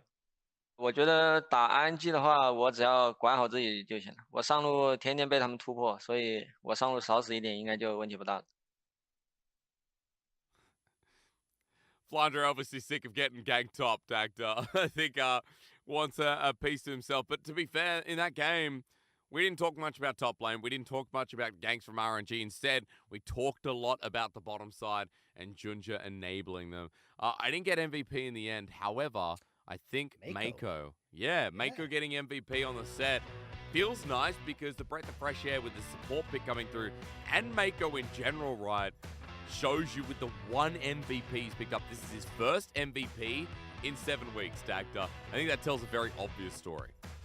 Yeah, it's been a little rough for Mako on the bot side, but nice to be able to give him the just rewards that he got for this game because the set was instrumental to the success of EDG in this game. We saw that early play in the bot side that set up the victory there for Viper and Mako, and then from that a lot of his engages were exactly what EDG needed to continue the ball moving forward. And again, like, it's been so long since we've really seen Mako find that success. Now, I don't think it's just because Junja's been subbed in that we've seen it, because we have seen Junja in the LGD series as well, but it certainly felt like Mako, with the counter pick here, allowed to open up and play his own style, made it a lot better suited for the EDG support. Yeah, he's got a lot of pocket picks like this as well. I feel like he and Ming, we talked a little bit about things like Karma, Rel, Ash, you know, have come through already, even the Amumu on top. Blitzcrank set, also a Karma game from Mako. They're these very unique pocket picks and this extended champion pool through their experience throughout the years on this team, on these teams. Going into Game 3, though, Dagda, RNG are getting the blue side. And we've got 100% blue side win rate in this series so far. But I think what's more important is that we have now seen draft swapped over, different angles with RNG, you know, having to play a little bit slower, but the early game just took off from EDG and they did exactly what RNG did to them at the start of this series. Which says exactly how close this series can be. Like, one little mistake can blow it up on either side. And now we're going to have to see coming into Game 3 what that is going to look like. Definitely feels like Taliyah going to be incredibly high priority here on both sides. I think both Scout and Xiaohu looking incredible on it. And the fact we're on 12-13 as well, where you're now going to bring in the buffs that got Taliyah received as well. I feel like we're going to start to see her higher and higher in that draft priority. I mean, both mid laners so far, Weaver's Wall have been fantastic. You know, another player who we didn't get to really mention, but outside of the Azir, Scout is still a great Taliyah. Both mid laners, I think, are having some of the best Taliyah performances in the league so far with some of these early game roams, man. It's just insane. Scout now 3-0 on a 100% win rate. Xiaohu close to 3 out of 4 games, with a win rate on Taliyah. And so far in the series, Dagda, we have seen Taliyah, Azir, both big priorities. And even more so, you know, in that second game, RNG opted in for the Azir before we got to the Taliyah, right? So I feel like going into blue side once again, that mid lane pick means a lot to both RNG and EDG. And the thing is, I actually did a segment on this a little while ago. I think it was with Ushin, where we kind of talked about like why we haven't seen Scout on the Taliyah pick before this. Like, he's an over 80% win rate over the course of his career on this pick, and the fact that it hadn't seen it come out was kind of baffling to me. So I hope that now that we kind of got the buffs, and also since they've kind of taken it away a few times now from Xiaohu, they'll continue to prioritize this pick and make sure that they're able to actually have an early game where they can play through their mid jungle, where they can try and lean into bot lane, like go back to the style that made them so successful. But look at this for the time being, because 80 carry bans are coming out flying. EDG banning away the lane that dominated them in game 1. It was that Lucian army from Gala and Ming that took over. So no Lucian, no Zeri, Dagda, no center on the other side with Renata already taken off. EDG might go for the triple ban or might go towards what we talked about, which, yeah, Xiaohu's Lissandra just can't be let through. So are RNG going to prioritize the Poppy? Are we going to see them try and take the Callista? Or did they take the Ahri? I think the Ahri has been the standout here for RNG, where they've put probably the highest priority on the Ahri over the out of the entirety of the LPL, because they like having Xiao on something that can push. But with the Talia still up and available, it looks like they're just going to go straight towards that pick instead. Yeah, first pick Talia. Okay. Well, RNG get it yet again. As we were saying, the priority's just there. But will Scout once again pick up the Azir Dagda, like, with how Azir's gone so far in the series? Yeah, I'm kind of curious to find out exactly what all this, honestly, is going to end up kind of panning out of, because there's so many things that are up in the air. Like the Azir, obviously a big one, or maybe you want to just try and fight fire and fire, you go with the Ahri or something here for Scout in the mid lane. The Poppy is trying to be a denial away from the Wukong that could potentially come through for Wei. Also things like the Lee Sins and Zhao, all these don't do so great against the Poppy, but with the Trundle ban away, you know, what's the answer here for Wei? So I think there's a lot of question marks still here, and we're kind of getting to see that this is a highly evolving draft over the course of this series. Yeah, it is. I mean, adapting some of these top picks. Scout, let's hold for a second, guys. Let's just hold, wait and see. This is something that both teams have looked past in both drafts. Now, finally, the Silas, which has been a much higher priority in other series, gets looked at by Scout to pick up. And this is another big pick that I've been keeping my eye on for Scout. A 73% win rate over his career on this pick. Yep. Scout has been phenomenal and was one of the big champions that people watched out for him on in that Worlds 2021 playoffs and finals. So Scout going back to major comfort for him. Strong mid-jungle 2v2. And we'll have to see if EDG will be able to play through that and move down towards the bottom side again. AD carry, I think, is the best pickup here for RNG. I think just having something that's comfort for Gala, like the Aphelios, is going to be the best bet. So Viper will probably go over towards the Jinx here in response. Okay, well, Jinx available. Outside of that, we're like, Viper has things like Ezreal if he wants to play, you know, to range Dagda and have a stronger mid game. But you're right, Jinx always seems to be the takeaway. I want to look at supports though a little bit, because as we get this pick across, no support picked up. Viper, what are you looking at? Oh, let's Draven. go. Okay, now all of a sudden I'm so much more interested in supports. I mean, you have to go for an aggressive support for Mako here, right? Like, you need something that can play into it. So I want to see, like, Braum bans. I want to see Tam Kench bans. I want to see things that just won't let Gala be safe in this bottom side, because both the Braum is really good against, like, Alistairs, Leonas, Nautiluses, these kind of things. And then Tam Kench is just a pain to deal with, but actually not going to be the case. EDG focusing more on this top side, which is kind of surprising, considering that, like, you still have Nard, these kind of things still available, that maybe EDG are just like, we're going to ban that away, despite the Flandre has counterpick. Yeah, maybe set up for like, okay, well, do they look at support counterpick Dagda? Quite rare to see. I feel like specific conditions need to be met as we get a set ban against Mako once again, and that makes sense. Set and Draven, just lore-wise, seem to be perfect for each other, you know? That literally is the most egotistical bot 2v2.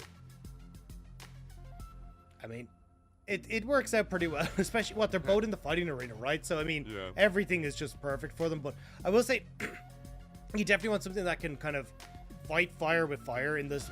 Fight alongside the fire that Draven brings to lane here in the bot side. And again, don't forget that Draven was mildly nerfed coming in onto 12-13 because Eclipse's max health damage was moved from 6% to 3%. So, a lot of people still building Eclipse. Like, we've still seen some people go towards Immortal Shield Bow. There's some Gale Force builds, but Eclipse still being the prominent build means that you're not hitting as heavy in this matchup, but Draven's still a very strong pick into the Aphelios. I just love that Vibe has the confidence to bring it out in the last game as we get a Vladimir ban against Flandre yet again. And we talked a little bit about Xiaohu losing Lissandra, but Vladimir has now been the 4th most banned pick against EDG overall. Flandre just will not get his hands on it after he has done well with the 3 games he's picked up so far. Now you talked about, though, while speaking about top laners, Dagda is just going to be locked in here for priority, meaning Mako does get counterpick on the support for EDG. Which I think is a great call here. That's why I was kind of surprised that we didn't get more more support bans coming through. Like, Nar can do relatively okay into this Sejuani. Sejuani has like kill pressure level 6, but it's not too bad.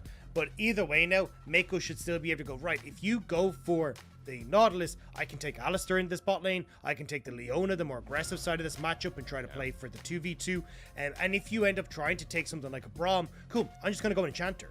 And then it's like, oh, well, now you actually don't have that safety tool anyway, because now we just get poked, you get poked down a lane. So nice draft here from EDG on these last 2 picks to kind of push RNG into an uncomfortable spot. As you said, looking at something like the Leona, match the engage here with the dredge line that is, you know, constant response in the past with things like the Leona picked up. We've got Breathe on his comfort, though. We can talk about that in a second. At the very least, I just want to see how EDG rounded up. And yeah, Mako once again back on the engage here, Dagda. And that 2v2 lane for EDG, trying to set that up for success, seems to be the game plan this time around again. Yeah, and I think that's the thing, is we're going to see a hell of a lot of pressure down here. Now, the downside is Scout doesn't really get much priority in the mid lane on this matchup. So Xiaohu can still look to go for these roams that he's been so good at finding and cause issues down for this bottom side of the map. Junji as well, like, will be able to have some presence on this bottom side just with how aggressive the bot lane is, but still needs to be careful if Wei does try and answer some of these 3v3 plays. But I think EDG should still be enough just with the jungle AD carrying support to take these bot lane skirmishes.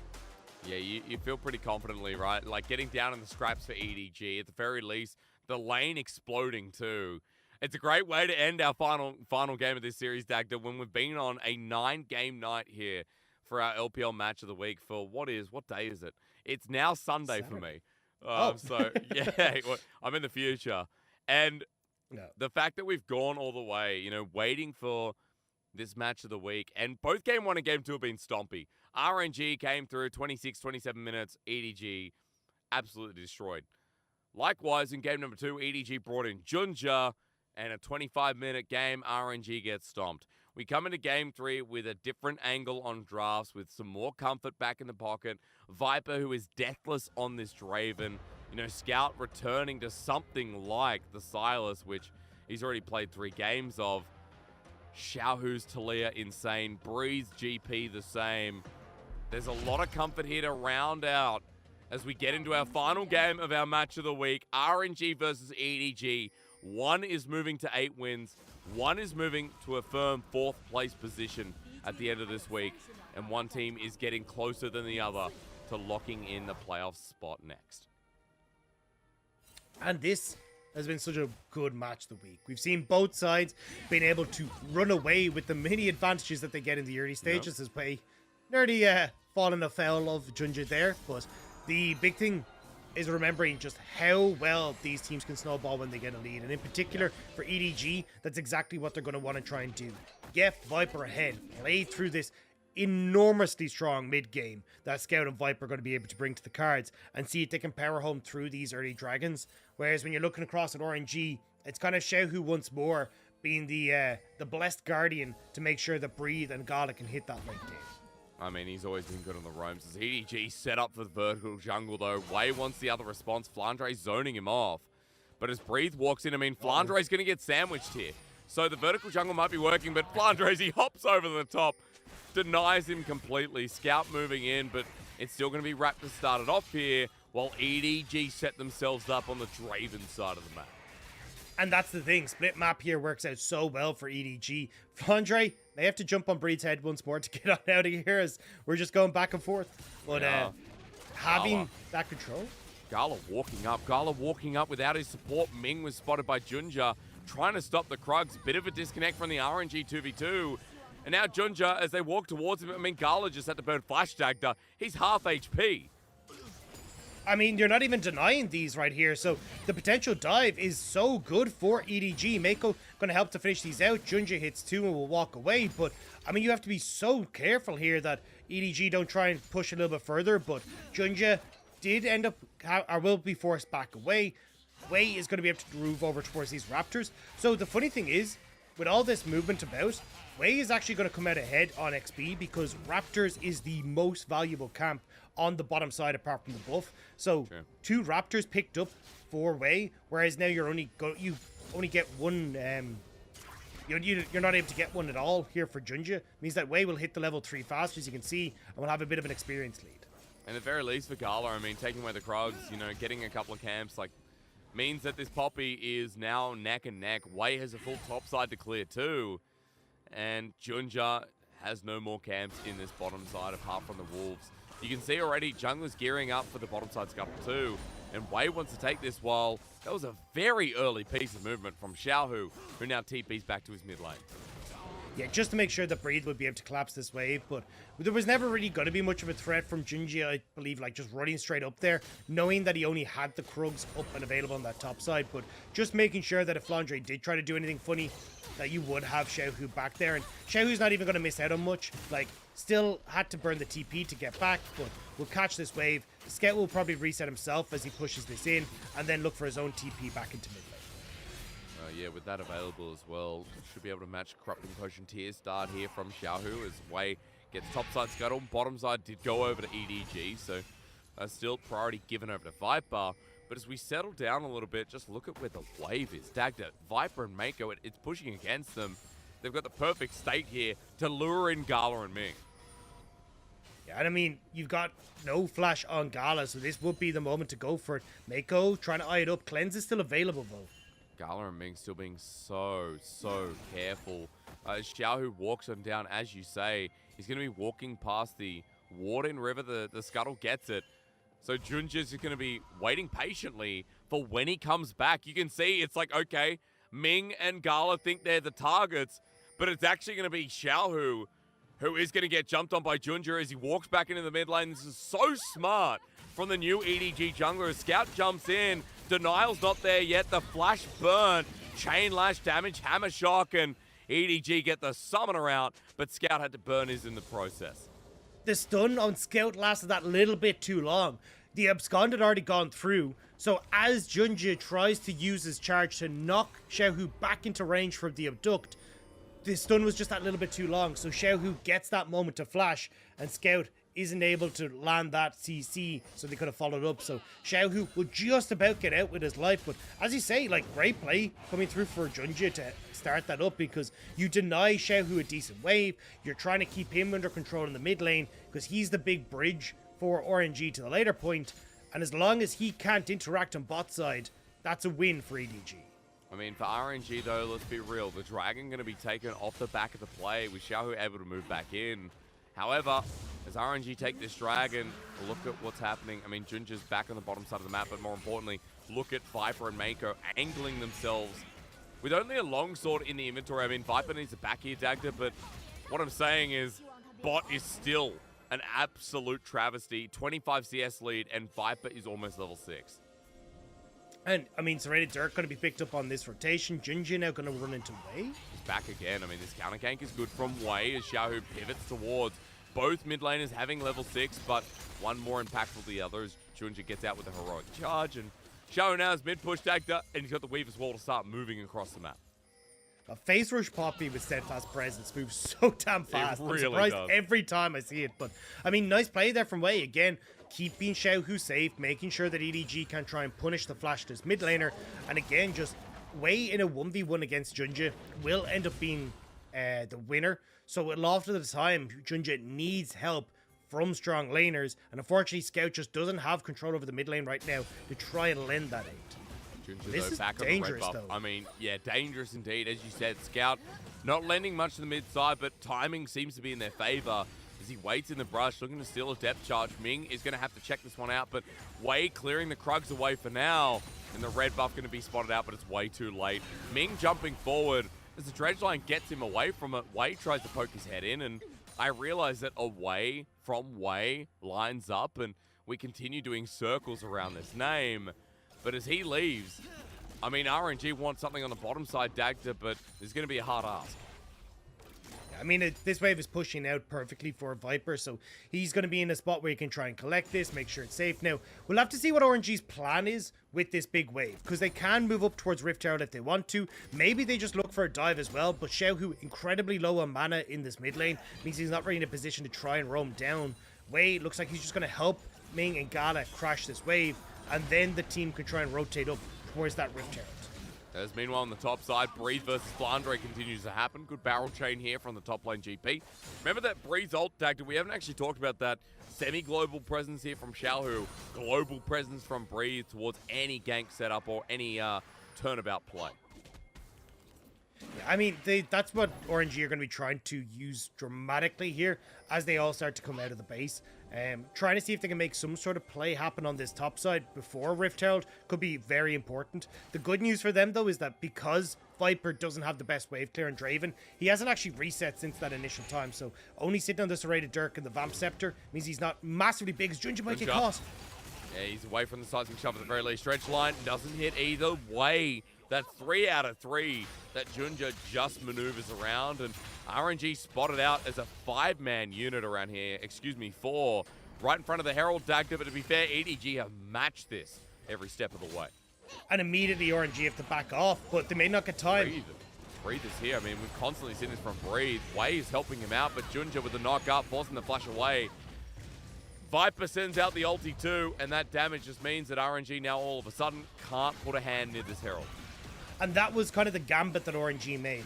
They were like, look, hopefully we can get to this Rift Herald first before Viper clears that bot wave, before they're able to try and achieve any sort of defense at this Rift Herald. But they don't actually get there in time. They don't get the pick because Junja had the fancy feed on. And now RNG are forced to go back to bot lane. They will collapse one wave before Viper gets down here, but the Rift Herald is going to mean so much more for EDG. I mean, Gala getting the plate needs at least 2 here to be even up. Scout going in for the depth charge onto Xiaohu. Scott of Duck started the play by not hitting. And Scout just using up the hijack before it runs out. Gala here with 320 gold himself, so yeah, it is something here for the Aphelios. And especially since Viper hasn't had a chance to cash in Dagda, we need to talk a little bit about how EDG progressed, because you already mentioned for RNG using this semi-global global pressure, but for EDG it looks like they want to snowball top.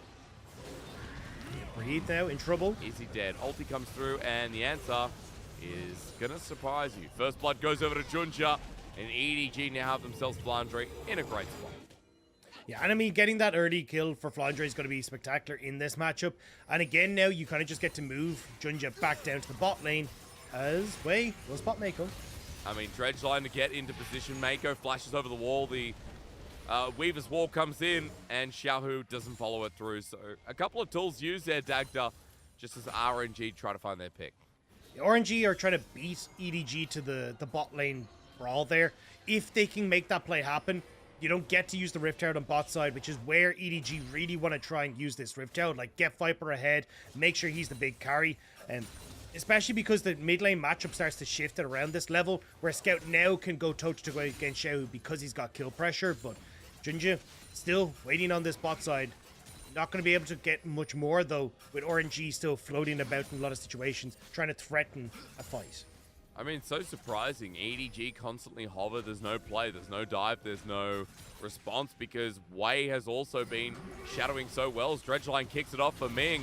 In a 3v3 as the depth charge goes to the Draven. Viper is separated, but Junja makes it even better. Ming flashing himself as Gala now has the shurikens to really deal some damage away from the seismic shove, but can you get away from Gala? Viper has spinning axes as the blood rushes to his head, but EDG are forced out simply because RNG's tools look to be better, Dagda. I mean, Junja going to try... Oh, I was going to say, I thought he was going to try and heal off the Gromp, but not going to be the case. But yeah, RNG, like, they may not be as strong in a fight, but just better coordination there on the play. They move in as one. Oh, hang on. Okay, we're doing it again, and Mako just setting up. Solar Flare comes down, and RNG don't suffer for it. Okay, yeah, just going to be able to walk away. So, I mean, Mako kind of more yelling in frustration there with the ultimate. The problem was that where RNG contested from just made it very easy for them to jump on towards Viper. Viper wasn't able to try and follow up with Junja as he went deep onto the play, and from that point forward, you're still waiting on Scout to join in, whereas Xiaohu can come across a hell of a lot faster. So just EDG not quite getting their ducks in a line before they went for that play, and RNG get 2 dragons for themselves already. Yeah, really good early game. I feel like with EDG getting first blood before and getting the gold lead throughout some of these lanes, the problem is that the gold hasn't really developed in this Draven's pocket, right? Viper is level 7, Gala's level 8. CS is being caught up as Herald goes down mid. Smite hit the eye. Goodbye, Shelly. You don't get to live. That first Herald dropping down, and, you know, what happens when Shelly dies? The age-old question. Been wondering for a while, Dagda, because that Herald, with it being not great at all, gold's going to stay even, and Shelly, that was just a waste of resources. And it was a waste of resources for EDG, pretty much, not only like on that in Rift Herald play just there, but the setup as well. Like, if you cast your mind back, EDG dropped away bot for Viper. They end up losing 2 plates on that bot side for that Rift Herald as well. So in theory, they're supposed to be able to answer back. They're the early aggressive team. They're the ones that should be dictating the pace of the game. But RNG's map movements mean that they're keeping pace with EDG, not allowing them to grow this lead. And RNG now keeping within touching distance of the gold. And as they start to scale towards 3 items, EDG need to make this happen. Oh. If they get Viper, that's 117 CS of adoration down the toilet. Viper stepping up, RNG being patient, Xiaohu walking down, he's got the Weaver's Wall. Viper, if he dies, EDG Dagda, I'm going to be so worried. Mako looking for the ward, they're being so cautious. He knows that this game relies on him quite a lot as, yep, RNG's Gala shows himself out of the brush, and that's good resilience from EDG's bot lane. Not to lose what could feel like the game, Dagda, if they both go down. Yeah, Spidey senses coming in clutch there for Viper. Not walking that far forward, knowing there were so many members of RNG missing. They had to be somewhere, so does it end up falling? Hook goes wide as well from Ming. They really want to try and kill Viper, but I mean, for EDG, they just haven't been able to play as heavily around Viper as they would like to. Eclipse now completed for the Draven. This is where he can really deal some damage, but again, like, you need to get him snowballing, and so far, Scout not having control over mid to play around this bot side. Junja not really in the position as well. Whoa. Ulti misses. Okay, he survives for now. Viper again. The Whirling Death comes out to help clear the wave. EDG, this is their response. Moving down as a unit. The Weaver's Wall going to catch them, but Xiaohu's just going to get in the nick of time. Step charge is stolen onto Gala in the backline. He just used his ulti, but the flash needs to come through. Cleanse as well, going to be held onto as Cannon Barrage helps out for the play. Wade joins in as Xiaohu's at full HP and has a firing line, but EDG are not taking damage through the minion wave as they manage to get themselves a kill. It's no cash in though, Dagda, but hey, it's still going to be one for EDG to get themselves a much-needed gold as Flandre in the top side hammers down, hits Breed into a wall. Everything connects as the barrel chain does not. The house thrown, the mortgage lost as backing in place. Viper flushes away. Adoration, adoration, No adoration, adoration. No! Dagda, money down the drain. Just like in this economy, everything's going to ruin. Snakes not going to be able to cash in. The fact that Viper was so close, I was like, this guy's wiggled his way out of it. He's managed to get it, but no, can't get the kill just before he goes down. And that's heartbreaking for Viper. But Flandre will get top tower, will get a good amount of control here, even forces the flash out from Breed. So at least top side of the map going well, but we'll catch it here. So Viper just sticking around that bit too long, gets caught by Xiaohu here. And this is, oh yeah, just spots Draven on the Scryers as well. And with that, look how close this is. Like, one more auto would have just been enough, but not going to be the case for Viper. He had like 130 CS Dagda. That cash-in would have been huge. Picked up an assist in the previous play. It was a trade, but for EDG, despite the 3k gold lead, it's all that extra gold that's been missing. And remember, RNG got the early dragons as Mako wants a face check. It's a flash from Ming. Bit of a mistake as Flandre comes in without Meganar, but that Solar Flare maximum values Whirling Death coming in. A good ultimate here from Junja as he sends him flying, but look at Gala forward with the Gale Force while the GP picks up the pick, but Breathe is just going to sacrifice his life as the seismic shove comes in, and Gala running through a choke, a stolen cannon barrage. Gala dying. At least now Viper gets some money on his side. The bank interest pays off, and Xiaohu trying to 1v3 here in the middle of everyone. I mean, Flandre's walking up, Boomerang Blade, scouts on in, and denied. 2-0-2, EDG. That gold now is checking in. 5,000 gold now suddenly swinging for EDG off the last few plays. EDG looking to hit the mid-game in their stride.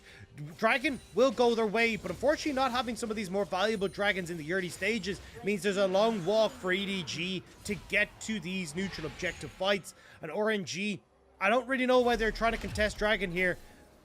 Like, realistically, just play for Rift Herald, play away from EDG, but they get baited thinking they have to play, not expecting that Flandre was going to be here, and Mako turns it perfectly.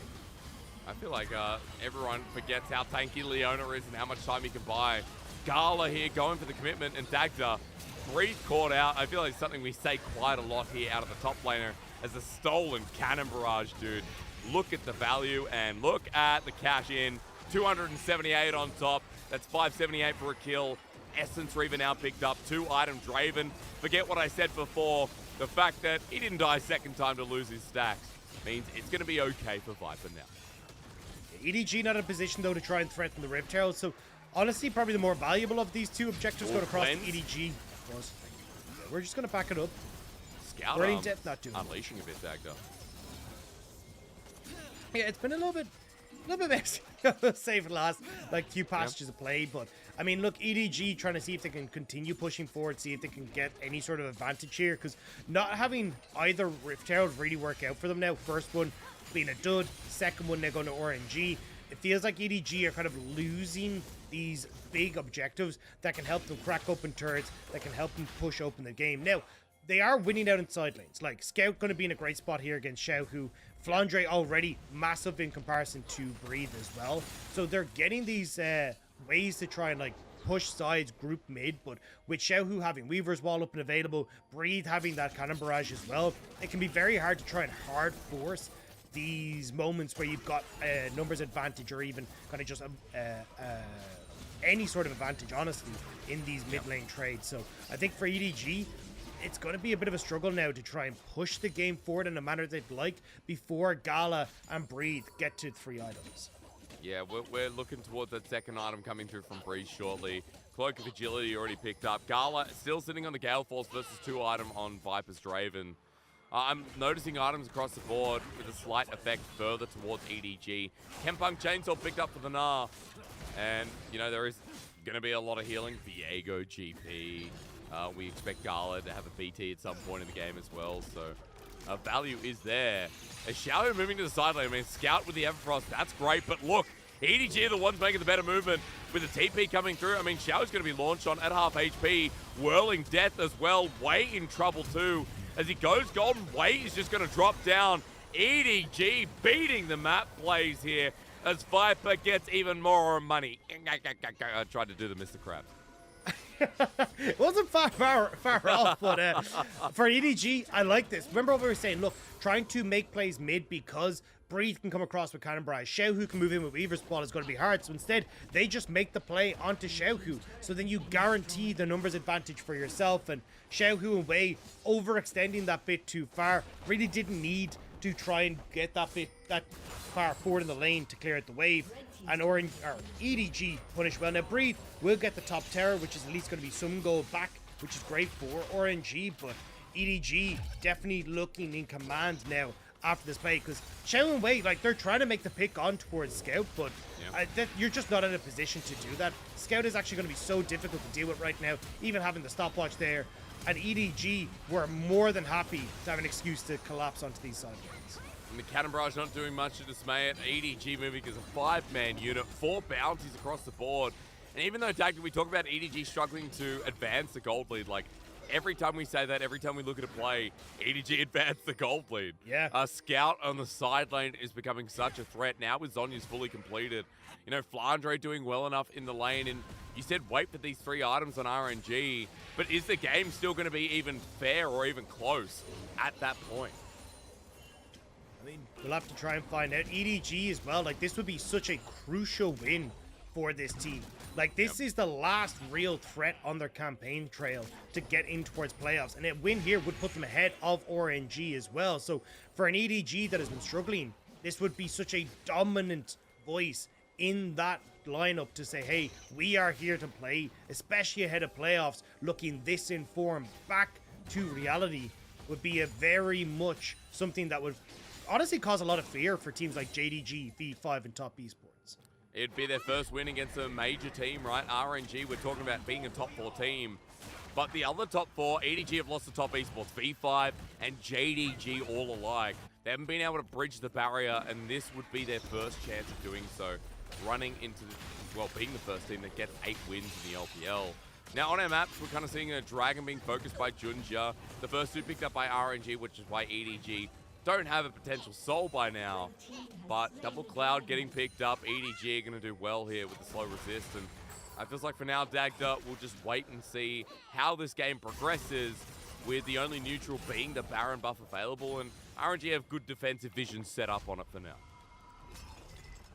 It's going to be interesting to see how easy they can deal with keeping that vision, though, because EDG now have a bit of an easier time in actually trying to make these plays happen that we're talking about, right? Scout can push in that top wave very deep and then start to wrap in behind RNG, which means that you don't have that immediate safety coming through from the likes of the Weaver's Wall. So with these side lane turrets going down, EDG in a bit of a better spot, even clearing out the vision now on this top side as well, just making sure it becomes harder and harder for RNG to compete here.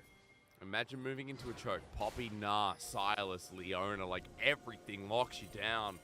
You've only got 1 cleanse for Gala, and of course there's no other QSS aside from that. He's got the LDR now, but the BT is still not there and available. So as Gala clears out this wave, Dagda further to your vision point, the whole top side is being warded up, de-warded by EDG. Well, the side lane's now being pressured as well, and they've got double TP just about available here for Flandre, so doesn't matter where Scout and he go, they're going to be moving so deep that they can make a play themselves. Scout going to see if he can try and work now with Flandre, jump on towards Breathe. Xiaohu not in a position to come in with the Weaver's Wall, because so if you overextend just a little bit here as Breathe, that could be it. As now Xiaohu in a position to try and Trying to predict it. I mean, the Weaver's Wall coming through is going to be everything, and Scout's going to jump in as well. Will Breathe be dead against the wall? The Weaver's Wall puts him in a corner. Flandre just gets the auto attack. It was Xiaohu. I praised him on his Weaver's Wall, but unfortunately, Breathe doesn't have an option there, Dagda. They didn't realize the Scout was going to be behind, so the Weaver's Wall only really giving a wall for EDG to work with, either with the Gnar ultimate or just with cutting off Breed's escape. And again, these little picks for EDG starting to come in clutch. Well, I don't know if they can get much more off of this play, though. Yes, they're going to be able to get their vision control continued around Baron, but there's no real turrets for them to take. Xiaohu clears out bot wave, so we'll have to see if EDG can get 1 or 2 more of these picks, so that then they can actually start to threaten mid-turrets, close RNG back into their base. Well, finding one of these picks will be helped with Junja here, who has come in over JDG. A lot of people will be tuning in wondering where the world's MVP jungler is, but remember that in game number 1, EDG got absolutely stopped. Junja comes in, all of a sudden, everything is bliss again. EDG with 11 kills on the scoreboard, 5k gold lead still stands, and in front of Baron, we're now trying to bait this out. RNG moving as a unit themselves, while EDG continue dropping wards in the area. RNG getting some of their own, which is kind of nice, considering how far behind they are, Dagda. Buying a bit of time to get there as TP's coming through, and just speaking of time, but Scout as he flushes with Abscond of Duck. Xiaohu hitting the dirt again is just showing absolute dominance here out of this Silas, as EDG now have the opportunity to start this Baron. I mean, Scout getting something where you can have that agency is terrifying, and RNG are paying for it. Scout on the flank now. I mean, Scout's TP to the other side of the fight. Getting onto Ming, depth charge onto Gala. EDG collapsing in as Gala's against the wall. We don't scream his name today. As Flandre angling down. More adoration for Viper. The snake is poison. It's going to kill you dead.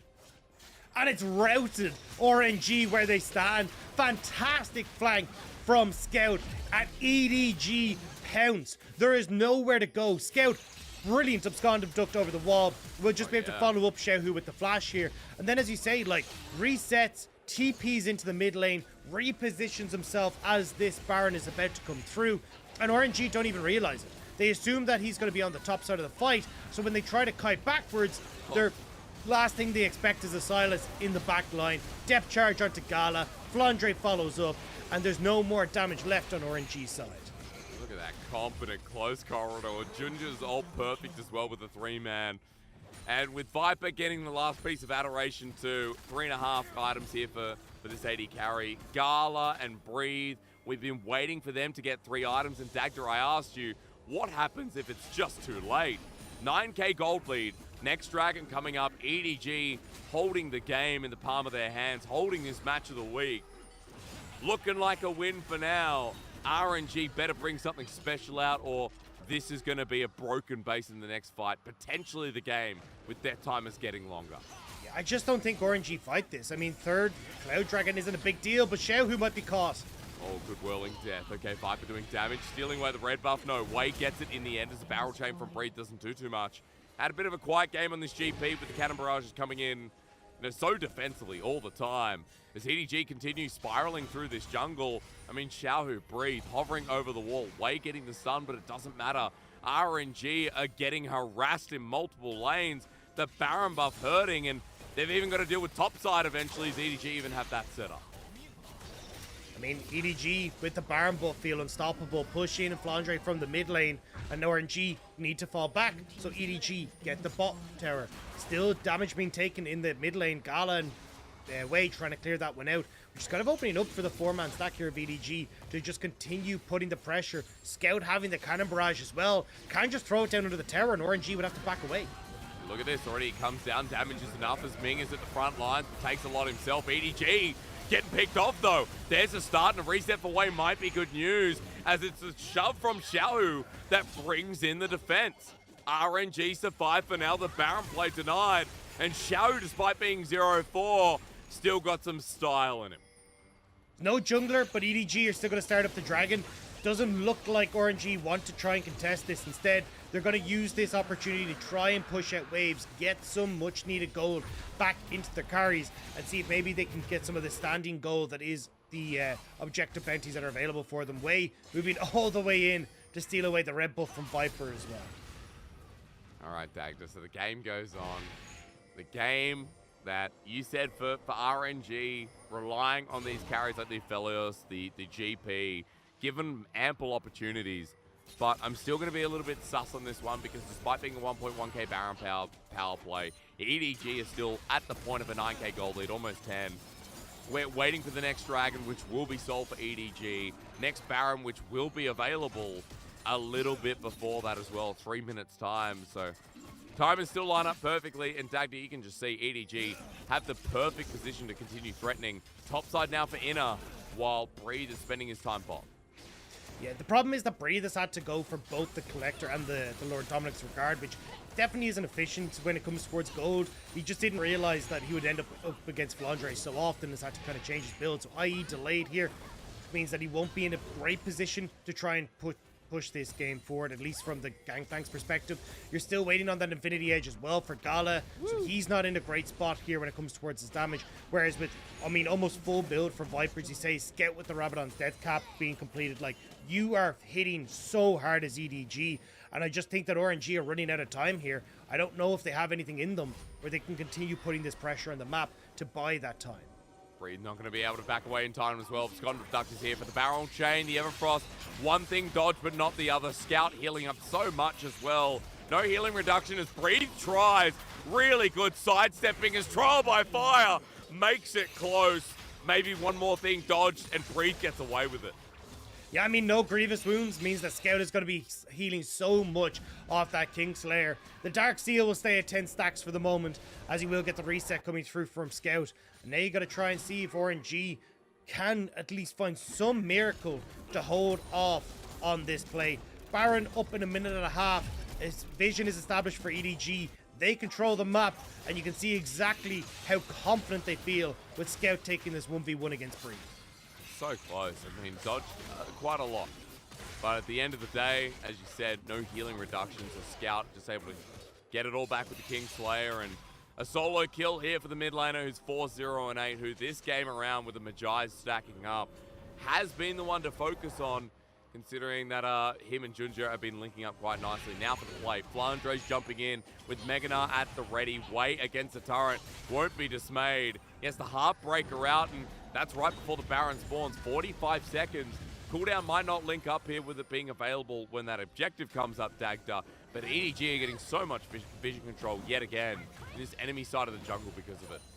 And they're constantly grouped up, so Xiaohu can't look for a pick with the Weaver's Wall. They're not really getting the opportunity in RNG to answer for EDG. So with all this vision, like, it is completely dark on the map for RNG.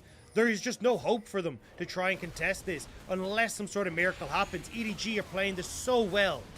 Well, Breed now has 4 items with an Infinity Edge, so maybe there's a little bit of hope here, a little bit more wave clear. Fourth item almost set for Gala. As you said, EDG being clinical though, and 5 seconds till the Baron Dagda. No visions on this neutral, but RNG as they group up as a 4-man unit. And as Xiao TP's in, this is going to be the fight as Mako waiting in the brush. Meganar coming up as well. Barrel chain from Breed. Can he imitate Johnny Depp in this game as Gala's going to be the target with Scout having a depth charge. Flandre now Meganar as well, and RNG in a choke with a flash on the Gnar. Mako gets hit with the barrel chain, it's good, but not a good ulti from Flandre as he gets pulled in. Baron might be taken, but he has to flash to get out of there. Mako's low. Breed going way too far forward. Flash with the Shield of Daybreaks there as ulti held on by Junja, the Cannon Barrage in a choke. RNG getting kill number 1. EDG Dagda, they've not played this fight well as they'll get the Baron, but losing one in the process before their soul comes up. RNG trading it off. I mean, this is the thing. The barrels from Breed are going to be hitting like a truck. You can see it there on Tomeko. And Gala, a big Infernum Vigil, could change the outcome of this game if EDG let them. But EDG now trying to establish the control on bot side. But TP from RNG, they know that they can stop this Dragon. They know that they can prevent Soul from EDG. Well, RNG going to be here first. Junja waiting in the pixel brush with Viper behind him, but it's Straven versus Aphelios as they all run towards them. Weaver's Wall. Ming not there as the Weaver's Wall comes through, and Xiao is hit off early at half HP. Look at the Whirling Death. Viper still playing the angle beautifully as the barrel chain doesn't connect, and Breathe won't have the setup. The Solar Flare makes them all flash, and RNG have now been forced off the objective. Xiao's too low, Dagda. I mean, Wade can look for the steal, but he can't get any sort of vision in there. So EDG, despite the 4v5, push RNG off the objective, and EDG will take the Soul. And even in late game, I mean, Viper playing this Draven at such a good angle. EDG getting the Soul, as you said. I mean, Viper adding so much effort in. And for RNG right now, the defense will continue still behind. About 8,000 gold at this point as we look at the replay. And this is where EDG Dagda got caught out in a choke, and RNG got the setup that they wanted with EDG walking at them. Yeah, this is all about Barons and Vigils now for RNG. Like that one barrel chain, half healthy Mako, but you called it here. Breed goes too far forward, thinking maybe he can finish off some low health members, but RNG have already gotten out of the fight. They don't want any more. The barrel chains aren't really landing very well, and yes, they will get the 1,000 gold shut down to Gala, which is fantastic, pushing him up to his 5th item. But for RNG, it wasn't enough to try and hold their position on that fight. Well, they've got the Baron on 4 members, and EDG now as we come back to live. It's going to be all about this push, Dagda, because last time around they couldn't break the base. It was a pick off on Junji on the bottom side, which has kept this game going with the GP you talked about with the barrel chain and Gala with the Moonlight Vigil. They're all walking in. Seismic Shove sets the pick up. Mako about to die. Moonlight Vigil sets him up. Gala's over the wall. He flashes out, but another Seismic Shove. A 0-4 to Leo. I have never seen more impact coming through a mid laner who has been absolutely crushed. The base will stay healthy, and EDG are getting slowed down again.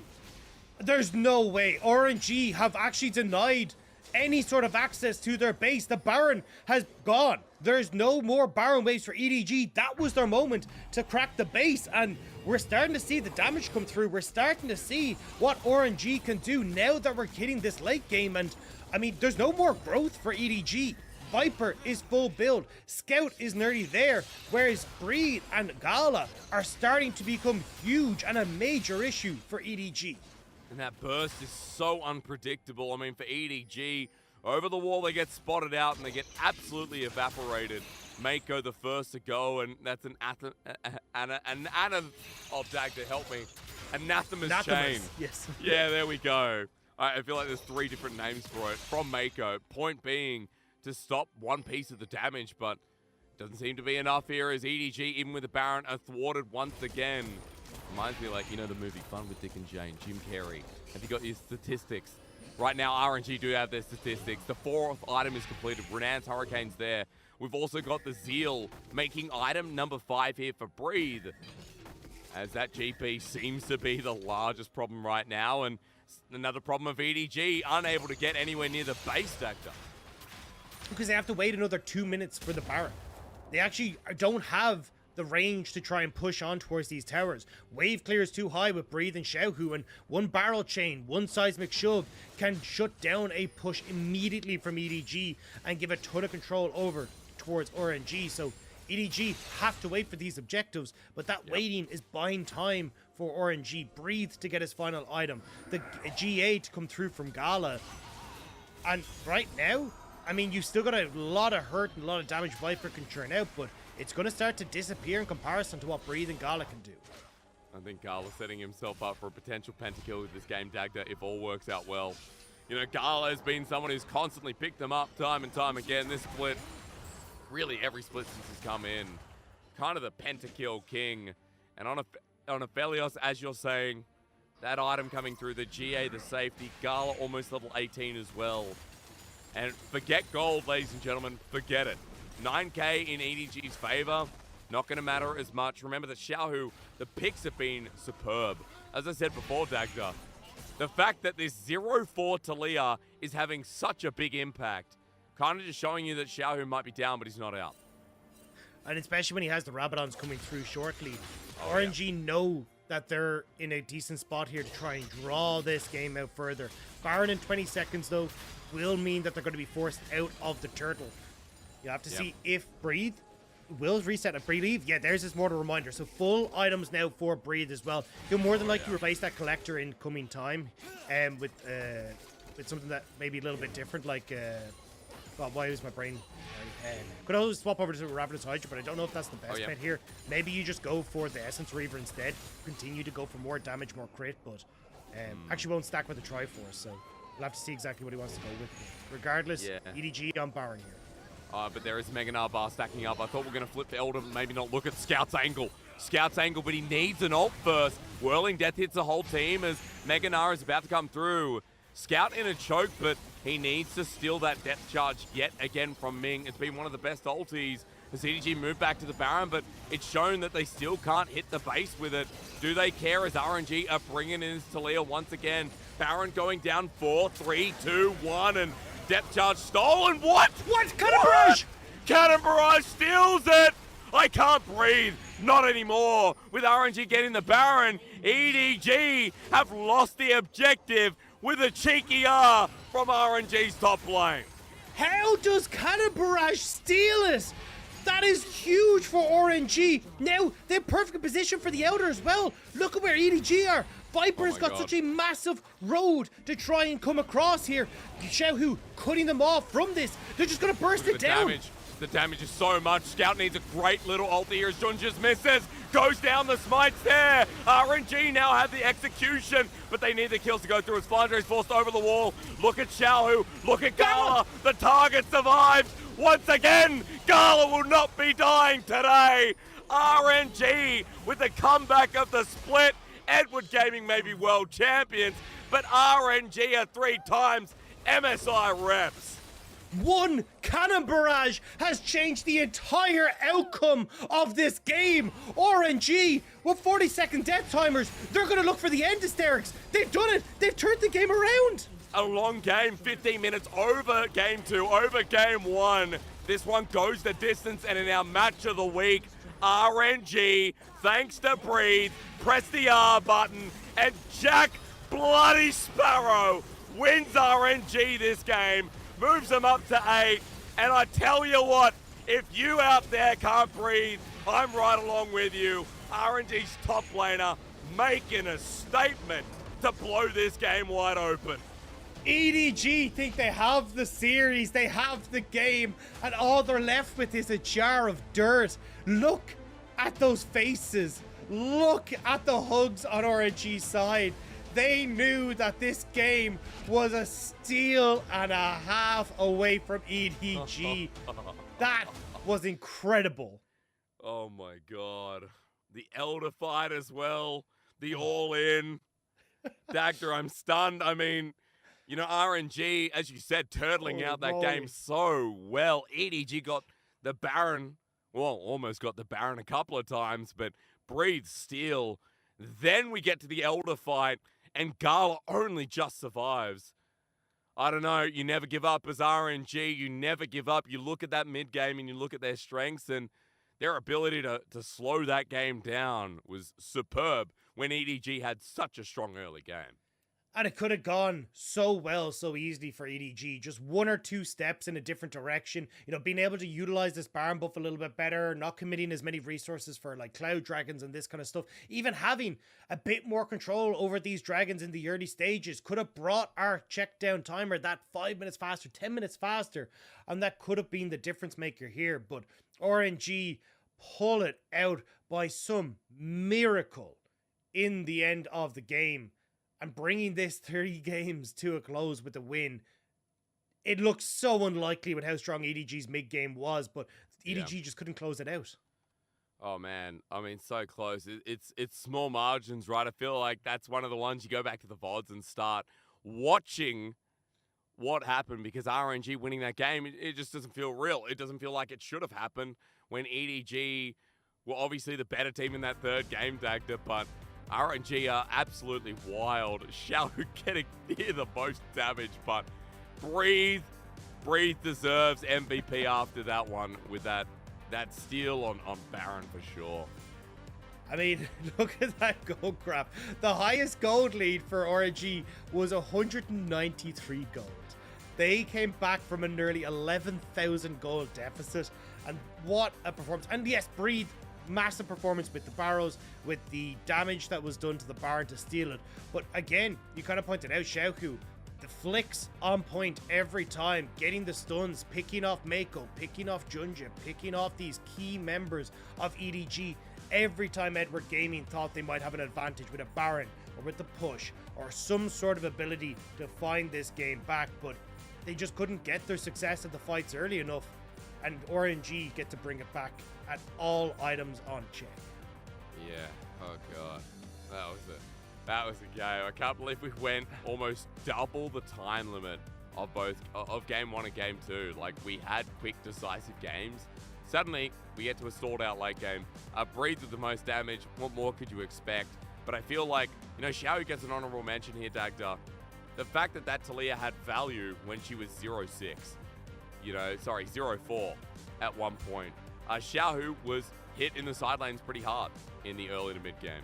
Then suddenly has amazing seismic shoves that help out with the picks that keep this game going.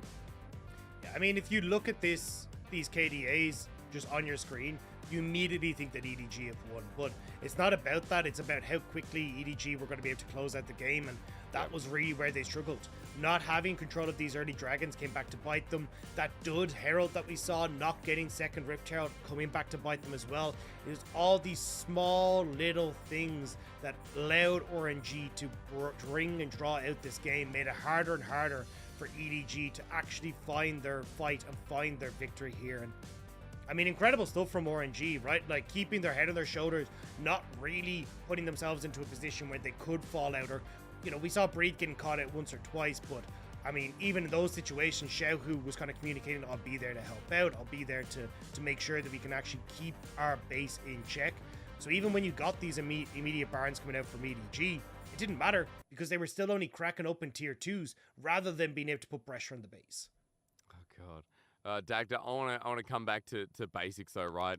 I feel like Junja was a good response from EDG, but I also feel like, you know, there's a lot to break down that last fight. We haven't got the clips yet, but I want to look back at that last Elder, even the Baron as well, and look at the HP on that, because it feels like really close margins. Junja was in the pit for the Elder, and I'm not sure what the smite looked like, because watching fights like that where everyone is smushed on in, like they're going to, you know, they're watching Darude Sandstorm for the first time, massive mosh pit, is so hard to track.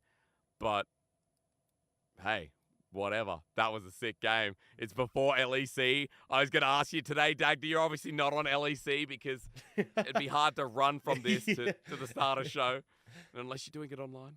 I don't know. But it's a good warm up for people, I guess, moving into LEC for week 5 and day 2, considering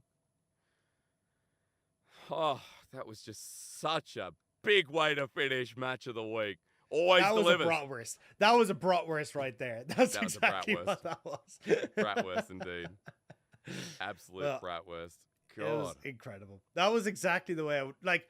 I think the thing was to see both these teams go at it, just all like gloves were on. They were going nuts. The game one, we get RNG crushing EDG in the mid game. Then in game two, EDG crushing RNG in the early game. And coming into this last one, it looked again like EDG had the edge, but to see like the control that that RNG have in the mid game into the late game, understanding of how to play the map, how to use waves towards their advantage, how to always be in the right place at the right time, it made it so impossible for EDG to try and close out this game. Being able to sneak away those 2 dragons in the early stages made such a difference. And this is why, again, like we saw RNG be able to come back against teams like Top Esports in spring, in playoffs, because they just have such a good understanding of what that team needs to do, what that enemy team needs to achieve, and how to disrupt that as much and as often as possible. I mean, the mid-game strength of RNG cannot be understated. Like, we talk about how they adapt to their opponents, but more so, they just come alive, and their mid-game looks like no others. You know, V5, Dagda, we use the word adaptability and how they can pivot and control, but RNG as well have just this switch that goes on as we look at Breathe getting MVP, the steal of Baron. I know we're going to get clips after this as well, Dagda. That's all I want to see. Gold difference at end, minus 232. But everything else shines bright. And that's what matters. When you get to a game this late, goal difference means nothing. We talked about it in it. Everyone is full build. Every move you make will have massive implications for the success of your squad. And we'll see it here, right? Like the barrels were on point. And this, just the counter barrage, 59 HP when the steal comes through. And again, just these great barrels in team fights, churning out the damage and making sure that, especially in this situation, Gala actually has a little bit of health left over so we can try and follow up on these plays. Oh, just such a slick play. I mean, we didn't get to see closer at the Elder smite there, but still, 59 HP. That's got a sting there. That was so close. And I think the takeaway from this is that for RNG, it's not like, oh, you never count them out. Although a lot of people will get that impression. I think the biggest thing for me, Dagda, is that for RNG, you know, their adaptability throughout different styles of comps is always there. Even if it's not something that has to pivot really fast and make things happen. They fell behind in the early stages of the game. The Talia didn't do as much as we wanted it to. But, you know, it still comes a late game, and Xiaohu still has an impact, still the driving forces. We bring up results on our screen. A 9-game day that you and I have gone through, of course, started by Mazel and Lyric. That was probably 2 years ago. It's now 1 a.m. and LPL started at 5 p.m. for me. So that is 8 hours of broadcast that we've been live. Longer. I mean, we had to get through some incredible games for that as well. I mean, look, WE not quite able to take down IG, bit of a messy one there on both sides. Then we kind of ramped up a little bit more with JDG taking down BLG in a 2-1 fashion, still having their funky game too. But this last series, my word, what an absolute banger to end a 9-game day on. 8-2 now for RNG, close to securing playoffs for themselves. Once we start thinning out that herd from 10th to 17th and looking at who's in the middle of the pack, as soon as that team can't reach, you know, 8th or 9th or 8, 9 or maybe 10 wins, we know that's an instant lock-in. 10 right now is the safe number in the LPL. RNG 2 series away, Dagda, from getting themselves locked in as the 4th team to get into summer playoffs. And I mean, for RNG, they still got teams like JDG and Anyone's Legend left to play. So still at least a few tough contenders in there, but they do have our LGD and these kind of teams ahead of them. So it feels inevitable that RNG will end up in playoffs. The big question is how high can they climb? How far in those rounds can they go? Because even just getting yourself into those later rounds will mean a huge amount, not only for playoffs, but championship points as well for our World Championship contenders. Oh, that's right. I mean, RNG, if they get into top 4, Dagda, I feel like they're just going to be going to Worlds no matter what. It looks so good for them because they got 90 points for Spring. They won Spring, and you get 90 for coming first. If you get in top 4, you get bare minimum 60, and there is no way that RNG cannot go to Worlds from there. So they're in a really good position. And as we go towards tomorrow's matchups, I mean, that's going to be the last day of Week 7 in our 10-week LPL split. Remember, we run 7 days a week, and tomorrow, I mean, we're talking about teams trying to lock in playoffs. That's Weibo Gaming right now, Dagda.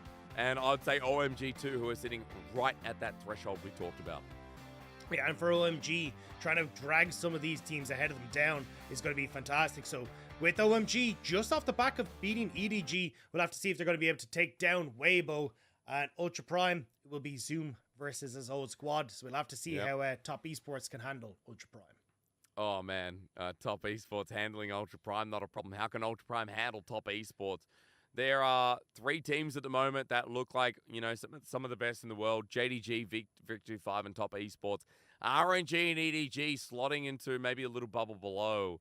And then anyone's legend, Weibo Gaming, LNG, all these other teams that fit into the mix, Dagda. But we know for sure Top Esports right now on a 10-win streak. Ultra Prime have got the bigger question to ask at this point if they want to be anywhere near playoffs. Yeah, and look, I think at this stage, Ultra Prime, not exactly in top shape to be one of those contenders, 3-7 at the moment. I mean, they'd have to win every single one of their series. And as you can see, Top Esports is one of them. So it's not exactly the best place to be. But hey, I mean, we finish off with an absolute bratwurst, as Dagda said. RNG with that win.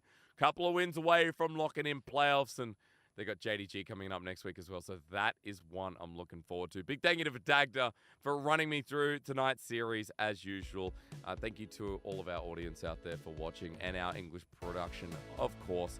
It is bye for now, but not forever. Go get some rest, watch some LEC. We'll see you tomorrow.